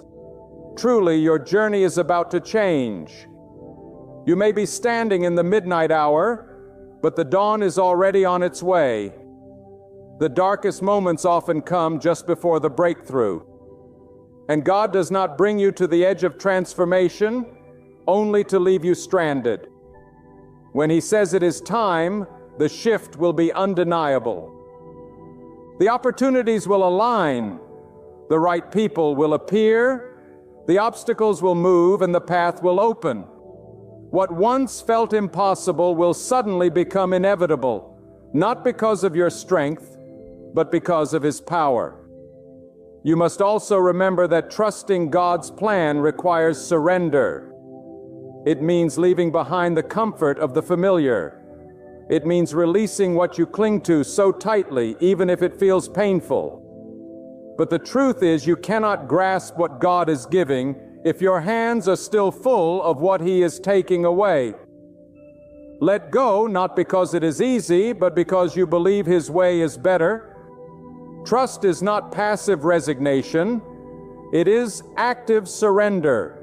It is saying, God, I release my will, my fears, my timelines, because I believe You know what I cannot see. That kind of surrender shakes heaven and positions you for the transformation that is coming. The change God is about to bring in your journey will not only affect you, it will ripple outward to those around you. Your testimony will inspire faith in others. Your resilience will strengthen those still in the valley. Your breakthrough will be the evidence someone else needs to keep going. God does not just bless you for your own sake. He blesses you so you can become a vessel of hope and light for others. When He changes your path, it is so that your life may point others back to Him.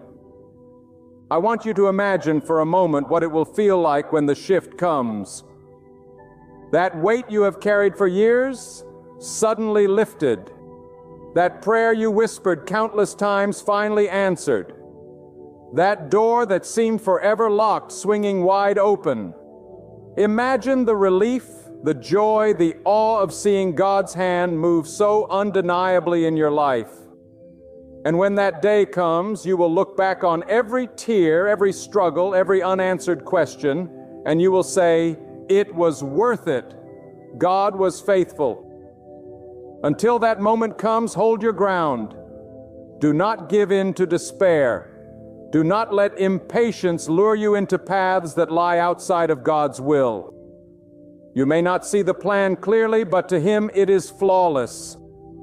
The wait may feel endless, but the result is already certain. The breakthrough may seem delayed, but it will arrive right on schedule. Trust Him. Even in this moment, even in this place, even when everything looks still, because in the unseen, heaven is in motion. God is arranging, aligning, preparing, and when His appointed time unfolds, your life will never be the same again. There comes a point when the soul stands at a crossroads, a place where you must choose between clinging to the illusion of control or surrendering fully to the guidance of God. That is the real test of faith. Trust is not proven when life is easy, but when everything feels like it's falling apart. It is standing strong when the winds roar, when the ground trembles, and proclaiming with unshaken conviction, I will not be moved, for I know the one who holds me will never fail. Trust in God is not a passive choice. It is the most courageous act you will ever commit to because it demands that you surrender every ounce of yourself to His greater wisdom. We live in a world that prizes speed, immediacy, and instant gratification. But God is not rushed by our impatience. He moves according to eternal timing, not human schedules. And though we may grow restless in waiting, His timing is never late. Imagine for a moment if everything you ever prayed for was granted at the exact time you asked. Would you have been ready? Would you have been strong enough to carry it? Would you have had the wisdom to protect it? God delays not to deny you, but to prepare you. Every pause, every waiting season is pregnant with purpose. The silence of today is only the preparation for the sound of tomorrow's breakthrough. But let me warn you, trusting God's plan will demand the breaking of pride. Pride whispers that you can do it all on your own, that you can map out your life better than God can.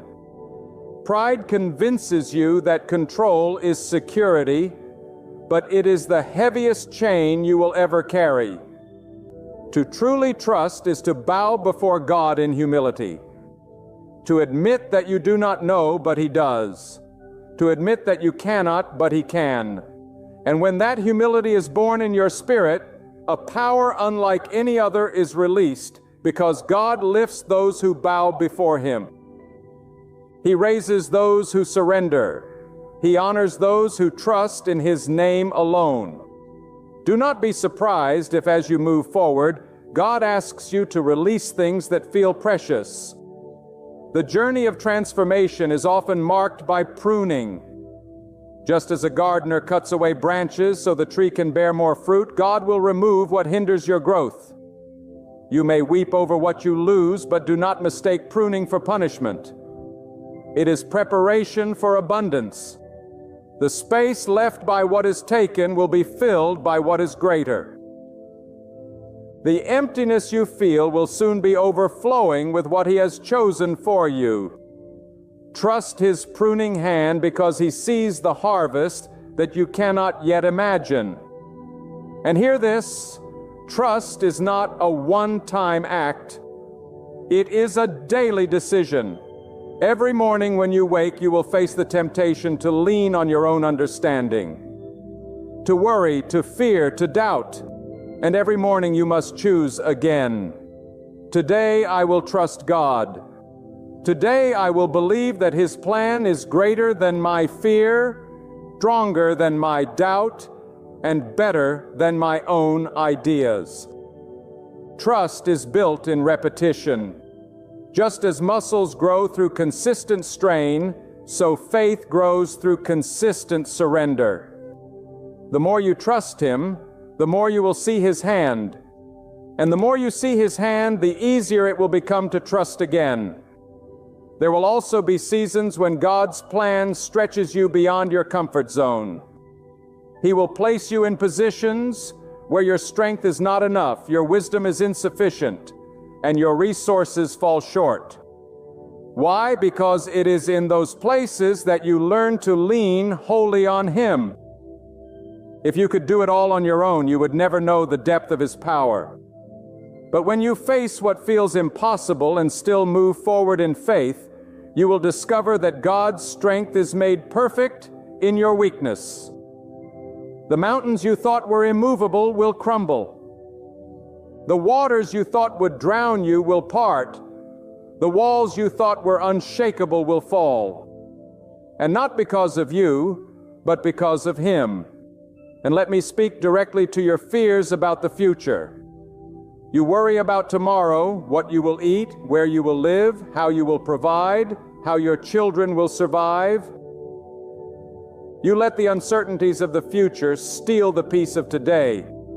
But trusting God's plan means believing that He has already gone ahead of you. He is not improvising your story.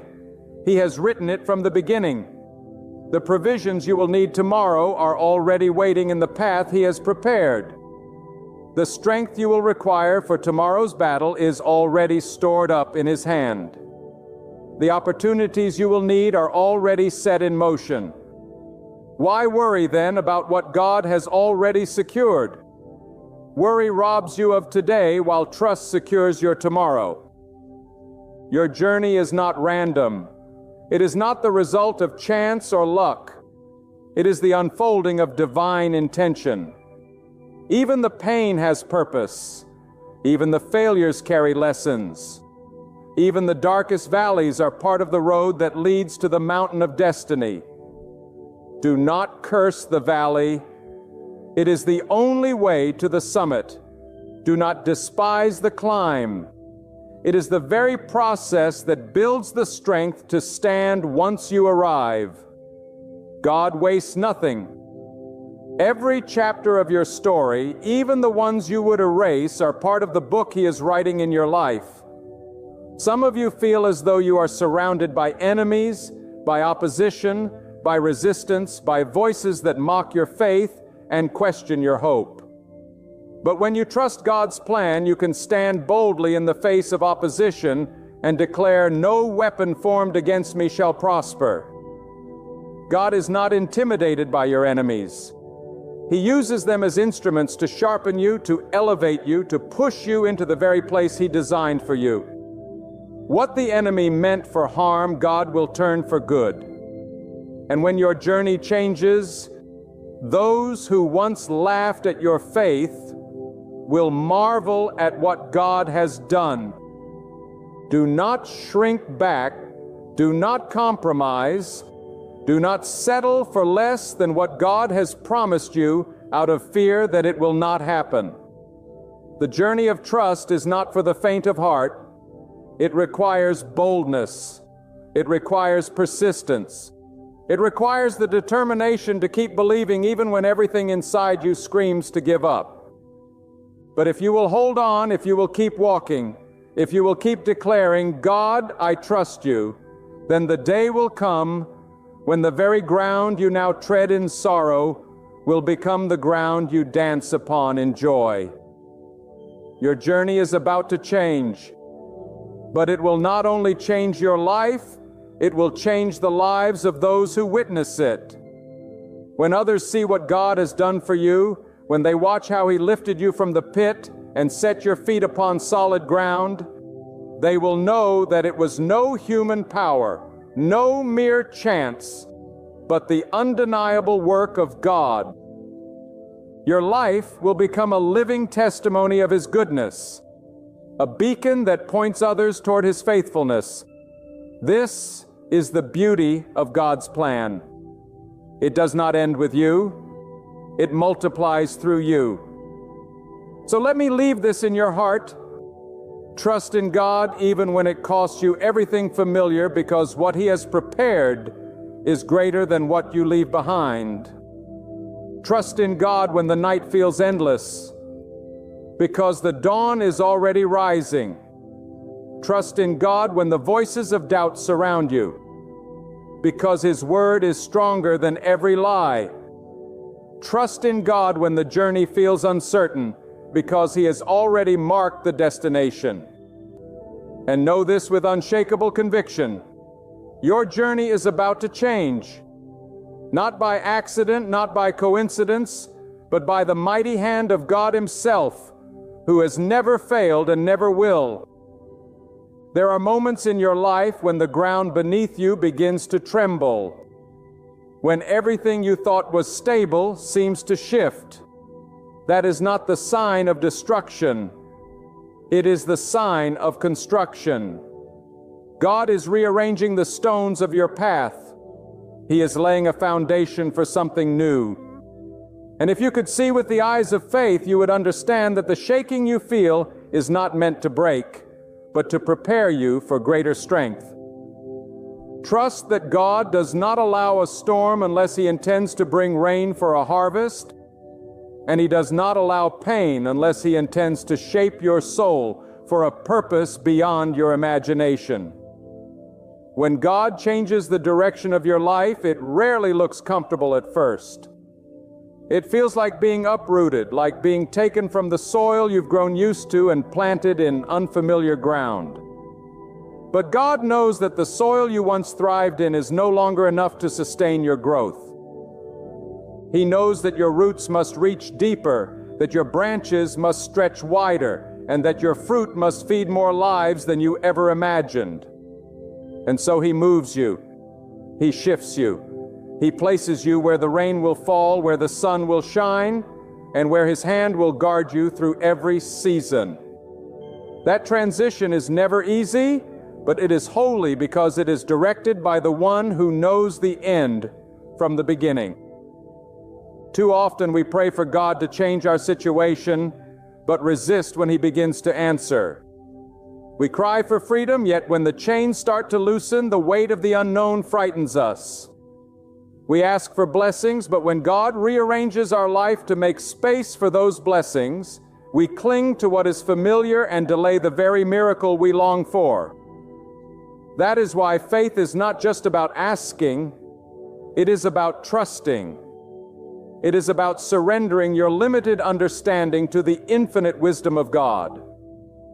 It is about saying, God, even when I do not see the full map, I trust the hand that guides me. Even when the night is long, I trust that you have already written the dawn. The greatest transformations in life happen not when everything goes according to our plan, but when our plan collapses and God's plan begins to unfold.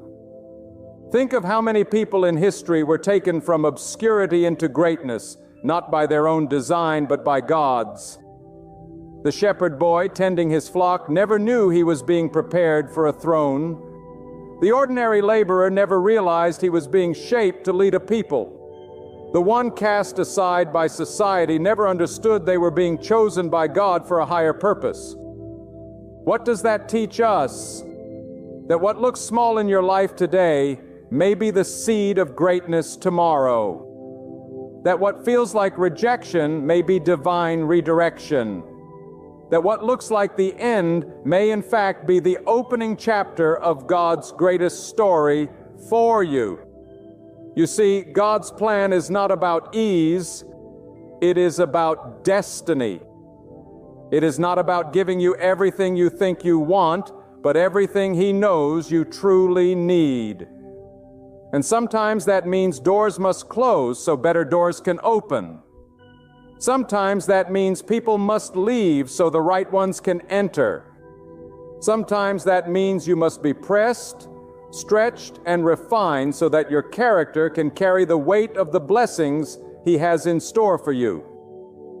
Because what use is a blessing if your heart is not ready to hold it? What use is abundance if your spirit has not been disciplined to steward it?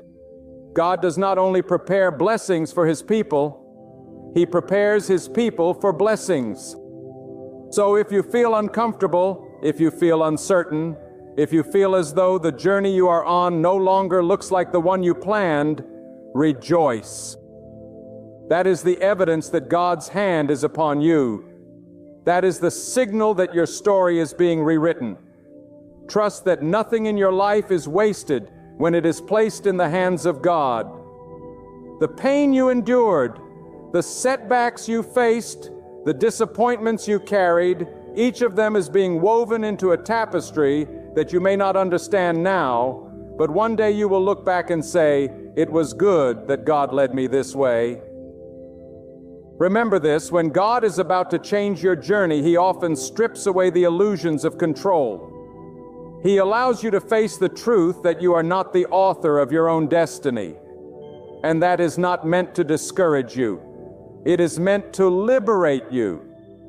Because once you realize you are not the author, you can rest in the fact that the author is greater than your fears, wiser than your doubts, and stronger than your enemies. You can step forward with courage, knowing that God's script is flawless, His timing is perfect, and His ending is victory. Do not measure God's plan by today's circumstances. Do not judge His faithfulness by the size of your current struggle. For the night does not define the morning, and the storm does not dictate the harvest. What God has spoken over your life will come to pass. It may not arrive when you expect it. It may not unfold in the way you envisioned it. But when it arrives, you will know beyond all doubt that it was not your doing, not your power, not your wisdom. It was the hand of God guiding your every step. My friend, let this truth settle deeply into your heart. God has never abandoned you. Not for a single moment. Not in your darkest night, not in your weakest hour, not in the silence when you thought no answer would come. He has been writing your story with hands that do not tremble, guiding your steps with wisdom that cannot fail, and covering your life with a mercy that never runs dry. The detours, the disappointments, they were not the end. They were the preparation. You have been carried through valleys to teach you strength. You have been pressed by trials to refine your faith. And you have been stretched by uncertainty to teach you trust. Now, as you stand on the threshold of a new season, I tell you with urgency and with assurance, trust in God's plan. Do not let fear paralyze you. Do not let doubt chain you. Do not let the whispers of despair rob you of the destiny that God Himself has prepared for you. Lift your eyes above the storm, for beyond the clouds is a sky painted with promise. Lift your heart above the pain, for within it God has planted seeds of greatness that are about to bloom. Lift your spirit above the noise of this world, for God is speaking and His voice calls you forward. The journey you have walked has not been wasted. Every tear you cried was seen by God. Every prayer you whispered was heard by Him. And every step you took in faith has brought you to this moment. The path that lies ahead may not always be smooth, but it will be magnificent because it is guided by the hand of the Almighty. When God redirects your path, it is never meant to reduce you, but to raise you higher. Never to wound you, but to make you whole. Never to take away your joy, but to replace it with a joy so deep that no storm can steal it. So step forward with courage. Believe that the author of your story has already written victory across every chapter of your life. Believe that the same God who has carried you this far will never abandon you now. Believe that His plan is beyond your dreams, greater than your fears, and far more beautiful than anything your hands could ever create. Your journey is about to shift. And when it does, you will look back and realize it was God's hand guiding you all along, leading you towards something higher, brighter, and everlasting. Step into this new season with faith, because His plan is flawless and your appointed time has arrived.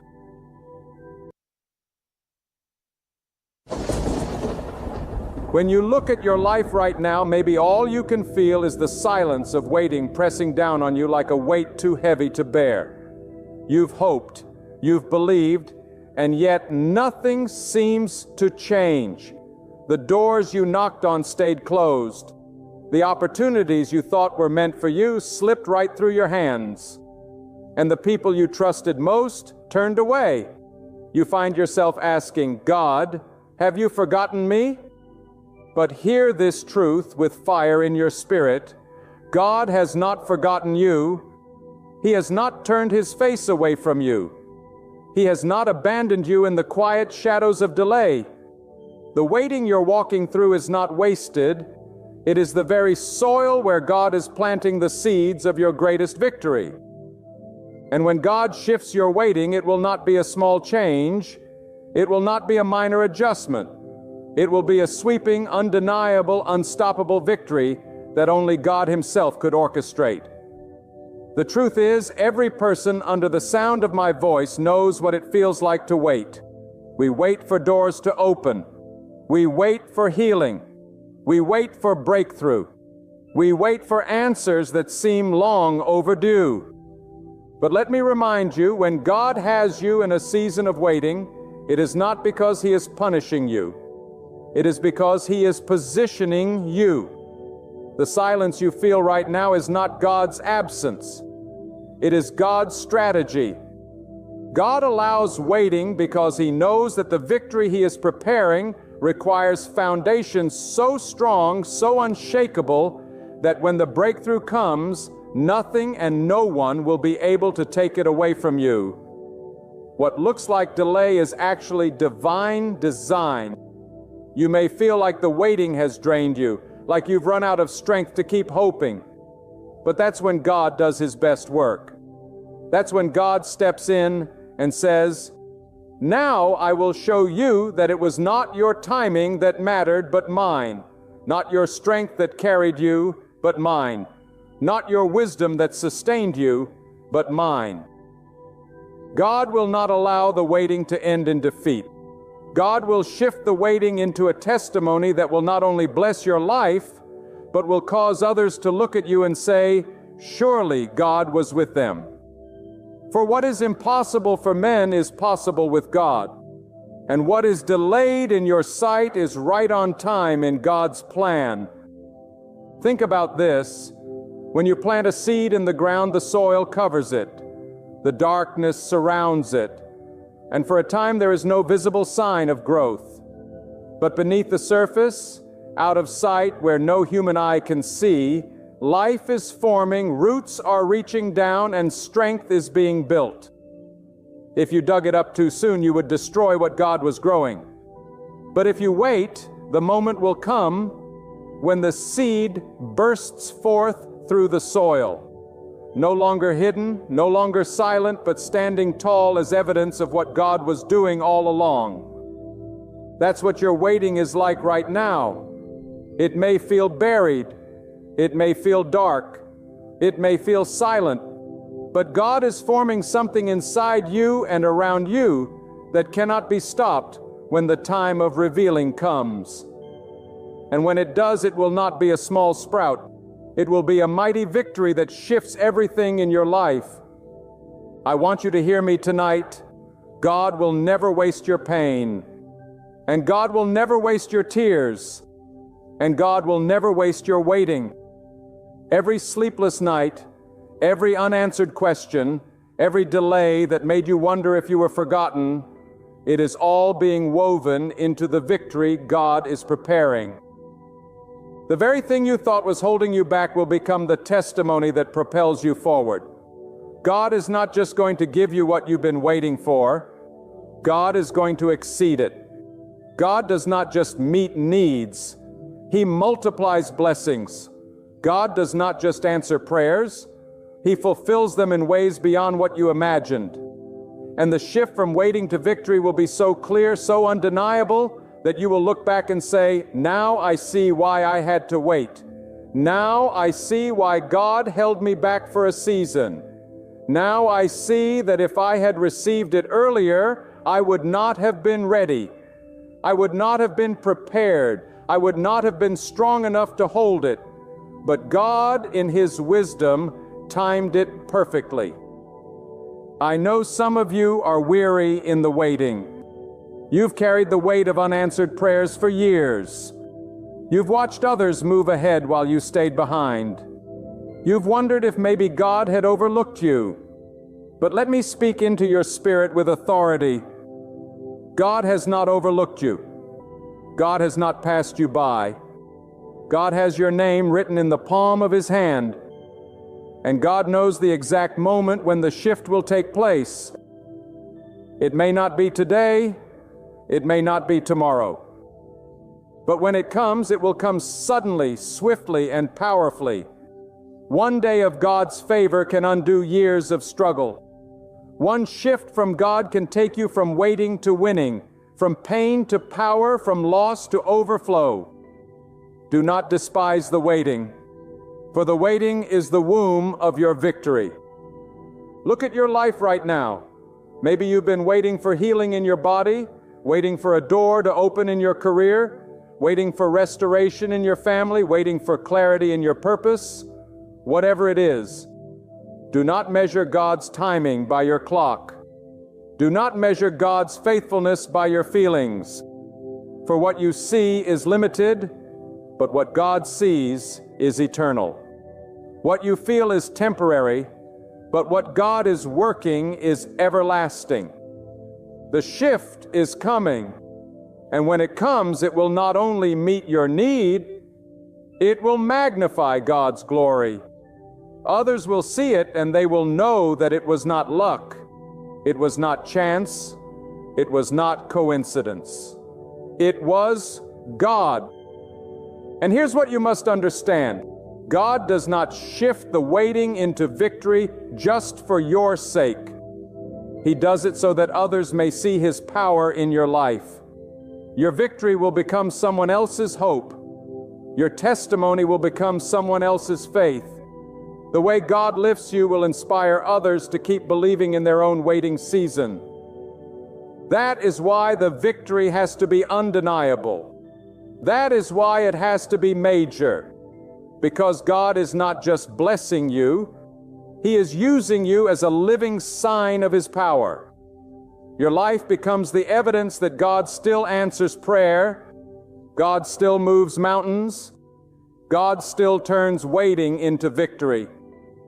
I want you to think about where you are right now. Think about the prayers you have prayed, the tears you have cried, the times you have felt like giving up.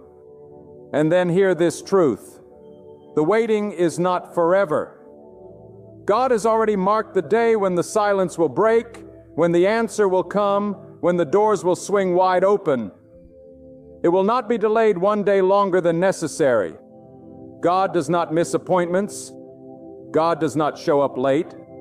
God's timing is precise. And when He shifts you from waiting to victory, it will be clear that it was God and God alone who did it. When you find yourself in the long corridors of waiting, you are not abandoned. You are under divine construction. The reason it feels quiet is because God is laying beams and foundations that no storm will ever shake. Waiting seasons are sacred classrooms where God trains your faith, stretches your endurance, and sharpens your vision. And if you try to step out too early, you will miss the strength that only waiting can build. That is why you must not despise this place you are in. God is not late. God is not idle. God is not absent. God is preparing you for a moment so powerful, so transformative, that you will one day thank Him for the very delay that once made you weep. Consider this truth. When God shifts your waiting into victory, it will not be a quiet whisper. It will be a trumpet blast that announces His power. It will not be something you can hide in a corner. It will shine like the morning sun. When God moves, He leaves no room for doubt. The same God who commands the galaxies to spin, the same God who sets the tides in motion, the same God who breathes life into dust, that God is the one who will turn your season of waiting into a season of triumph. Nothing is too hard for Him. No delay can outlast Him. No obstacle can stand against Him. When God decides the waiting is over, nothing on earth and nothing in the unseen world can hold back your victory. You must understand that God often allows waiting because He wants to separate your desire from your dependence. Too often we lean on what we want instead of who we need. Waiting purifies your heart so that when the blessing comes, you know it is not the gift that sustains you, but the giver. God is not interested in giving you shallow victories that fade away. He is interested in building victories that anchor your soul in His faithfulness. That is why He sometimes delays.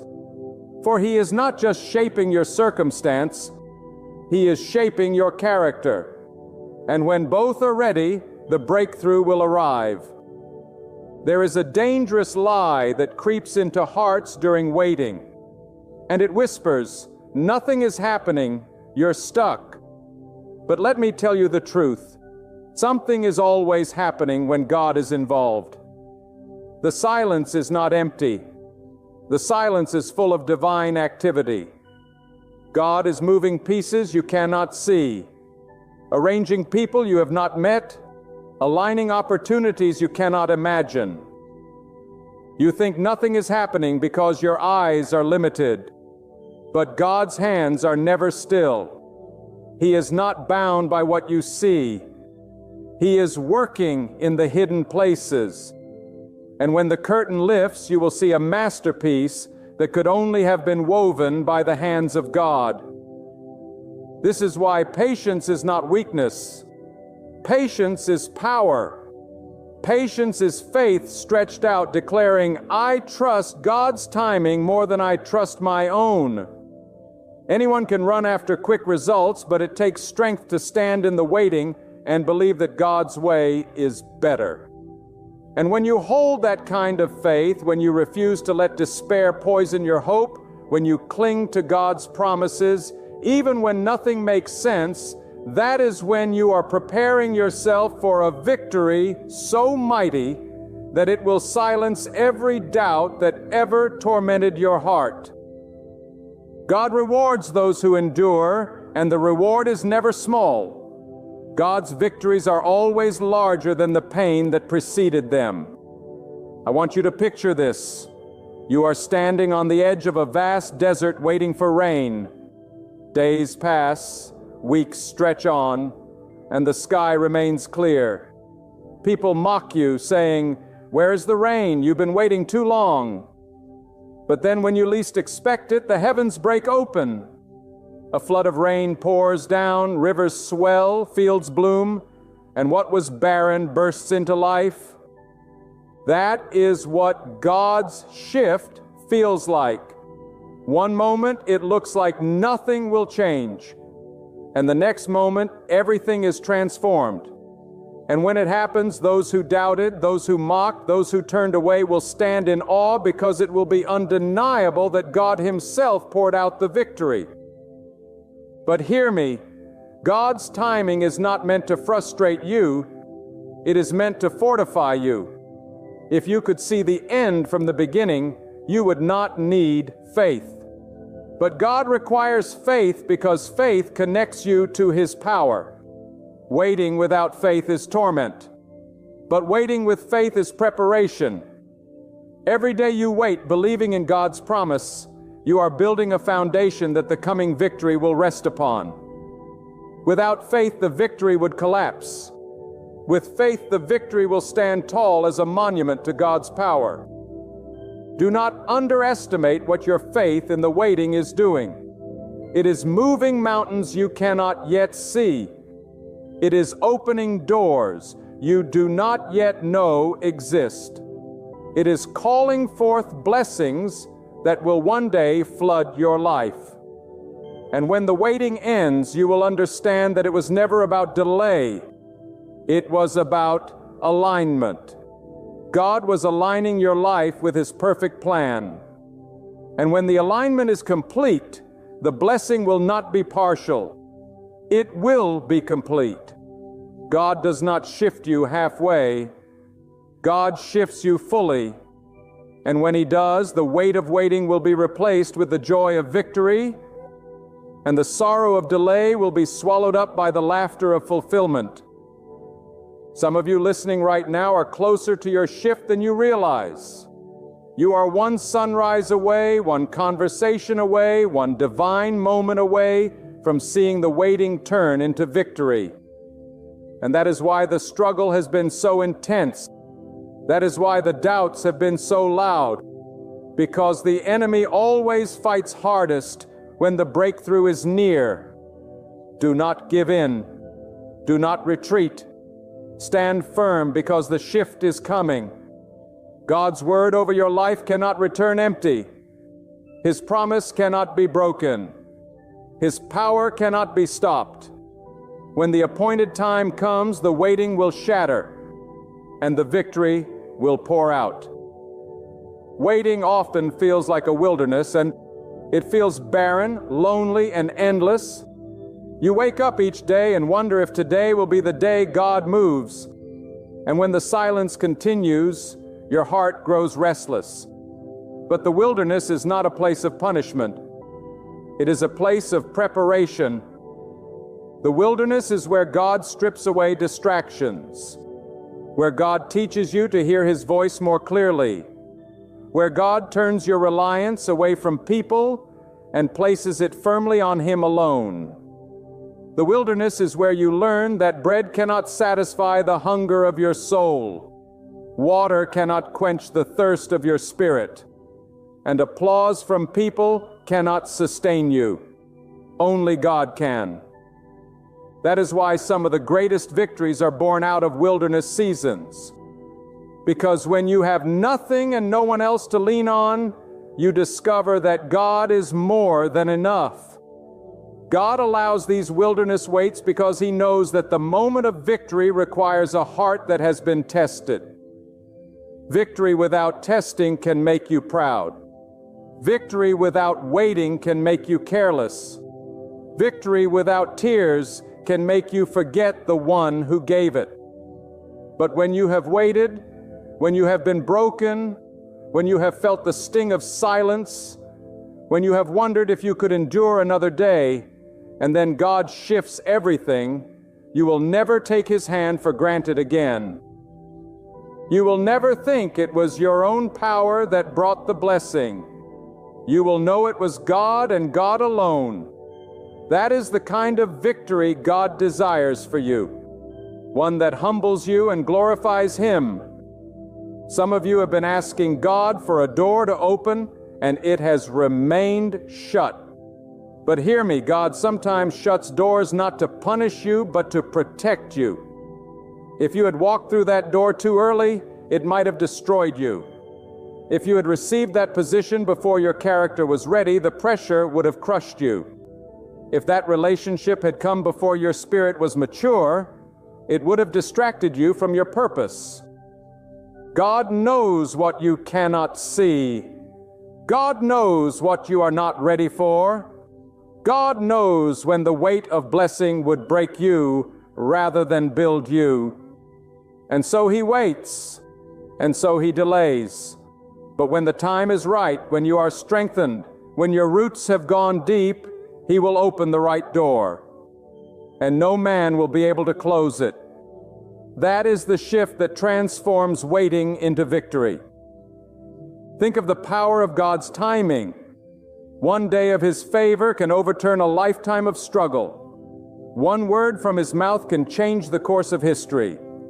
One act of His power can take a person from obscurity to influence, from bondage to freedom, from despair to overflowing joy. And yet, that kind of shift cannot come before the appointed time. It cannot come 1 second early because God is a God of perfect order. He is never behind schedule. He is never rushed. He is never caught off guard. He knows exactly what He is doing. And when He moves, you will see that every second of waiting had a purpose.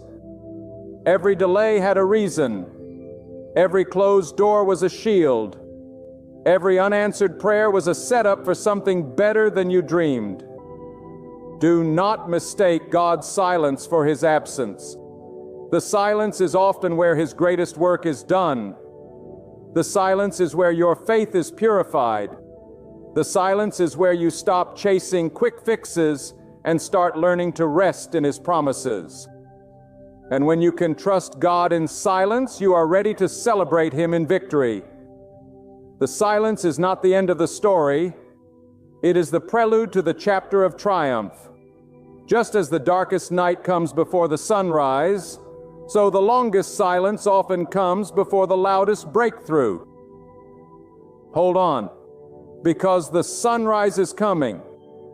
And when God shifts your waiting into victory, the light will be so bright it will erase the shadows of the night that preceded it.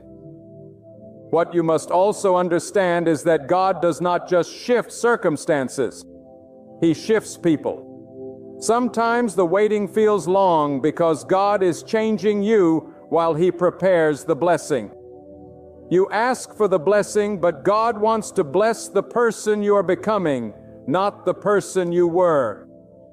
The waiting transforms you. It takes away arrogance and replaces it with humility. It removes fear and replaces it with faith. It breaks selfishness and replaces it with compassion. God knows that true victory is not just what happens around you. It is what happens within you. If the blessing comes and your heart is not ready, you will waste it. But when the blessing comes and your heart is aligned with God, you will multiply it. You will steward it. You will honor Him with it. That is why the shift requires patience, because God is not simply changing your situation, He is changing your spirit. Many people despise waiting because they think nothing is happening. But if you could see into the unseen, you would fall to your knees in awe. You would see angels moving on assignment. You would see obstacles being dismantled. You would see traps being destroyed before you ever fall into them. You would see opportunities being aligned in ways beyond human imagination. The waiting feels empty only because your eyes cannot see the fullness of what God is arranging. But just because you cannot see it does not mean it is not real. God's hand is moving even when His face is hidden. And when the moment of revealing comes, you will look back and realize He was working all along. Do not forget that God is the one who turns the impossible into the inevitable.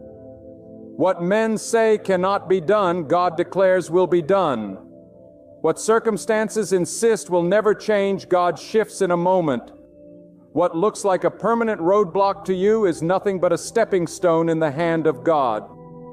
He specializes in turning dead ends into open highways, deserts into rivers, graves into gardens, and silence into songs of victory. That is the God you are waiting on. That is the God who has promised to shift your waiting into triumph. That is the God who has never failed and who will not fail you. There comes a moment in every life when the weight of waiting feels almost too heavy to carry. You begin to wonder if your prayers ever make it past the ceiling. You question if your cries fade into silence. But let me speak this truth straight into your heart. Your prayers have not vanished. Your cries have not been ignored. And your faith has never been in vain. God hears every whisper. He counts every tear, and He records every act of endurance. He is not a distant observer to your pain. He is the one holding your story in His hands. And when He moves, He doesn't just respond. He responds in a way that lifts you higher than you ever dreamed, in a way that silences every doubt, in a way that reveals His power to everyone who witnesses it. Understand this: God uses waiting to break chains that you did not even know were holding. Sometimes the greatest chains are not external. They are internal. Chains of fear, chains of doubt, chains of pride, chains of insecurity. And God knows that if He gives you the victory while those chains still bind your heart, you will not walk in freedom. So He delays not to deny, but to deliver you from what you cannot see. Waiting is the fire that burns away the impurities of your soul. And victory is the reward for the one who endured the flames. When the shift comes, you will not only have the blessing, you will have the freedom to carry it. Think of it this way: a fruit that ripens too quickly may look ready on the outside, but inside it is bitter and unprepared. In the same way, victories that come too soon often collapse because the foundation is weak. God ripens your destiny at the right time so that when you taste the victory, it is sweet, it is complete, and it endures. The waiting season is God's way of ripening your life. And when the shift happens, it will be at the exact moment when both you and the blessing are ready to meet. That is why you must not curse the waiting, because waiting is the womb of fulfillment. Do not let impatience rob you of what God has prepared. Many give up moments before the shift arrives, and many walk away from their faith in the final stretch. Do not let that be you. Hold on, because the closer you are to breakthrough, the more fierce the resistance becomes. It is often darkest before the dawn, hardest before the release, most silent before the song. If you feel pressed, it is because the release is near. If you feel surrounded, it is because the enemy knows he is about to lose his grip. Stand firm in faith because God is about to turn the page. And when he does, no power in heaven or earth can hold back your victory. You may ask, but why must the waiting hurt so much? Because pain is often the language God uses to awaken strength in you. Comfort does not produce growth. Ease does not sharpen faith. It is the struggle that births resilience. It is the pain that gives rise to perseverance. And when you persevere, you become unshakable, immovable, anchored deeply in God's power. Waiting may hurt, but when the shift comes, you will see that the pain was the very thing that carved out space in your heart to receive the fullness of God's victory. The very tears that burned your cheeks will one day water the soil of your testimony. Do not underestimate the power of a God-time shift. One moment of His intervention can do what a lifetime of effort could not. One command from His mouth can shatter barriers that generations could not break. One touch of His power can restore years that you thought were lost. That is why you must keep believing even when nothing makes sense. Because when the moment comes, when the waiting ends, the speed and force of the shift will astonish you. God does not trickle blessings, He pours them. God does not open doors halfway. He flings them wide. God does not lift you partially. He raises you fully. You must also see that your waiting is not just about you. Your waiting is tied to destinies beyond your own. God is weaving a tapestry so large, so intricate, that your life becomes a thread of hope in someone else's story. Your patience becomes their inspiration. Your endurance becomes their strength. Your breakthrough becomes their proof that God still works wonders. So when you grow weary in the waiting, remember that you are not just holding on for yourself, you are holding on for every soul that will one day look at your life and believe in God because of what He did for you. And when that victory comes, it will not be ordinary.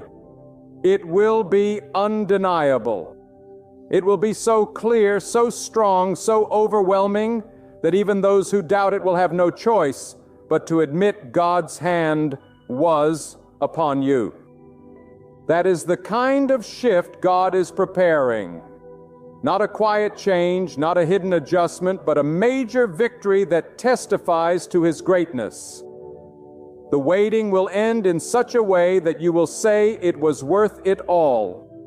Every tear, every delay, every night of silence was worth this moment. When you are waiting and it feels as though heaven is silent, do not mistake silence for absence. God's silence does not mean abandonment. His silence often means He is arranging what you cannot see. God works in hidden places, in secret layers, in ways beyond human sight. Seeds grow beneath the soil long before they break through the ground. And just because you do not see movement does not mean nothing is happening. God is aligning circumstances, shifting hearts, preparing opportunities, removing obstacles, and setting the stage for your major victory. You may see nothing with your eyes, but in the unseen realm, everything is shifting in your favor. The greatest trap of waiting is not time itself, but the lies that whisper into your soul. Lies that say, you are forgotten, you are overlooked, you are wasting your years. But hear this clearly, the God who created time cannot be late. The one who set the sun, moon, and stars into their place does not lose track of your life. He has already written your days before you lived a single one. That means your waiting is not wasted. It is woven into the very design of your destiny. It is not delay. It is divine orchestration. And when God decides the time is full, the shift will happen suddenly, and every lie you believed in the darkness will be shattered by the brilliance of His light. Do not let your heart grow bitter in the waiting, because bitterness blinds you to what God is preparing. Many allow disappointment to harden their hearts, and they miss the beauty of what God is doing. Even now, instead of bitterness, let the waiting drive you into deeper trust. Let it press you closer to God. Waiting is not punishment. It is invitation.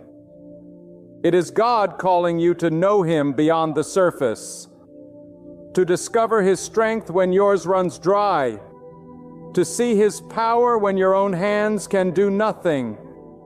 The waiting is where intimacy with God is born, and intimacy is the very thing that will carry you into victory.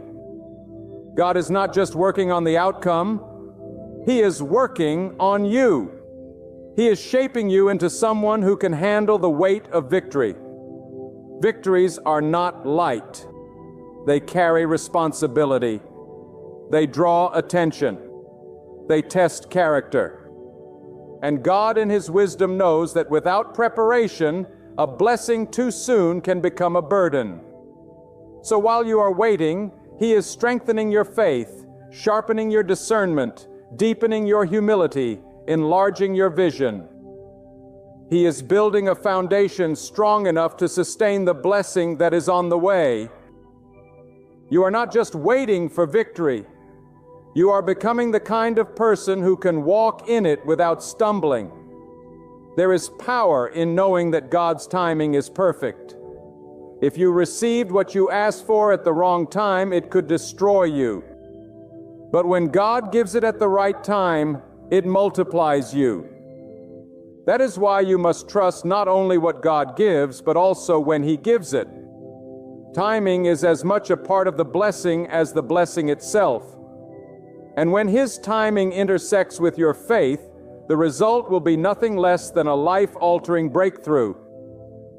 I tell you this, the shift God is preparing will not be a small adjustment. It will be a reversal, a complete turning of the tide. Where you were once last, you will be placed first.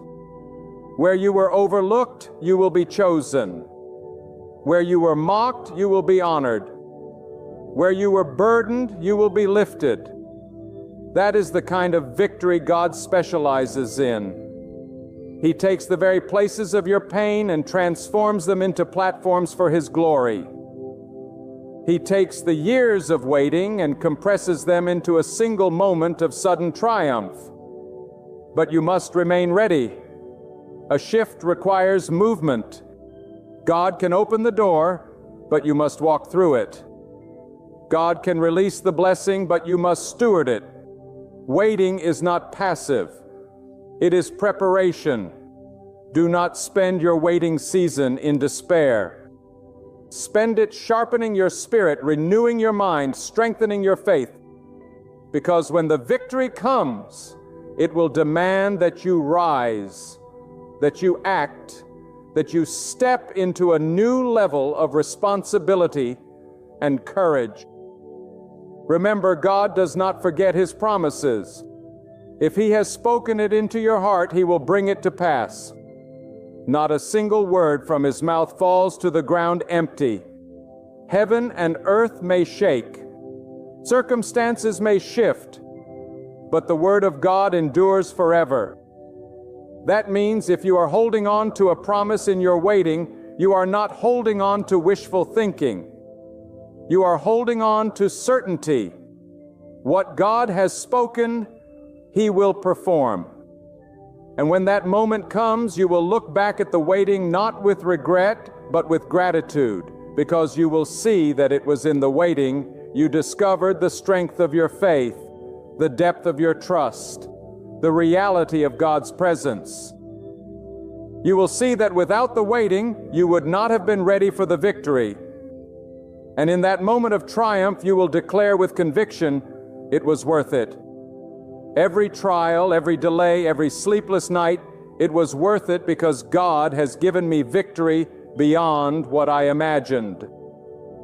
When you are in the waiting room of life, it is easy to believe that you are forgotten, but let me assure you, God never misplaces His children. He never loses track of His promises. Every second of your waiting is accounted for, measured with precision, and covered with purpose. God does not deal in wasted moments. If He has allowed you to remain in the waiting, it is because there is something being written in you that only waiting can produce. And when the shift finally breaks through, you will see that not a single day was wasted. Not a single prayer was ignored. Not a single tear went unseen. Waiting often feels like weakness, but in God's hands, waiting becomes your greatest weapon. Because while the world rushes, you are being refined. While others chase after quick solutions, you are anchored in God's eternal timing. And when the shift happens, the strength you gained in the waiting will make you unshakable. You will not be fragile in your victory. You will not be easily toppled by opposition. You will be rooted deeply in the truth that what God begins, He finishes. And what He promises, He fulfills. Think about the power of this truth. A delay with God is not denial. It is design.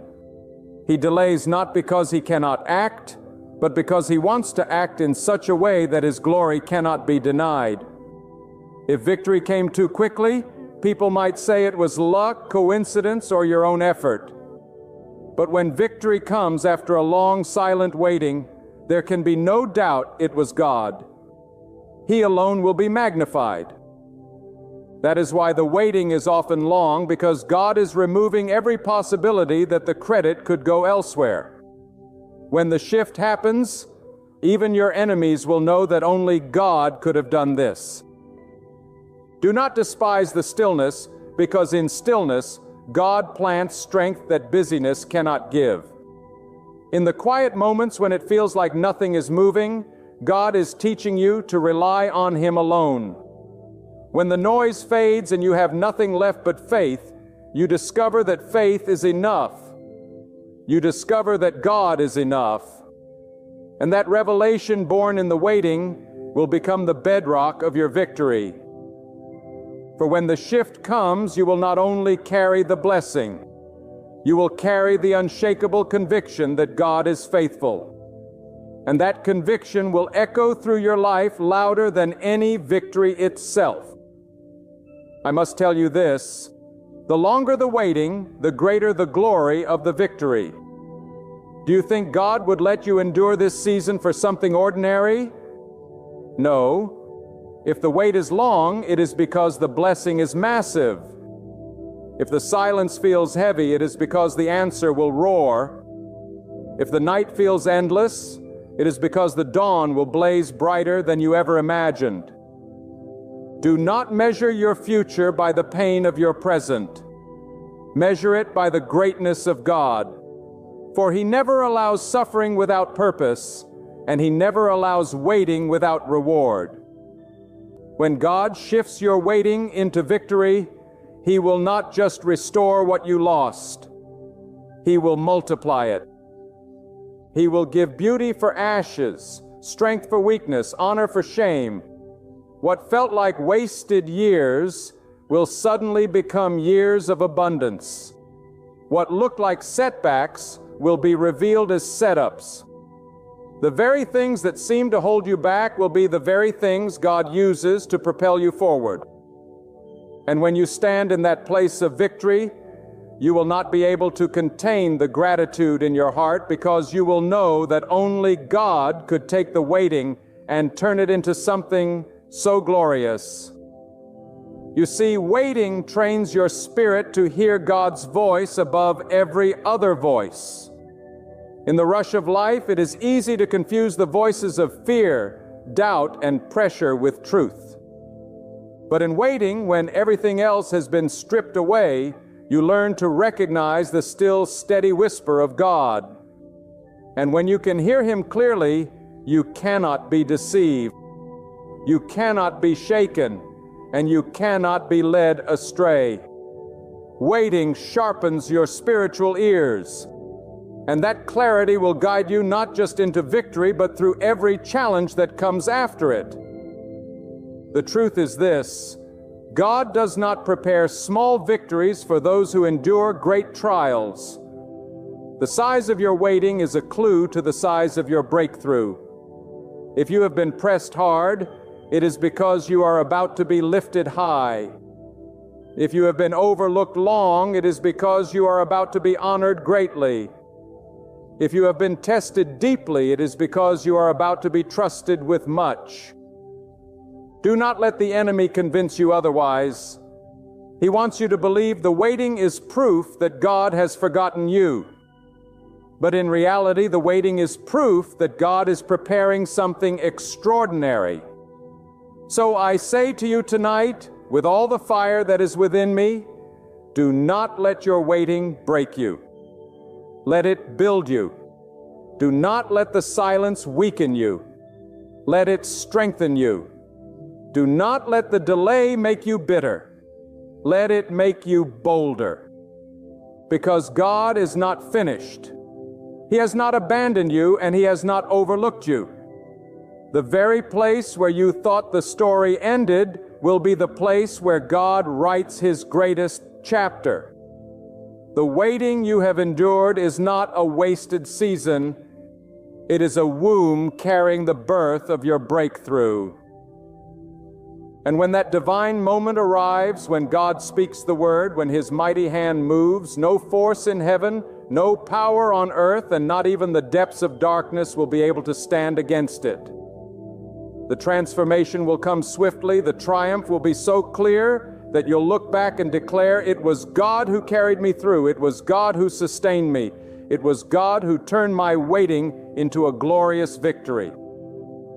So tonight, lift your head high and let your heart burn with unshakable faith, because the waiting is not your ending. It is the preparation for the glory that's on its way. Hold fast to God with everything in you, for He is about to turn your night into morning, your sorrow into joy, your wilderness into a promised land, and your waiting into a victory so great it will resound through generations. Trust Him. His timing is flawless. His power knows no limits, and His promise stands unbroken.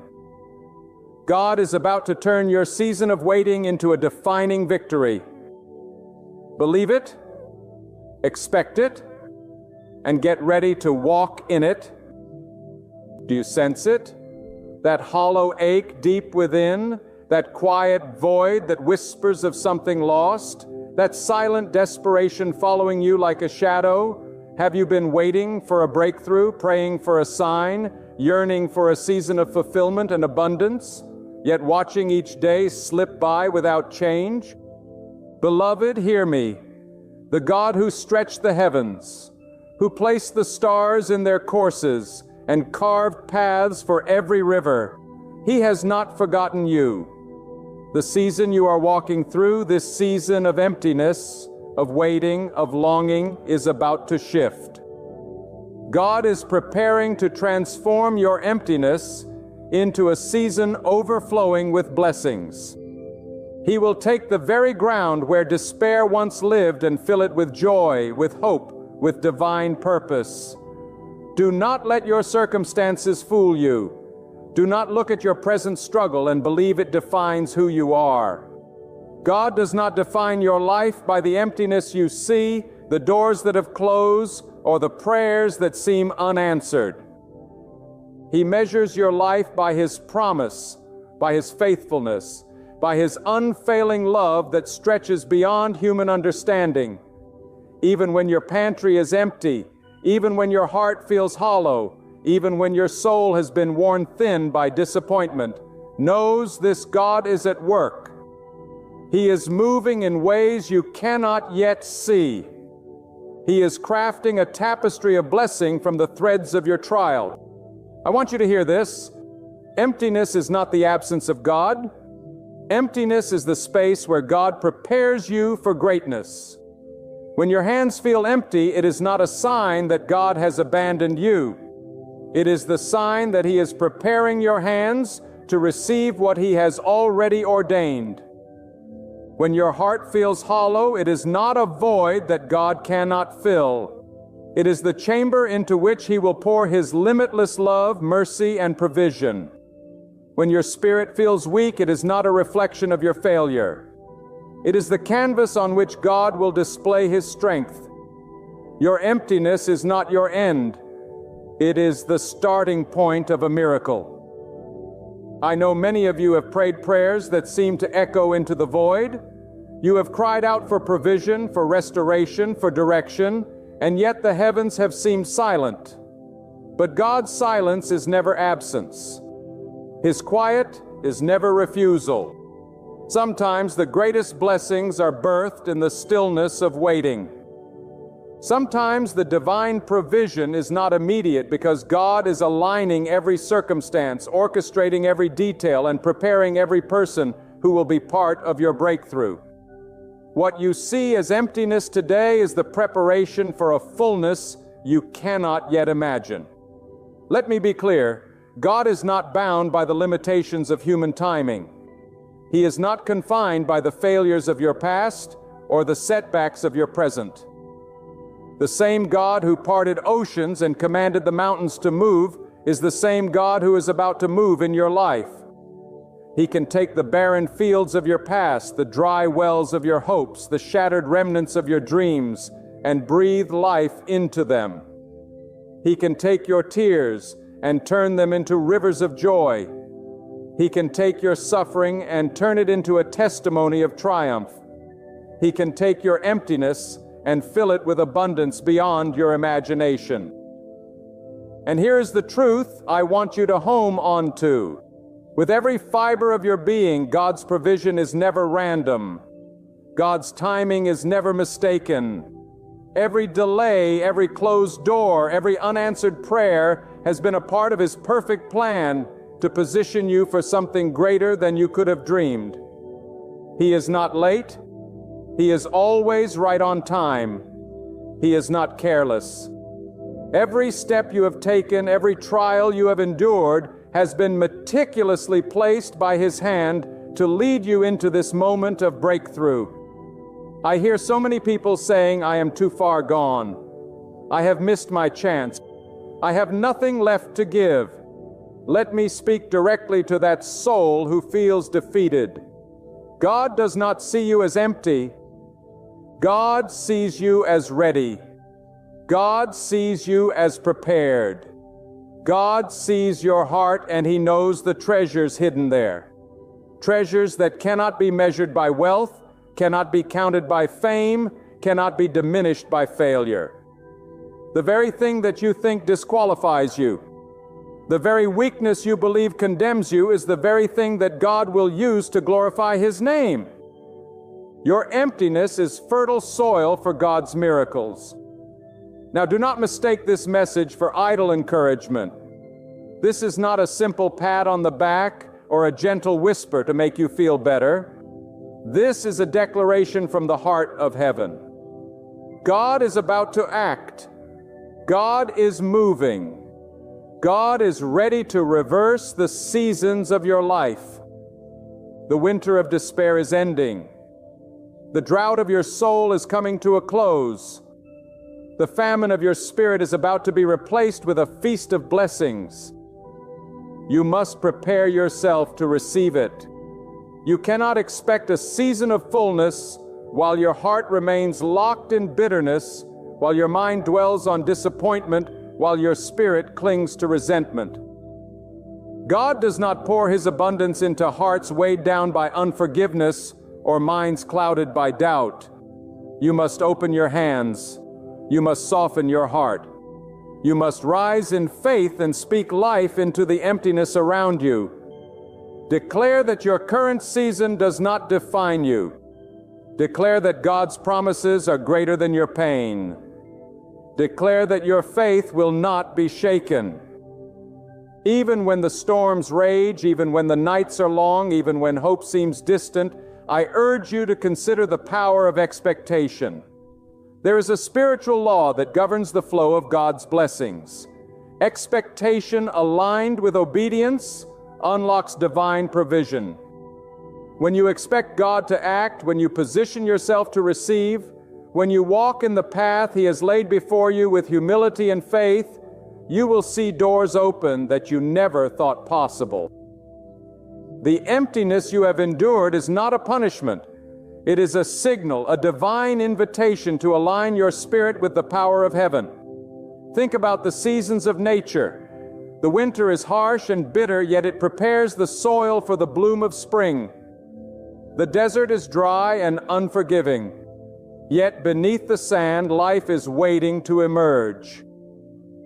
The night is long and dark, yet it gives way to the sunrise, illuminating the world in glory.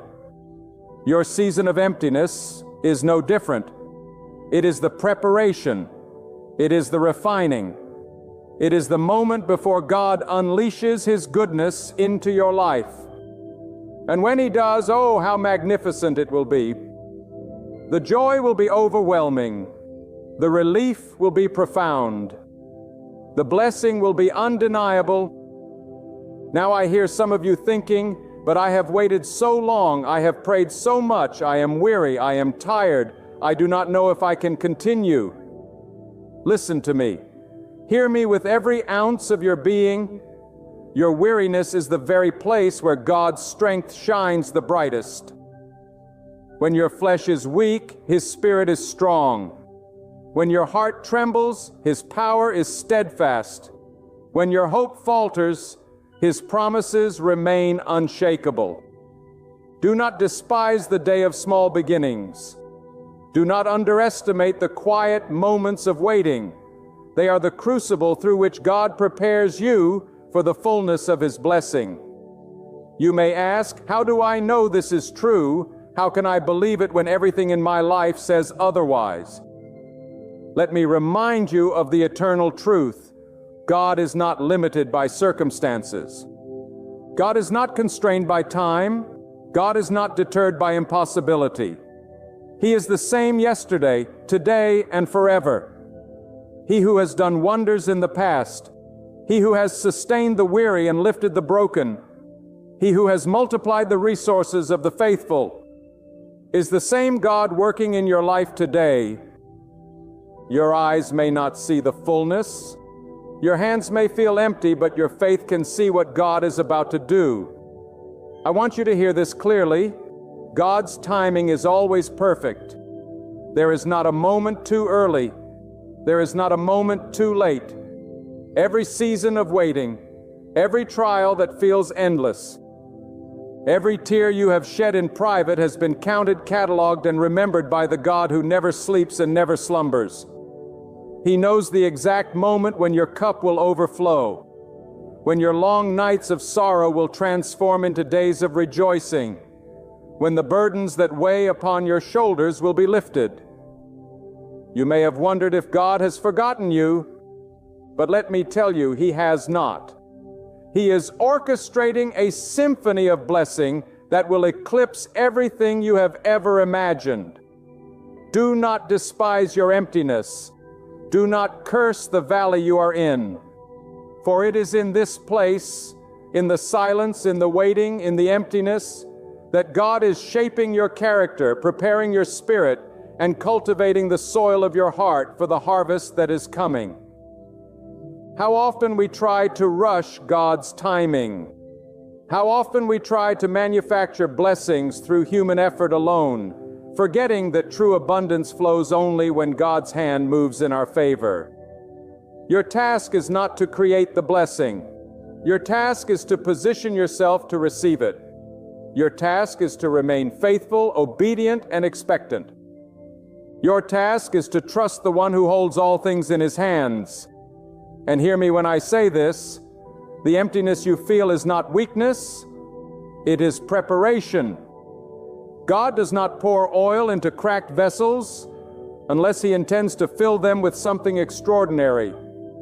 He does not leave wells dry unless He plans to send rivers of living water.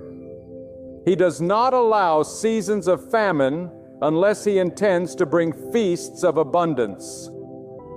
Every moment of scarcity, every whisper of despair, every night spent in longing is a canvas on which God will paint the masterpiece of your life. You are not abandoned. You are chosen. You are not empty. You are being prepared. I know there are some here today who feel that life has treated them unfairly. You have faced setbacks, betrayal, financial loss, disappointment, and heartbreak. You have asked God, why me? Why this? Why now? And the silence has seemed deafening. Yet it is in these very moments that God's power becomes most evident. For when the heart is emptied of pride, when the soul is stripped of reliance on the temporary and the fleeting, it becomes a vessel for the eternal, a dwelling place for God's provision, a channel for divine blessing. There is a principle in life, a law written by God Himself into the rhythm of the universe. The deeper the emptiness, the greater the filling. The darker the night, the brighter the dawn. The longer the wait, the more glorious the fulfillment. And this is not just poetic words. This is divine truth. Your season of emptiness is not your end. It is the prelude to abundance. It is the preparation for breakthrough. It is the furnace in which God refines your faith, strengthens your character, and amplifies your capacity to receive His blessings. Do not allow disappointment to settle in your heart. Do not allow bitterness to take root. Do not allow doubt to cloud your vision. God's power is greater than every limitation you see.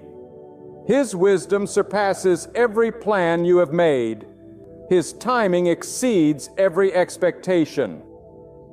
You may be standing in the dry desert today, but do not despair, for the rains of heaven are coming.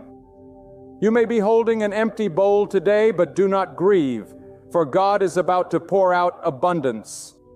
You may be walking a path that seems lonely and difficult, but do not fear, for God is your guide, your provider, and your ever-present strength. Now I want you to understand something crucial. God's blessings are not simply given. They are cultivated through faith, perseverance, and obedience. When God is about to turn your season, He is looking for a heart that trusts Him even when nothing seems to make sense. He is looking for a spirit that remains steadfast even when the world around you crumbles. He is looking for faith that does not waver, hope that does not falter, and love that does not fade. Your readiness to receive is measured not by your circumstance, but by the strength of your faith, by the purity of your intention, and by your willingness to align your life with His will. I urge you to listen carefully. God is not slow in His work. He is perfect in His timing.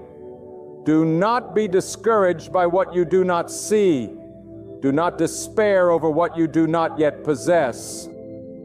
The Creator of the universe does not operate according to human schedules or limited understanding. His ways are higher than your ways, and His plans are greater than your imagination. The very thing you have been longing for, praying for, and believing for is on its way. The season is changing. The emptiness is ending. The breakthrough is arriving. And what will you do when it comes? Will you be ready to receive it with gratitude, humility, and praise? Will you recognize that every tear, every trial, every moment of longing has been the preparation for this moment? The fullness that God is bringing is not simply for your comfort. It is for your testimony. It is to show the world that the hand of God moves on behalf of those who trust Him.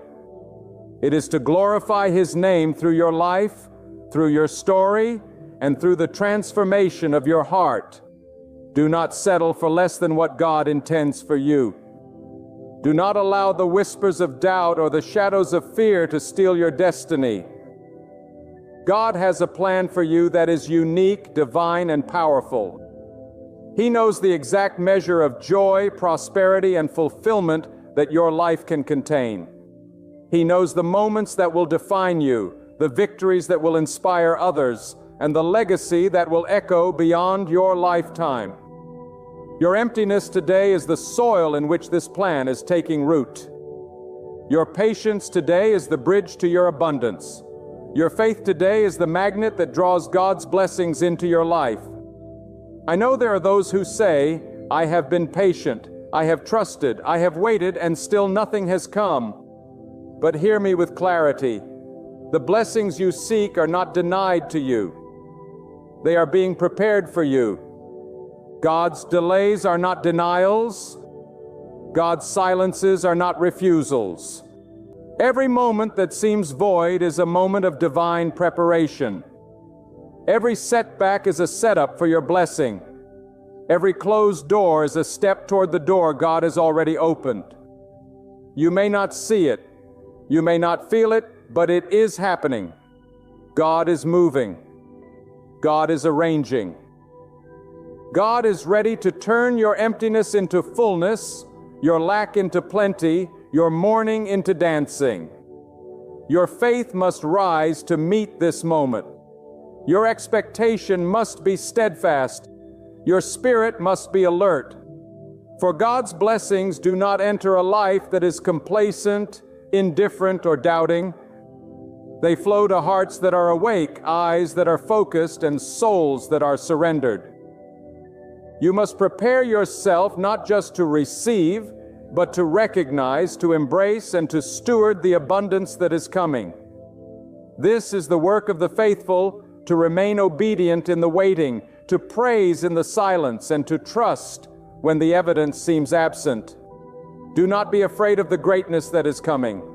Do not shrink from the fullness of the blessing that God has prepared. Your season of emptiness is ending. Your season of preparation is complete. The God who has sustained you through the trials, carried you through the storms, and strengthened you through the long nights is ready to release into your life a provision that exceeds your understanding. A joy that overwhelms your sorrow. A peace that surpasses every worry, and a purpose that fulfills the deepest longings of your heart. I want you to hear this with every fiber of your being. The God who has sustained you through trials is not content with simply maintaining your life. He is about to expand it. The season of emptiness is a preparation, not a punishment. The dryness you have endured is not a sign of neglect. It is the proving ground for the fullness that is coming. There is a divine strategy unfolding even now, a plan orchestrated by the hand of God that will exceed your understanding and defy the logic of the world. What you see as void, God sees as opportunity. What you feel as loss, God measures as potential. What you endure as waiting, God counts as readiness. I need you to understand something crucial. Faith is not passive. Faith is not a hope that simply lingers while life passes by. Faith is active. Faith is intentional. Faith is the declaration to the universe that you trust God's timing, that you believe in His promises, and that you are ready to act in alignment with His will. The moment you take your faith seriously, the moment you rise in expectation and obedience, the moment you lift your eyes from despair to God, you create the conditions for your season to shift. You become a vessel prepared to receive, a channel ready to overflow, a heart ready to embrace the blessing that God is sending. Many of you have been walking through life feeling unseen, unheard, and unnoticed. You have wondered if your prayers matter, if your tears count, if your service is recognized. I am here to tell you today that nothing escapes the attention of God. Every sigh, every whisper, every longing in your heart is registered in heaven. The Creator of the heavens is watching over you. He has not overlooked your struggle. He has not abandoned your hope. And He has not forgotten your story.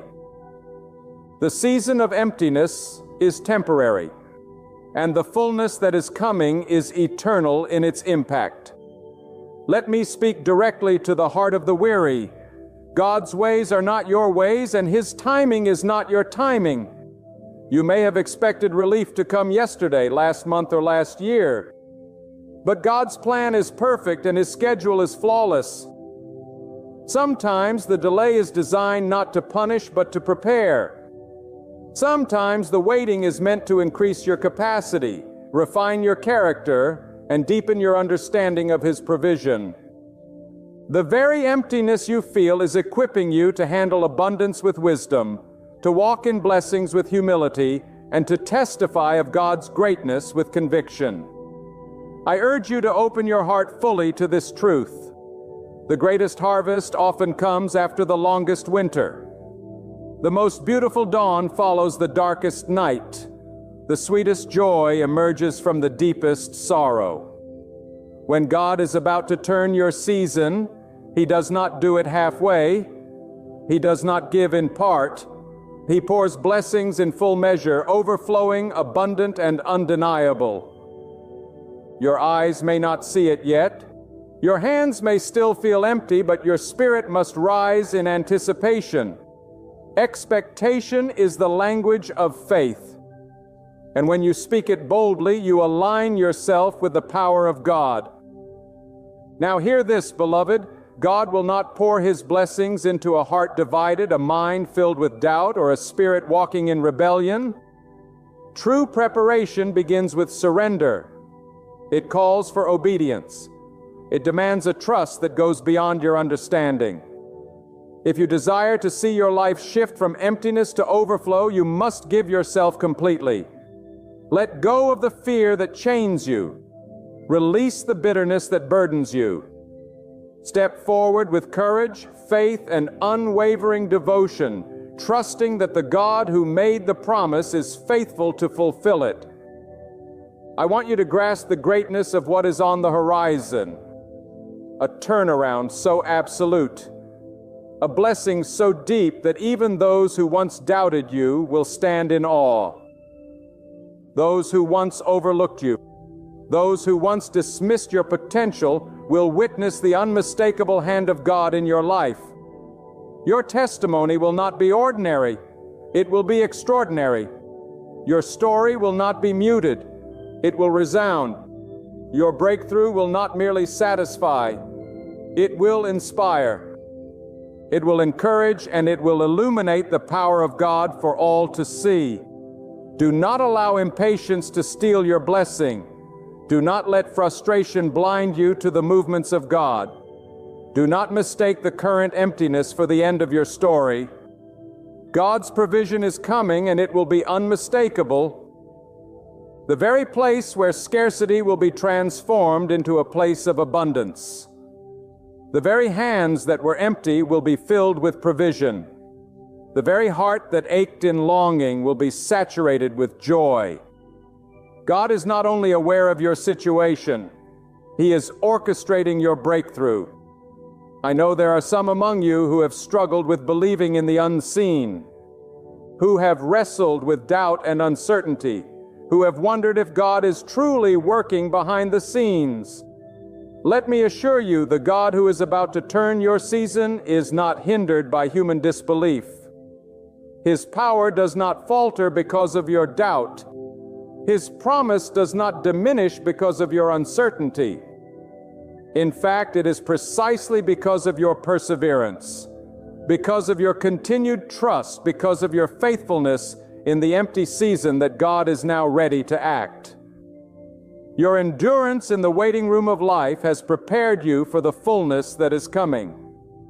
And hear me well, when God moves, He moves decisively. He does not bring half measures or partial blessings. He brings restoration, multiplication, and abundance. He brings a harvest so full that it defies explanation. He brings favor so powerful that doors long closed will swing open with ease.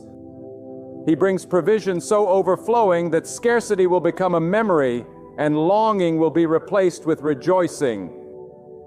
The emptiness you have endured will be completely reversed, and the blessing will be unmistakable. But remember this, preparation and alignment are essential. Your mind must focus on God's promises. Your heart must remain steadfast in gratitude. and your actions must align with faith. Do not simply wait passively. Live actively and trust. Pray fervently. Serve faithfully. Speak words of life over your own circumstances. Declare with conviction that the emptiness is ending, that the breakthrough is coming, that God's favor is at work in your life. Prepare for it. Receive it with all the capacity that your heart and spirit can hold. There is a spiritual principle at work here. God's blessings are not random. They are intentional. Every challenge, every season of waiting has a purpose. It is shaping you, refining you, increasing your capacity and positioning you for greatness.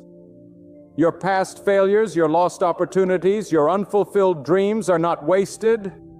They are part of the divine preparation for the miracle that God is bringing into your life.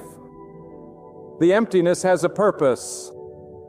The waiting has a reason, and the fullness is coming because God is faithful. I want you to feel this truth deep within your soul. God is not constrained by human limitations.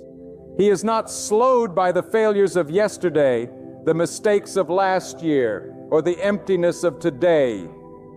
He is sovereign. He is mighty.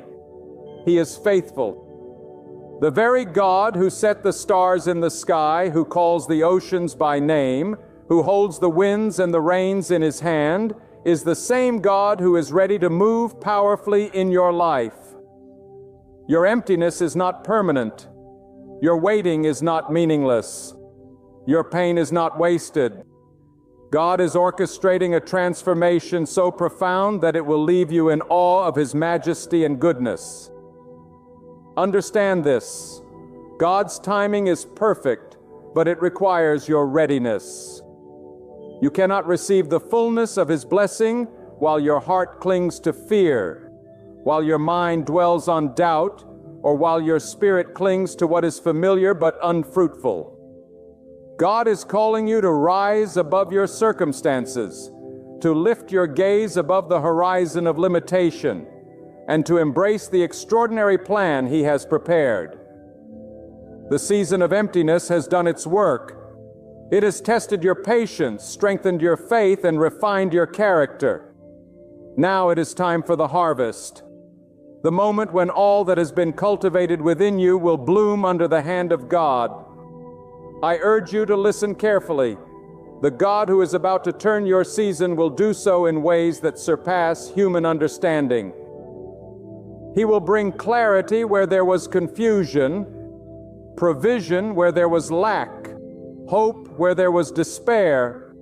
The walls that seemed immovable, the obstacles that seemed insurmountable, the challenges that seemed overwhelming will all bow to the authority and power of God. What was once impossible will become inevitable. What was once distant will arrive with certainty. What was once empty will overflow with abundance. Do not underestimate the spiritual principle at work. The God who fills the empty does not simply fill to replace what was lost. He multiplies. The blessing that is coming to you will not merely restore what has been missing. It will exceed what you ever imagined. It will transform your life, elevate your purpose, and shine as a testimony of God's power for generations to witness. The provision of God is not measured by human expectation. It is measured by His limitless capacity, His perfect timing, and His unwavering desire to bless those who trust Him. And so I say to you, rise in faith, prepare your heart, align your spirit, speak with conviction over your emptiness. Declare boldly that scarcity is ending and abundance is coming.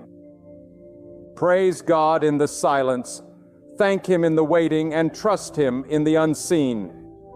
Do not allow fear, doubt, or impatience to steal the miracle that is on its way. Stand firm, stand unwavering, stand expectant. For the God who is about to move is mighty to save, powerful to restore, and faithful to deliver. There are those among you who have been discouraged by the past, who have felt overlooked, forgotten, or set aside. Listen closely.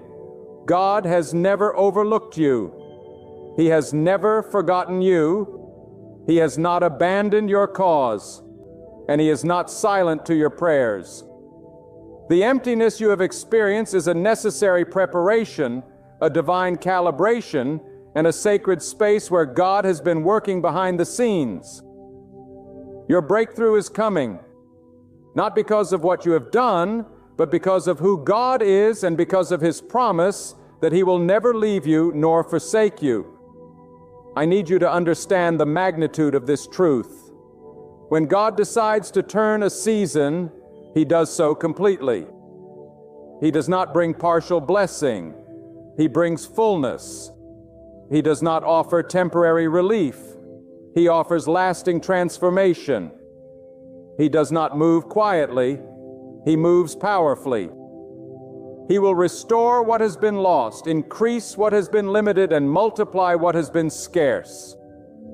The emptiness that once defined your days will be replaced with satisfaction. The waiting that once tested your patience will be replaced with fulfillment.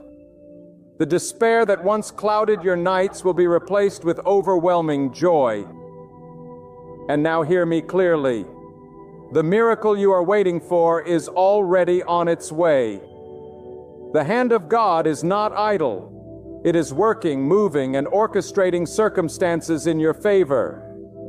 You may not see it yet, but the invisible power of God is at work in ways you cannot measure. Your prayers are not falling on deaf ears. Your tears are not unnoticed.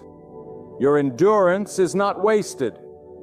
Every moment of trust, every act of obedience, every expression of faith has positioned you to receive what God has prepared. The season is changing. The emptiness is ending. The fullness is arriving. Do not shrink from the greatness that God is bringing. Do not limit the power of His provision by thinking small. Open your heart to receive the abundance that has been prepared for you. Step boldly into the new season. Walk with expectation. Speak with conviction. And live with gratitude.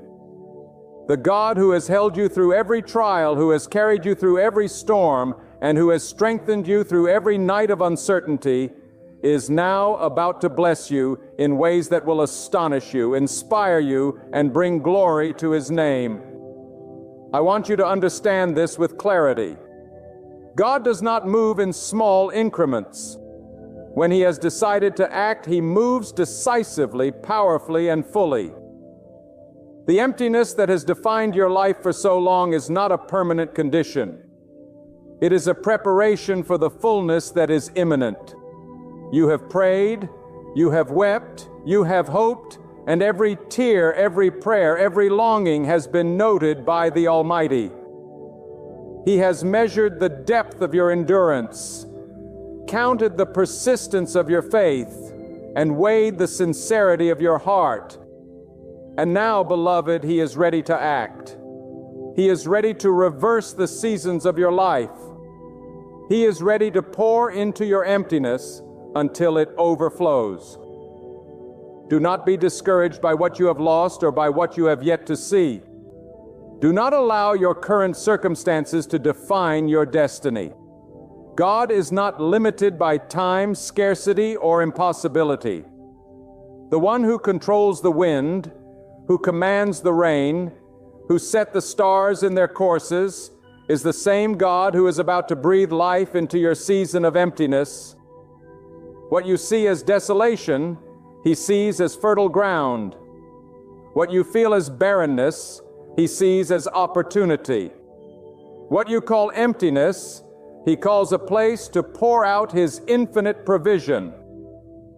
I need you to hear this today. Waiting is not a punishment. It is a sacred appointment with God.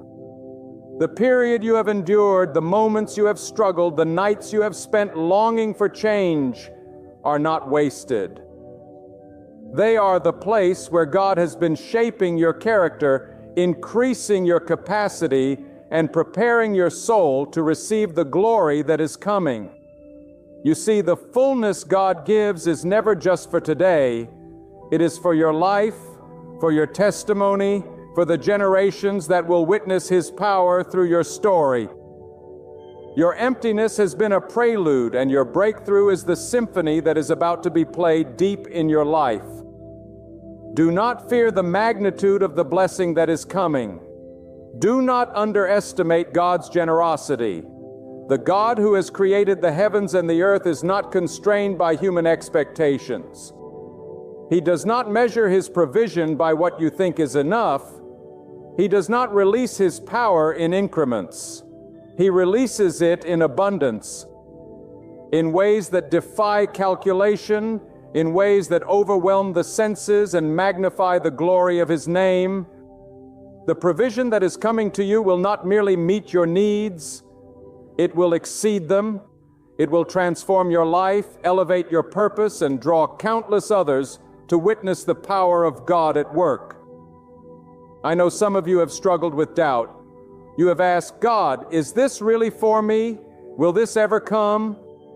Let me remind you, doubt does not diminish the power of God. Hesitation does not halt His hand. The God who has kept you through storms, who has carried you through trials, who has sustained you in weakness, is not limited by human uncertainty. In fact, your perseverance through doubt, your steadfastness and faith, and your refusal to give up are exactly the reason God is now ready to move. Your faith, even if it wavers at times, has positioned you to receive the fullness of His blessing. I want you to embrace this truth that the season of emptiness you have endured has been a crucible refining your spirit, clarifying your purpose, and preparing you for the extraordinary. God does not give greatness to the unprepared. He does not pour out abundance to the unready. He does not release breakthrough to those unwilling to wait, to trust, and to align their lives with His will. Your trials, your waiting, your longing, these have been shaping you into a vessel capable of containing the immeasurable goodness of God. And hear me, your breakthrough is not just a gift for your comfort. It is a declaration of God's glory. It is a testimony of His faithfulness. It is a proof that the hand of God moves on behalf of those who trust Him. The blessing that is coming will be undeniable. It will leave no room for doubt. It will shine so brightly that even those who once overlooked you will see the unmistakable evidence of God's power. What has been empty will be overflowing. What has been silent will roar with abundance. What has been longed for will arrive with certainty. You must rise in expectation. You must prepare your heart. You must align your spirit with God's will. Open your hands not in hesitation, but in readiness. Lift your eyes not in fear, but in anticipation. Speak words of life over your own circumstances. Declare with faith that the emptiness is ending, that the waiting is over, and that the favor of God is being released upon your life. Praise Him in advance, for the one who keeps His promises will not fail you. Trust Him in the unseen, for the God who works in ways beyond human comprehension is orchestrating a season of abundance just for you. Remember this: God's blessings are multiplied through obedience, faith, and expectation. He honors those who remain steadfast in trials, who continue to hope when all seems lost, who serve faithfully even when there is no immediate reward. Your readiness to receive, your alignment with His will, and your unwavering trust. These are the keys that unlock the fullness of what God has prepared. The emptiness you have endured is not permanent. The scarcity you have felt is temporary. The season of provision is at hand. I need you to understand this now. Nothing can stop the hand of God. Not circumstance, not opposition, not human limitation, not the failures of the past. The God who holds the universe in His hands, who commands the winds and the waters, who sustains all creation, is the same God who is about to turn your season. He is not late.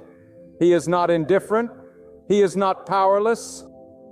Your emptiness is ending, and the fullness that is coming is more than you have imagined, more than you have hoped, and more than you have dreamed.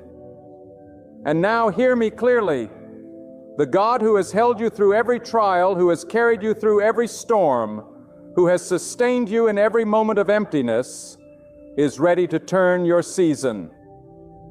The waiting is over. The emptiness is ending. The blessing is coming.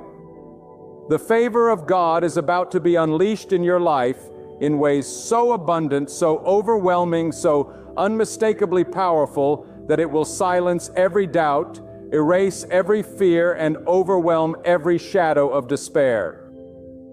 Do not shrink from the greatness that is coming. Do not hold back your expectation. Do not limit the power of God by thinking small. Open your heart fully. Open your hands fully. Open your mind fully. Step into this new season with faith, with courage, with joy, and with praise.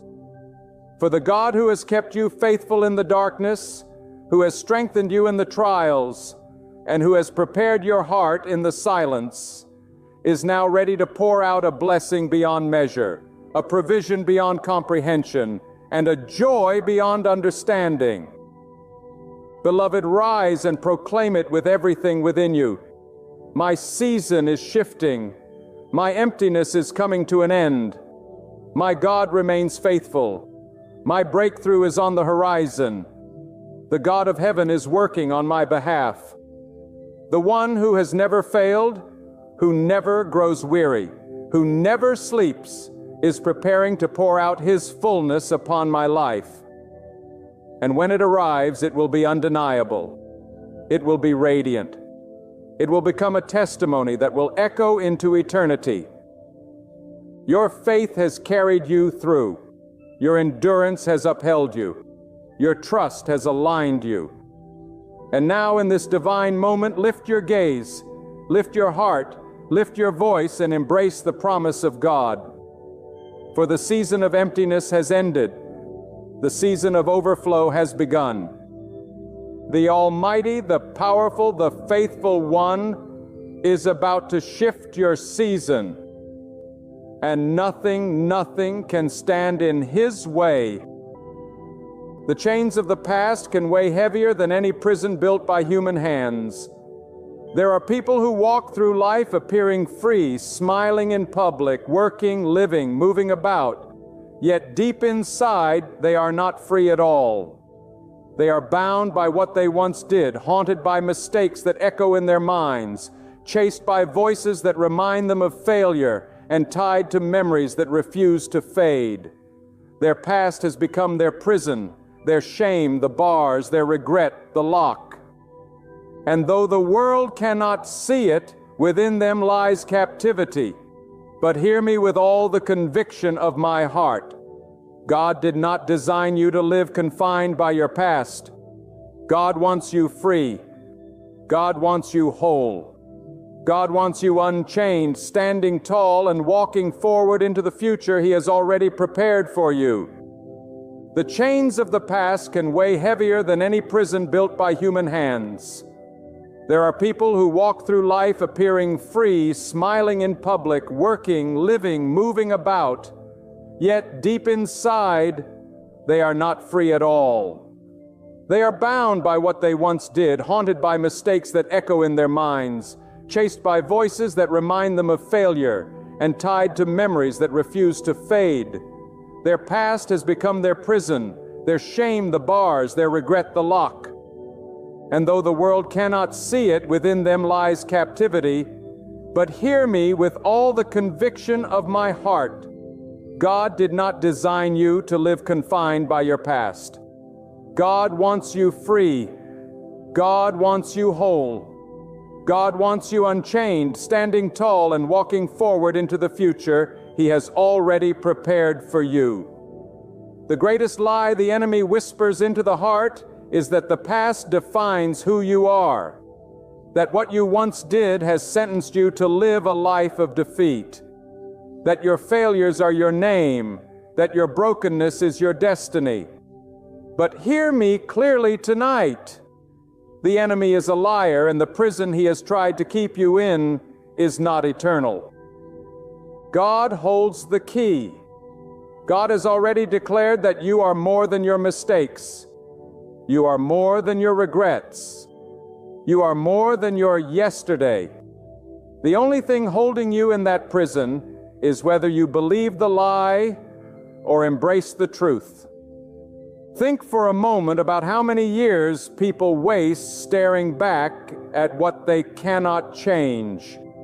They replay scenes in their mind like a cruel film that never ends, each time feeling the same pain, the same guilt, the same hopelessness. They let that film play until it drowns out the voice of God, calling them into something greater. And because they cannot forgive themselves, they believe God will not forgive them either. But my friend, when God says He is merciful, He means it. When God says He is compassionate, He means it. When God says He will never leave you nor forsake you, He means it. The past does not have the authority to chain you. When God Himself has declared you free, I want you to understand that holding on to the past is more dangerous than you realize. It does not only rob you of joy, it robs you of purpose. It blinds you from seeing the opportunities God is setting before you today. It convinces you that tomorrow cannot be better than yesterday. And if you are not careful, you begin to worship your past more than you trust your God. You let the past dictate your worth when only God can define who you are. Do you not know that the same God who created the heavens and the earth, who breathed life into your very lungs, who has written every day of your life in His book, do you not know He is bigger than your failures? Do you not know He is greater than your regrets? Some of you listening tonight feel unworthy even to lift your head to heaven. Satan, but you don't know what I've done. You don't know the things I've said. You don't know the people I've hurt. You don't know the sins I've committed. Maybe I don't, but God does. And the very fact that you are alive, the very fact that you still have breath in your lungs, the very fact that you are hearing these words right now is proof that God has not finished with you yet.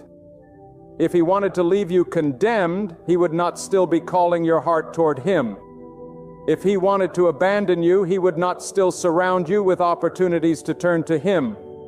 The prison you are in is not locked by God. It is locked by the lies you have believed. There is something you must grasp with your whole being. God is not limited by your past. God is not intimidated by your failures. God is not surprised by your weaknesses. He knew who you were before you knew who you were. He knew the battles you would face before you faced them. And yet He still placed within you the seed of greatness, the spark of destiny, the call to rise higher than the mistakes that tried to bury you. If you dare to believe God more than you believe your shame, you will see the prison walls crumble. Too many people say, if only I could go back, if only I could undo what I did, if only I had lived differently, but you cannot go back. You cannot rewrite the chapters already written, but God can redeem them. God can take what was meant for harm and turn it into something good. God can take your darkest hour and turn it into your greatest testimony. God can take the ashes of your past and turn them into beauty. That is what God does. He is the Redeemer. He is the Restorer. He is the Deliverer. And He is calling you tonight to break the prison of your past. Let me be plain with you. There are some who will never step into the fullness of what God has prepared because they refuse to let go of yesterday. They let the guilt of the past hold them back like chains around their ankles. They let the opinions of people who knew them in their worst moments dictate who they are today. They let shame tell them you will never change. You will always be this way. And so they never walk in freedom. They never taste the joy of being fully alive in the presence of God. But I tell you this, you do not have to be one of them. You do not have to let your past dictate your destiny. You do not have to let yesterday steal today. You can be free. The prison of your past thrives on silence. It thrives when you pretend it does not exist, when you bury it deep inside, when you wear a smile in public but cry in private. It thrives when you believe you are alone, when you convince yourself no one else could ever understand. But listen carefully. God sees you. God knows the tears you have cried when no one was there.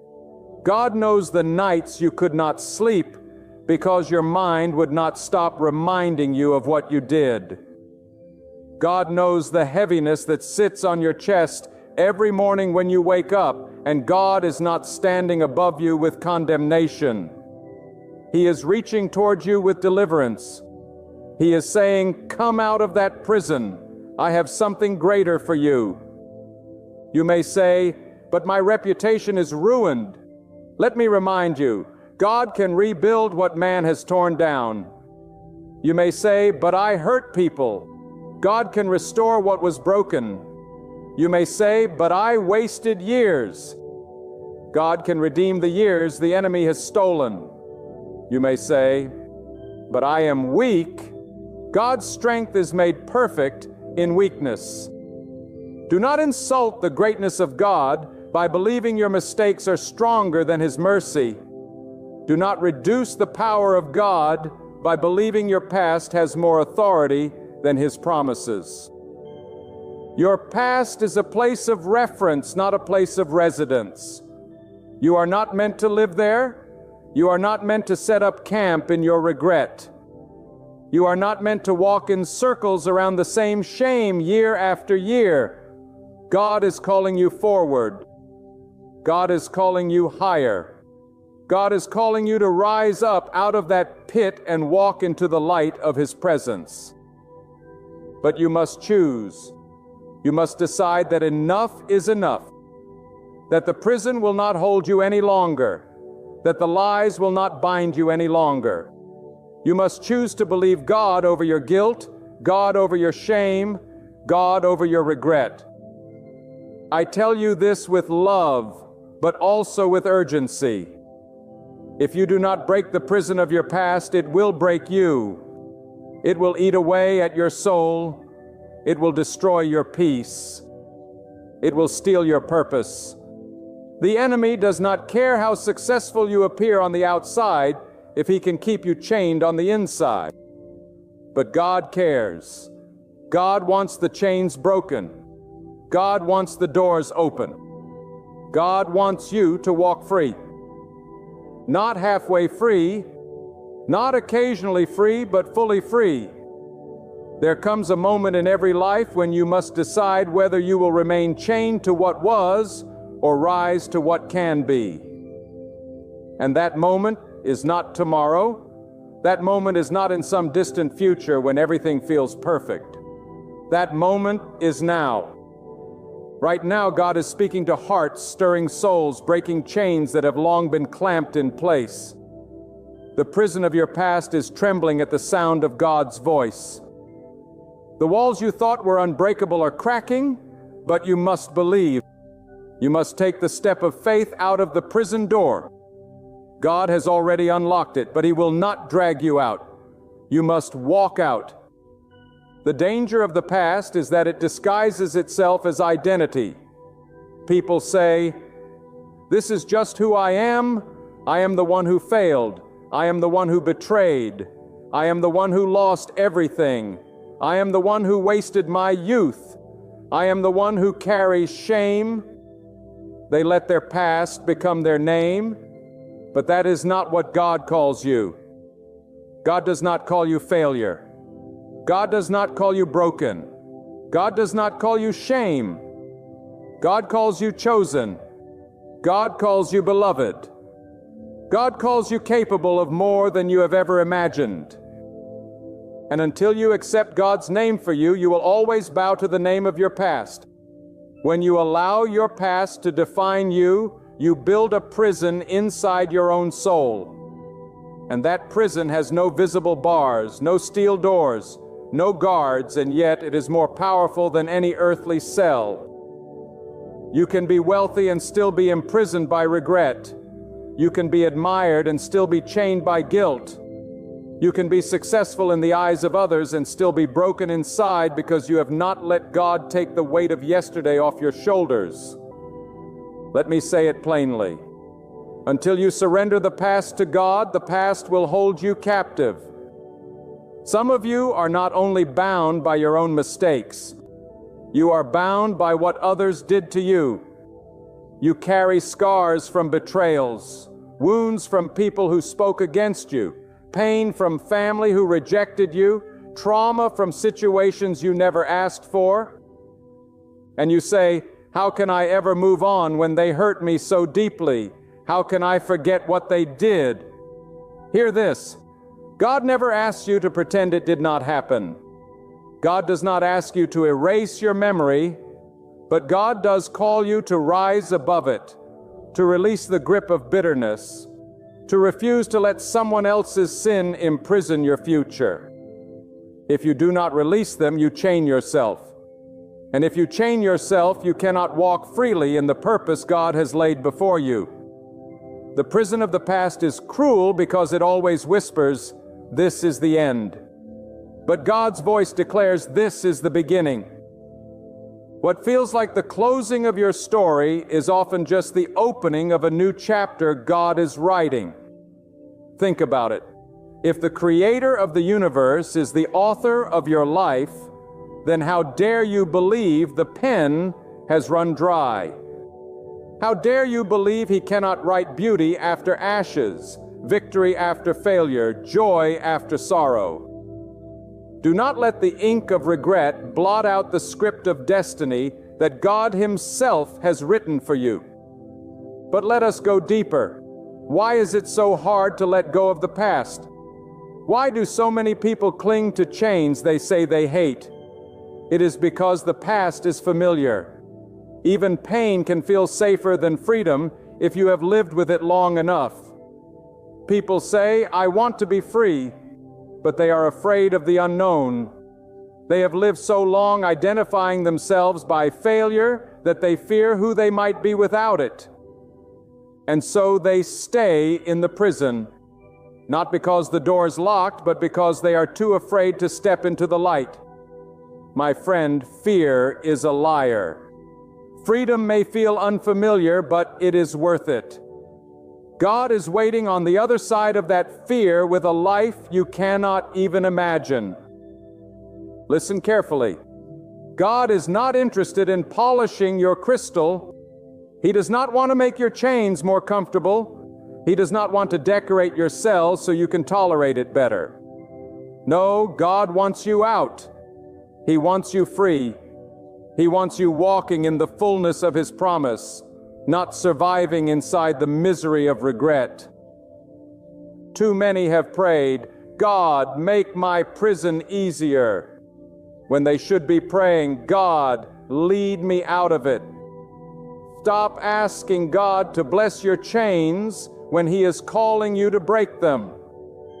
There is another deception many fall into. They believe freedom is for other people, but not for them. They say, "Yes, I believe God can forgive. Yes, I believe God can restore, but not me, not after what I've done." This is pride disguised as humility.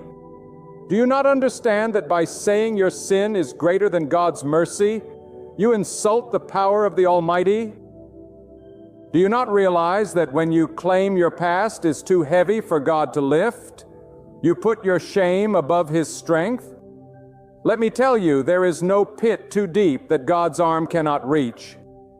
There is no stain too dark that God's light cannot cleanse.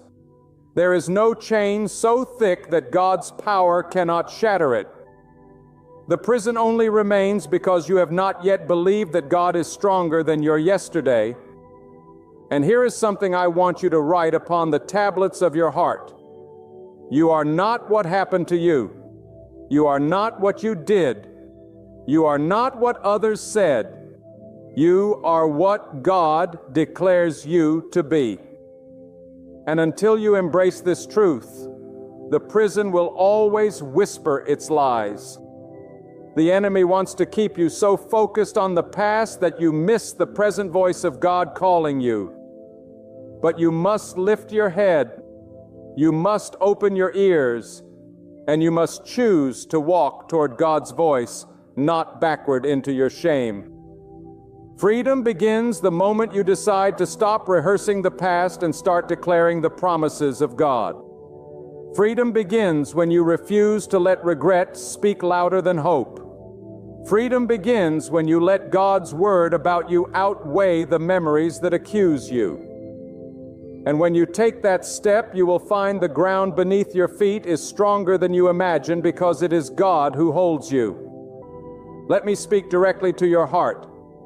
Some of you have been carrying a burden for decades, and it has robbed you of laughter.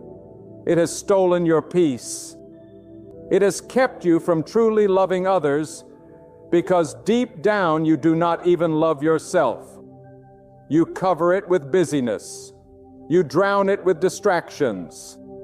But late at night, when the world grows quiet, the prison door closes again and you feel its weight. Tonight, God is calling you to lay it down, to stop carrying what He never asked you to carry, to stop holding on to chains He already broke.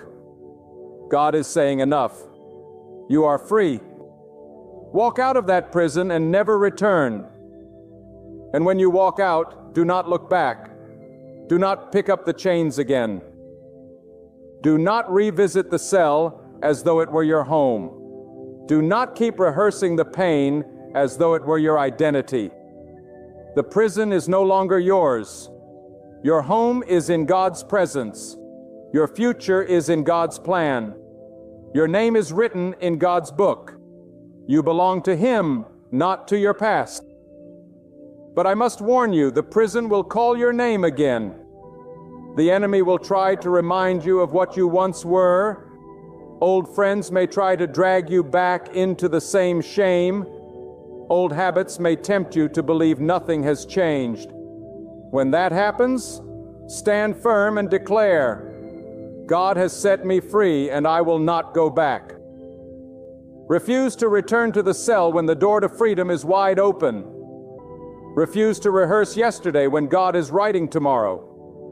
Refuse to be a prisoner when God has called you free. There is something remarkable about the way God works. He does not merely free you from the prison of your past. He transforms the very scars of that past into testimonies of His power. What once brought you shame will one day become the story that inspires someone else to rise. What once weighed you down will one day be the evidence of how far God has lifted you. The prison that tried to silence you will become the platform from which you speak hope. That is the beauty of God's redemption. He does not waste pain. He repurposes it. He does not ignore wounds. He heals them until they shine as proof of His mercy. Do not underestimate the power of a transformed life. When you walk out of the prison of your past, the world around you will notice. Those who once doubted you will see the difference. Those who once ridiculed you will have no explanation for your peace. Those who once judged you by your failures will be forced to acknowledge the unmistakable mark of God upon your life. The very people who saw you at your lowest will witness you standing tall in the strength of God. And in that moment, it will be clear to all God alone has the power to break the chains of the past. But freedom is not automatic. It is a fight. You must contend for it in your heart and in your mind, because the prison is not made of stone and steel. It is built of thoughts, memories, and beliefs. And if you do not take hold of your mind, you will walk with open doors, yet remain bound inside. The battle is not outside, it is within. And the weapon you need is faith in God's truth. Every time the voice of the past speaks, you must counter it with what God has spoken. Every time shame rises, you must remind yourself of God's mercy. Every time fear whispers, you must declare God's power. This is how the prison collapses. It is not just an escape, it is a transformation of your very mind. Let me tell you something that many never realize. The past has no power unless you agree with it. It is like a ghost with no substance, a shadow with no body. It cannot touch you. It cannot hold you unless you embrace its lies. And yet, so many live in chains because they have come into agreement with their own failures. They rehearse them. They believe them. They speak them. But if you will refuse agreement with the prison, if you will say, I do not belong to this shame anymore, I belong to God, then the prison loses its grip. Agreement fuels bondage. Truth fuels freedom. Which one will you feed? The past is also a thief of vision. It blinds the eyes so that all you can see is yesterday. It convinces you that nothing new can come, that tomorrow will be just a repeat of yesterday's sorrow. But God is the one who makes all things new. God is the one who declares that His mercy is new every morning. God is the one who has written a future filled with hope and purpose. If you keep your eyes locked on the prison walls, you will never see the door God has opened. Lift your eyes, stop staring at what was, and start believing in what God says will be. I want you to grasp this truth with all your soul. Your past is not stronger than your purpose. The calling of God upon your life is not canceled because of mistakes. The plan of God is not erased because of failure. If anything, the very failures you thought disqualified you are what God will use to equip you. Because once you have walked through shame and found freedom, you carry an authority no one else can carry. You can speak life to others still bound because you know the taste of chains. You can lift those in despair because you know the depth of hopelessness. And you can declare with boldness that God delivers because you have experienced it. The prison you leave behind becomes the very proof of your authority to lead others out.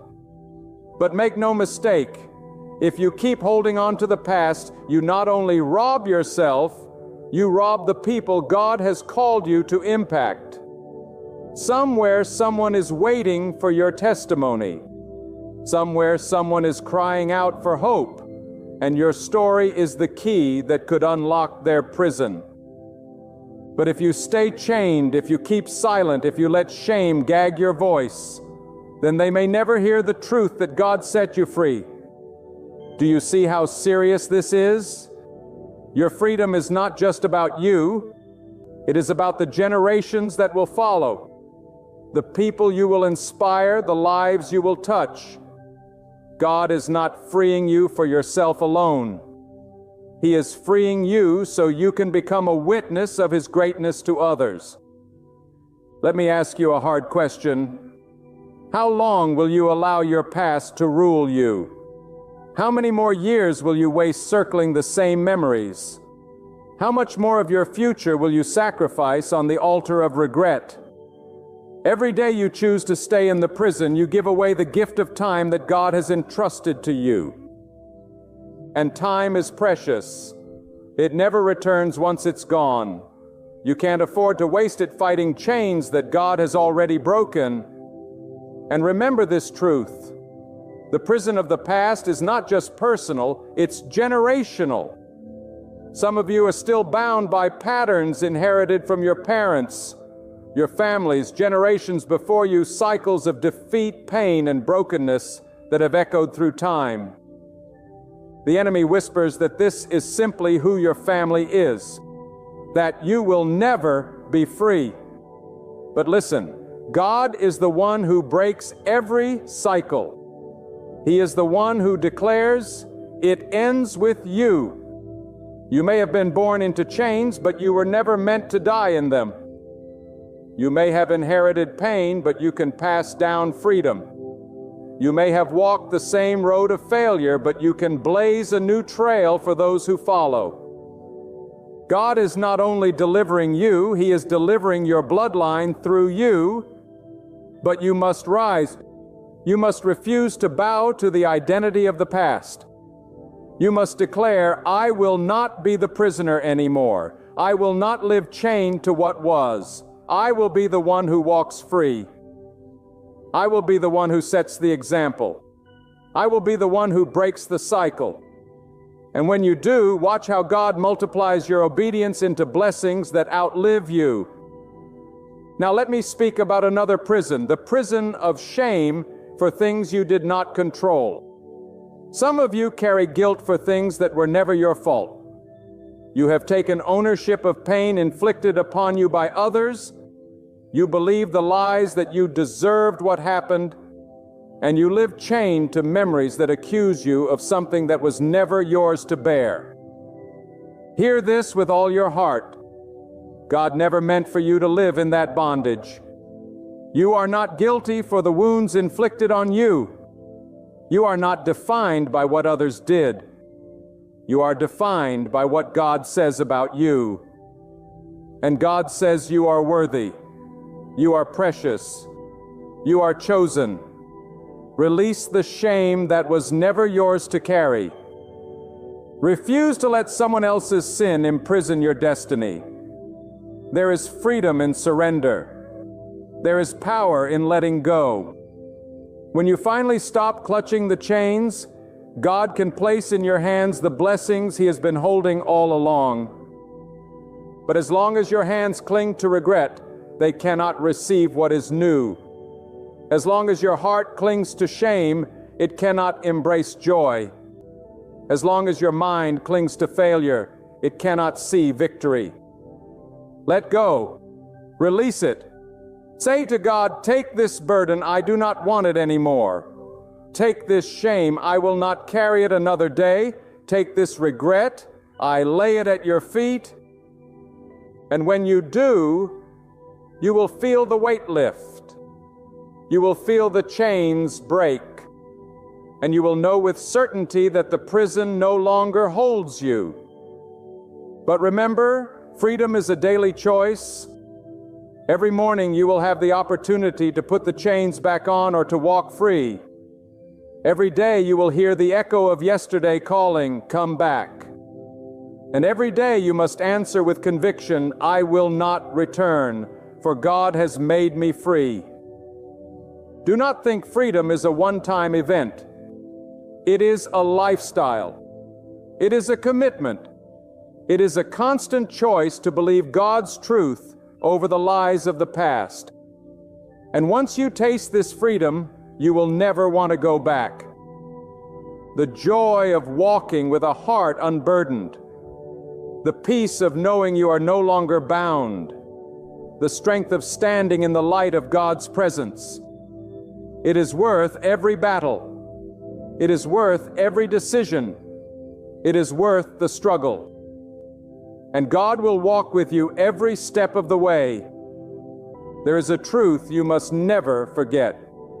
The enemy thrives in reminding you of what God has already released you from. He knows he cannot stop God's plan for your life. So he tries to convince you that you are still bound when the chains have already been broken. He whispers through memories, through people, through guilt, and through fear. He wants you to believe that freedom is for others, but not for you. But you must answer with unwavering faith. God has set me free, and no power on earth nor in the heavens can chain me again. When you walk with God, your past no longer holds the final word. God Himself speaks over you, and His word is greater than any failure, stronger than any shame, louder than any regret. What He declares stands for eternity. And what has he declared? That you are forgiven, that you are chosen, that you are called to live with purpose. You may have stumbled, you may have fallen, but God does not leave his people in the dust. He raises them up, wipes them clean, and sets their feet upon solid ground. You do not need to crawl through life when God has called you to stand tall. Some of you feel unworthy of God's love because of the weight of your mistakes. You tell yourself, surely God cannot love me after all I've done. But do you not know who God is? He is not like man who withholds mercy when hurt. He is not like friends who abandon you when you fail. He is not like people who remind you of your shame to keep you small. God's love is deeper than your darkest night. God's mercy is wider than the expanse of your failures. God's compassion is greater than the sum of all your sins. If you could measure the greatness of God's mercy, you would see that your past is but a speck in comparison. And yet, even after hearing this truth, many still choose prison. Why? Because they have become addicted to punishment. They believe they deserve to suffer for what they did. They chain themselves willingly, thinking it will somehow pay for their mistakes. But hear me clearly. Your suffering cannot redeem you.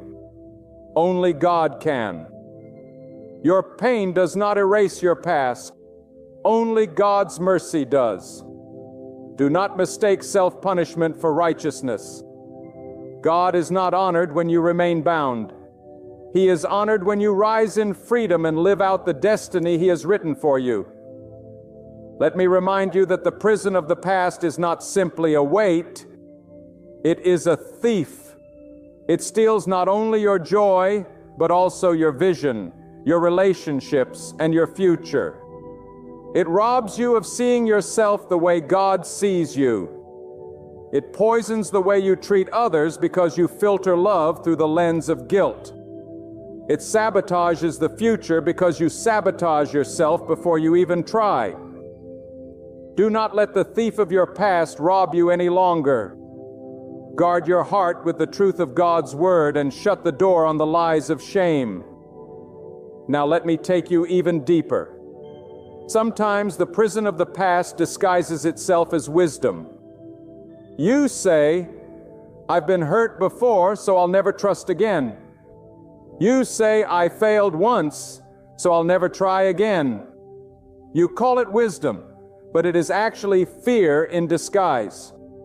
You are not protecting yourself. You are chaining yourself. God did not give you a spirit of fear. God gave you the courage to rise again. The fact that you fell once does not mean you will always fall. The fact that you were betrayed once does not mean everyone will betray you. Do not let fear masquerade as wisdom. True wisdom is trusting that God is greater than what happened yesterday. Some of you are afraid to walk into the new because you do not believe you are worthy of it. You think blessings belong to other people. Opportunities belong to those with cleaner histories. Peace belongs to those without scars. But who told you that? Who convinced you that your past disqualified you? It was not God.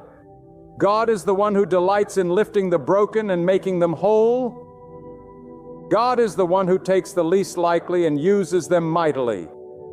God is the one who makes streams in the desert and roads in the wilderness. He does not ask for a perfect past. He asks for a surrendered heart. Listen to me. You cannot rewrite yesterday, but you can surrender it. You cannot erase what happened, but you can release it to God. And when you do, God has the power to redeem it. That means He takes what was meant to destroy you and uses it for your growth. He takes what was intended for harm and makes it a stepping stone toward destiny. He takes your wounds and turns them into wisdom. He takes your losses and turns them into lessons that prepare you for greater victories. That is the God you serve. And let me press this further. If you choose to remain in the prison of your past, you are living in disobedience to God's call. For God does not call His people to chains. He calls them to freedom. He does not lead His people into bondage. He leads them into promise. Every time you accept the lies of your past, you are rejecting the truth of God's promises. Every time you define yourself by yesterday, you are denying the identity God has given you. Do you see now why the prison must be broken? This is not just about peace of mind. It is about obedience to the one who created you. And when you obey God by walking free, you begin to experience life in a way you never imagined. The weight lifts, the shame dissolves, the regret no longer torments you, and suddenly you can see clearly. You can hear God's voice more deeply. You can feel His presence more intimately, because the prison was not only chaining you to the past, it was blocking you from the fullness of God in the present. Once those chains are gone, you are free not only to walk into your destiny, but also to walk in communion with the God who loves you. Let me give you a word of warning. Freedom is not celebrated by everyone.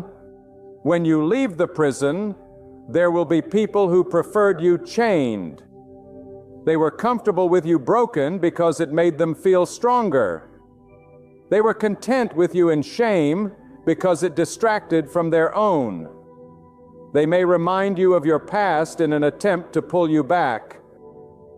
But you must stand firm and declare, God has already forgiven me. God has already freed me, and no one can chain me again. Do not let the voices of people drown out the voice of God. And here is something even greater. Once you leave the prison, you become a living testimony. Everywhere you go, people will see the freedom of God in your life. They will see a light in your eyes, a joy in your steps, a peace in your spirit, and they will ask, how did you overcome? How did you break free? And in that moment, you will have the privilege to point them to God. The same God who delivered you is able to deliver them. Your testimony becomes the key to unlock prisons far beyond your own. There are some of you listening to these words right now who feel as though you've been buried alive beneath the rubble of your own past. You carry guilt like chains around your wrist, shame like stones in your pocket, regrets like heavy iron bars that block your way forward. You replay old mistakes in your mind until they torment you. You nurse old wounds until they define you, and you believe that what you were yesterday has already determined what you can never be tomorrow. But I am here to declare to you that God did not create you to live in that kind of captivity. God does not call you to the prison of your past. He calls you to the freedom of His mercy, the strength of His forgiveness, and the power of His purpose. When you keep looking backward, you cannot walk forward. When you keep rehearsing your pain, you cannot embrace your healing. And when you keep defining yourself by what went wrong, you will never see what God is making right. The prison of the past is not locked by God. It is locked by your own belief that your past is stronger than His power. And let me tell you tonight, no sin, no mistake, no regret, no betrayal, no wound is greater than the mercy of God. The chains that hold you are chains you allow to stay on you. God has already declared freedom. God has already declared a new beginning.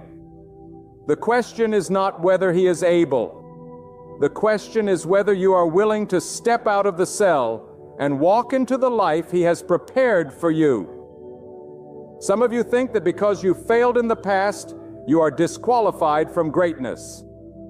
You think that because you sinned yesterday, you cannot live holy today. You think that because people still remember what you did, God must still hold it against you. But listen closely. God does not consult your past to determine your future. God does not measure your destiny by your history. God does not chain you to what people say about you. He lifts you into what He knows about you. And He knows that within you is potential, power, and promise that has not yet been seen because you have been too bound to walk in it. The prison of your past is fed by memory. And memory can either be a tool of growth or a weapon of destruction. If you let the past instruct you, it can give you wisdom. But if you let the past condemn you, it will rob you of hope. Too many of you have become prisoners of condemnation when God is offering you redemption. Too many of you have let the whispers of guilt drown out the voice of God calling you into freedom. And I tell you, as long as you let shame rule your heart, you are bowing to a master that God has already overthrown. There are people listening who have lived with secret pain for years. You smile in public, but behind closed doors, you replay those old regrets until they burn holes in your soul.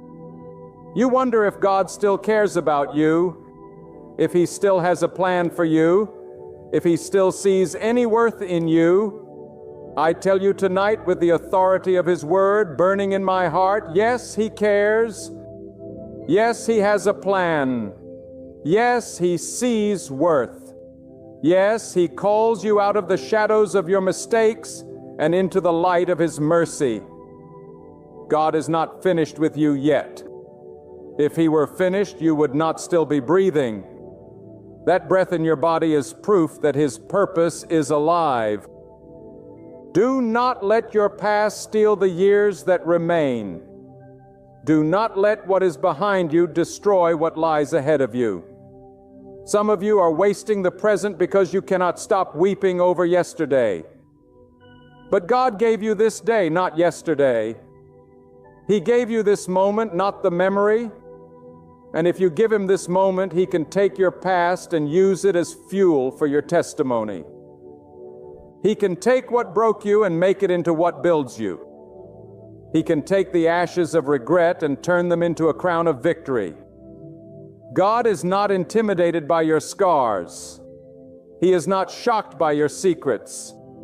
He is not surprised by your failures. He knew every weakness before you were born, and yet He still called you to greatness. The prison you live in is not one He placed you in. It is one you built brick by brick with shame and fear and doubt as your mortar. But if you are willing to let Him, God will break down those walls with one breath of His mercy. He will tear apart the chains with one touch of His power. He will lift the weight off your shoulders with one word of His love. And I must tell you this, the prison of your past is not only about what you have done, it is also about what was done to you. Some of you carry wounds from betrayal, abuse, abandonment, rejection. You walk around with invisible scars that still ache whenever you remember the pain. And because of that, you keep people at a distance. You keep opportunities at a distance. You even keep God at a distance. But God is saying to you, I did not allow you to survive only to remain a prisoner of what hurt you. I preserved you because I have a greater story to tell through your life. I preserved you so you would know that no wound is greater than my healing. No betrayal is greater than my purpose. No rejection is greater than my acceptance. Some of you are chained by bitterness. You replay the wrongs done to you until they become your identity. But hear me, bitterness will lock you up tighter than iron bars. It will rob your joy. It will poison your relationships. It will keep you bound to the very people who hurt you. When you refuse to forgive, you are not chaining them. You are chaining yourself. And God calls you today to release it, not because they deserve it, but because you deserve freedom.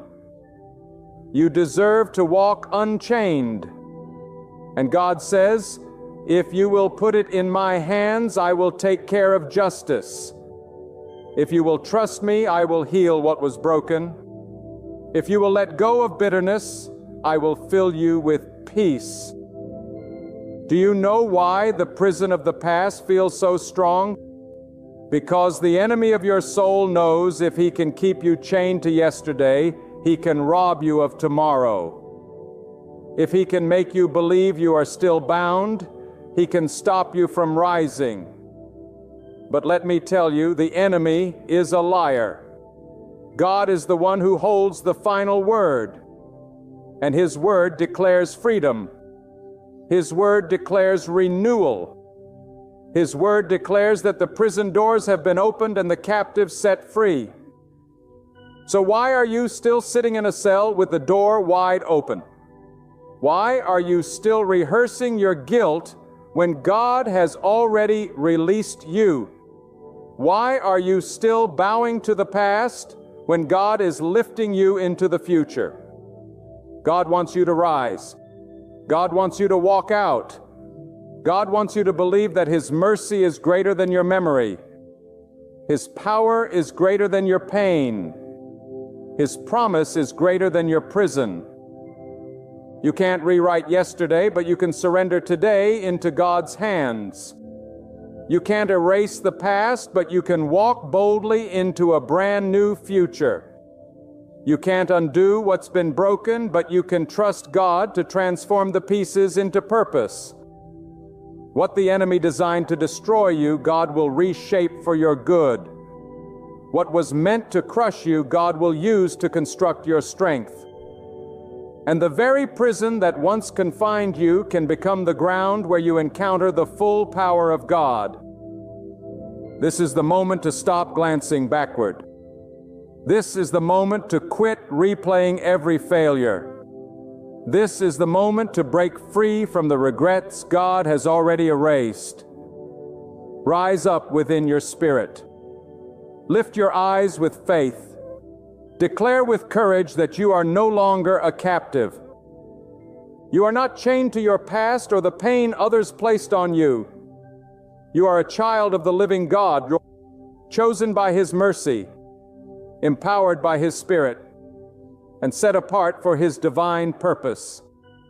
The walls of your past cannot imprison you when God Himself has called you free.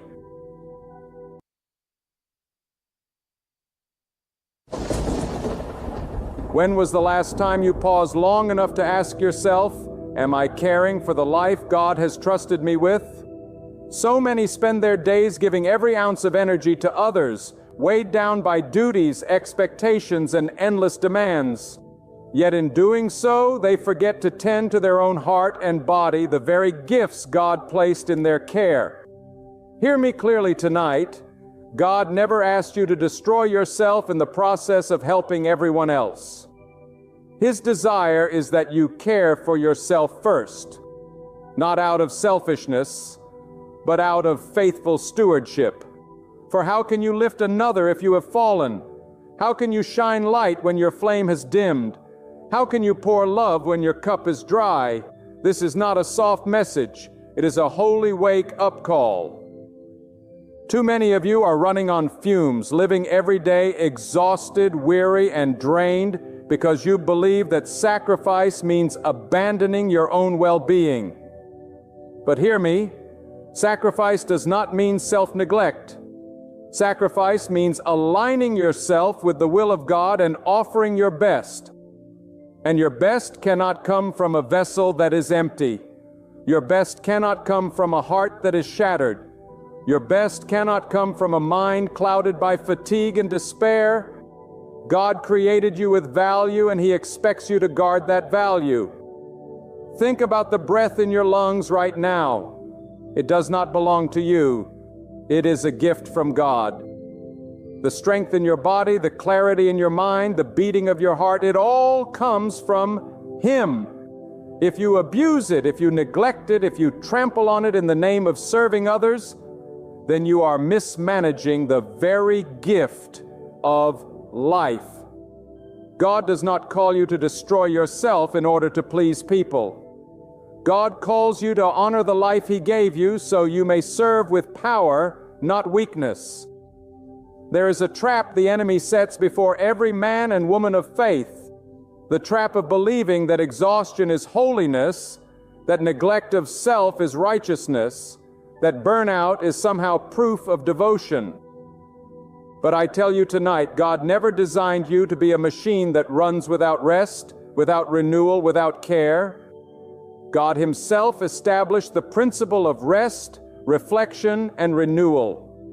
If you are running without stopping, you are not honoring Him. You are ignoring His order.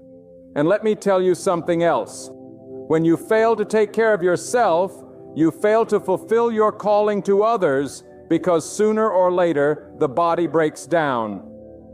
The mind collapses. The spirit becomes weary. And what happens then? You cannot carry your family. You cannot lead your community. You cannot fulfill your mission. God wants you strong. God wants you whole. God wants you steady, so that when storms come, and storms will come, you do not crumble under their weight, but stand tall because you have taken the time to nurture the life within you. Many people think taking care of themselves is selfishness, but selfishness is when you hoard blessings for yourself and ignore the needs of others. Taking care of yourself is not selfishness, it is obedience. You cannot serve your children, your spouse, your friends, your people if you are drowning in neglect. God wants you to breathe. God wants you to stand. God wants you to live with strength so that His purpose in your life can be carried out. Look around at this world. Stress, anxiety, depression, broken homes, and weary souls. Do you know why so many people are crumbling? Because they've abandoned themselves. They've thrown away their health, their peace, their sanity in the name of keeping up with demands.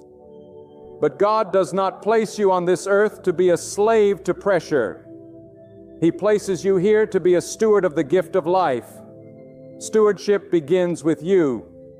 If you cannot manage yourself, how will you manage anything God places in your care? Taking care of yourself is not just about the body, it's about the soul. Some of you are so burdened with guilt, with fear, with shame that you've forgotten to nurture the soul within. You wake up every morning dragging yesterday's failures into today's battles. You punish yourself with regrets. You bury yourself under if and if only, and you wonder why you cannot find peace. God is telling you tonight, let go of the chains. Take care of the soul I gave you. Do not fill your mind with torment when I have given you peace as your inheritance. Yes, people will demand from you. People will drain you. People will ask and ask until there is nothing left. And some of you, out of guilt or obligation, will give and give until you're on the ground, broken and defeated. But that is not God's plan. God says take care of the temple first. Your body is His temple. Your mind is His sanctuary. Your heart is His dwelling place. And if you do not keep that temple standing, everything around you will crumble. Do not misunderstand me. God calls us to serve, to give, to love, to sacrifice. But He does not call us to self-destruction. He does not call us to bury ourselves under burdens we cannot carry. He calls us to trust Him with the weight and to guard the vessel He has given us. That is why when you rest, you are honoring God. When you feed your body with care, you are honoring God. When you step away from toxic people and toxic places, you are honoring God. When you protect your peace, you are not being selfish. You are being faithful. God wants you to be able to stand tomorrow, not just today. And if you destroy yourself today, there will be nothing else left for tomorrow. That is why He reminds you, take care of yourself first. Fill your cup so you can pour into others. Guard your heart so you can love others freely. Strengthen your body so you can carry out the mission He gave you. Renew your mind so you can discern His will with clarity. And let me warn you, this world will not give you permission to rest. The world will keep demanding more. Your job will demand more. Your family may demand more. People around you will always want something from you. But God says, "Come to me and I will give you rest." And when you honor that invitation, when you step away to care for the gift He gave you, you are walking in wisdom. Many of you think you are irreplaceable to people, but let me tell you the truth. If you collapse, they will move on. If you destroy yourself, they will find someone else. But if you lose yourself, you have lost the one thing God told you to guard. Stop trying to please everyone and start honoring the one who gave you life. He wants you whole. He wants you steady. He wants you alive.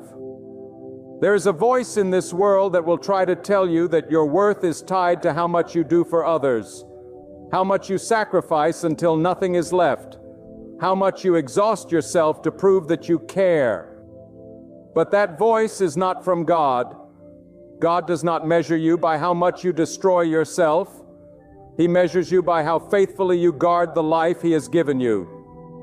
He is not honored by your collapse, but by your obedience. And obedience begins with valuing the breath, the strength, the mind, and the heart He placed inside of you. Do not confuse service with slavery. Service is born out of strength, out of choice, out of abundance. Slavery is born out of pressure, guilt, and fear. God does not call you to be a slave to expectations. God calls you to walk in freedom, to live in balance, to nurture the vessel He has placed in your care. When you serve from strength, you give joyfully. When you serve from emptiness, you give resentfully. Which one do you think honors God more? Some of you have been taught since childhood that taking care of yourself is selfish. You've been told that to think of your needs is wrong, that to step away for rest is weakness, that to say no is failure. But God did not design you to be consumed until nothing remains. God designed you to stand strong so you can walk the path He laid out for you. Saying no to things that drain your spirit is sometimes the most faithful act you can do because it keeps you aligned with God's will, not man's demands. Let me tell you plainly, you cannot carry the weight of the world on your shoulders. That role belongs to God alone. If you attempt to take it on, you will break under the load. Your role is not to be the savior of everyone around you, but to be a steward of the gift within you. When you care for your body, you are saying to God, "I honor the temple you gave me." When you nurture your mind, you are saying, "I honor the wisdom you've entrusted to me." When you guard your heart, you are saying, "I will not let what you created be poisoned by the world." God wants you to live in a way that sustains, not in a way that destroys. Look at creation itself. The sun rises and sets. It does not shine without pause. The oceans have tides.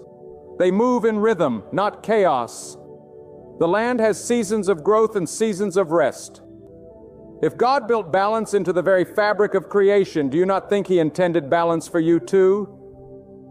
Yet many of you live as though the only rhythm is constant strain, constant output, constant exhaustion. That is not God's design. That is man's distortion. The truth is this: when you neglect yourself, you are rejecting God's wisdom.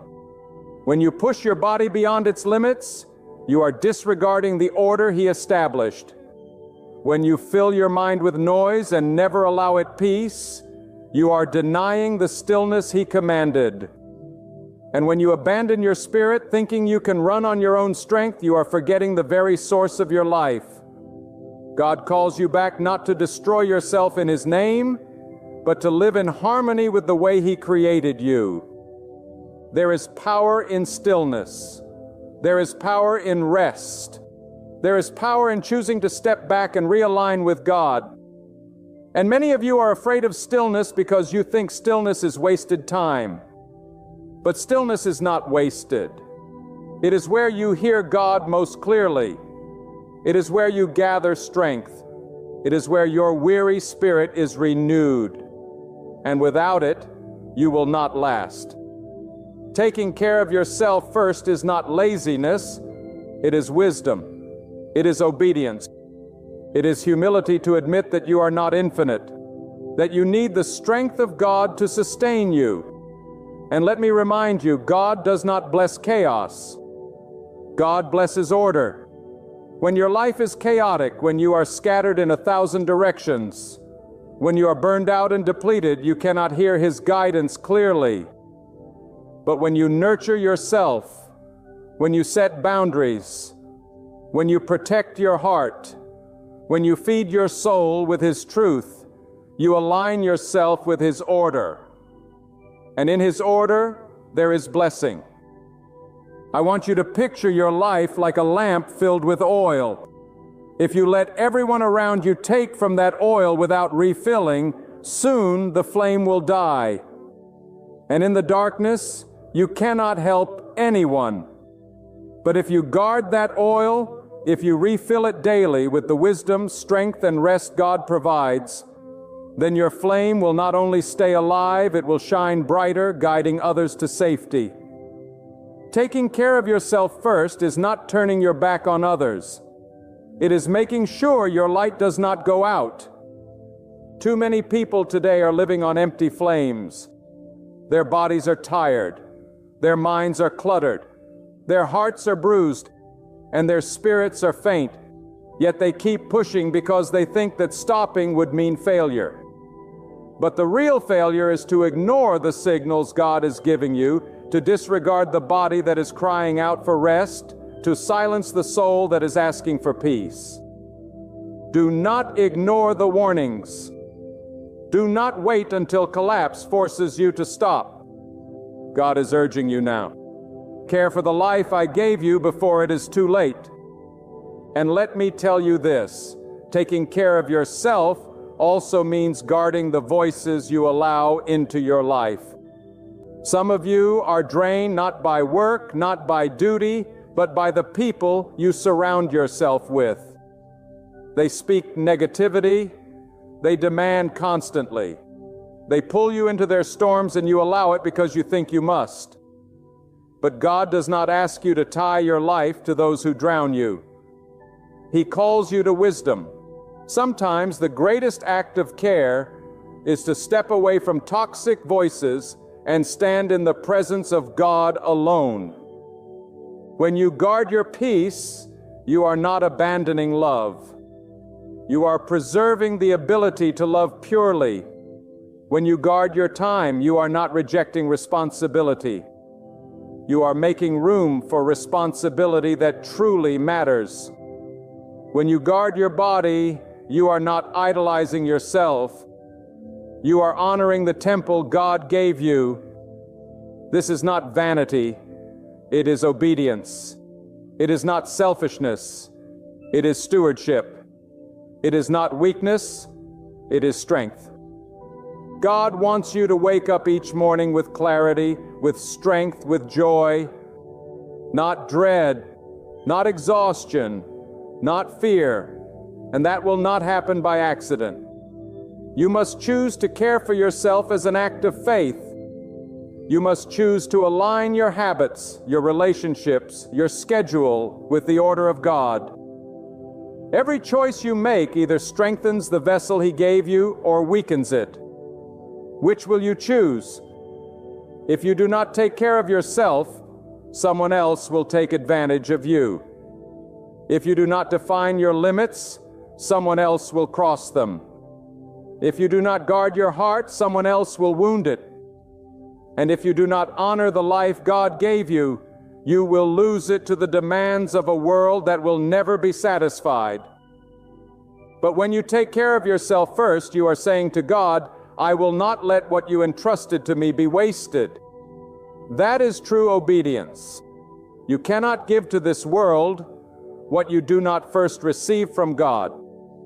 You cannot pour strength into your family if you have not drawn strength from Him. You cannot lead others to peace if your own heart is a battlefield of chaos. You cannot offer wisdom if you refuse to sit in silence and allow God to shape your thoughts. And this is why He calls you to care for yourself, not so you can hide from responsibility, but so you can meet responsibility with power and clarity. Every great purpose begins within. The seed of destiny God plants in your life cannot grow in barren soil. If the soil of your heart is hardened by neglect, if the soil of your mind is poisoned with doubt, if the soil of your body is weakened by weariness, then the seed will not flourish. But when you nurture yourself, when you rest, when you guard your thoughts, when you strengthen your body, when you quiet your spirit, you prepare the ground for God's purpose to take root and grow.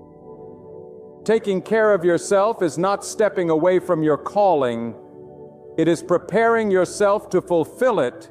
Many people live as if they are indestructible, as if they can push themselves endlessly without consequence.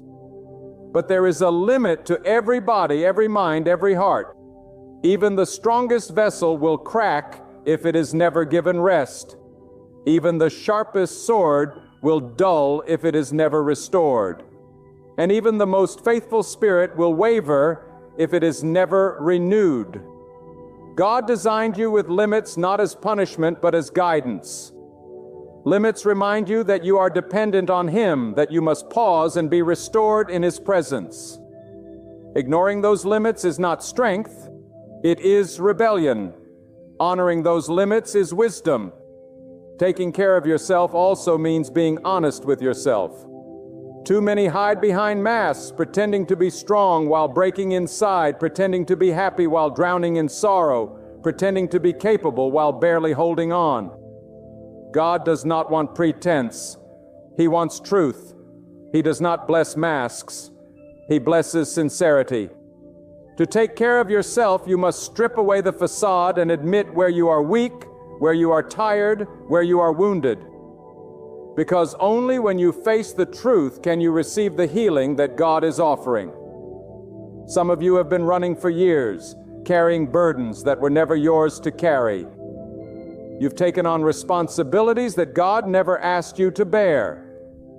You've chained yourself to people's approval, to society's standards, to fears that whisper, "You are never enough." And in that prison, you have abandoned yourself. But hear me, God never asked you to live chained. He asked you to live free. To take care of yourself is to break those chains, to lay down the weight that is crushing you, and to walk in the freedom of knowing that God alone defines your worth.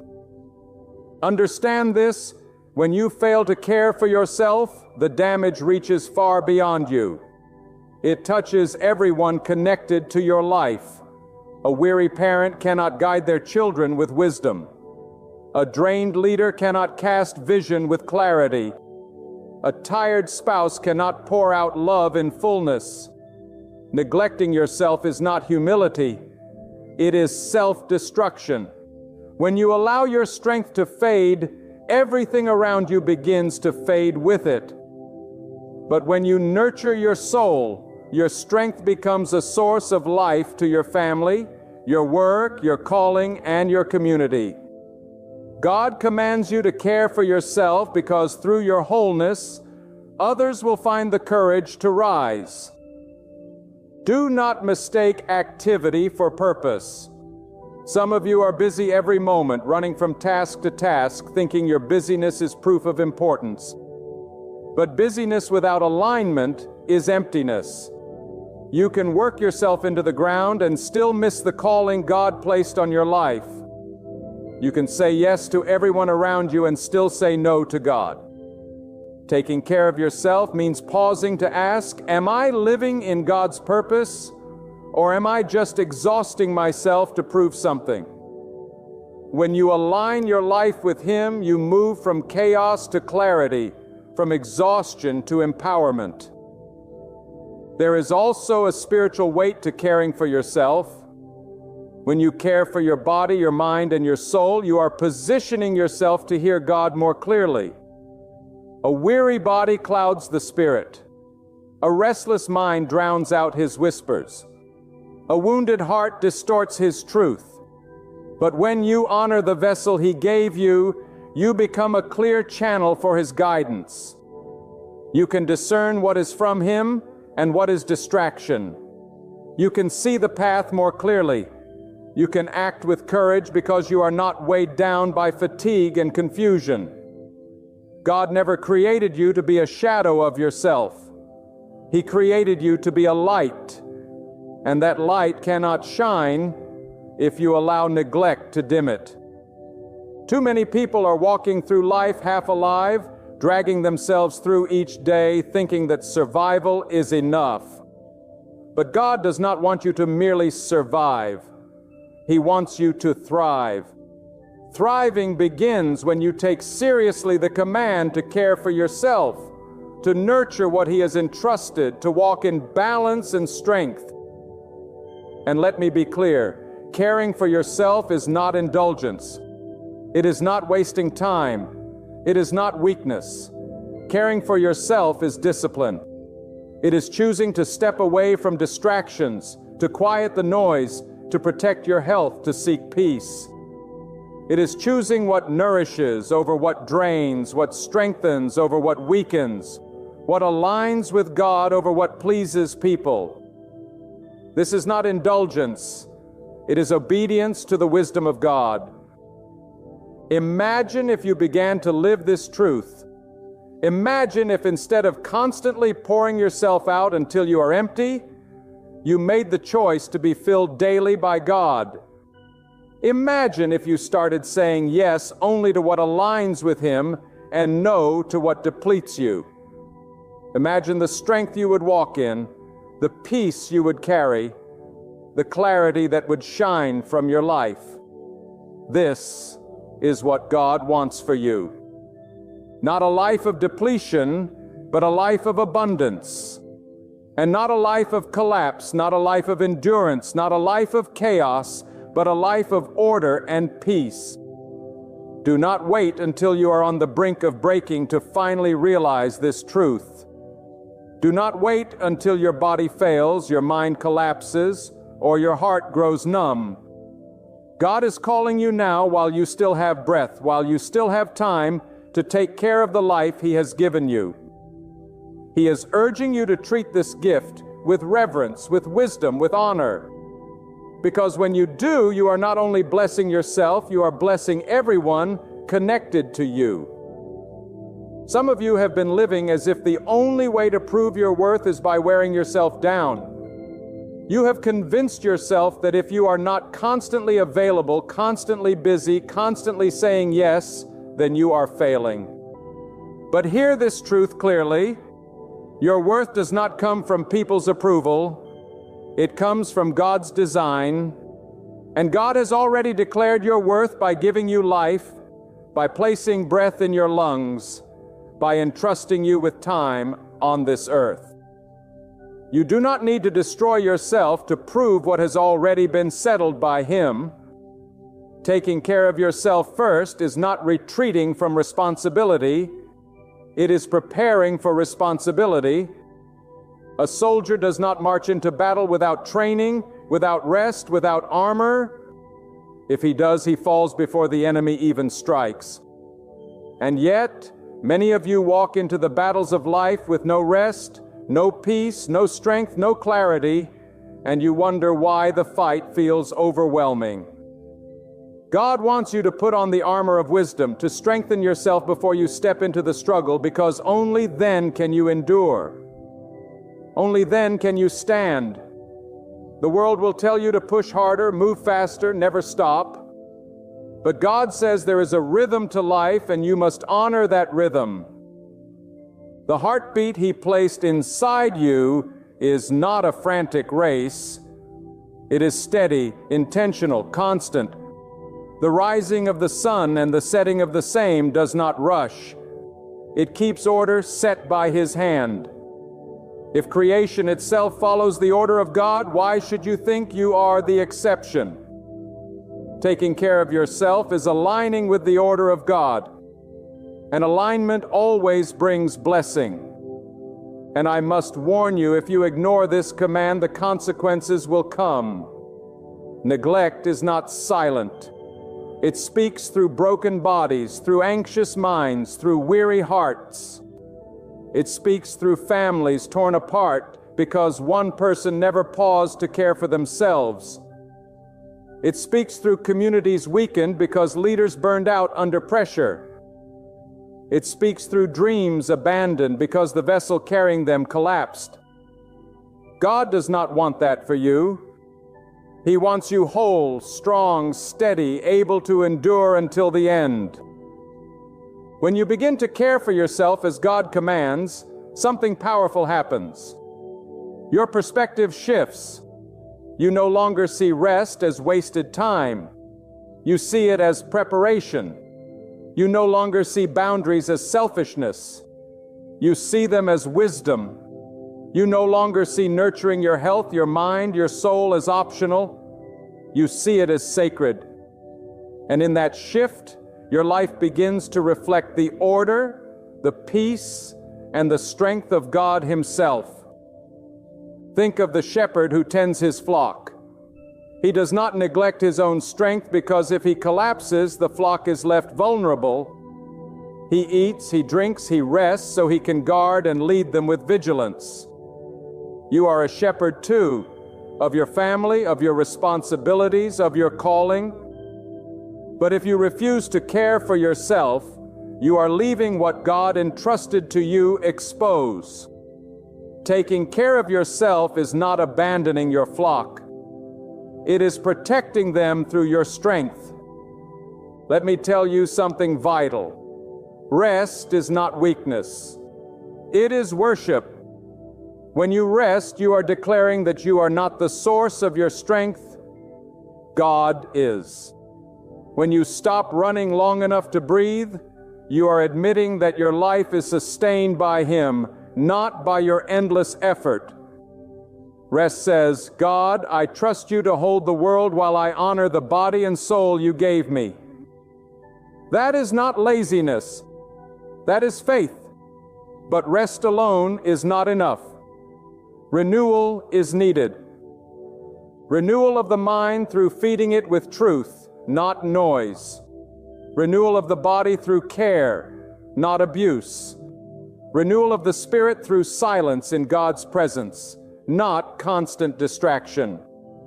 Renewal is what allows you to rise each day, not as a weary shadow of yourself, but as the vibrant, clear, steady soul God created you to be. Too many of you are running on old energy, old strength, old inspiration, and you wonder why it's not enough. God wants to renew you daily, but you must allow it by taking care of yourself first. There will always be voices that call you irresponsible for stepping back, for saying no, for protecting your peace. But those voices do not carry the authority of God. He alone defines the boundaries of wisdom. And He says that if you do not guard your heart, your mind, your body, no one else will. Do not let guilt be the chain that drags you into exhaustion. Let faith be the fire that frees you to live as God intended, balanced, strong, and steady. And remember this, your life is not just about today. It is about the days ahead, the generation that will follow, the legacy you will leave. If you destroy yourself now, what will be left for tomorrow? If you weaken your body beyond repair, how will you carry the mission God gave you? If you drown your mind in chaos, how will you pass wisdom to your children? God wants your life to echo beyond your years. But that echo cannot sound if you are silenced by neglect. Taking care of yourself is not about surviving one more day. It is about sustaining the purpose that must outlast you. There is a lie many people believe that strength means never slowing down, never admitting weakness, never pausing. But true strength is found in humility. The humility to say, I need renewal, I need order, I need care. God resists the proud but lifts the humble. And when you humble yourself enough to honor the limits He placed within you, He will lift you higher than endless striving ever could. Your life is not your own. It belongs to God. And because it belongs to Him, you have no right to waste it, to neglect it, to abuse it. Caring for yourself is not ownership. It is stewardship. It is saying, God, the life you gave me will not be trampled. I will guard it. I will strengthen it. I will nurture it so it reflects your glory. And when you live this way, every choice you make becomes an act of worship. Every meal you eat with gratitude, every moment you rest and trust, every decision to guard your peace, all of it becomes worship to the one who gave you life. There comes a time when you must ask yourself, am I living the life God entrusted to me, or am I simply surviving under the weight of demands? Too many people confuse endurance with obedience. They think that as long as they can drag themselves through another day, they are doing enough. But God never called you to crawl through life. He called you to walk with strength, to stand with clarity, to live with purpose. And that purpose requires that you take care of yourself first. You cannot plant seeds in scorched soil.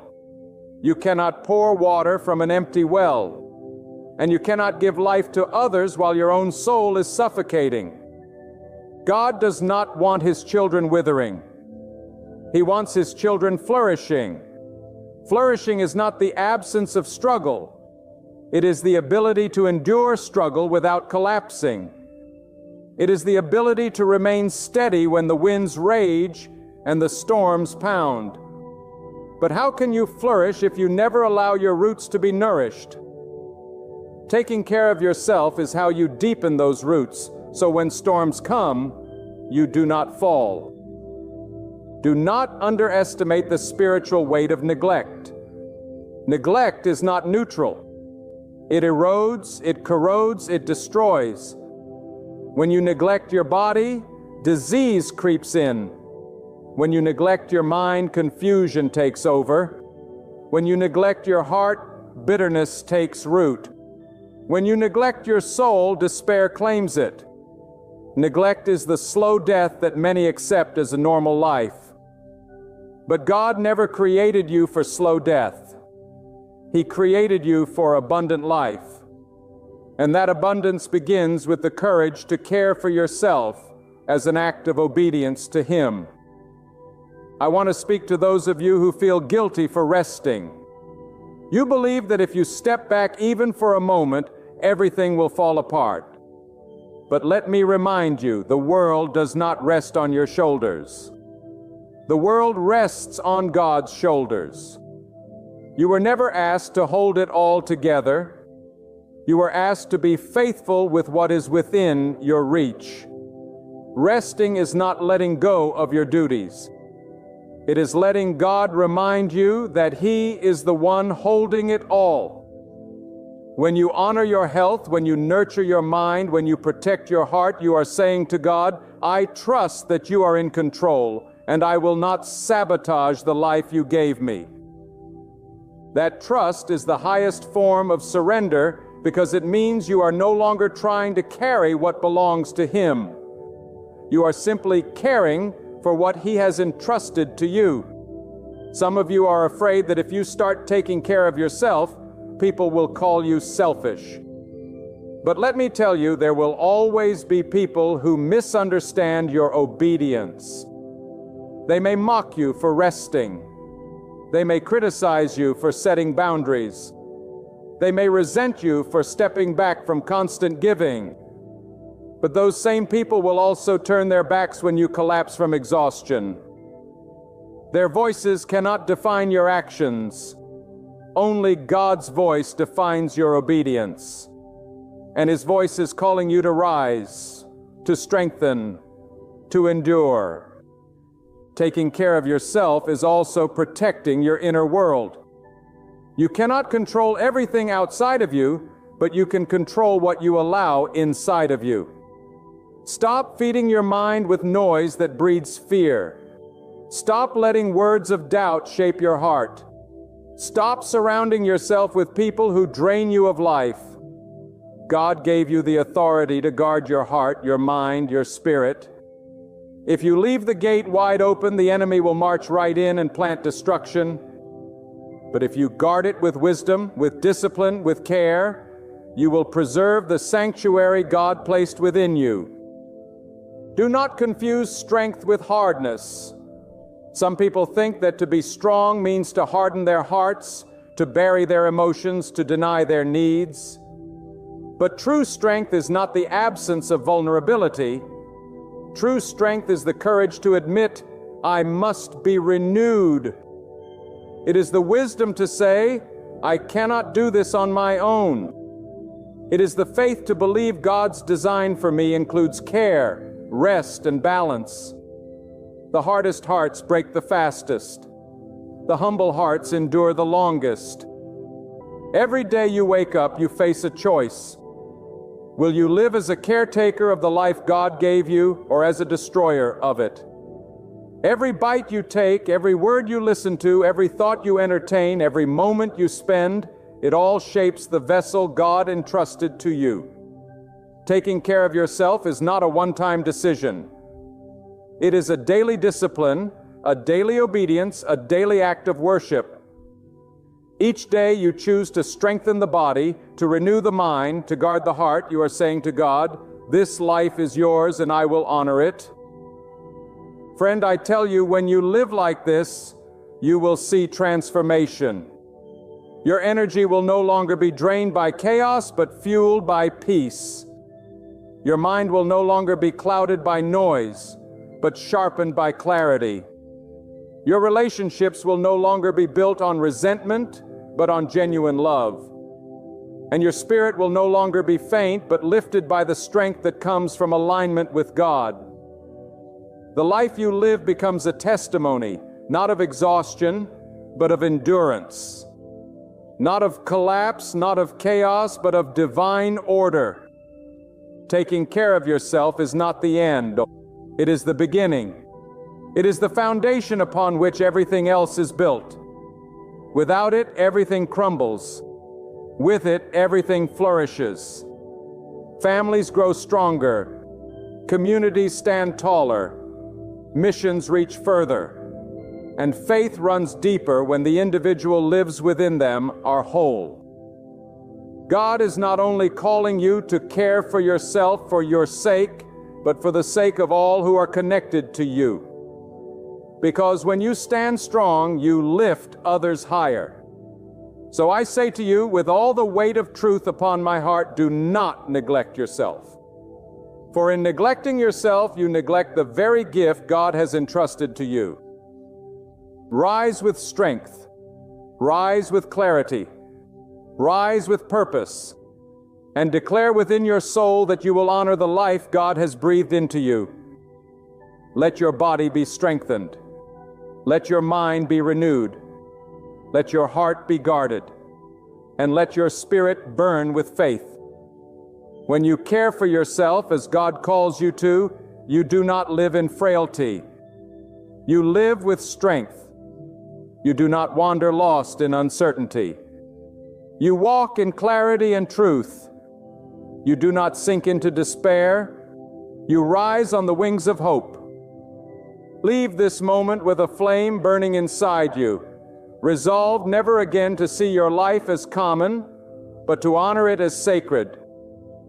Care for yourself not out of vanity, but out of reverence and obedience. Stand firm. Live with purpose. Step forward in courage. Let every breath you take testify that the one who created you deserves nothing less than your very best. And when the world looks upon you, let them witness the strength of a spirit rooted in God, the calm of a heart protected by Him, and the endurance of a soul upheld by His power. So This is the essence of true victory. To live surrendered, strengthened, and set apart for the glory of God alone. When God lays His hand upon a life, no power in the universe can weaken that calling.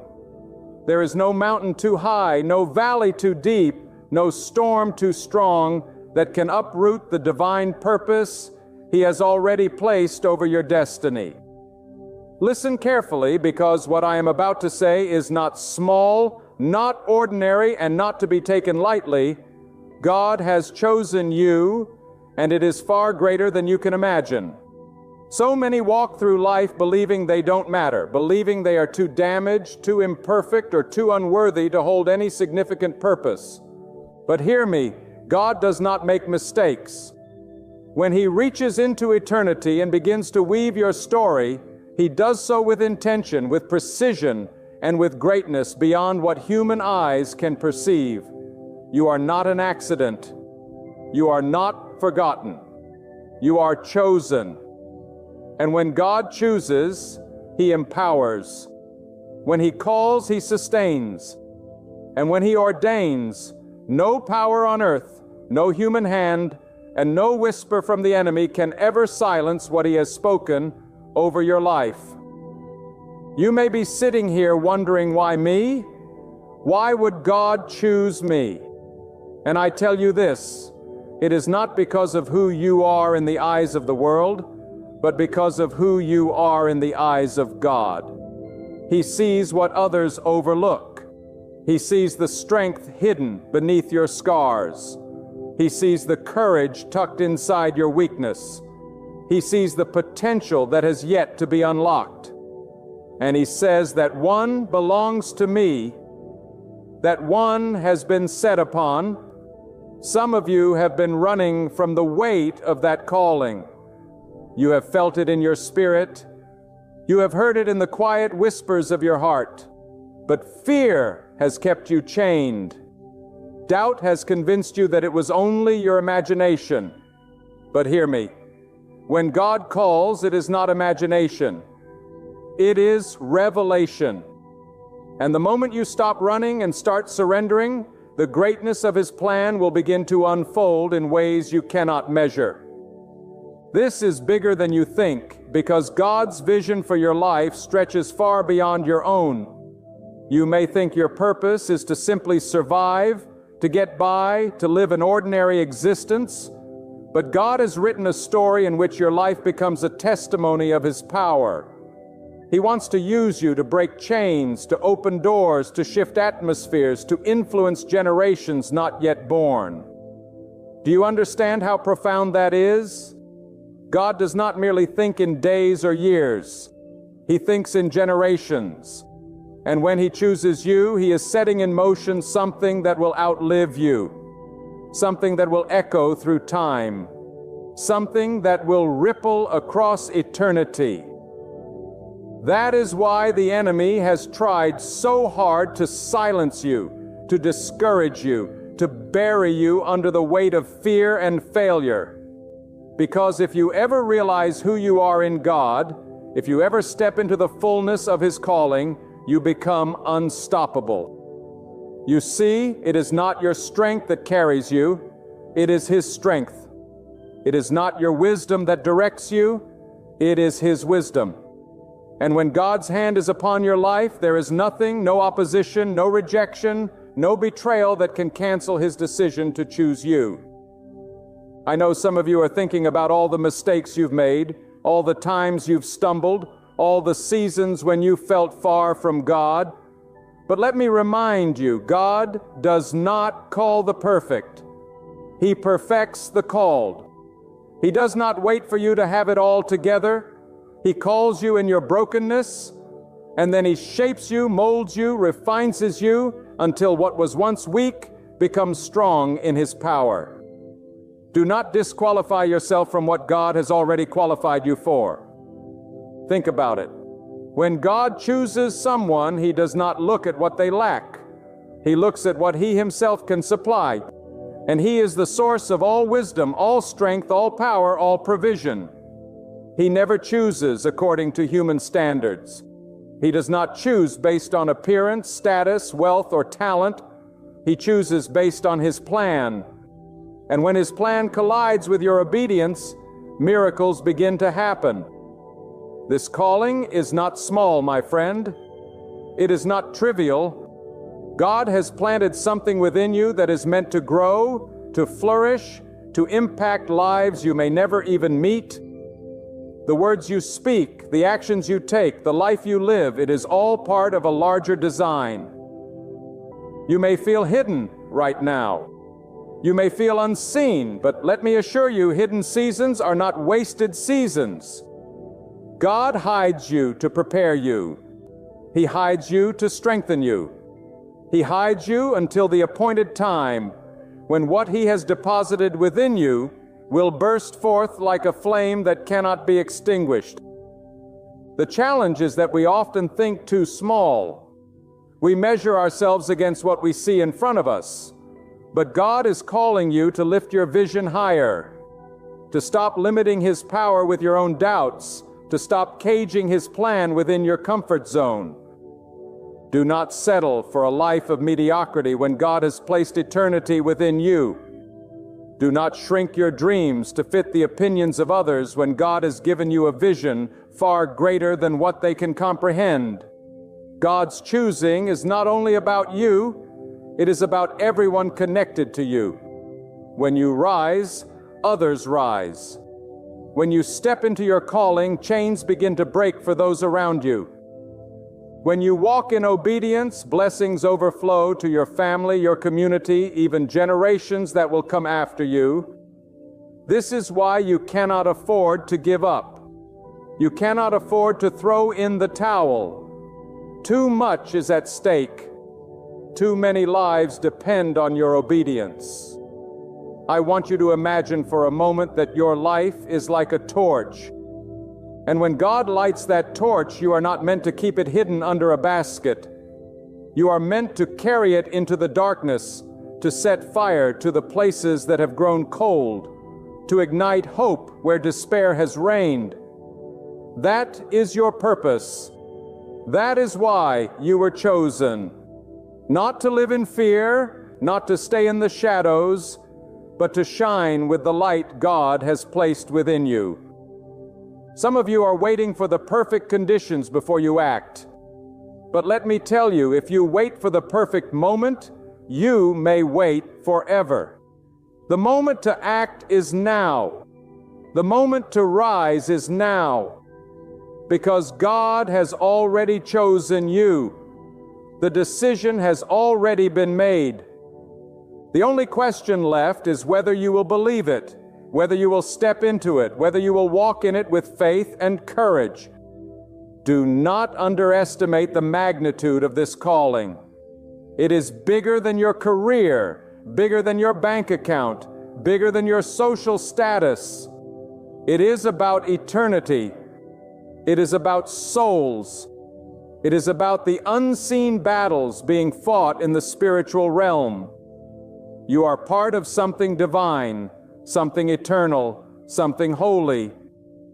And when you align your will with God's will, there is no limit to what He can accomplish through you. You may feel unworthy, you may feel incapable, you may feel like the task ahead is too great, and that is exactly the point.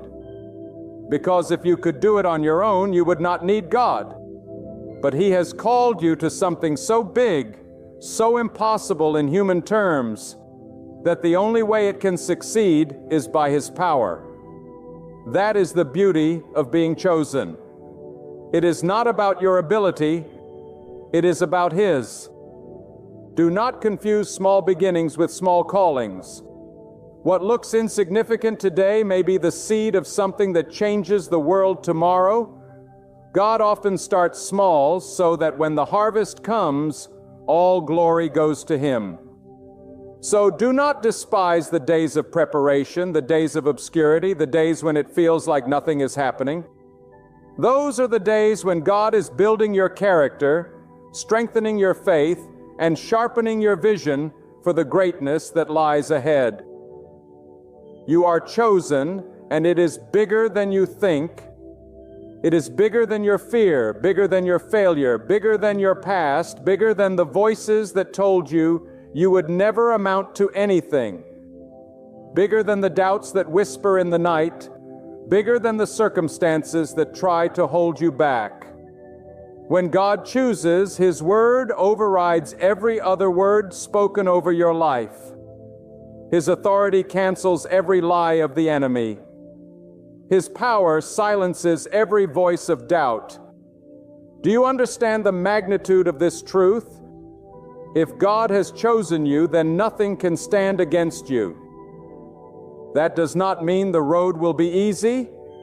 That does not mean you will not face trials, setbacks, disappointments. But it does mean that through it all, you will not be defeated because the one who chose you walks beside you, strengthens you, upholds you, and carries you when you cannot walk on your own. When God sets His eyes upon you, it is not by chance, and it is not by coincidence. It is a divine appointment written before the foundation of the earth, carved into the very design of your being.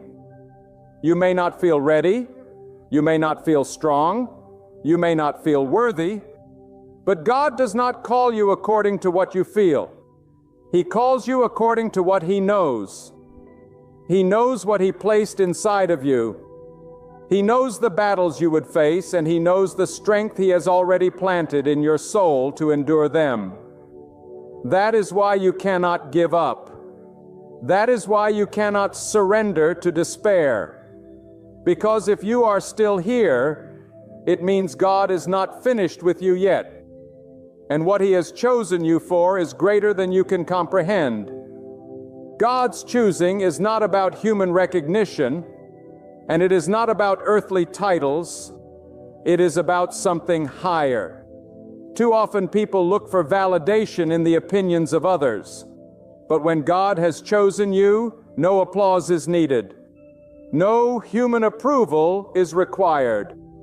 The call of God on your life is already sealed in heaven.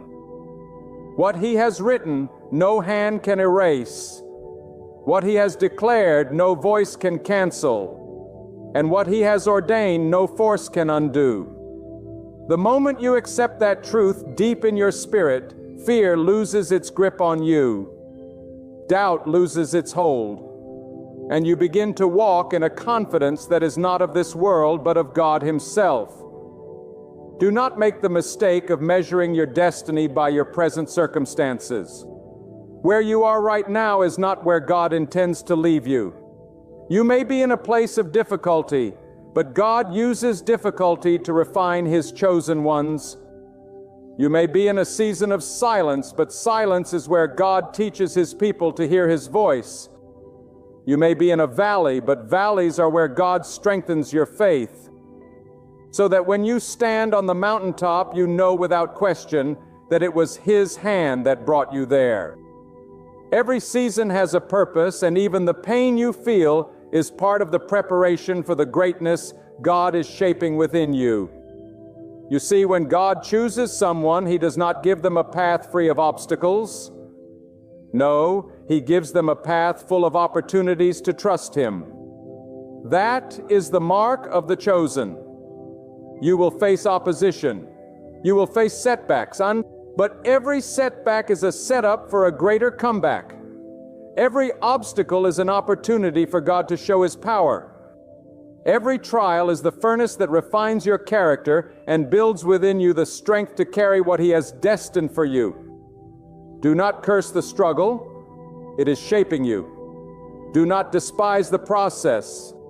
It is preparing you. Do not fear the fire.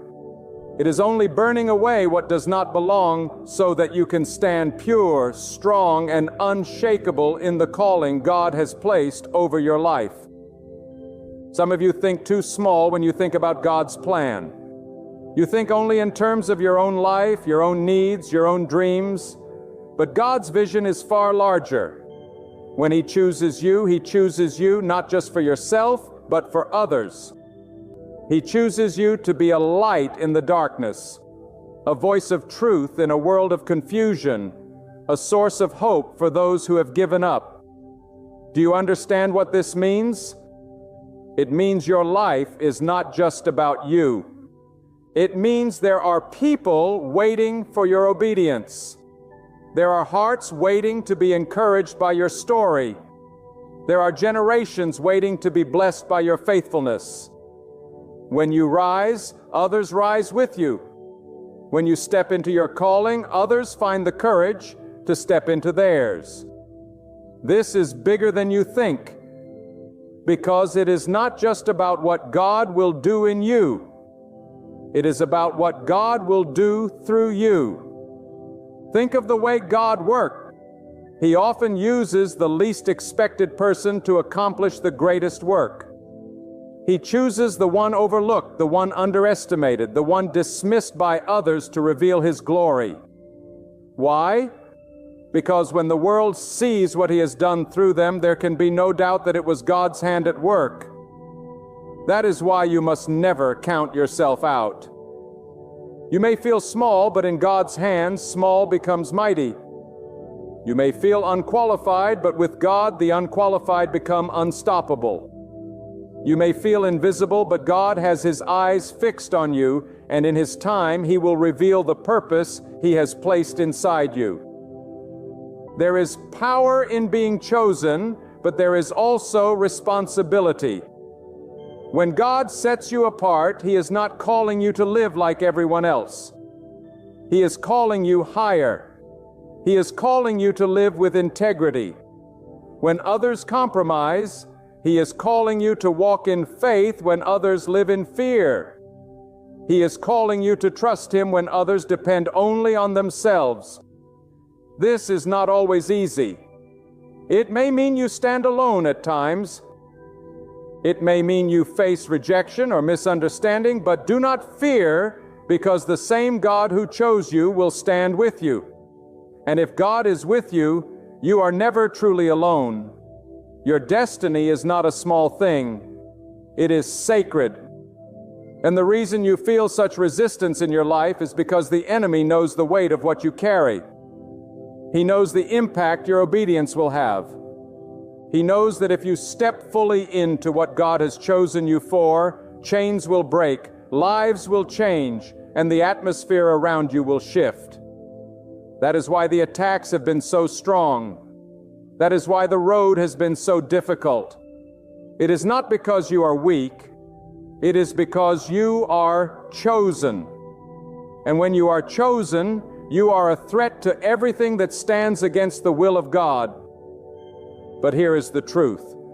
No matter how fierce the battle, no matter how strong the resistance, the power of God within you is greater. His hand upon you is stronger than anything that could come against you. His plan for you is not fragile. It cannot be broken. It cannot be stolen. It cannot be destroyed. The enemy may try, but God's word stands firm. What He has chosen will come to pass if you will only trust Him, follow Him, and believe Him with all your heart. Lift your eyes higher. Do not settle for a small vision when God has given you a great calling. Do not live as though your life is ordinary when God has marked you with extraordinary purpose. You are chosen to rise above mediocrity, to break free from the limitations others have placed upon you, to step into a life that testifies of God's greatness. You are chosen to be courageous in a world of fear, to be steadfast in a world of compromise, to be faithful in a world of doubt. You are chosen to carry the presence of God wherever you go, and to leave behind a legacy that points not to your name, but to the greatness of the one who called you. This is why you cannot stay silent. You cannot bury your gift. You cannot hide your light. The world is desperate for what God has placed inside of you. And when you withhold it, you are withholding hope from those who need it most. But when you release it, when you walk in obedience, when you let the world see the glory of God shining through you, lives will be transformed. This is not pride. This is purpose.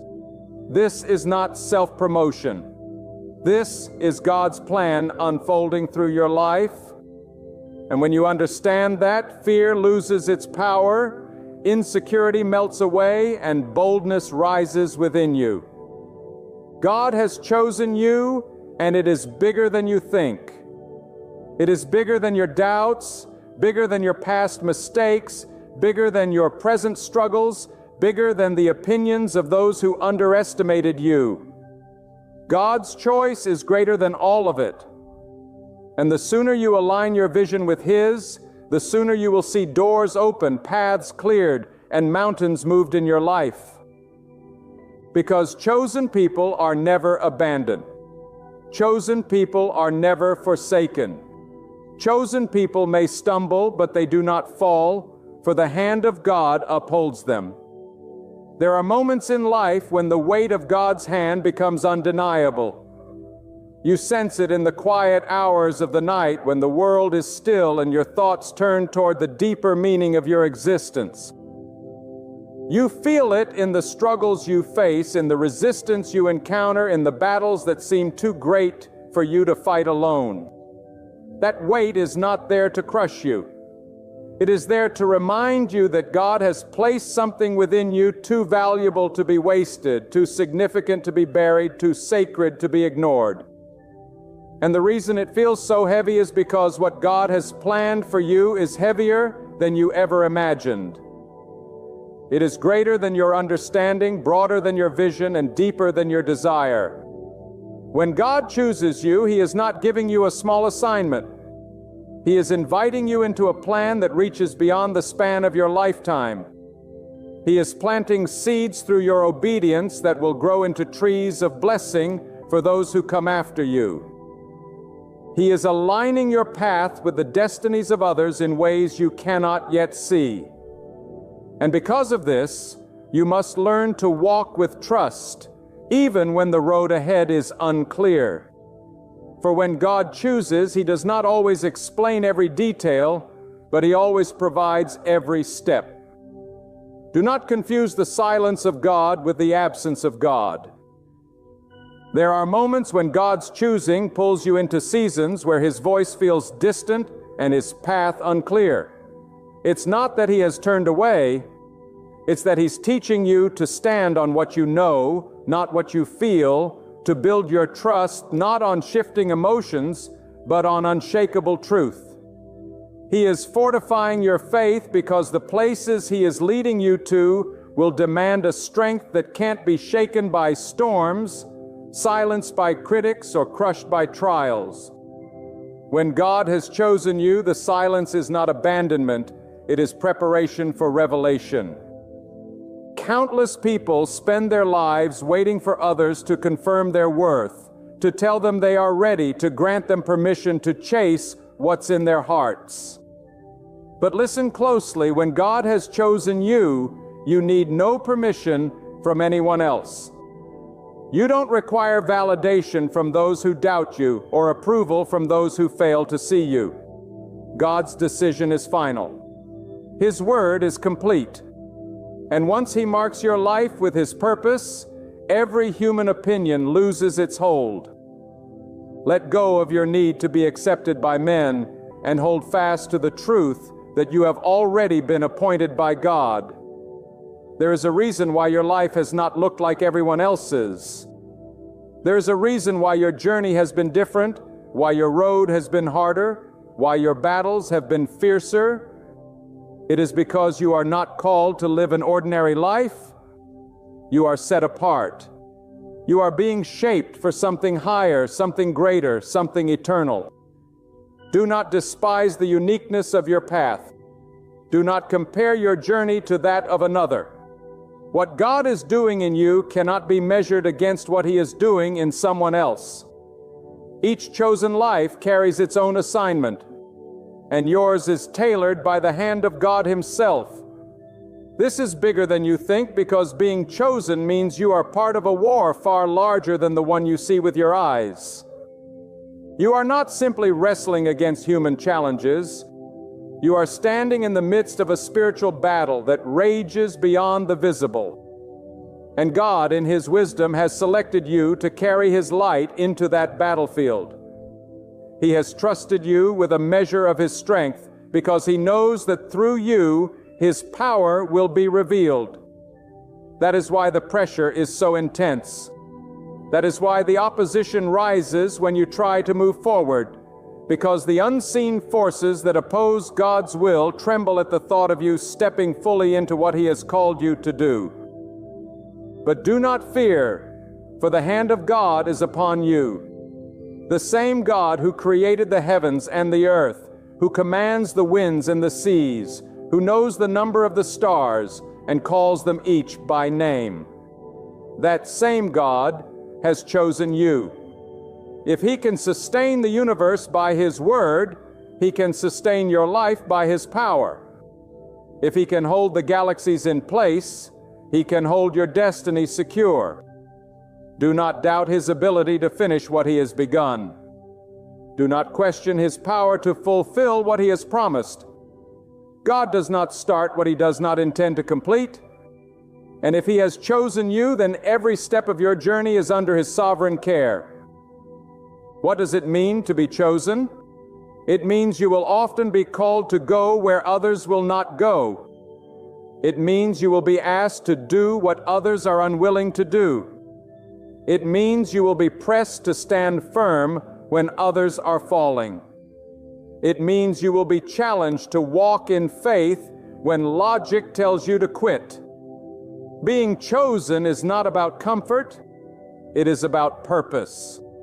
It is about allowing your life to be used by God even when it costs you something, and it will cost you. It may cost you friendships, opportunities, recognition, but what God gives in return far outweighs what you lose. For every door that closes, God will open another that leads to something far greater. For every person who walks away, God will bring the ones who are meant to walk with you. For every sacrifice you make, God will supply a harvest that exceeds anything you imagine. There is no limit to what God can do through a surrendered heart. When you let go of your fear, your pride, your need for control, and simply say, God, I trust you, you open the door for Him to move in ways beyond your imagination. Surrender is not weakness, it is strength. It is the moment when your